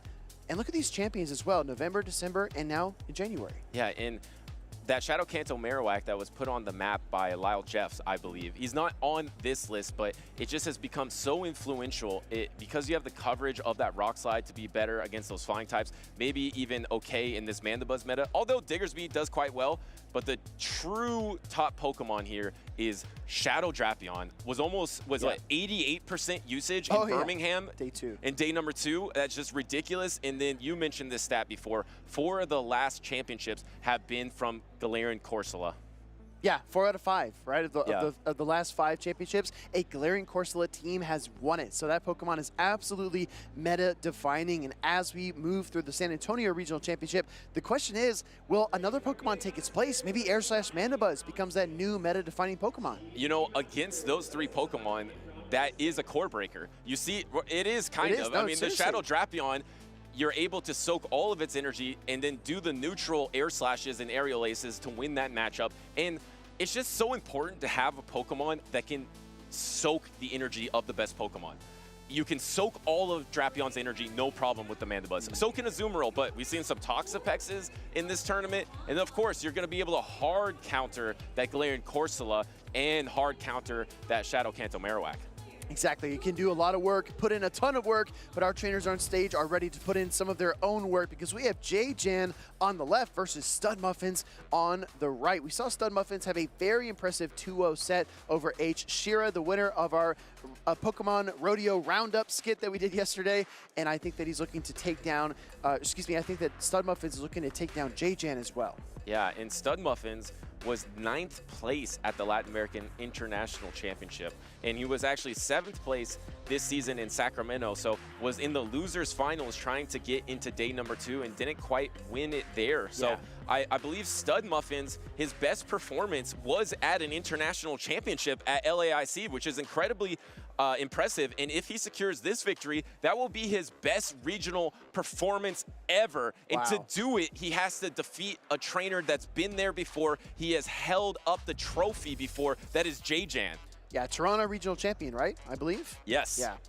Well, let's see what we get in game number 1. What I took away from the H. Shira versus Stud Muffin set is that Galarian Moltres is a threat. It's so dynamic. It's so powerful. Can J-Jan rein it in? And instantly swapping the Shadow Drapion there. Jump Buff isn't the worst matchup in the world versus Dunsparce, but it looks like he didn't want to deal with those super effective rollouts in Rock Slide. So swapping in the Shadow Drapion, and once again, there is no key counter to Shadow Drapion, so you're actually just going to stay in with your own Dunsparce, but you got the defense drop. Yeah, there's no Gastron, there's no Shadow Kanto Marowak, so you have to find a different way to beat this Pokemon, and that's so important with playtesting and scrimming, being prepared to handle the things that your team is not great against. Now we see another Poison Sting come through there, another Drow Run gets fired off by Stud Muffins, going to take a shield away from J-Jan. And the first Protect Shield from, or sorry, actually the second Protect Shield, because he's used both Protect Shields and Stud Muffins didn't use a single one, has both Protect Shields remaining, but he's going to soak all this energy into the Clodsire, essentially just sacking the Clodsire here because you're just got to take Aqua Tail after Aqua Tail after Aqua Tail versus J-Jan's Shadow Drapion. Do you catch an Earthquake on your Jump Bluff if you are J-Jan? Come on, Butters, do you? It would be so fun, but also so risky because if you mistime it, then you're going to take super effective Sludge Bombs and instead. So if you can pull it off, that would be absolutely breathtaking, especially because the Clodsire is in range of Energy Ball. So if he can pull off that swap, it would be next level. And it looks like he doesn't go for it. He's going to get knocked out by the Earthquake. Yeah, JJN knows that this Shadow Drapion cannot withstand this damage from Clodsire. Earthquake connects. Shadow Drapion goes back into his Pokeball. Now he comes in with the Jump Bluff. And I do think the Sludge Bomb is a threat. We actually saw Stud Muffins reaching for the Feraligatr, but he changed his mind once he saw the Jump Bluff. Yeah, he's like, okay, well, I'll Sludge Bomb this first before I try to swap out of here because this is super effective. Here comes the swap into the Annihilate now that the Clodsire is Energy Dry and it's met by the Feraligatr here. And you have a lot of opportunity in actually just going for the Rage Fist on Charge Attack priority. This is actually a strong move because now you don't have to take an extra Shadow Claw and now you take less fast attack pressure and you will get the counter down before the back-to-back Hydro Cannon is available. You said strong move, Butters, but I feel like that was JJan's only move. Otherwise, he gets KO'd by the Hydro Cannon regardless, so he's got to get off some kind of damage somewhere. Now Jump Bluff comes in. Feraligator's got a Protect Shield to hide behind. Fairy Wind is not doing too much damage at all, so he's going to try to build the double Aerial Aces, break the shield, take down the Feraligator, and clear the path, but Stud Muffin's actually letting it go. No, you're absolutely right because I had the Protect Shield swapped. I thought JJan had one. JJan had no Protect Shield, so that was his only opportunity to get that damage off, which was a strong attack. And now it's Jump Bluff versus the world, but you have no Protect Shield remaining, and there is a Protect Shield remaining and going for this Energy Ball on alignment there, but I think this actually is enough to knock out. But the problem is you have to get the double charge attacks before the Clodsire gets to anything. Yeah, exactly. And the Clodsire does have 2 Poison Stings of residual energy, so it's able to come in here going for the Energy Ball, maybe hoping that Stud Muffins tries to think maybe it's an Aerial Ace and he doesn't shield it, but he does throw up the final Protect Shield. And like you said, Butters, Clodsire already a few steps ahead. And Clodsire does reach the Sludge Bomb, which will knock out JJan, and Stud Muffins is 1 match victory away from going on to day number 2 and securing his best regional performance in his championship series career. Day number 2 on the winner's side bracket. That's a powerful position to be in when you're looking at a top 16. That's going to be arguably one of the most talented top 16s in North America. But it's like every event we come here, we say this is the biggest event ever. We have the most players here ever. I feel like every top cut we get becomes the most stacked ever. Well, it's a credit, I think, to the championship points change because these trainers are trying to get top 75 to secure their Worlds invite. But then Keeley trying to be top 4 on the respective leaderboard to try to get that travel award because that is huge for you going into the next international championship. So if they're able to get that, that is a huge boost to their season. So you see these trainers really competing hard to get these coveted parts of the championship series that didn't exist in previous seasons, and that's why it's continuing to be so stacked. Previous seasons almost felt like a winner take all, right? You either had to finish first or second to get your Worlds qualification. That is no longer the case. There's so much to fight for at these regional championships. So even if the tournament doesn't go the way that you'd like, maybe you drop after the first or second round to that loser's bracket, keep on fighting. Speaking of fighting, Butters, heading into a really important game 2 for JJan,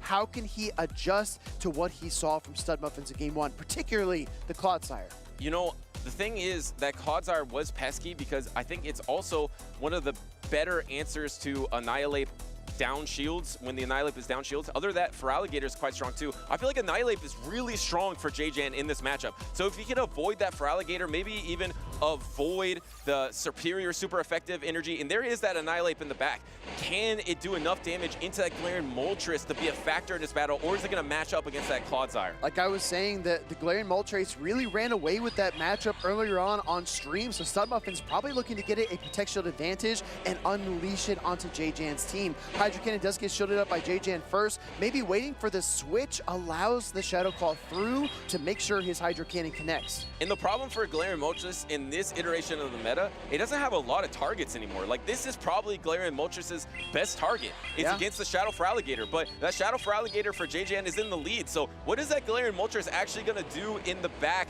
I mean, at least you have to go for the Aqua Tail if you're a Shadow Drapion of JJan, but I don't know how much that Moltres can do. So I think it might all be up to that Clodsire in the back. We're going to find out. I think JJan wants to farm this down with Annihilate. This Feraligatr has just enough HP to potentially be within counter range, but instead coming in with a Drapion. And trying hard to keep that alignment here and landing this Hydro Cannon. JJan decided that he's going to go all in with the Annihilate, and here is that Annihilate, and it is met by a Clodsire that was energy dry. So now he has the opportunity to ramp up, maybe even Protect Shield and Earthquake, and then really secure the energy that he might need to close out this entire battle. He might be able to sweep with this one Annihilate right here. It's really going to depend on a lot of factors, though, because this Clodsire does pace the Earthquake after just 8 Poison Stings and then 7 to the second, and that Rage Fist is 6 counters every time. So it is going to take a while for JJN to build the energy, and he needs to outpace the second Earthquake. Otherwise, this Annihilate is going to be really, really weak. Oh, he actually goes for the close combat. This is going to be resisted here into the Clodsire. It's on charge attack priority. Looks like he's just trying to register as much damage as possible, but I don't think it's enough. It's not nearly enough to knock out the Clodsire. The thing is, I don't think you would have been knocked out by the Earthquake if you just went for Rage Fist. You would have been able to hold on, but now you definitely get knocked out, and Galarian Moltres is swapping in here, and it's going to be going, and the Aqua Tail is available for JJ. This is so tough. Yeah, exactly. I mean, JJN could fire the Aqua Tails here, but you saw him bank up a ton of energy. He is bending the knee. He knows that Stud Muffin's Galarian Moltres is going to run rampant over this Drapion, and there's nothing he can do. And the boost! And the boost to boot. Stud Muffins goes on to day number 2. Wow, a dominant performance there from Stud Muffins to secure that victory. He is on that winner's side of the bracket, so JJN is not out of it yet, but moves on down to the losers finals. But really well done by Stud Muffins, and Clodsire, a Pokemon that has been shaken out of the meta, is back. I mean, it's able to land that charge attack Earthquake into an interesting play for the close combat from the Annihilate. It's one of those things, like, you never expect that you need to know how much damage a single stage boosted Rage Fist enhanced close combat is going to do into a Clodsire. That's not something that would ever cross my mind, right? Yeah. But you have to deal as much damage as possible and try to find your win conditions. Butters, I think you made a really good point. You said that if JJN would have thrown the Rage Fist, maybe he endures the Earthquake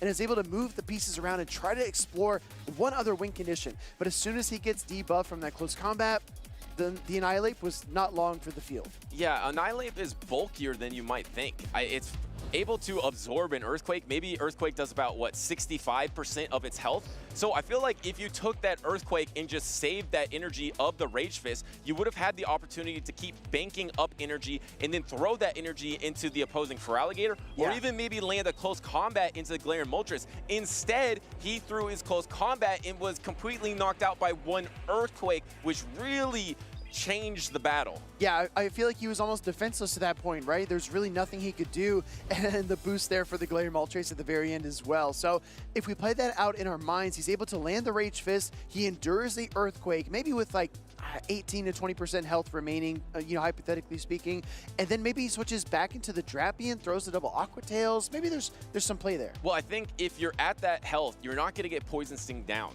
So you have the opportunity to keep banking up energy, keep farming up energy, and he swaps in Feraligatr, okay, Rage Fist it. If he swaps in the Galarian Moltres, okay, close combat it. And then pivot. And then pivot, exactly. Instead, he left himself a little bit vulnerable with that close combat, maybe thinking he had the reach to get a knockout, or maybe even throw it and then swap, but it was charge attack priority, so he was locked into that matchup. Yeah, exactly. Locking in that charge attack priority, no switches can occur once that charge attack has been triggered, so Annihilate was absolutely defenseless. Stud Muffins, though, has been super impressive. I really liked what he did in the 2 matches he played on stream. Excited to see what that trainer does in day number 2. We're not getting a lot of emotion or feedback or body language from Stud Muffins either. He's just all business. Yeah, and we have the Tarian up next on stage. I believe he's 3rd in North America right now, so no better time to talk about the roadmap and what these trainers will be battling for throughout the season and what they could achieve.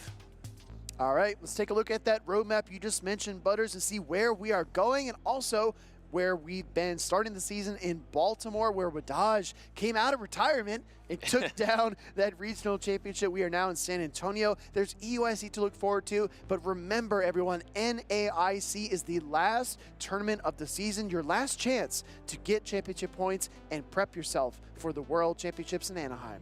And right here, for some North American trainers, San Antonio might be the last event that they compete in to have the opportunity to get that travel award for the North American International Championship. So those trainers on the top, like Out of Pocket, like Elam, in the Tarian is crucially in 3rd place. He doesn't want to get leapfrogged by other trainers. So he desperately wants a strong performance here in San Antonio to make sure he secures that travel award. Exactly. I mean, it's not listed here, right? This is just about placing prizes and booster packs, but that travel award is so critical, especially as these trainers compete to stay near the top of the leaderboards in their respective regions. And as we see here, winning a regional championship or an international championship will give you a tremendous amount of championship points.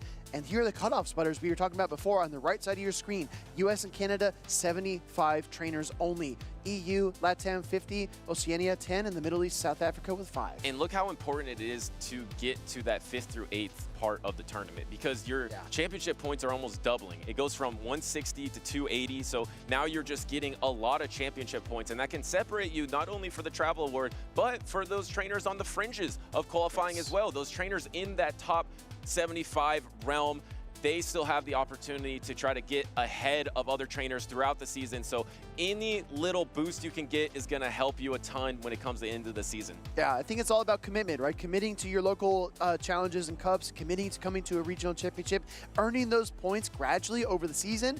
It's definitely a marathon, not a sprint. But these trainers are definitely making their way to Anaheim. And we have those two players we mentioned earlier up on stage, Dr. Roast Beef and the Tarian. Yeah, and one trainer is really committed to winning right now against big names. That is Dr. Roast Beef.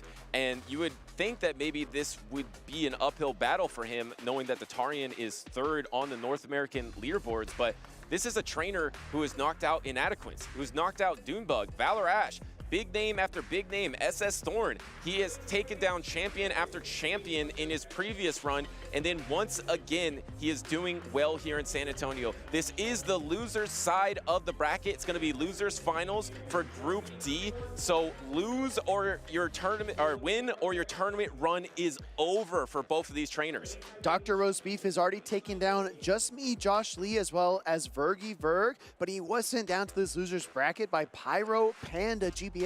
We featured a post of theirs from social media earlier today where they were threatening to delete their charge DMs. Pyro Panda, please don't do that. Don't do it. And I just saw something right now. I can't believe we haven't mentioned it yet. What's that? The Tarian has Zapdos.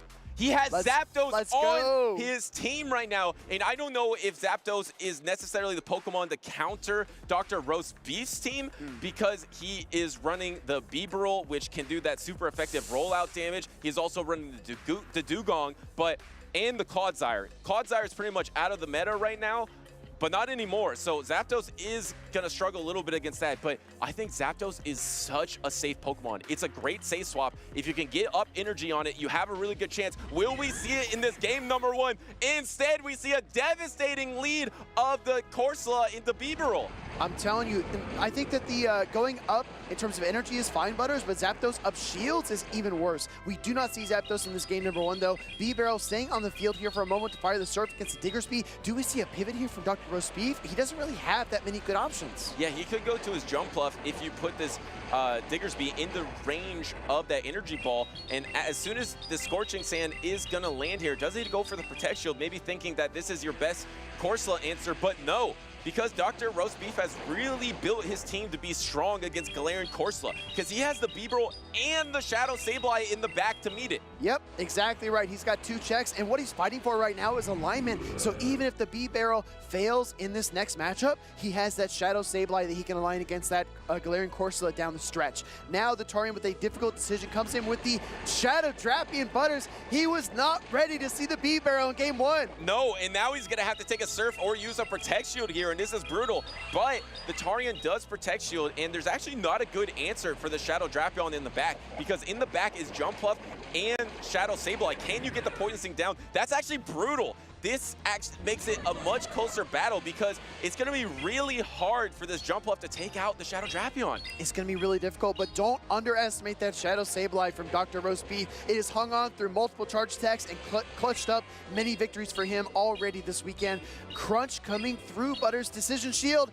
doesn't shield it. Trying to save both its Protect Shields for the Shadow Sableye, I really like that strategy because you have seen the lead Pokemon. And what a catch by the Torian here, catching that aerial ace to get some sort of momentum in this matchup, but he's going to be met by the Shadow Sableye. Yeah, exactly right. We see the aerial ace get fired off. What I like here from Dr. Roast Beef is the overcharge. He wants to bank a charge attack before he goes to the Sableye. Look at the Shadow Claws just ripping through the Ghost type. And great timing there by the Torian to throw this Nightshade and gets the first Protect Shield of the battle from Dr. Roast Beef here. And now, does he try to get extra energy before he throws this Foul Play? He has time to be patient. We've seen the precision from him lately, and once again, he is on point here. I think you could have almost double shielded and Shadow Claw down, loaded the Foul Play, and just forced the shield away from the Drapion. But I like this play as well from Dr. Roast Beef to force away that Protect Shield earlier on before the end game. Well, how much energy does the Shadow Drapion have banked up? Because if it has energy, it can combo attack right now, and there comes the combo attack. No, it was away, but he didn't go for the Power Gem. He went for the Foul Play, which is resistant. I believe the Torian can endure here, but Dr. Roast Beef, can he get out? Can he get to the jump off? He can! And he combo plays. Here comes Dr. Roast Beef with the aerial ace into that Shadow Drapion. We thought the Torian was going to combo play, but it's actually Dr. Roast Beef who flips the script. And because he was 1 point to single away, Dr. Roast Beef banked it, and that's why he was able to secure the combo attack. But hold on, it's not over. The Torian gets the full Astonish down. If he gets to a Nightshade, he can win, and he's only 1 Astonish away, and he gets it. He secures it out of nowhere. The Torian is going to take game number 1. The pendulum of momentum went to the Torian side, then back to Dr. Roast Beef, and finally landed on the Torian on the right. Wow. That is amazing, because there's a couple of things going on here. The Torian had the bad lead with the Corsola, and then Dr. Roast Beef had 2 answers for the Corsola. It was the Corsola that won the battle for the Torian, and I think Dr. Roast Beef played really well. So it's crazy how the Torian came out ahead in that battle. Yeah, it's absolutely insane. When you lead B-Barrel into the Galarian Corsola, a lot of trainers would say, oh my gosh, this might be a top left situation, right? It might be too difficult to overcome, but the Torian stayed the course, found an opening, and was able to take him down in game number 1. The question is, Butters, do we see that Zapdos in game number 2 from the Torian? And if we look at that line of 3 in that game number 1, where is it strong? It's really strong against this jump up. I feel like that is one of the big reasons it's viable right now, because you're able to resist all the charge attack damage. You also have super effective damage for that B-Bro. You can outpace the Shadow Sableye. Yeah. So Zapdos does have an opportunity to perform here, but you're also scared of that Clodsire. Could be lurking in this game number 2. With a game advantage, maybe you play it a little safer in this game number 2. Yeah, I think so as well. I don't think this is the time to really gamble and risk a lot, and you definitely want to try to outplay your opponent, because the Torian was able to do that in that game number 1. Jumping right into game number 2, Dr. Roast Beef on the left, looking to stay in the tournament here in San Antonio. And do we see that Zapdos? No. Instead, there is that Galarian Corsola again, and Dr. Roast Beef ran the same 3. He has the B-Bro, he has the Shadow Sableye, and the Jump Up. And this is your best answer for the Shadow Drapion. So I actually expect Dr. Roast Beef to Protect Shield up his B-Bro to try to shore up this matchup. Wow, actually, great call, Butters. I was thinking the opposite, but it turned out you were right. Crunch does get Protect Shielded up early on in this matchup. Enough energy to threaten the Hyper Fang, actually pulls the shield from the Torian as well. Now we are at 1-1 shield parity. And B-Bro actually has a pretty high attack. So if you're able to land a Surf, even at this range, it's gonna chunk. And it actually pulls the second Protect Shield from the Torian here. The Torian knowing that Shadow Drapion is incredibly strong for his team competition. Yeah, exactly. This Pokemon can wreak havoc on Dr. Roast Beef's team of 6. Now we're gonna see a Crunch get fired off here by the Shadow Drapion. Doesn't take down that B-Barrel. It looks like Dr. Roast Beef decides not to shield it. Well, because the double crunch was available, you could throw that double crunch, and it's just so overwhelming to try to finish off a Shadow Drapion with a jump bluff here. And the Torian does have the opportunity to even pivot if he wanted. He could go into his Diggersby. He got the defense drop here. Does he try to swap on the aerial ace? Yes, he does, into the Corsola. I don't know, Butters, you might be a psychic type the way you're calling the plays here. Aerial ace connects into that Galarian Corsola, but this opens the door for Dr. Roast Beef to send that Shadow Sableye.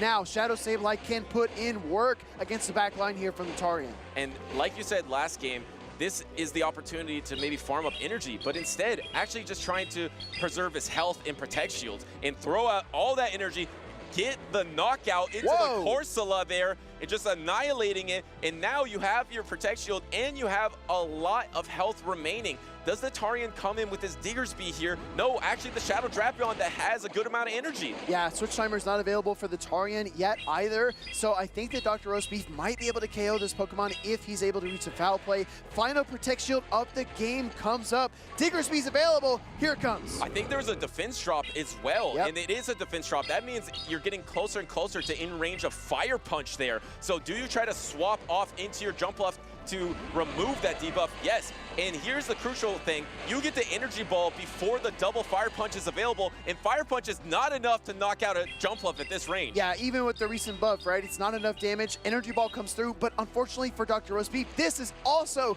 not enough. And now you're forced to try to go for the Aerial Ace. This is going to come down to a really kind of micro approach to managing energy, because I think that the Tarian might find a farm down opportunity here soon. Yeah, he already has the Fire Punch here. He just has to throw before Aerial Ace and actually decides not to throw at all. Maybe deciding he wants to get energy on his Shadow Drapion. Yes. Is Dr. Roastbeef still locked into his matchup? Is his Switch Timer available? Can he get the... Yes, he is locked in. So here comes the Poison Sting down. How much energy can you get before the energy of the Sableye? The Sableye is dry. You get to the Crunch. Yeah, here comes Crunch. The Tarian Shadow Drapion is too much for Dr. Roastbeef here. In spite of the B-Barrel, in spite of the Shadow Sableye, he is able to eliminate Dr. Roastbeef from the San Antonio Regional Championships. And Shadow Drapion that was double Protect Shielded and then pivoted twice in this battle was able to close it out for the Tarian. And it's really fascinating because some trainers out there might be thinking, why did the Tarian not throw his Fire Punch when he had it to knock out the Jump Bluff? It's because you want to win the battle, not the matchup. You know your only way to win this battle is to get energy on Shadow Drapion. How do you do that? You have to sacrifice your Diggersby and get a fast attack down before the timer is back up. Wow. Yeah, it's kind of like the analogy, you want to win the war, not just the battle, right? You want to win the entire set and not just the game. So incredibly well done by the Tarian, the energy management. But what really stood out to me, Butters, was recognizing the win conditions. That's what you alluded to just a moment ago. Figuring out how you want this game to end, visualizing how the battle is going to play out is so critical, especially for some of the world's top trainers. The Tarian was a regional champion last season from Puerto Rico, and now we see him defeating Dr. Roastbeef, ending his run, and well on his way to try to win in San Antonio. Shadow Drapion is just so overwhelming for so many trainers. I told you, Butters, the first thing I said to you today was that Shadow Drapion is the gravity well, and everything else just revolves around it right now. Yeah, and if you play the way the Tarian's playing, where you're double Protect Shielding, pivoting it 2 times in a single battle, because of its pacing, because of its typing, it is such a force and an amazing win condition, and the Tarian showed that beautifully. I want to make a quick correction. I've been saying the Tarian's number 3 in the leaderboard. He is actually number 4. He is only 9 championship points behind Nighttime Clasher. On the board, it has him at 1174. Nighttime Clasher is at 1183. So if he performs better than Nighttime Clasher in this tournament, he will be number 3 on the leaderboard. I'm going to leave it up to chat. Chat, are we going to forgive Butters for switching the positions between 3 and 4? I don't know if Nighttime Clasher will forgive you, but maybe chat will. Well, you know, the key thing is after 4, because only the 4 can qualify for that travel award. So as long as you're in that top 4, but those trainers are being snuck up by Lyle's Jeff. Oh, yeah. Dunebug, Arrow, Rise to Occasion. So there's a lot on the line to try to keep your positioning. You have to do well, and the Tarian did great in that series to move on to day number 2. Yeah, and that's the thing that we were talking about earlier. You can do really well early on in the season, but if you don't consistently make effort until NAIC, somebody else might come up from behind and take your spot for the travel awards. And as they climb up the leaderboards, it might be more and more difficult to maintain your position. Yeah, it's really tough because you see some trainers like Out of Pocket. He was in Birmingham last weekend. So not only are these trainers competing in North America, they might go to other regions as well, or even other international championship in LATAM. And I'm sure there's going to be a big force of North Americans heading to London at the European International Championships coming up pretty soon. I heard that one's already sold out. Yeah. I heard it's going to be the biggest ever, right? Yeah, it's going to be absolutely epic. I mean, like you said, it seems like each top cut just gets more stacked and more stacked. Can't wait to see that top cut. Exactly right. I want to add one more kind of point here. trainers from the TPC region, if they come to a TPCI hosted tournament and win that competition, they also get their Worlds invite. So that's really, really important for a lot of our trainers watching from the other side of the globe. Butters, we have an exclusive interview down on the floor. Take it away, my friend. All right, thank you, Speedy. Exclusive interview here with the Torian 22. Congratulations on your 2-0 victory versus Dr. Roast Beef. There were some tense moments in those battles for sure, but you were still able to overcome Shadow Sableye. Tell me how you were able to defeat that Pokemon. It was tough. It had so much fast move pressure, like boosted Shadow Claws. I mean, my Ape had nowhere to go, and then I think, like the resistance with Drapion, and then the double resistant Diggersby helped me. So yeah, that was Had to get creative for sure, yeah. One Pokemon we did not see, at least in those last two battles, that we've been talking about all stream is Zapdos. It's a Pokemon that you've brought, obviously has some play versus the grass, the fighters, the waters. Have you been playing at this tournament? Oh yeah, Zapdos had like no play into that team. I mean, the only play was like Bibarel, but it also has rollout, and Zapdos is not like super tanky. But I would say it's pretty great. I faced Verge, I believe, just before this, and he had like 4 waters on his team or something, and then he had a Serp, so I think Zapdos definitely has the play. Yeah, there was some inspiration from Hardjaff. I talked to Desynct, and they both ran Zapdos in Rio last weekend, so yeah. A little bit of a boutique Pokemon, pretty rare. Tell us, how do you get a Great League Zapdos? Oh yeah, so it was back in the 7-day field research in 2019. Now the only way to get it is from like a trade, or if somebody's kind enough for you. Like people have access to an under 1500 CP like Shadow Zapdos, but a regular one is like pretty tough to obtain. Yeah. All right, well, make sure you find those trainers that have been playing since 2019. All right, well, I know that you're currently number 3 on the North American leaderboard, is that right? I believe I'm 4th. Nighttime Clasher did some locals recently. He's like 7 points ahead of me right now, but yeah, pretty close. Is your goal to finish number 1 on the leaderboard this season, or tell us maybe about some of your accomplishments that you're trying to check off here in 2025? 2025, I believe this is my 2nd season competing. Definitely a regional win is on the card somewhere, but yeah, I mean, snowballing into ICs is definitely a plus, and maybe get a regional win and then hop onto an IC win. Somebody like Lyle Jeffs and then Aiden, it's like great company, and then they have so much accomplishments that I can look forward to. But yeah. All right. Well, finally, we'll wrap up here. Any shout outs? I know you mentioned Aiden, I know you mentioned Lyle. Anyone else that you want to shout out or say thank you to? I mean, shout out to the Lyle Jeffs bootcamp always, and I'll shout out Aiden's mom for having us over in the B&B for now. All right. Thank you, the Torian. We're going to take a quick break. We're going to look back at some highlights, more battles to come. Make sure you stick around.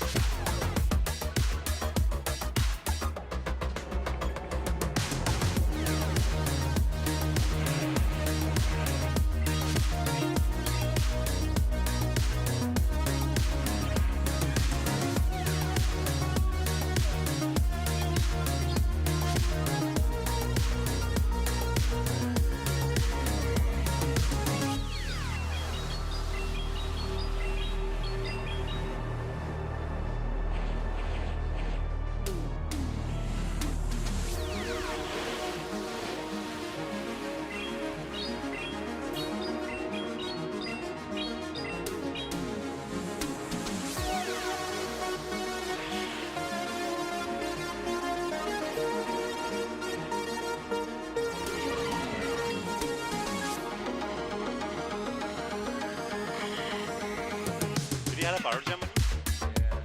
You caught it. You didn't go.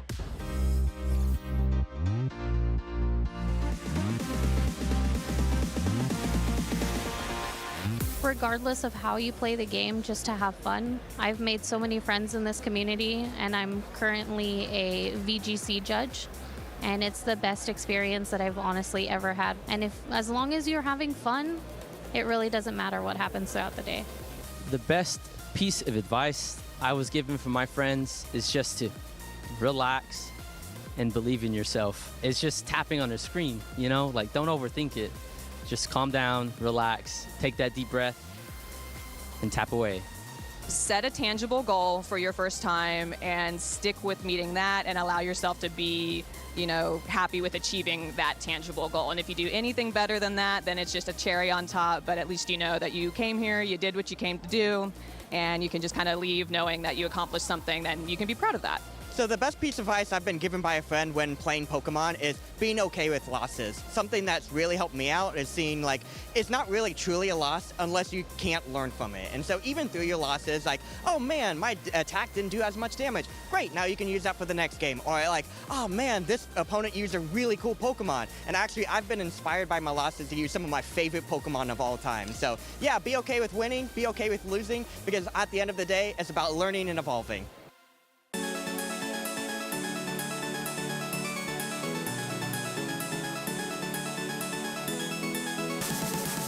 It's time to kick off our 2024 Pokemon North America International Championship.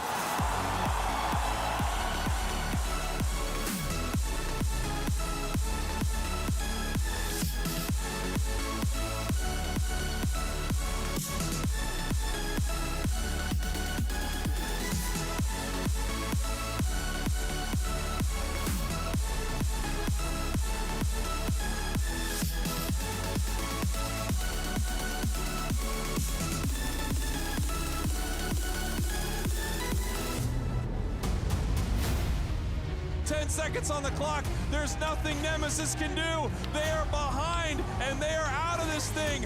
Orange Juicers become your North American champions. Getting it done, bell to bell.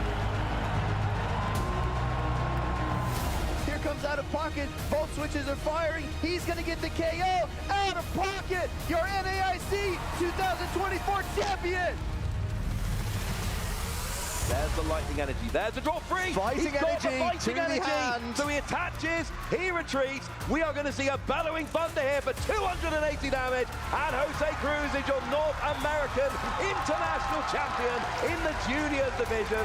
That was a fun back and forth game, just like we expected, Joe, wasn't it? Lost Vacuum on the Temple of Sinnoh, Neo Upper Energy on the pit shot, KO with +3 win, and Nathan Osterkat is your North American International Champion. We are asking for a judge shuffle, Stefan, making sure that the judge is the one that will determine the fate. The North American Championship, and there it is, the Prime Catcher is found, and Greninja will knock out the Klefki and will allow Andrew to become the North America International Champion. Is Sandsear Storm going to be enough into this Ice Rider Calyrex? It's not. It's just 50%, so Kevin has the potential to strike back. And with this Glacial Lance, it continues the avalanche of success for Kevin Hahn this season. 6 titles in 2024 with the win in the Junior Division for the 2024 North America International Championship. So the Calyrex, with this Astral Barrage, able to move before this Urshifu, is able to secure a double knockout, and that's the game. Josh, the honor, the glory, the redemption is his as he takes this game and becomes your Senior Division 2024 North America International Champion. Patrick coming all the way from Florida with the support of his local community, able to power through the paralysis, and with a critical hit, takes the win and is your 2024 North American International Champion.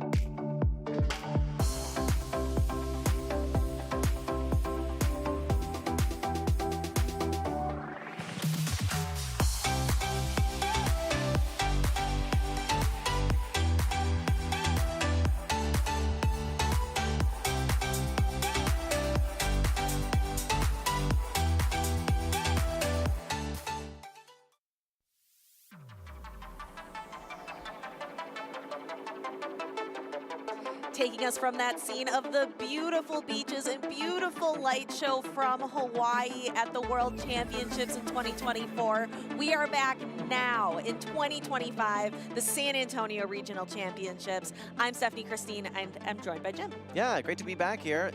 Very excited as we start to round out the later portions of this tournament. I think we got a couple rotations here left, but we really want to see who's going to be making it to day number 2. We've gotten through the winner's side of the bracket. We still have a couple losers finals for you, and a lot of household names as well. I think next up is going to be Nighttime Clasher, but he's going to be facing off versus Jello Too Good, someone that I don't think we've seen too much, at least on stream. Very curious to see what they're going to be bringing here in this meta, but I asked you this earlier, maybe I'll ask you again. Can't answer Dugong this time. Any standout Pokemon for you from this tournament that you feel are maybe a little bit surprising that you weren't expecting? I wasn't expecting to see as much Clodsire as I've seen today. We haven't really seen it make as many appearances on teams, but it's made an appearance. I'll restate that. We haven't seen a lot of gameplay of it. We haven't seen it in the battles, but we've seen it on quite a few teams. Yeah, I agree. I would say the exact same thing. Clodsire is a Pokemon that is typically going to be in our top 6 that we see, and I think it's probably fallen off. In some cases, we don't even see it in our top 12. That said, here at San Antonio, I'm seeing it very regularly on a lot of these teams, and of course, it's going to do well versus Azumarill and have play versus things like Drapion. Can hang in there even versus some of the Ghosts, despite some of its weaknesses with Poison Sting. But I think it's just a very reliable Pokemon. There are some Pokemon that are very bait-dependent, some Pokemon that you don't really know what you're going to get, that have very polarizing matchups. With Clodsire, you know what you're going to get, and it's very consistent. Consistency is the key.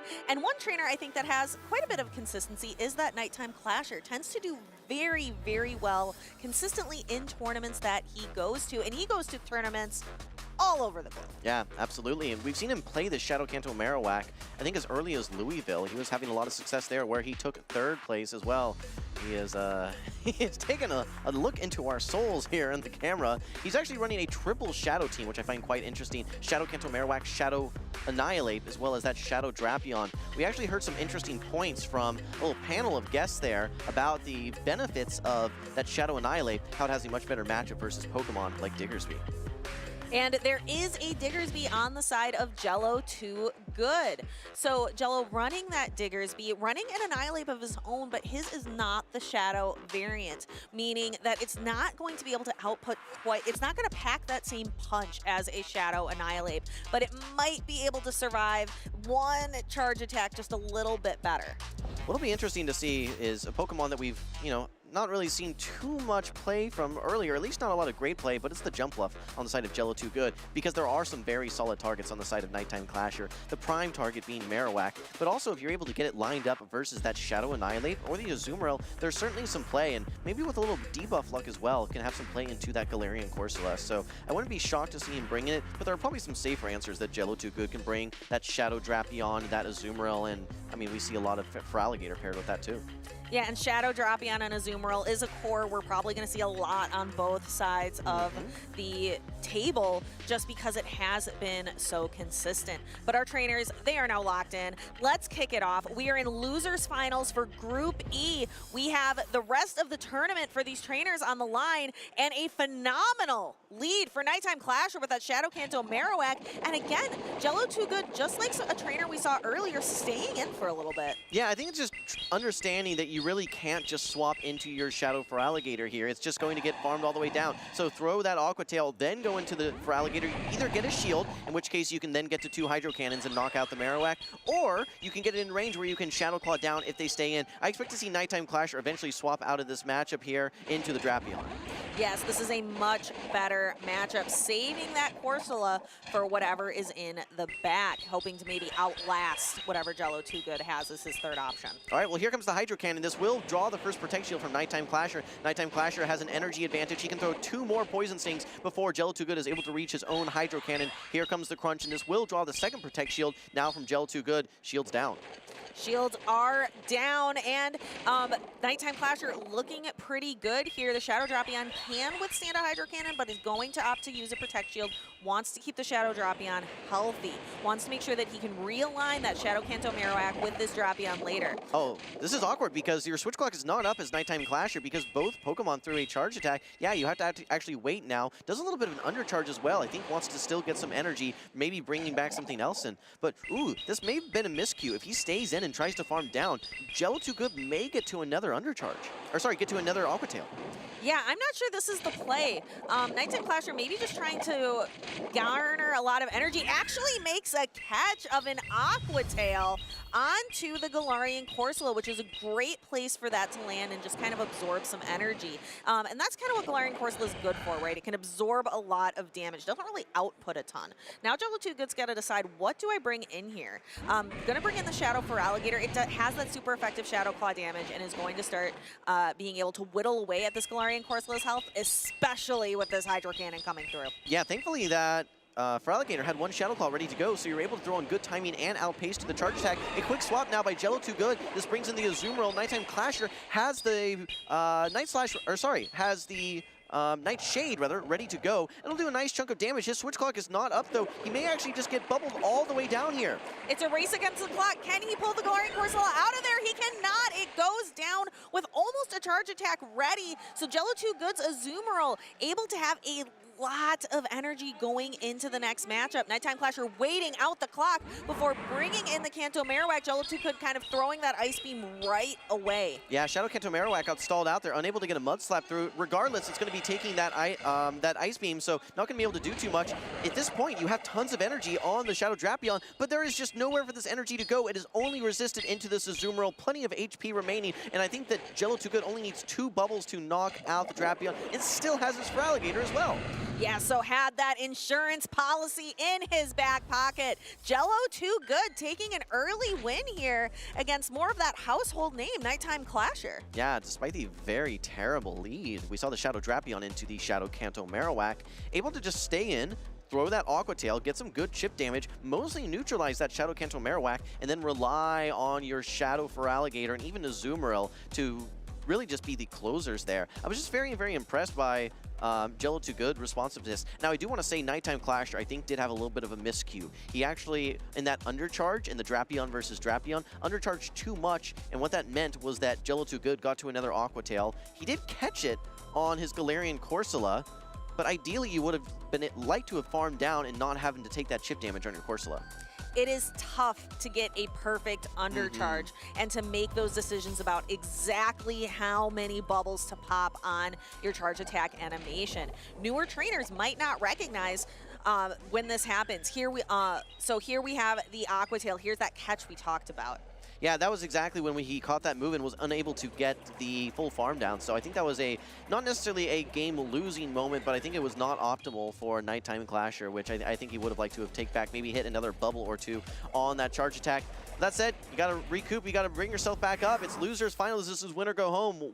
One win away is Jello Too Good for making day 2. Nighttime Clasher needs to win 2 consecutive battles here. We've done it before. We'll see it again. It's the same leads. We're going to see it play out probably in the same way. Jello Too Good staying in, which takes the Shadow Drapion down almost under half health, but you have to chip the Shadow Kanto Marowak, and then here's the for Alligator again. Yeah, they're just running it back, and Nighttime Clasher, he will throw this charge attack. I don't think he's going to be able to reach another charge attack, so he's probably going to swap right back into the Drapion. There's been nothing different about this matchup so far. We're seeing it play out exactly the same. We expect to see Jello Too Good actually throw this Hydro Cannon. This time, Nighttime Clasher throws on charge attack priority, however. Yep, knowing that he will lose charge attack priority, it takes a lot to beat a Shadow for Alligator in the game of straight attack power. Shadow Drapion going ahead and throwing the crunch. Jello Too Good has to shield it to keep the for Alligator around. Okay, well, this is even energy, or sorry, Nighttime Clasher has no energy. I think that Jello Too Good can simply just overfarm if he really wants, but wants to throw one before the crunch, meaning that Nighttime, he can actually, I think Jello Too Good can probably swap out if he really wants to. Could bring in his Azumarill here. I think the switch clock is up, but instead brings in the Drapion. Again, this is playing out exactly how we saw before. Shields have all fallen at this point. No Protect Shields remaining. Nighttime Clasher needs 2 Aqua Tails to knock out, though, and actually, again, undercharges. Again, undercharges, so will we see it exactly the same as before? The Drapion is going to be able to tank this crunch, but are you seeing Nighttime Clasher making the same mistakes? No, I mean, at this point, throwing that crunch, you're not going to get to another Aqua Tail. I actually did get a defense drop, which is interesting. I think Gel Too Good can quickly bring in this Azumarill, but switch clocks are up is the only thing. There's still going to be some difficulty here for Jello Too Good because that Galarian Corsola is fully healthy and in fact brings in the Galarian Corsola. Jello Too Good's switch clock is not up, and now he's going to be able to farm tons of energy before Jello Too Good is able to switch back into his Feraligatr. Yeah, so this is going to be a very different matchup. Typically, the Feraligatr is in a really solid spot against the Galarian Corsola, but it's already down under half health, and the Galarian Corsola now has charge attacks ready to go. Yeah, we'll need to keep an eye on switch clocks again here for Nighttime Clasher. I think that by the time this Feraligatr comes in, it's likely that his switch clock has come back up. He has a Shadow Kanto Marowak still on the field that has essentially no energy, and also that Shadow Drapion. We'll have to see how much energy he still has on that Pokemon. Quick swap here, though, maybe trying to catch a charge attack. Nighttime Clasher has overfarmed so much that he has a Night Shade ready to go here, and this should be enough to take out this Feraligatr. And an undercharge again, maybe trying to keep it on the field.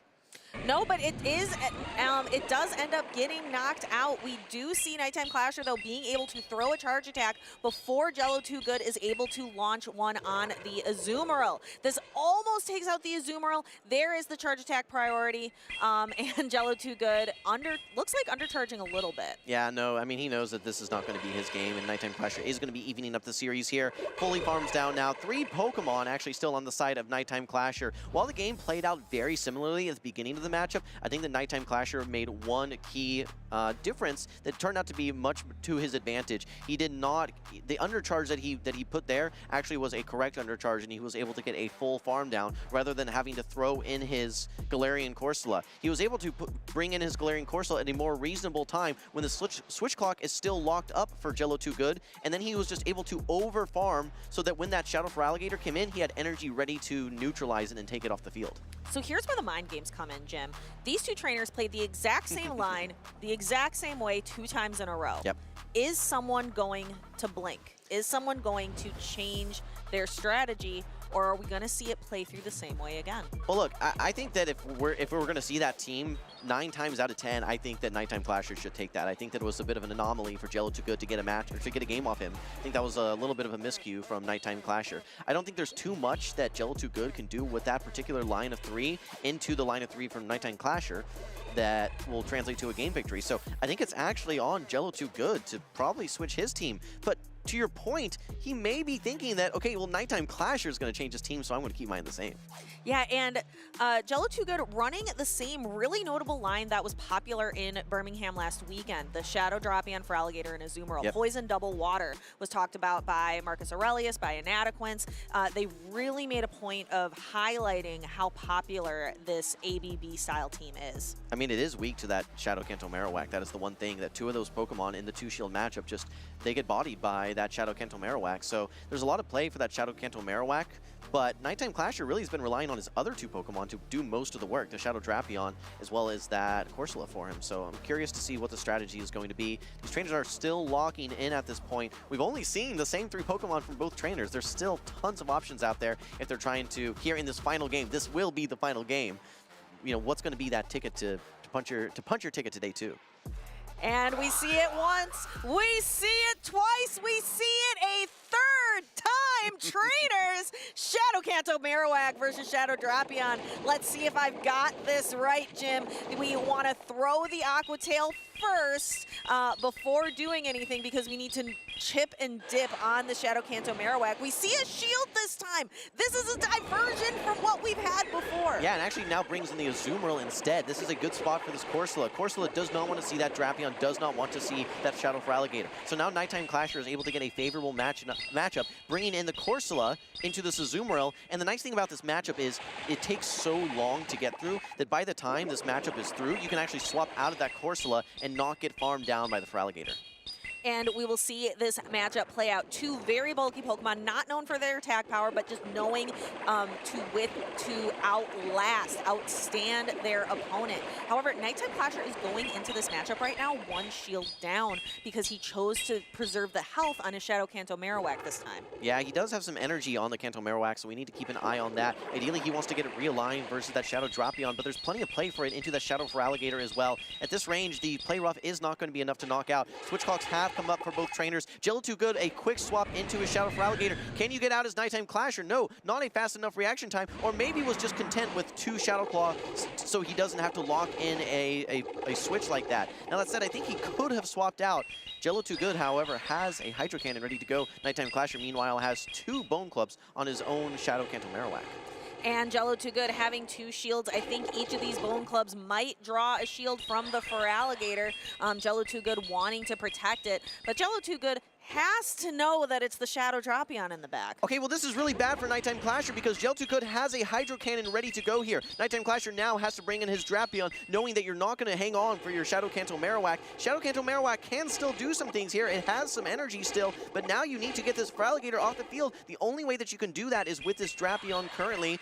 And yes, we do see the Protect Shield. Jello2Good may even be able to build up to 2 Hydro Cannons here.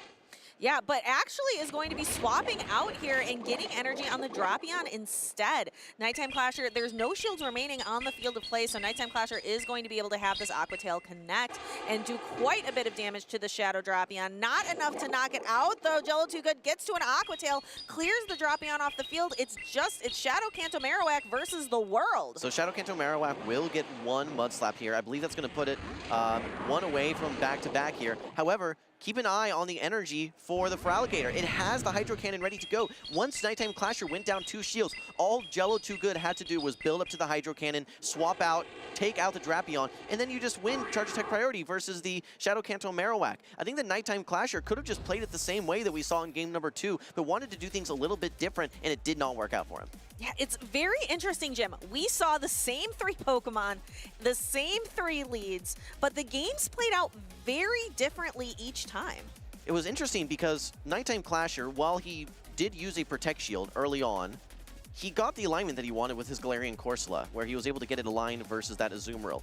Jello2Good, though, got a farm down with his Feraligatr, and when you get ahead on energy with the Shadow Feraligatr and you have a shield advantage, there's very few ways to play out of that as the opponent. Yeah, I can think of very few things that'll put a hard stop to a Shadow Feraligatr, both up energy and shields. It's almost like an unstoppable force. It looks like our trainers might be taking a look at something in there.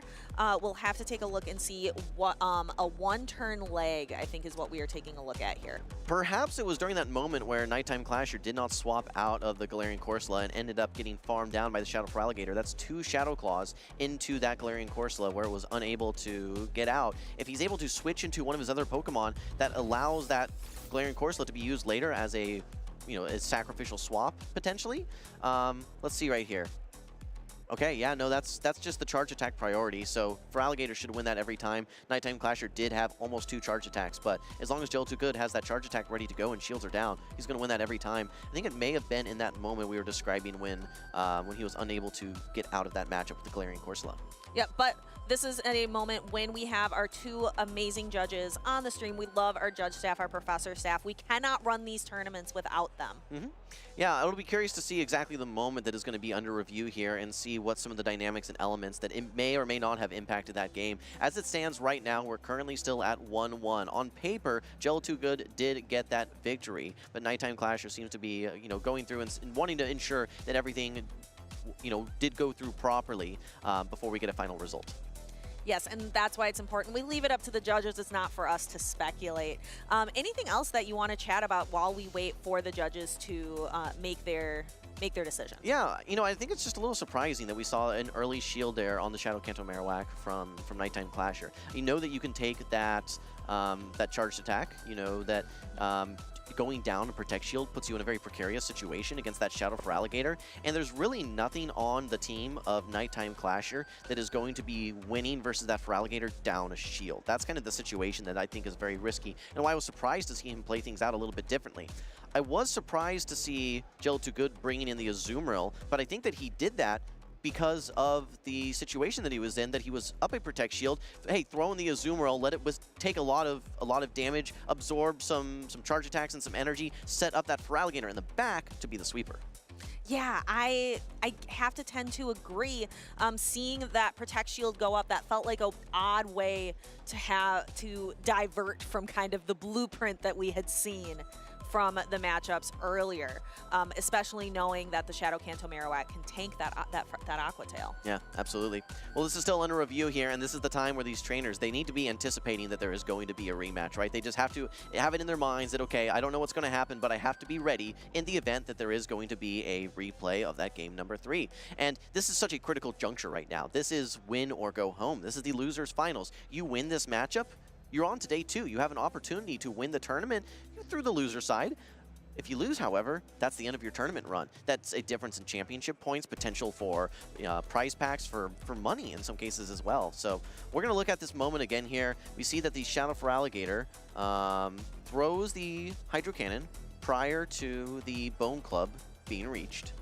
And we get the Protect Shield. Was there some sort of small...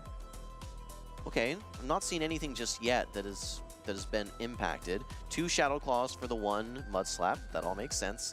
Let's take a look at this moment right after this, though. No. Looks like that they're still going through it here. Yep, looks like they're still having a discussion. We're taking a look here. The Feraligatr landing the Hydro Cannon. You can see that Nighttime Clasher and Jello Too Good are discussing something. In this matchup. Yeah, this was the final Protect Shield being used by Jello Too Good, and then Jello Too Good actually swapped back into his own Drapion, I recall. Yeah, we're still trying to find the moment that is under review here, but from what I can tell, it looks like that we're going back to it. So we'll have to get the official wording from the judges here on any sort of elements that may have impacted that game. But as it stands right now, 1-1. We're going to be replaying game number 3, DeFi. We are. So erase that last game from your mind. Now here's an opportunity. These trainers can switch it up at this point. We've seen the same match play out 3 times. The last time doesn't count, but we can see a change now. These trainers have an opportunity to switch it up. All right. Well, I have the notes here. It sounds like that when Nighttime Clasher's Marowak came into the Feraligatr, there was a 1-turn desynchronization on the Marowak there specifically, and the turn that was missed caused the Feraligatr to not be able to throw a charge attack, and it impacted that endgame. So we're going to be granting a rematch there. The official result is that rematch, and now these trainers are going to have to go back to the drawing board. It's possible that we see a 4th consecutive game with that same team, but I'd really like to see some variety. I'd like to see a little spice here, shake things up, knowing that I said that this is going to be the last game, and I guess that was the curse that brought upon this rematch here.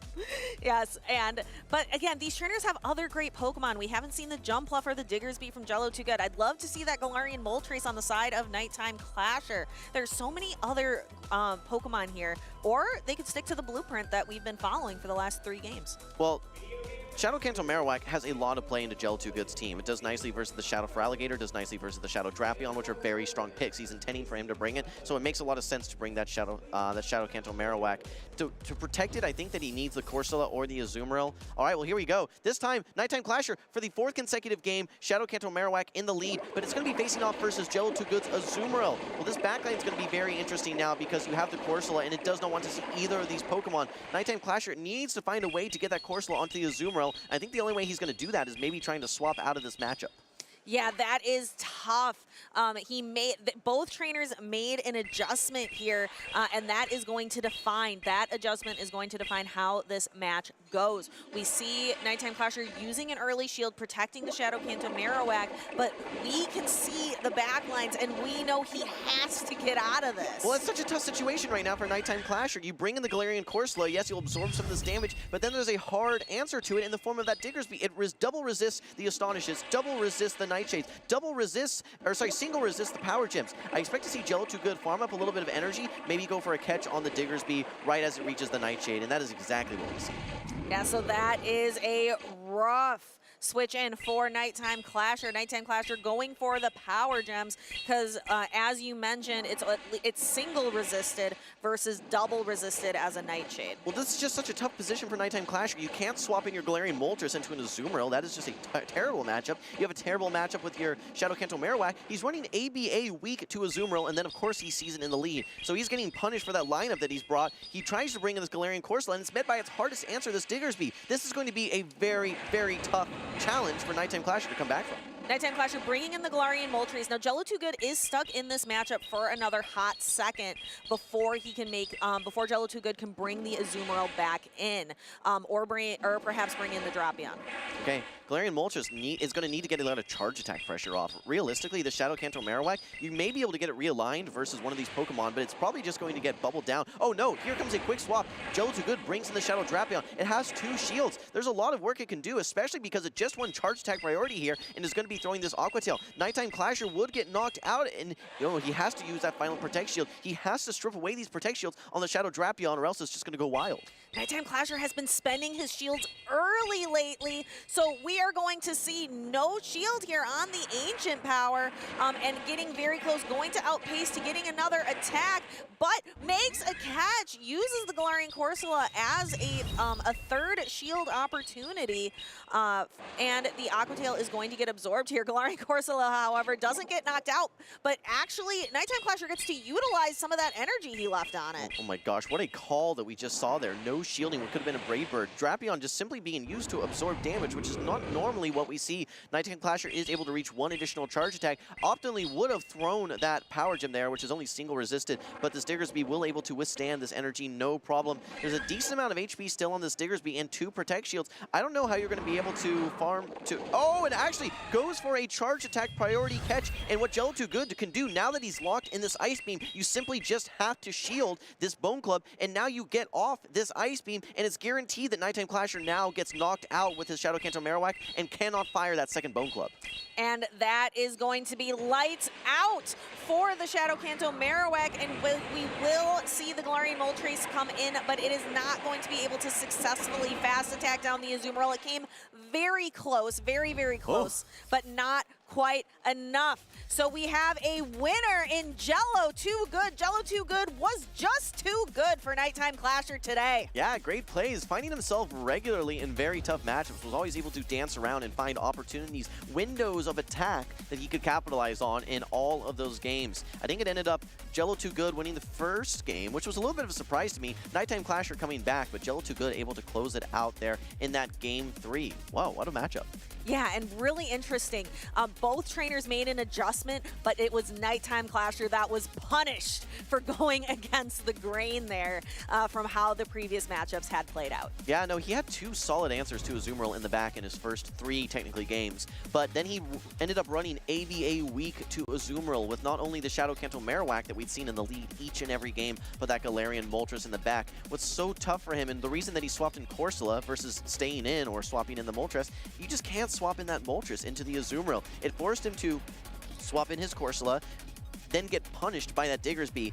Each leg of the journey there, Nighttime Clasher was at a disadvantage, and kudos to Jello Too Good being able to capitalize and clinch his day 2. And we have some other trainers coming up very shortly that are looking to clinch their day 2 as well. But congratulations to Jello Too Good. I really enjoy how in this tournament we've been seeing legend trainers. We've been seeing regional champions, but also some newer trainers on the block. Yeah, I'm sure there's some folks that know Jello Too Good very well and just know how skillful that he can be. He was able to get great alignment, but make great plays as well. Happy to see him, Pyro Panda, GBL, some of our other trainers just have success here on this grand stage. Yeah, we are looking for an exciting day 2, but there's a few more spots left in day 2 that have yet to be claimed. Our next battles, I believe, are going to be Dell, who we've seen before on stream, and I believe Sankalor will be the opponent. Yeah, E4X Sankaler, sorry. He's going to be running a pretty interesting team here as well. We've seen some B-Barrel action in the past from Dr. Roast Beef. He's going to be bringing it as well. Talk to us a little bit about why B-Barrel is such a strong pick in our current meta. Well, B-Barrel puts a really hard shutdown to quite a few Pokemon. It was recently got the fast attack rollout, which makes it really interesting. And then it can do damage that way. You can you can resist moves from like an Azumarill. You can resist the Shadow Claws from a Feraligatr. You can go up against like a Galarian Corsola with your normal typing. There are so many different anti-meta choices you can make with a Bibarel. Yeah, I think it's a really interesting normal type, and I think that's where it primarily shines is its normal typing, just like you were saying. When you're going to be facing off versus Feraligatr, facing off versus any Astonish users in general, whether that be Drifblim or whether that be Galarian Corsola, you pretty much shut those down completely, especially Drifblims. So, I mean, it is a Pokemon that does have some challenges in the sense that it is not the bulkiest Pokemon. It is not something that has hard wins versus things like Azumarill. But if you can get it aligned in the right matchups, it is a monster. It is, and it runs, so it's got rollout, and then you run Surf, and then you run Hyper Fang. Hyper Fang is a move that you don't really see a lot on other Pokemon. I think Alolan Raticate is really the only other one that uses it, but it's not that expensive. It does a lot of damage, and as a normal type, both Bibarel and Alolan Raticate benefit from that same type attack bonus. And it's just cool. And it's just cool. Same Pokemon. with Bibarel. Like, it evolves from Bidoof. Who doesn't love Bidoof? Exactly. Yeah, exactly. All right, well, taking a look at these teams here, we've got Dell. He's running a pretty traditional team. We've seen this time and time again. Shadow Drapion, Azumarill Core, Annihilate, no shockers there. We've then got the Jumpluff, the Galarian Corsola, and the Diggersby. St. Keeler is going to be a little bit of a different team there. You can see that he's got the double dark strategy with the Shadow Drapion as well as the Mandibuzz. We'll have to see if that's going to be, it looks like it's Air Slash, so we'll see how that plays out. But then, yeah, Diggersby, the Superior, and then the double Water Core of the Bibarel and the Azumarill. Yeah, and also having double normal types with Diggersby and Bibarel both being a normal type, which is really something you don't typically see in this Show 6 Pick 3 format. Vigoroth used to be pretty good as a normal type, as a counter user, but it got really nerfed. I believe it was Worlds, right? Triple nerfed, yeah. Triple nerfed. Counter, Body Slam, and Rock Slide all getting nerfed at Worlds, just like you said. Yeah, well, we've seen so much Galarian Corsola, good matchups, bad matchups. It is pretty much only bad matchups against St. Keeler here. The Galarian Corsola does not want to see the Bibarel, does not want to see the Diggersby. Mandibuzz and Drapion are both terrible. Azumarill's not great, it's good enough. And Superior, you actually lose the Zero Shield matchup as well, just going straight. You don't hang on versus two Frenzy Plants. So it's going to be a really, really tough bring for Dell to bring that Corsola. He's going to have to figure out between the rest of his team what the answers are going to be. I really don't dislike the Drapion. Drapion has good play pretty much everywhere. The only thing that it really needs to watch out for is going to be that Diggersby, and he can certainly check the Diggersby with his own Azumarill. You see that core all the time, and then the Annihilate as well. In fact, it would not shock me if we just see those three Pokemon: Annihilate, Azumarill, Drapion. Well, you've heard if you can't beat him, join him. St. Keeler is just saying, I'm just going to beat him. I'm just going to beat the Galarian Corsola. I don't need one on my team. I can take it out. I'm going to bring 5 answers. I'm going to bring 5 answers to it and just take out anyone who dares to bring it against me. Yeah, absolutely. All right, well, these trainers are still locking in here. They're trying to figure out what's going to be that key to getting them to day number 2. Again, this is the losers final, so it's a win-or-go-home situation. We're sitting here in Group F. Again, we mentioned that the Galarian Corsola does not have a lot of play. Drapion does look relatively safe. Jumpluff is an interesting one because it can hit for super effective versus the Diggersby, versus the Bibarel, versus the Azumarill, but it has some really hard checks as well, that being the Mandibuzz and the Drapion. So it's a pretty 50-50 Pokemon. I could see it being brought, but if we're just looking at a safe team, I think it's that Shadow Drapion, Azumarill, and then maybe either the Jumpluff or I think more realistically the Annihilate to round it out. Yes, and I really appreciate how in this battle we can see the Jumpluff versus the Superior, the two grass types in this meta. Maybe we'll get to see a little bit of which one is the better one out of the two. In the head-to-head Jumpluff, you gotta give the advantage to. But as on a team composition, we'll have to see. All right, well, we're gonna see Jumpluff actually in this game number 1. We have the Shadow Drapion and Azumarill. No Annihilate this time. It is going to be the Jumpluff. It has some play in the back if it's able to get a line versus that Azumarill, but still needs to watch out for the Ice Beam. Meanwhile, though, we've got the battle of the Dark-type Pokemon. This is going to be Shadow Drapion into the Mandibuzz. Again, Mandibuzz actually running Air Slash, so it's gonna be doing some fast attack pressure into that Drapion very early on. Yeah, I personally think Air Slash Mandibuzz is the sauce. I think it is the way to go just to be able to apply that fast attack pressure to Pokemon like Shadow Drapion and to the Azumarill and to the Jumpluff. in the back as well. Oh yeah, it's got plenty of play here. I think it's a good bring for St. Keeler, and the only thing it really needs to watch out for is going to be the Azumarill, and it's not matched up versus it right now, so this is turning out quite nicely for St. Keeler right now. I think if he wants, he can get switch alignment on his side, which could be critical, especially when you have a Pokemon like Azumarill that wants to avoid that jump bluff. Yeah, looking at these trainers, both bringing the Azumarill and Shadow Drapion core, just having them aligned in different places. The only difference being that Mandibuzz and that Jumpluff. So on paper, without looking to see how the Pokemon are aligned, it looks like St. Keeler is in a really good spot. However, this Azumarill is going to be able to build up a lot of energy here. Yeah, no, you're going to be able to farm all the way down if St. Keeler doesn't want to swap out. I could have even seen a justification to swap into your Drapion or even your own Azumarill. There's really not too many things that are just going to hard punish your Azumarill at the stage of the game. If you're up energy versus that jump bluff, I mean, you can certainly do a lot of work as your own Azumarill, and with the 50-second switch timer now, you can actually get out of that matchup as well. But now Dell has all of this energy. Will probably be, tanked by this Azumarill. But this is going to be tough for Dell because he's now going to have his Jumpluff against this Drapion, which is not a great matchup.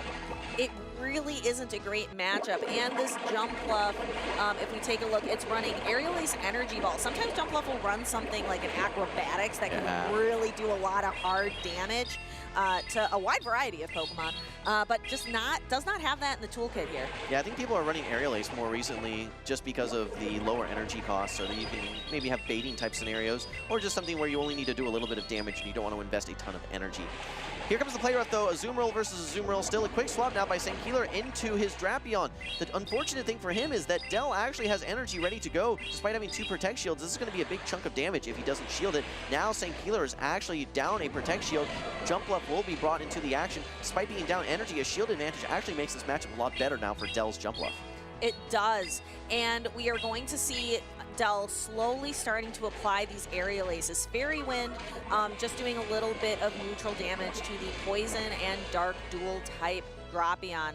And Drapion actually going for an Aqua Tail bait here. Well, we saw a defense drop there from that crunch, which makes it that if you even land this Aqua Tail, you can just farm all the way down, so you have to be throwing energy. We did have a you can really throw anything. With the Jumpluff now, Aerial Ace, you're going to need at least 2 of these. I don't even think 2 of these knock out. So St. Keeler can easily no-shield 1 of these, trying to maybe set up his Azumarill to sweep. Okay, and I'm a little bit surprised here, actually throwing on Charge Attack priority. As Dell, you know that your defense debuff, you should probably throw 1 before the Aqua Tail. You want to keep your Jumpluff as healthy as possible so that it's not in bubble down range. And it looks like it was a Charge Attack priority, so the Jumpluff is locked in to throwing the Aerial Ace. St. Keeler is going to be shielding up that Shadow Drapion. Both trainers have an Azumarill in the back. St. Keeler's Azumarill's healthier, and I think it'll even be healthier after this Aerial Ace is applied. Yeah, so the Jumpluff is essentially neutralized now. There's nothing else it's going to do. It's just going to get Fast Attack down. It now is 1 Protect Shield Azumarill versus Azumarill with energy and Shadow Drapion as well. This is going to be really tough for this Azumarill to get through. It's going to be taking Fast Attack pressure, and you've now used your Protect Shield as well. You have to get to 2 Charge Attacks because you're not going to farm down either of these Pokemon with bubbles. No, so you see Del gets to the Charge Attack but doesn't throw it quite yet, trying to build up as much energy as possible. But this Azumarill is just a handful of Poison Stings away from being knocked out. And how much energy is on that Shadow Drapion in the back? I think it has just a little bit. And Switch Clock is actually coming up. It gets to the Aqua Tail. St. Keeler will take game number 1. Resisted damage or not, just a sliver of HP remaining from the Azumarill. St. Keeler knocks it out with the Aqua Tail. And that is the end of game number 1 because that Poison Sting. And if that hadn't been the game number 1, the timer would have cut the game out for us. Yeah, no, that one was a very extended matchup despite having Shadow Drapion on each side, not necessarily known as one of the bulkiest Pokemon. Having Azumarill versus Azumarill is always going to extend these matchups for sure. Definitely. Azumarill being a very tanky Pokemon and can last, especially when you have Azumarill mirror matches. It can take quite a while for all those Azumarills to get through enough play roughs to finish up that mirror match. Thankfully, our trainers danced around quite a bit more than that. Yeah, a whole lot of dancing in that matchup for sure. I mean, I expected that we're going to be seeing more of the Shadow Drapion Azumarill core from both of these trainers. I think the Pokemon that I would like to see from Dell would be that Annihilate, especially in a 2-shield situation. There's so much that it can actually hit. It does need to watch out for that Mandibuzz, though, especially knowing that it is Air Slash. That's going to make things even more complicated. Does not want to see any of that super effective damage from a Fast Attack pressure at all. There we see that nice catch, just trying to absorb some of that Aerial Lace damage, but here we have St. Keylor able to knock out the Azumarill and then knock out the Jumpluff with a single Poison Sting. So it is on Dell to adjust. It is on Dell to try to think of how to get out of this matchup. Jim, we talked a little bit about these Pokemon dancing around. We're in San Antonio. What dance are these Pokemon doing? Are we doing the two-step? Are we doing a square dance? Maybe a little tango going on here. I'm not sure. Maybe a Texas two-step, we can say. Okay, Texas two-step. Yeah. As our trainers are locking in and getting ready to go. Some Pokemon, again, I can't imagine these trainers not bringing that Azumarill Shadow Dropion core. It's just too good. Well, for St. Keylor, I think he's going to be bringing that Mandibuzz again. I mean, there's really no super hard checks outside of that Azumarill, which Dell for sure is going to be bringing. But let's take a look. Okay, we actually have grass versus water here. Don't discount the Azumarill's play into this matchup, though. It is going to be Jumpluff into Azumarill. Dell is able to reach this Energy Ball prior to St. Keylor getting to this Ice Beam. And yes, he actually throws it right away. He may want to stay in this matchup and simply just use his Protect Shield, but one Ice Beam does not knock out the Jumpluff. Yeah, however, the Jumpluff can't knock out the Azumarill either with 2 Energy Balls, right, as it's not a Shadow. The Shadow, that's why a lot of people like Shadow Jumpluff, because you can knock out an Azumarill with 2 Energy Balls. I think that he's trying to maybe draw something out here, and I think he wants to draw out the Azumarill, St. Keylor, because he has this Mandibuzz hanging out in the back. He's running Azumarill Double Dark. If you're able to bring this Azumarill onto the field, then things are looking great for this Mandibuzz. But Dell not taking the bait, bringing in his own Drapion. But this is risky because you're behind in energy, and you still need 2 Aqua Tails to knock out this Drapion at this stage. And we are going to start seeing those Aqua Tails get applied unless our trainers are going to opt to use a Protect Shield to extend the Shadow Drapion mirror. But no, that first Aqua Tail applies, knocking St. Keylor's Shadow Drapion down deep into the red. St. Keylor is going to throw his own Aqua Tail, but that one's going to get a Protect Shield. And he's almost at the next one as well. Actually, he's 2 away, so he gets to this last one. Dell now has to double Protect Shield if he wants to preserve all of this energy. He absolutely has to. This energy has lots of destinations, at least if it's going to go back into that Mandibuzz. But St. Keylor can just bring in the Azumarill and just absorb all of it. Switch clock is up, so we may see a pivot out, but now this is very, very big for St. Keylor. He may be able to actually get his Mandibuzz in a positive situation here, depending on what Dell does do here. He may actually swap out and try and preserve this energy. Oh, nobody brings in the Mandibuzz instead. Interesting. So now that Aqua Tail is going to land on the Mandibuzz, like we've said time and time again today, Mandibuzz does not care. It can handle any amount of those Aqua Tails that you throw at it, and those Air Slashes do so much damage. Now the Mandibuzz, though, is locked into this matchup for a long time against an Azumarill. This is not where it wants to be. No, this is the worst case scenario that you can be in for the Mandibuzz. It does help a little bit to have the Air Slash Aerial Ace combo, so you're able to at least do some chip damage, but it's going to be really difficult to take out this Azumarill. I mean, these Aerial Aces just don't do enough, and meanwhile, Dell's going to be able to hit for super effective damage. You're going to have to start using Protect Shields here, and the really only way to get this Azumarill off the field is probably your own Azumarill. Yeah, but that was a charge attack priority. We're going to see these Aerial Aces continue to chip down at the Azumarill. St. Keylor's got to get this Mandibuzz out of here, and there he does. Brings in his own Azumarill. Looks like they're going to pace to the play rough at the same time, but St. Keylor goes for it first. It doesn't look like Dell opted to use a charge attack here. Yeah, no, I mean, shields are down at this point here for Dell, so nothing he can really do. Nicky's trying to overfarm as much energy as possible so that when that Mandibuzz comes back, he's going to be ready to knock it out. I mean, for St. Keylor, this is going to be really tough. This Shadow Drapion still has a Aqua Tail loaded. You're basically in Aqua Tail range after you take 1 charge attack. 1 is not going to be able to knock out here. I think that you probably recognize that this is the hardest hitting attack, but there's just not so much you can do. There's just so many Pokemon still for Dell and so much energy still to be had. And actually opting to stay in with the Azumarill. Does Dell think he can get to another Ice Beam? I don't think he can. So actually staying in, allowing this Mandibuzz to build up energy. I'm just astounded by that. I think that there's so many ways that you could have adapted, not just give your opponent all that energy, but he just let him get almost 100 energy. He has almost 2 Aerial Aces ready to go. Yeah, he can just simply knock out both Pokemon. I think that was a very, very strange play. I think he could have brought in the Drapion immediately, tried to get that Aqua Tail off, force it to maybe try and farm down. Could have gotten to 2 Aqua Tails maybe, and then maybe an Aerial Ace is enough from the jump bluff, but instead you just allow St. Keylor to get to all that energy. I am a bit baffled by that play, Stephanie. I am. It looks like these trainers used confusion, and it was super effective on us casters here. But St. Kaylor takes a 2-0 victory, securing a spot into day number 2. That's not something you see every day, with the Mandibas able to sweep a team of 3, farm down in Azumarill. But I mean, hey, you have Air Slash. It does make that Azumarill matchup a little bit better. If you're asking, hey, what are the benefits of Air Slash Mandibas? Well, we just saw it right there. We did. That's what I've been saying all weekend. Air Slash is the way. And again, St. Kaylor really able to capitalize on the fact that the Mandibas was able to farm up a bunch of energy, capitalizing on that opportunity. Yeah, and I'm a little surprised that we saw so many play roughs being thrown. Realistically, all you need to do is just get that in range that one Aqua Tail is going to knock out and then do a combo play. But we were seeing play rough after play rough after play rough. I'd like to see some Ice Beams to do a little bit lower energy so that you can get to more charged attacks. In fact, I think we could have seen double Ice Beam rather than a play rough Ice Beam, and it may have even gotten to that final Ice Beam there. So I just think, a couple things towards that end game. While, he looked like Dell looked like he was in the driver's seat, just St. Kaylor capitalizing on any window of opportunity that he's being given. And what now? We are going to take a peek back into a window of Worlds 2024. We were there. It was gorgeous. Oh, yeah. So I'm excited to go take a peek back in time and look at Worlds 2024. We have a couple more battles for you today. We have a couple more seats left in Championship Sunday. A couple trainers ready to stake their claim and put their name in the history books. Maybe we'll see some Worlds 2025 competitors up next. Stay tuned. Shout out to all the ones who came before. You showed the way, you opened up the door. Now we stand among legends and shout your names. Your light will never fade away. Shout out to all the ones who came before.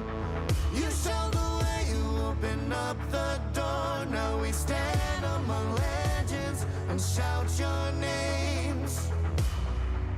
The world will never be the same.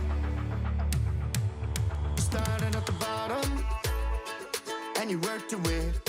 You showed them you were awesome and you won the day. Striving for the top spot, no room for mistakes. Yeah, you showed us the way. You showed us how to train up, how to pass the test, how to make your mark, be the very best. And when the lights are up and the pressure's on, how to push and push till you're the only one. Making friends all along the way, memories always here to stay. And that's why we say, shout out to all the ones who came before. You showed the way, you opened up the door. Now we stand among legends and shout your names. The world will never be the same. Now we have our champions. They've joined the best. To every single trainer, we give our respect. We all have a story. We passed the test. Yeah. We become legends. We learned how to train up, how to break the mold, how to build our team, how to win the gold. And when the lights are up and the pressure's on, how to push and push till you're the only one. Finally show the world today, legends are always here to stay. That's why we say, shout out to all the ones who came before. You showed the way, you opened up the door. Now we stand among legends and shout your names. Your light will never fade away. Shout out to all the ones who came before. You showed the way, you opened up the door. Now we stand among legends and shout your names. The world will never be the same. Never be the same. So here's to you, here's to you. Oh, the ones who came before. And all I know. So here's to you, here's to you.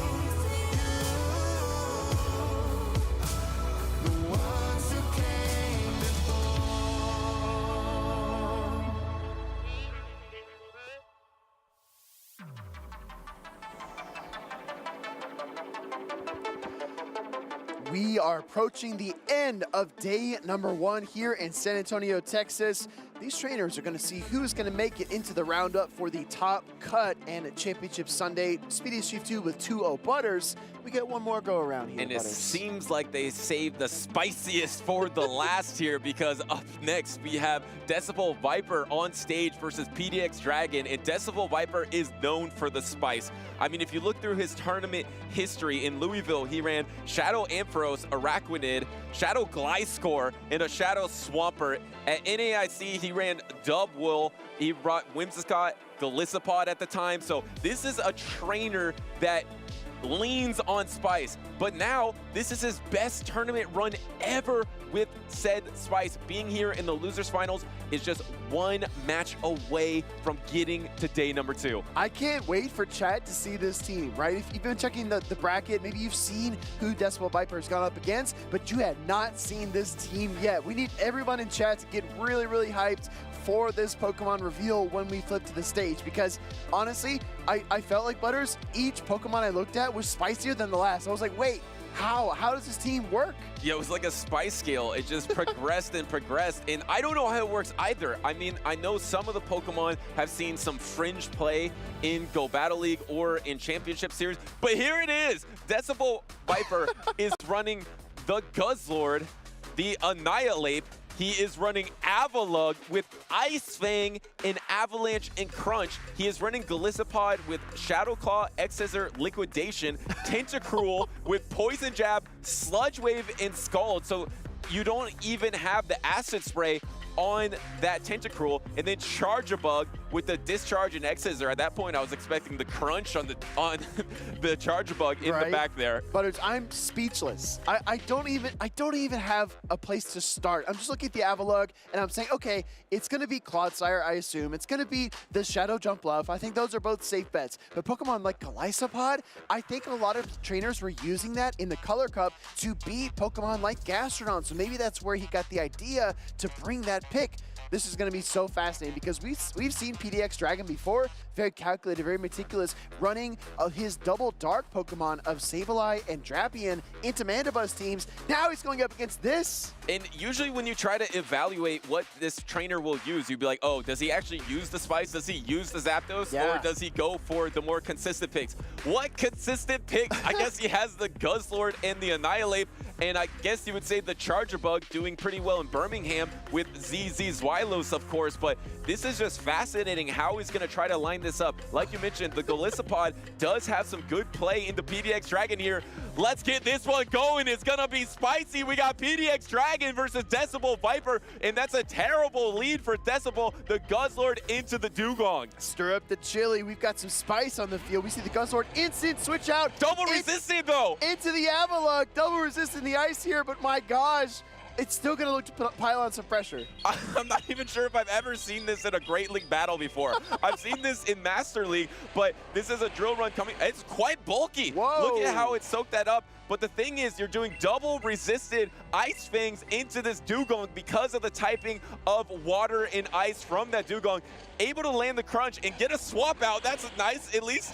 I'm sure PDX Dragon was very, very careful not to press the jump left there, because if he did, it would have been catastrophic. Instead, sending in his Sableye. Here comes the Icy Wind, though, from this Avalugg on the field. Or excuse me, Avalanche from the Avalugg that does pull away that Protect Shield. Look at the pacing, though. It actually paces quite quick now because in this season, of course, the Ice Fang is going to generate more energy. So you actually got to that Avalanche to get to Protect Shield. Now you can come in with that Guzzlord, soak all this energy. And then the key thing is, do you have enough play with that Golisopod in the back? It's going to be matching up against the Shadow Jump Up. That's going to be quite tough. Oh, look, wow. He had the Power Gem, but PDX Dragon threw the foul play instead, and the no shield for Decibel Viper actually goes even better than he thought it would. And there is no switch timer, so you get that farm down. Now you got 2 shields on this Golisopod here, but you don't have an aerial ace. You have neutral X-Scissors, though, and neutral Shadow Claws. Can you get the reach? Can you get the damage? This is going to be really, really insane.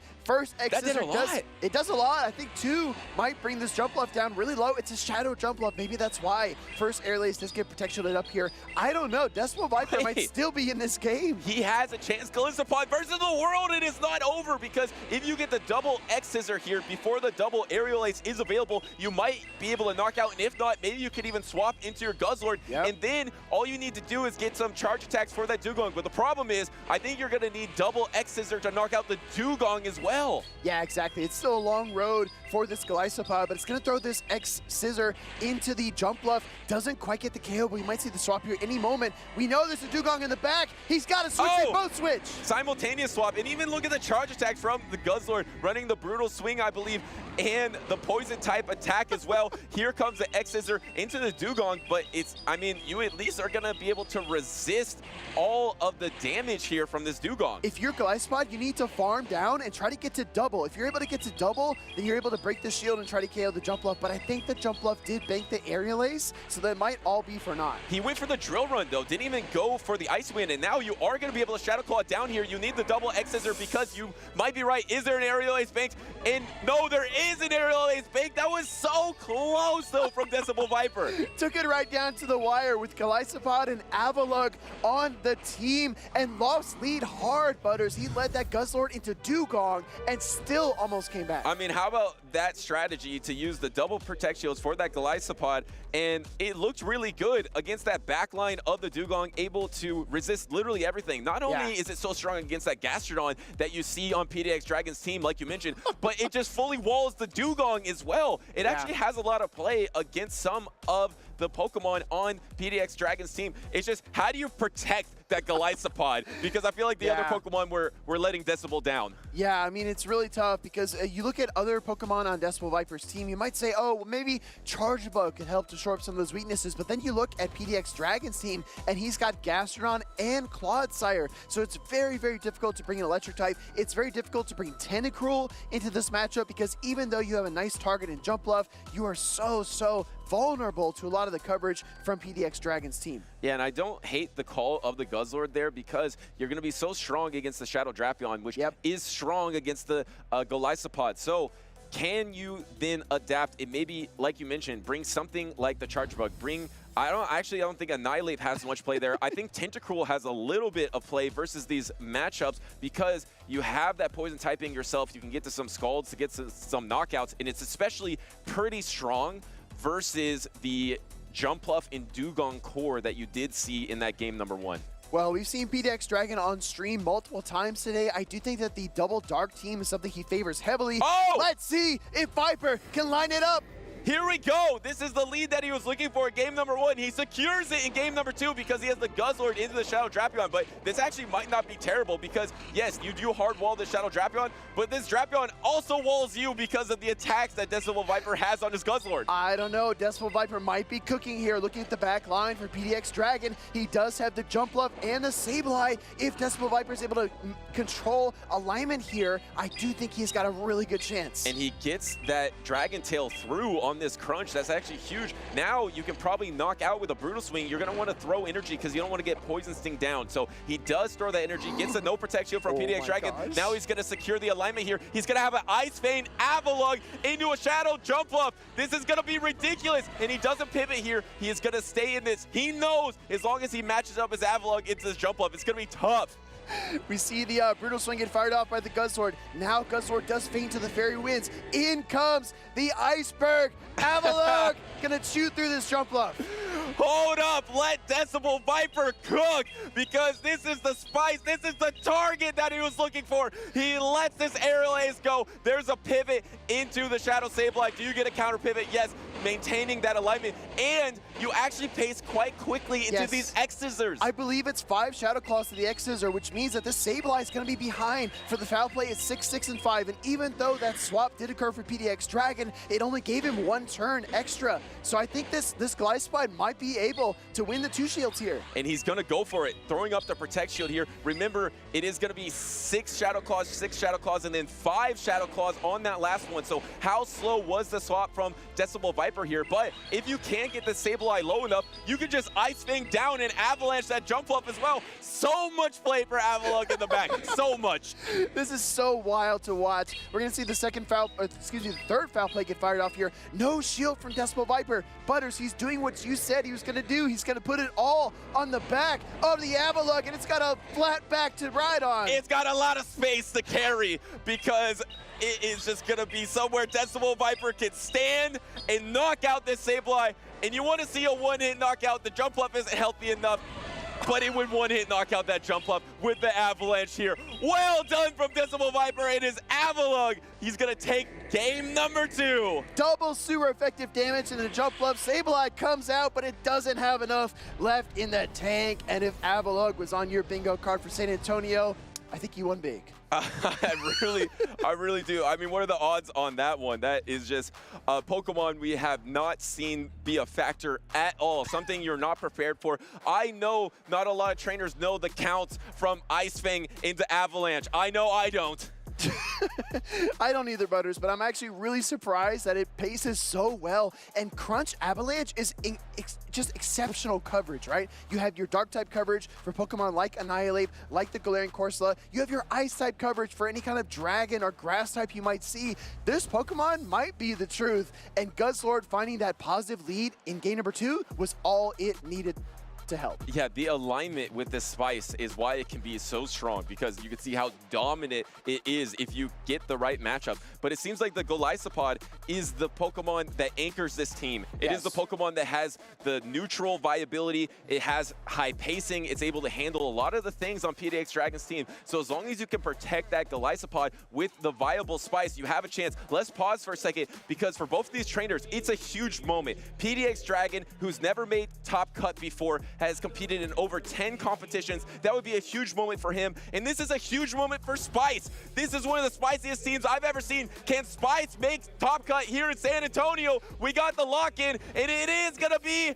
devastating for Decibel. It is a Guzzlord versus Dugong. Yeah, right back where we were in game number 1. This Ice-type lead into the Guzzlord is really tough to overcome. I think Decibel Viper needs to get out of this matchup before the Icing Wind is ready. Maybe pivot into that Glisopod. And actually just staying in this matchup, because he knows last time that he brought in that Avalugg into the Dugong, it wasn't that strong for him. But this time, bringing it in once again to try to soak through these drill runs. Will we see the Sableye as a counter swap again from PDX Dragon? Of course, that Shadow Jump Bluff wants no part of this Avalugg. Yeah, of course. Now, Drill Run does connect, and like you said earlier, Butters, this Avalugg is tanky, able to eat that damage, no problem. Another Ice Fang comes through, but you wouldn't know, judging by Dugong's HP. Devil Resistant does not do a lot of damage. And now you soak both the Drill Runs. Wow, it has so much bulk here. Is able to farm up extra energy. Could have actually gone up some more in energy before throwing this Crunch. I don't know if this Crunch will be enough. It is going to be really hard to Ice Fang down. Can you get the Ice Fang down on the Dugong before the next attack? You got the defense drop. Can you get the Ice Fang down? And it looks like he's trying to get it, but no! The Drill Run is barely secured here.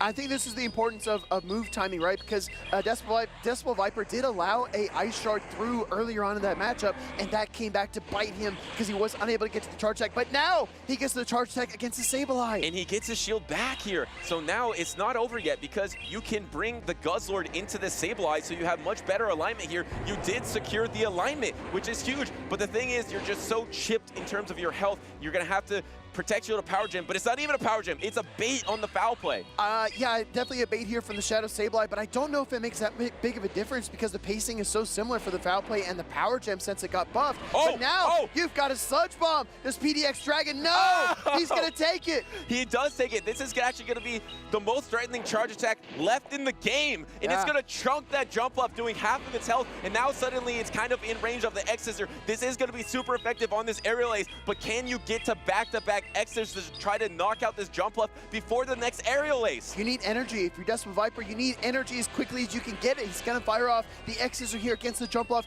Does PDX Dragon decide to use that final Protect Shield of the game? Yes, he does. That's huge, because now you can get to this Aerial Ace before the X-Scissor is available. Does he throw it here? Yes, he throws it. And the problem for Decibel Viper, as this knocks out the Golisopod, you can't Dragon Tail down. So you're going to need to get the 2 charge attacks to win this battle. Exactly right. This is so tough, because that Sableye is only 1 Shadow Claw away from the next charge attack, and the Fairy Winds are super effective. And now the Aerial Ace is going to rain down. PDX Dragon weathering the Spice, closing the cabinet. He says, get out of the kitchen. Well done to PDX Dragon to move on to day number 2 at the San Antonio Regional. And well done to Decibel Viper. His Spice almost made top cut. What an impressive run that would have been. He was just one battle away from securing it. Even got the alignment, just his Guzzlord just couldn't get over the hump. I love the Glycopod call. Oh, yeah. Yeah, the Glycopod was so good, so flexible, and you pointed that out earlier as well, Butters. It's what the team was kind of built around because it allows you that flexibility to maneuver. And part of the reason that most trainers don't run risky Pokemon like Avalugg, like Guzzlord sometimes, is because they can be very alignment dependent. So when you have a Pokemon that's flexible like Glycopod, you can take back that alignment. And as we saw in game number 2, once you get it with the Avalugg, it does not let it go. Yeah, exactly, especially if you're matched up against a Shadow Jumpluff. That is brutal. And look how close this was, by the way. If he was able to get this Ice Fang down, he got the defense drop, but it's double resisted on that Ice Fang. He actually would have got the alignment and got a Protect Shield advantage, and then maybe there would have been a chance for Glycopod in the back, but just doesn't quite get the reach. Maybe if he didn't let one of those Ice Shards through, but still, what an impressive performance from a strange cast of characters from Decibel Viper. And look at PDX Dragon as well. Very stoic in his demeanor approaching this game. I think if I was battling Decibel Viper, you would see all the reactions on my face. I would not be able to contain it because these Pokemon are so unique and so fun and actually so dangerous. Yeah, just a sigh of relief there from PDX Dragon, who I believe just secured his first ever top cut. I think some other times he's gotten 9th place in a tournament, but I believe that top cut was with only 8 trainers. Yeah. So I want to give a congratulations, and we talked about how improvement is not always linear, and you don't always see it at first, but when it clicks, it can be so good for a trainer. And so huge congratulations to this trainer to keep going at it and now securing this coveted day number 2 that you mentioned just keeps getting more stacked and more stacked. He's one of those stacked names now. When you prep for a championship series event, you're probably expecting certain things. You're probably like, I'll see a lot of Azumarill, a lot of Shadow Drapion, a lot of Feraligatr. I think I can expect those things. But the best trainers are able to defeat what they expect to see, but also the curveballs that come out of left field. Pokemon like Avalugg, like Glycopod, being able to weather those difficult conditions is definitely a testament of a truly, truly skilled player. Yeah, I mean, it really is, because you're not expecting that in this type of format to be facing that with your top cut on the line. So a final boss, we have some final bosses in Europe like Colin, but I mean, how about a Spice final boss here in San Antonio? That is fitting. But we do have one matchup remaining. I believe we have J-Jan versus Man in the Planet to close out day number 1. I'll tell you what, Butters, before we get to those trainers, they are currently setting up. Let's talk about the Pokemon League, where you can battle against your local trainers, get that valuable, invaluable, maybe, experience that really helps to prepare you for a championship series event like a regional, international, or worlds. These are so critical because you can watch the matches online, you can go to a tournament, you can spectate, you feel like you can get a good handle of it, but Butters, like you and I know, when you actually compete, everything changes. It feels completely different being in the competitor's chair. Yeah, and it's so different. I know everyone competes a lot in Go Battle League, but to be at a tournament facing your fellow competitors, it's such a good feeling. It reminds you of the grassroots days, and of course now this amazing championship series that we have in Pokemon Go PvP. A great way to prepare for that is the battle with your locals. Not only can you get better there, but there's championship points at stake to help you climb that leaderboard to either qualify for Worlds, if you want to get over the edge for some of the qualifiers for travel awards. There's just so much opportunity at these locals, so we highly recommend you try them out. Every bit helps. I mean, like we famously pointed out before, you kind of mixed up the 3rd and 4th spots on the NA leaderboards, but it was only by 9 points. Yeah. And that's a local tournament right there. If you win a cup or a challenge, you have the 9 points, and you're suddenly above the competition. But correction, the Tarian did move on to day number 2, and Nighttime Clasher didn't. So I believe now if they were to update the board, Tarian would be slightly ahead of Nighttime Clasher as the number 3 on the spot. Production's doing calculations.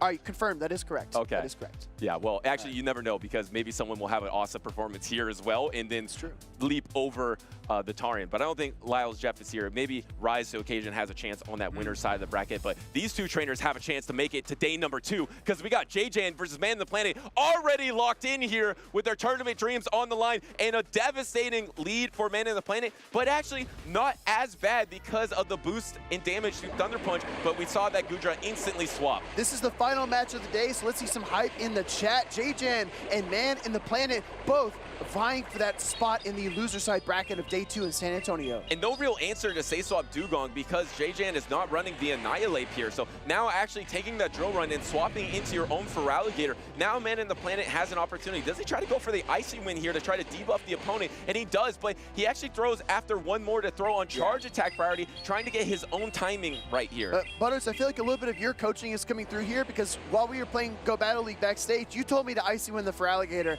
I don't think that was a win condition, but it might be for Man in the Planet here. Yeah, because I think you need 2 charge attacks in this matchup regardless, so you might as well get this Feraligatr lower and then throw the drill run, and that's exactly what Man in the Planet did, and actually looks like he's trying to go for double Icy Wind. That is bold. That is a very bold, but he gets the Protect Shield regardless. Yeah, he does, and because of the timing, JJ was not expecting it. Maybe you could argue he would have thrown a Hydro Cannon to cut off that energy, but he's a little bit slow on the uptake. Now the Gudra comes in, double debuff, Ice Beam. Man in the Planet still has to respect it. Actually decides to Protect Shield this Ice Beam. You could have saved that Protect Shield for the Azumarill Ice Beam that is going to be coming out, which I think would be doing more damage because it's not double debuffed like the Shadow Feraligatr was. Or instead a Play Rough, that same type attack bonus and super effective into the Gudra, instead letting that one go. I won't argue with you about the Play Rough, but the Ice Beam, I don't know. I was a little bit wishy-washy on that. Gudra gonna look to land a Thunder Punch here onto Azumarill. This is gonna be super effective, but Gudra doesn't have the highest attack stat, and it also doesn't get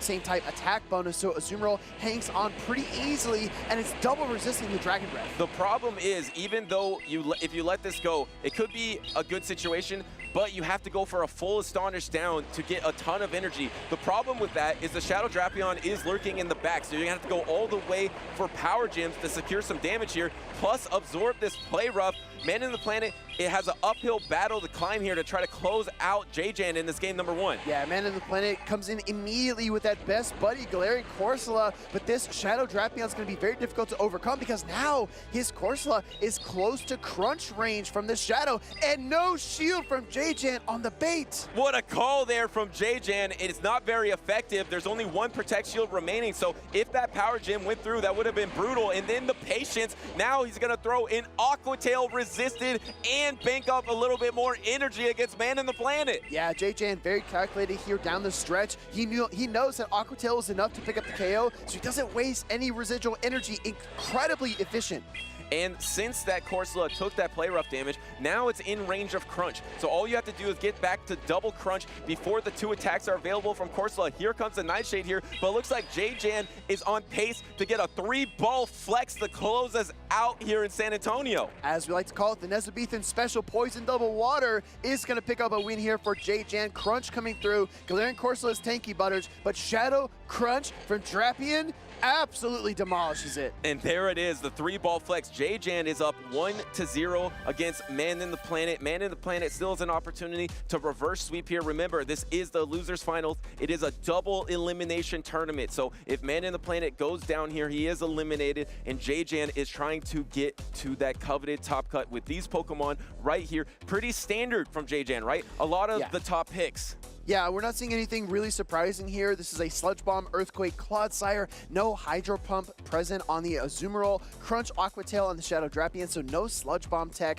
Everything looks pretty standard, and I think that Man in the Planet is going to have to adjust because he just couldn't wiggle his way out of a bad alignment situation. Pivoted in the Dugong, didn't get the shield on the first Icy Wind, did get the shield on the second, sent in his Gudra, but it was just met by the Azumarill yet again. So I would really love to see Man in the Planet land at least least a neutral lead, maybe even a positive lead to get him off on the right foot for game number 2. Yeah, or maybe even stay in that matchup and soft lose it against the Azumarill, because in this season, Thunder Punch does more damage. Maybe then you could farm down that Azumarill, try to win with the back lines here. And here we are. We're locked into game number 2. A terrible lead for J-Jan, and it's going to be the Shadow Kanto Marowak versus Shadow Drapion. Absolutely devastating when the shields are up. Shadow Marowak is absolutely going to put in work against Shadow Drapion. We're going to see the Aqua Tail get fired off here. Would be surprised to not see a shield from Man in the Planet, but he knows he can absorb one, so he is going to allow it through. And the pivot now into Shadow for Alligator. That was an interesting strategy. You don't see trainers do that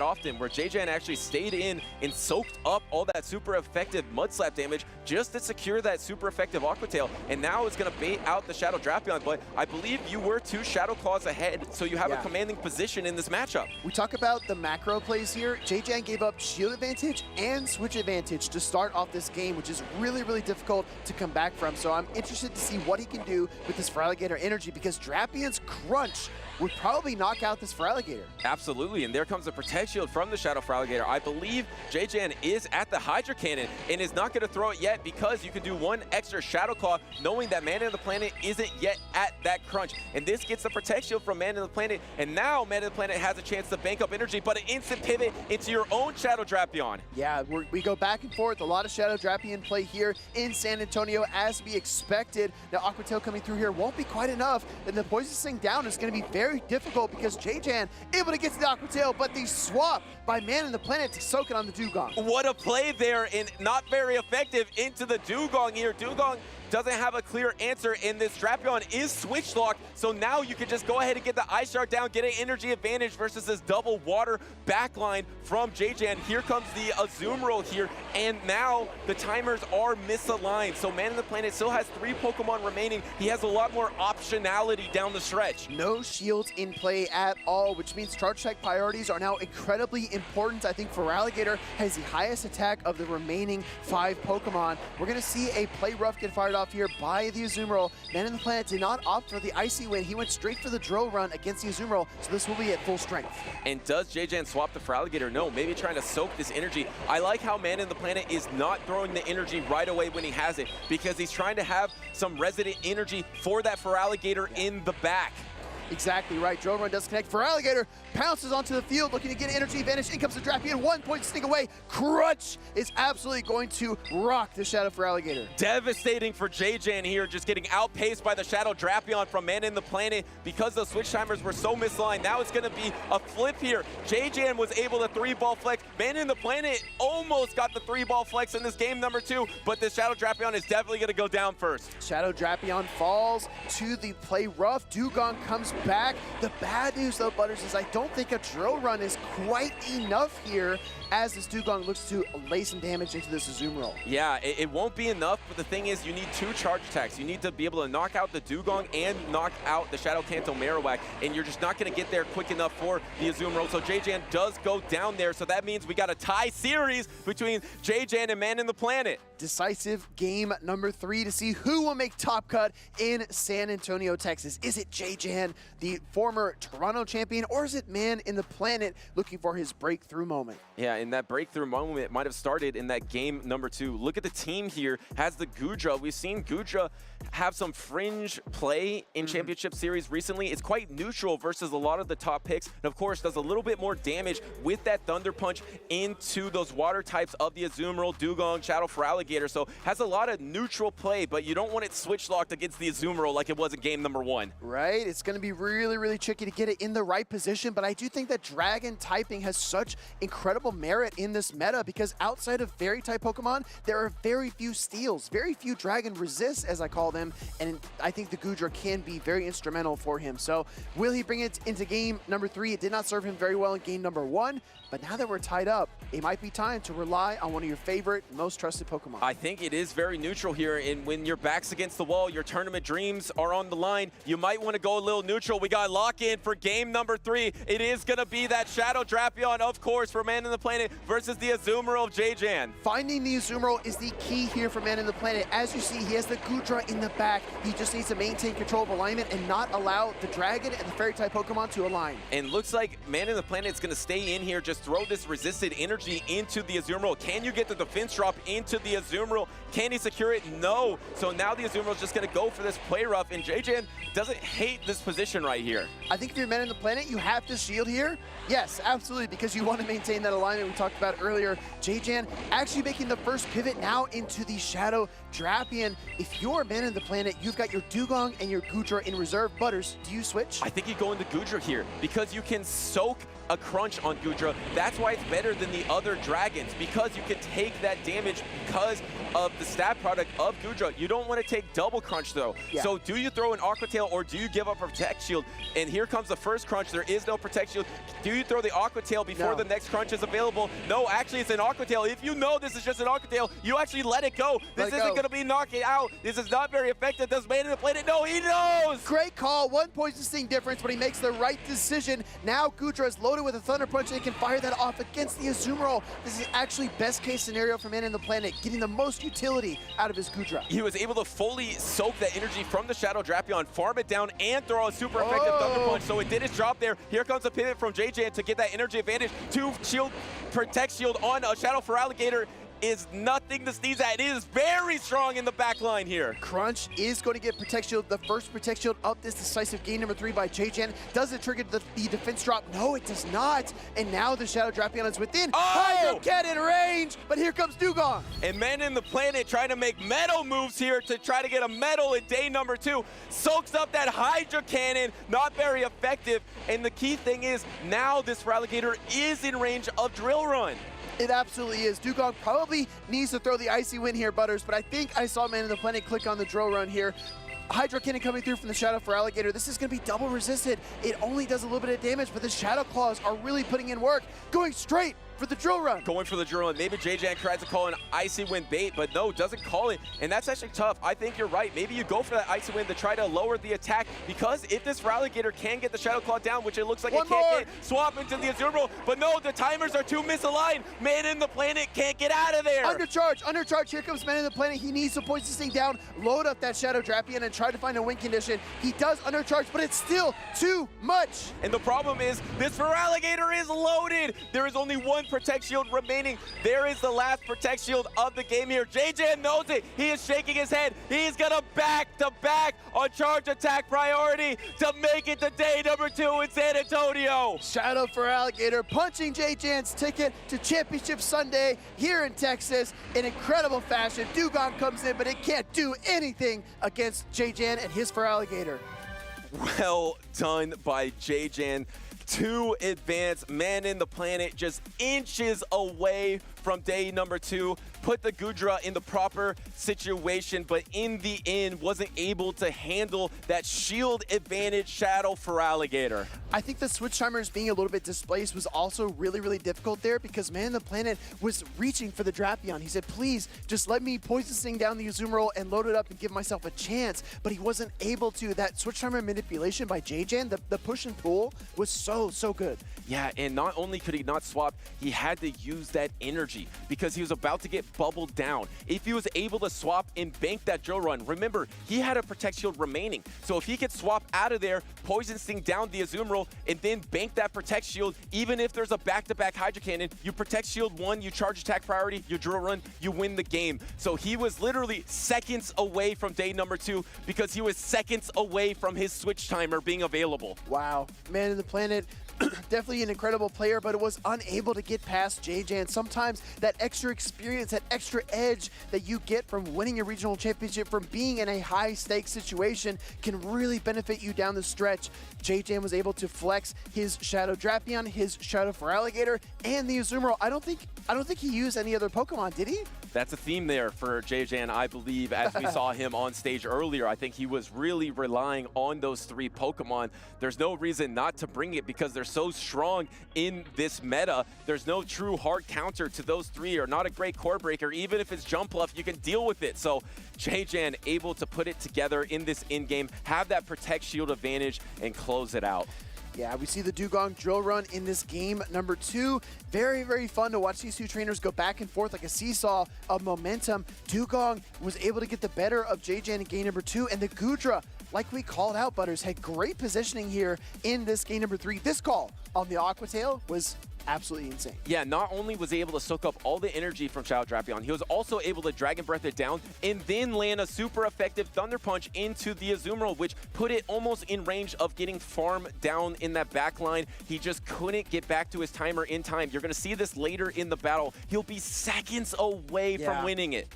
Switching into that, Dugong, incredible catcher by Man in the Planet, but look at the switch timer. He taps right there on the Shadow Drapion. He wants to send it back out, but he just can't. And now the Azumarill is squared up here against the Dugong. A little bit of, actually not an undercharge, excuse me. I thought he was going to undercharge, but he was at risk of getting bubbled down. And now Drapion just one Poison Sting away, unable to clinch the crunch. And Dugong gets Shadow Clawed down. Yeah, I mean, if he was able to get that farm down, like you mentioned, he did have a chance there because remember, he had a Protect Shield. So if he could have undercharged, got the Poison Sting down, and then thrown it into the Feraligatr, but I don't know if actually there was the switch timer available for JJan as well to deny that undercharge. But either way, congratulations to JJan. It's been an epic day number 1 in San Antonio. It's been epic, Butters. We have to wrap up in the lounge, but I'll tell you what, everybody, you need to watch this video on how to get started in competitive Pokemon, and we'll see you in just a minute.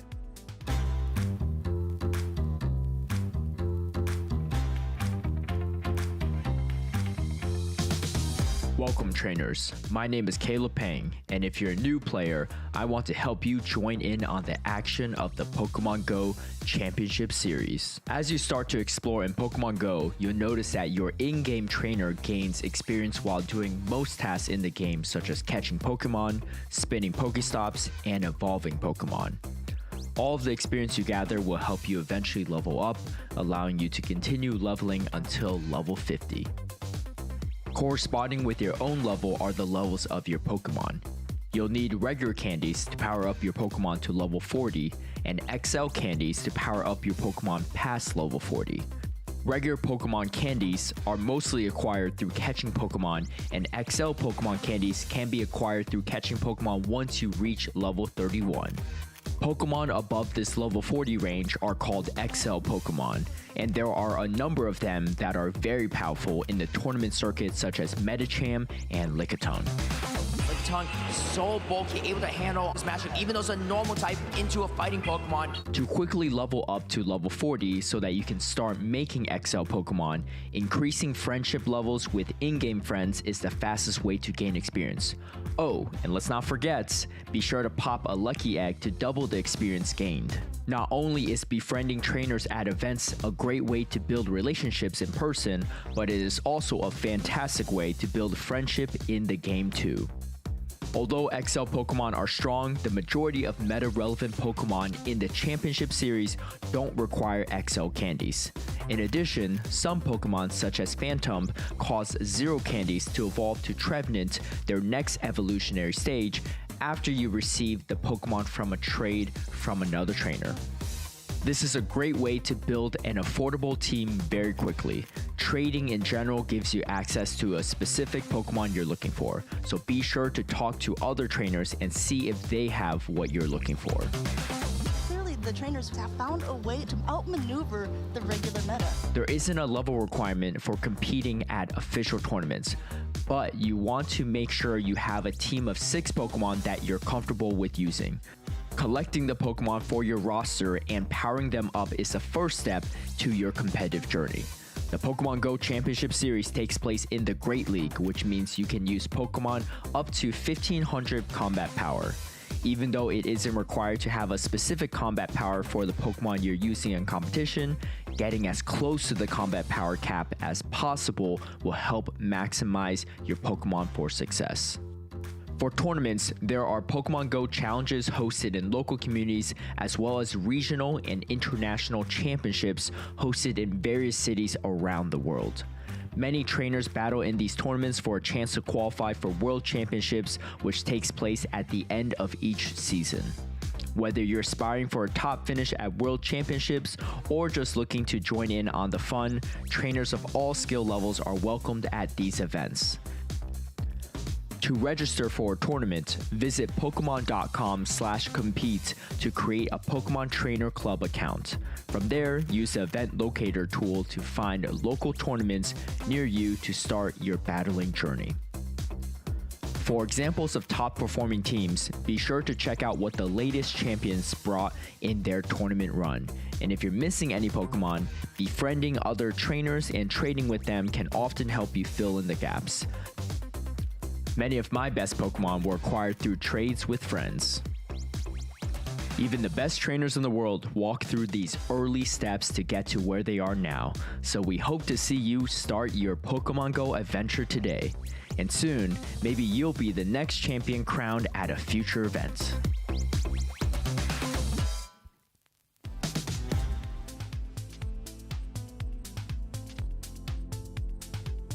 All right, welcome back, everyone. Thank you for sticking with us here on the Pokemon Go broadcast. We're wrapping up day number 1 in the lounge. We've got the whole squad here ready to kind of recap what we saw in day number 1, give you some final thoughts before we get ready for day number 2. I want to start off with biggest surprises from day number 1, things that we were not expecting that may have shocked us, made us feel maybe even a little bit uncomfortable in some cases. DeFi, let's start with you.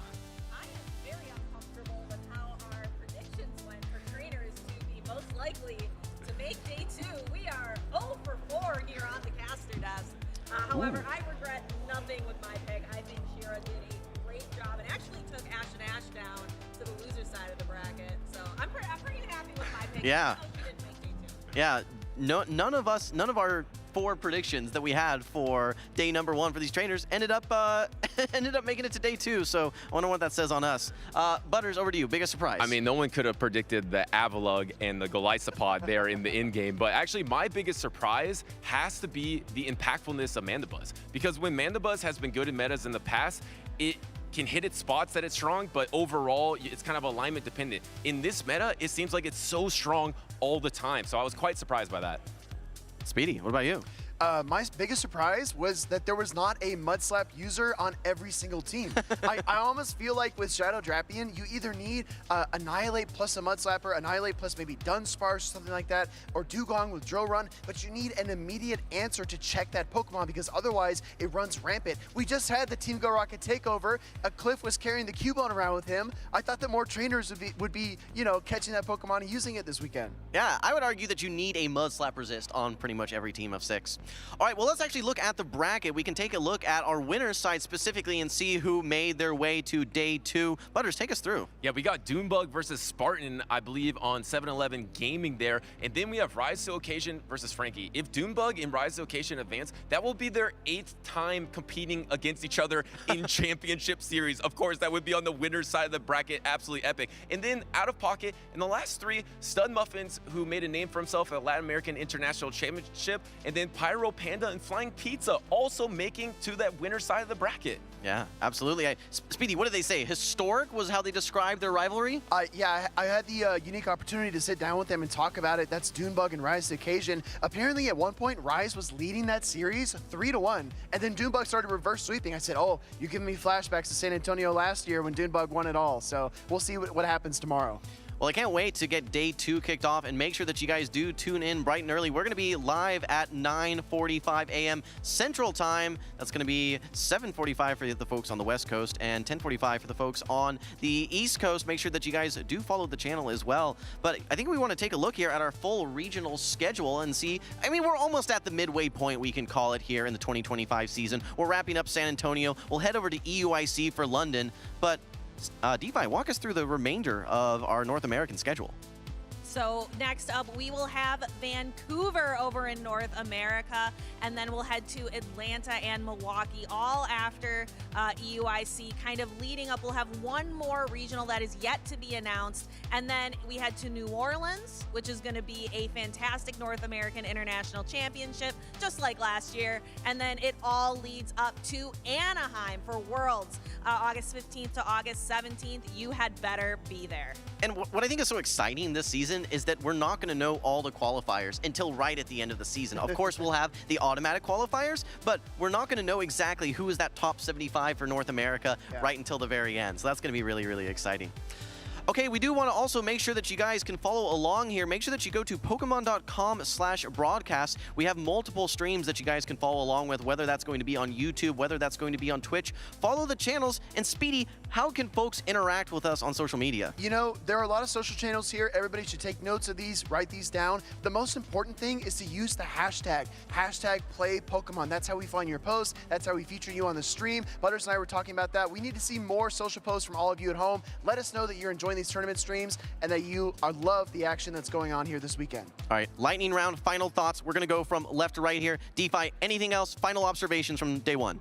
I'm just really excited to pick some new trainers to do well in day 2. Again, can't believe that 0 for 4, but I'm really excited. I think Dugong did really well. Overall, that was a pick that I was excited to see do well in Rio de Janeiro, and it looks like our North American trainers also picked up on that and brought it to San Antonio. Butters. My question is, was that Mandibuzz and Toxapex core a day 1 core and not a day 2 core? Will it not be as flexible against the Shadow Drapion, Shadow Feraligatr in day number 2? And also 2 trainers in particular, that Doombug, Rise of Occasion, they are top 8 in North America. There's a cutoff after the European International Championships to get a travel award for NAIC. I'm really curious, if one of them wins it here, they might be able to leapfrog into that top 4.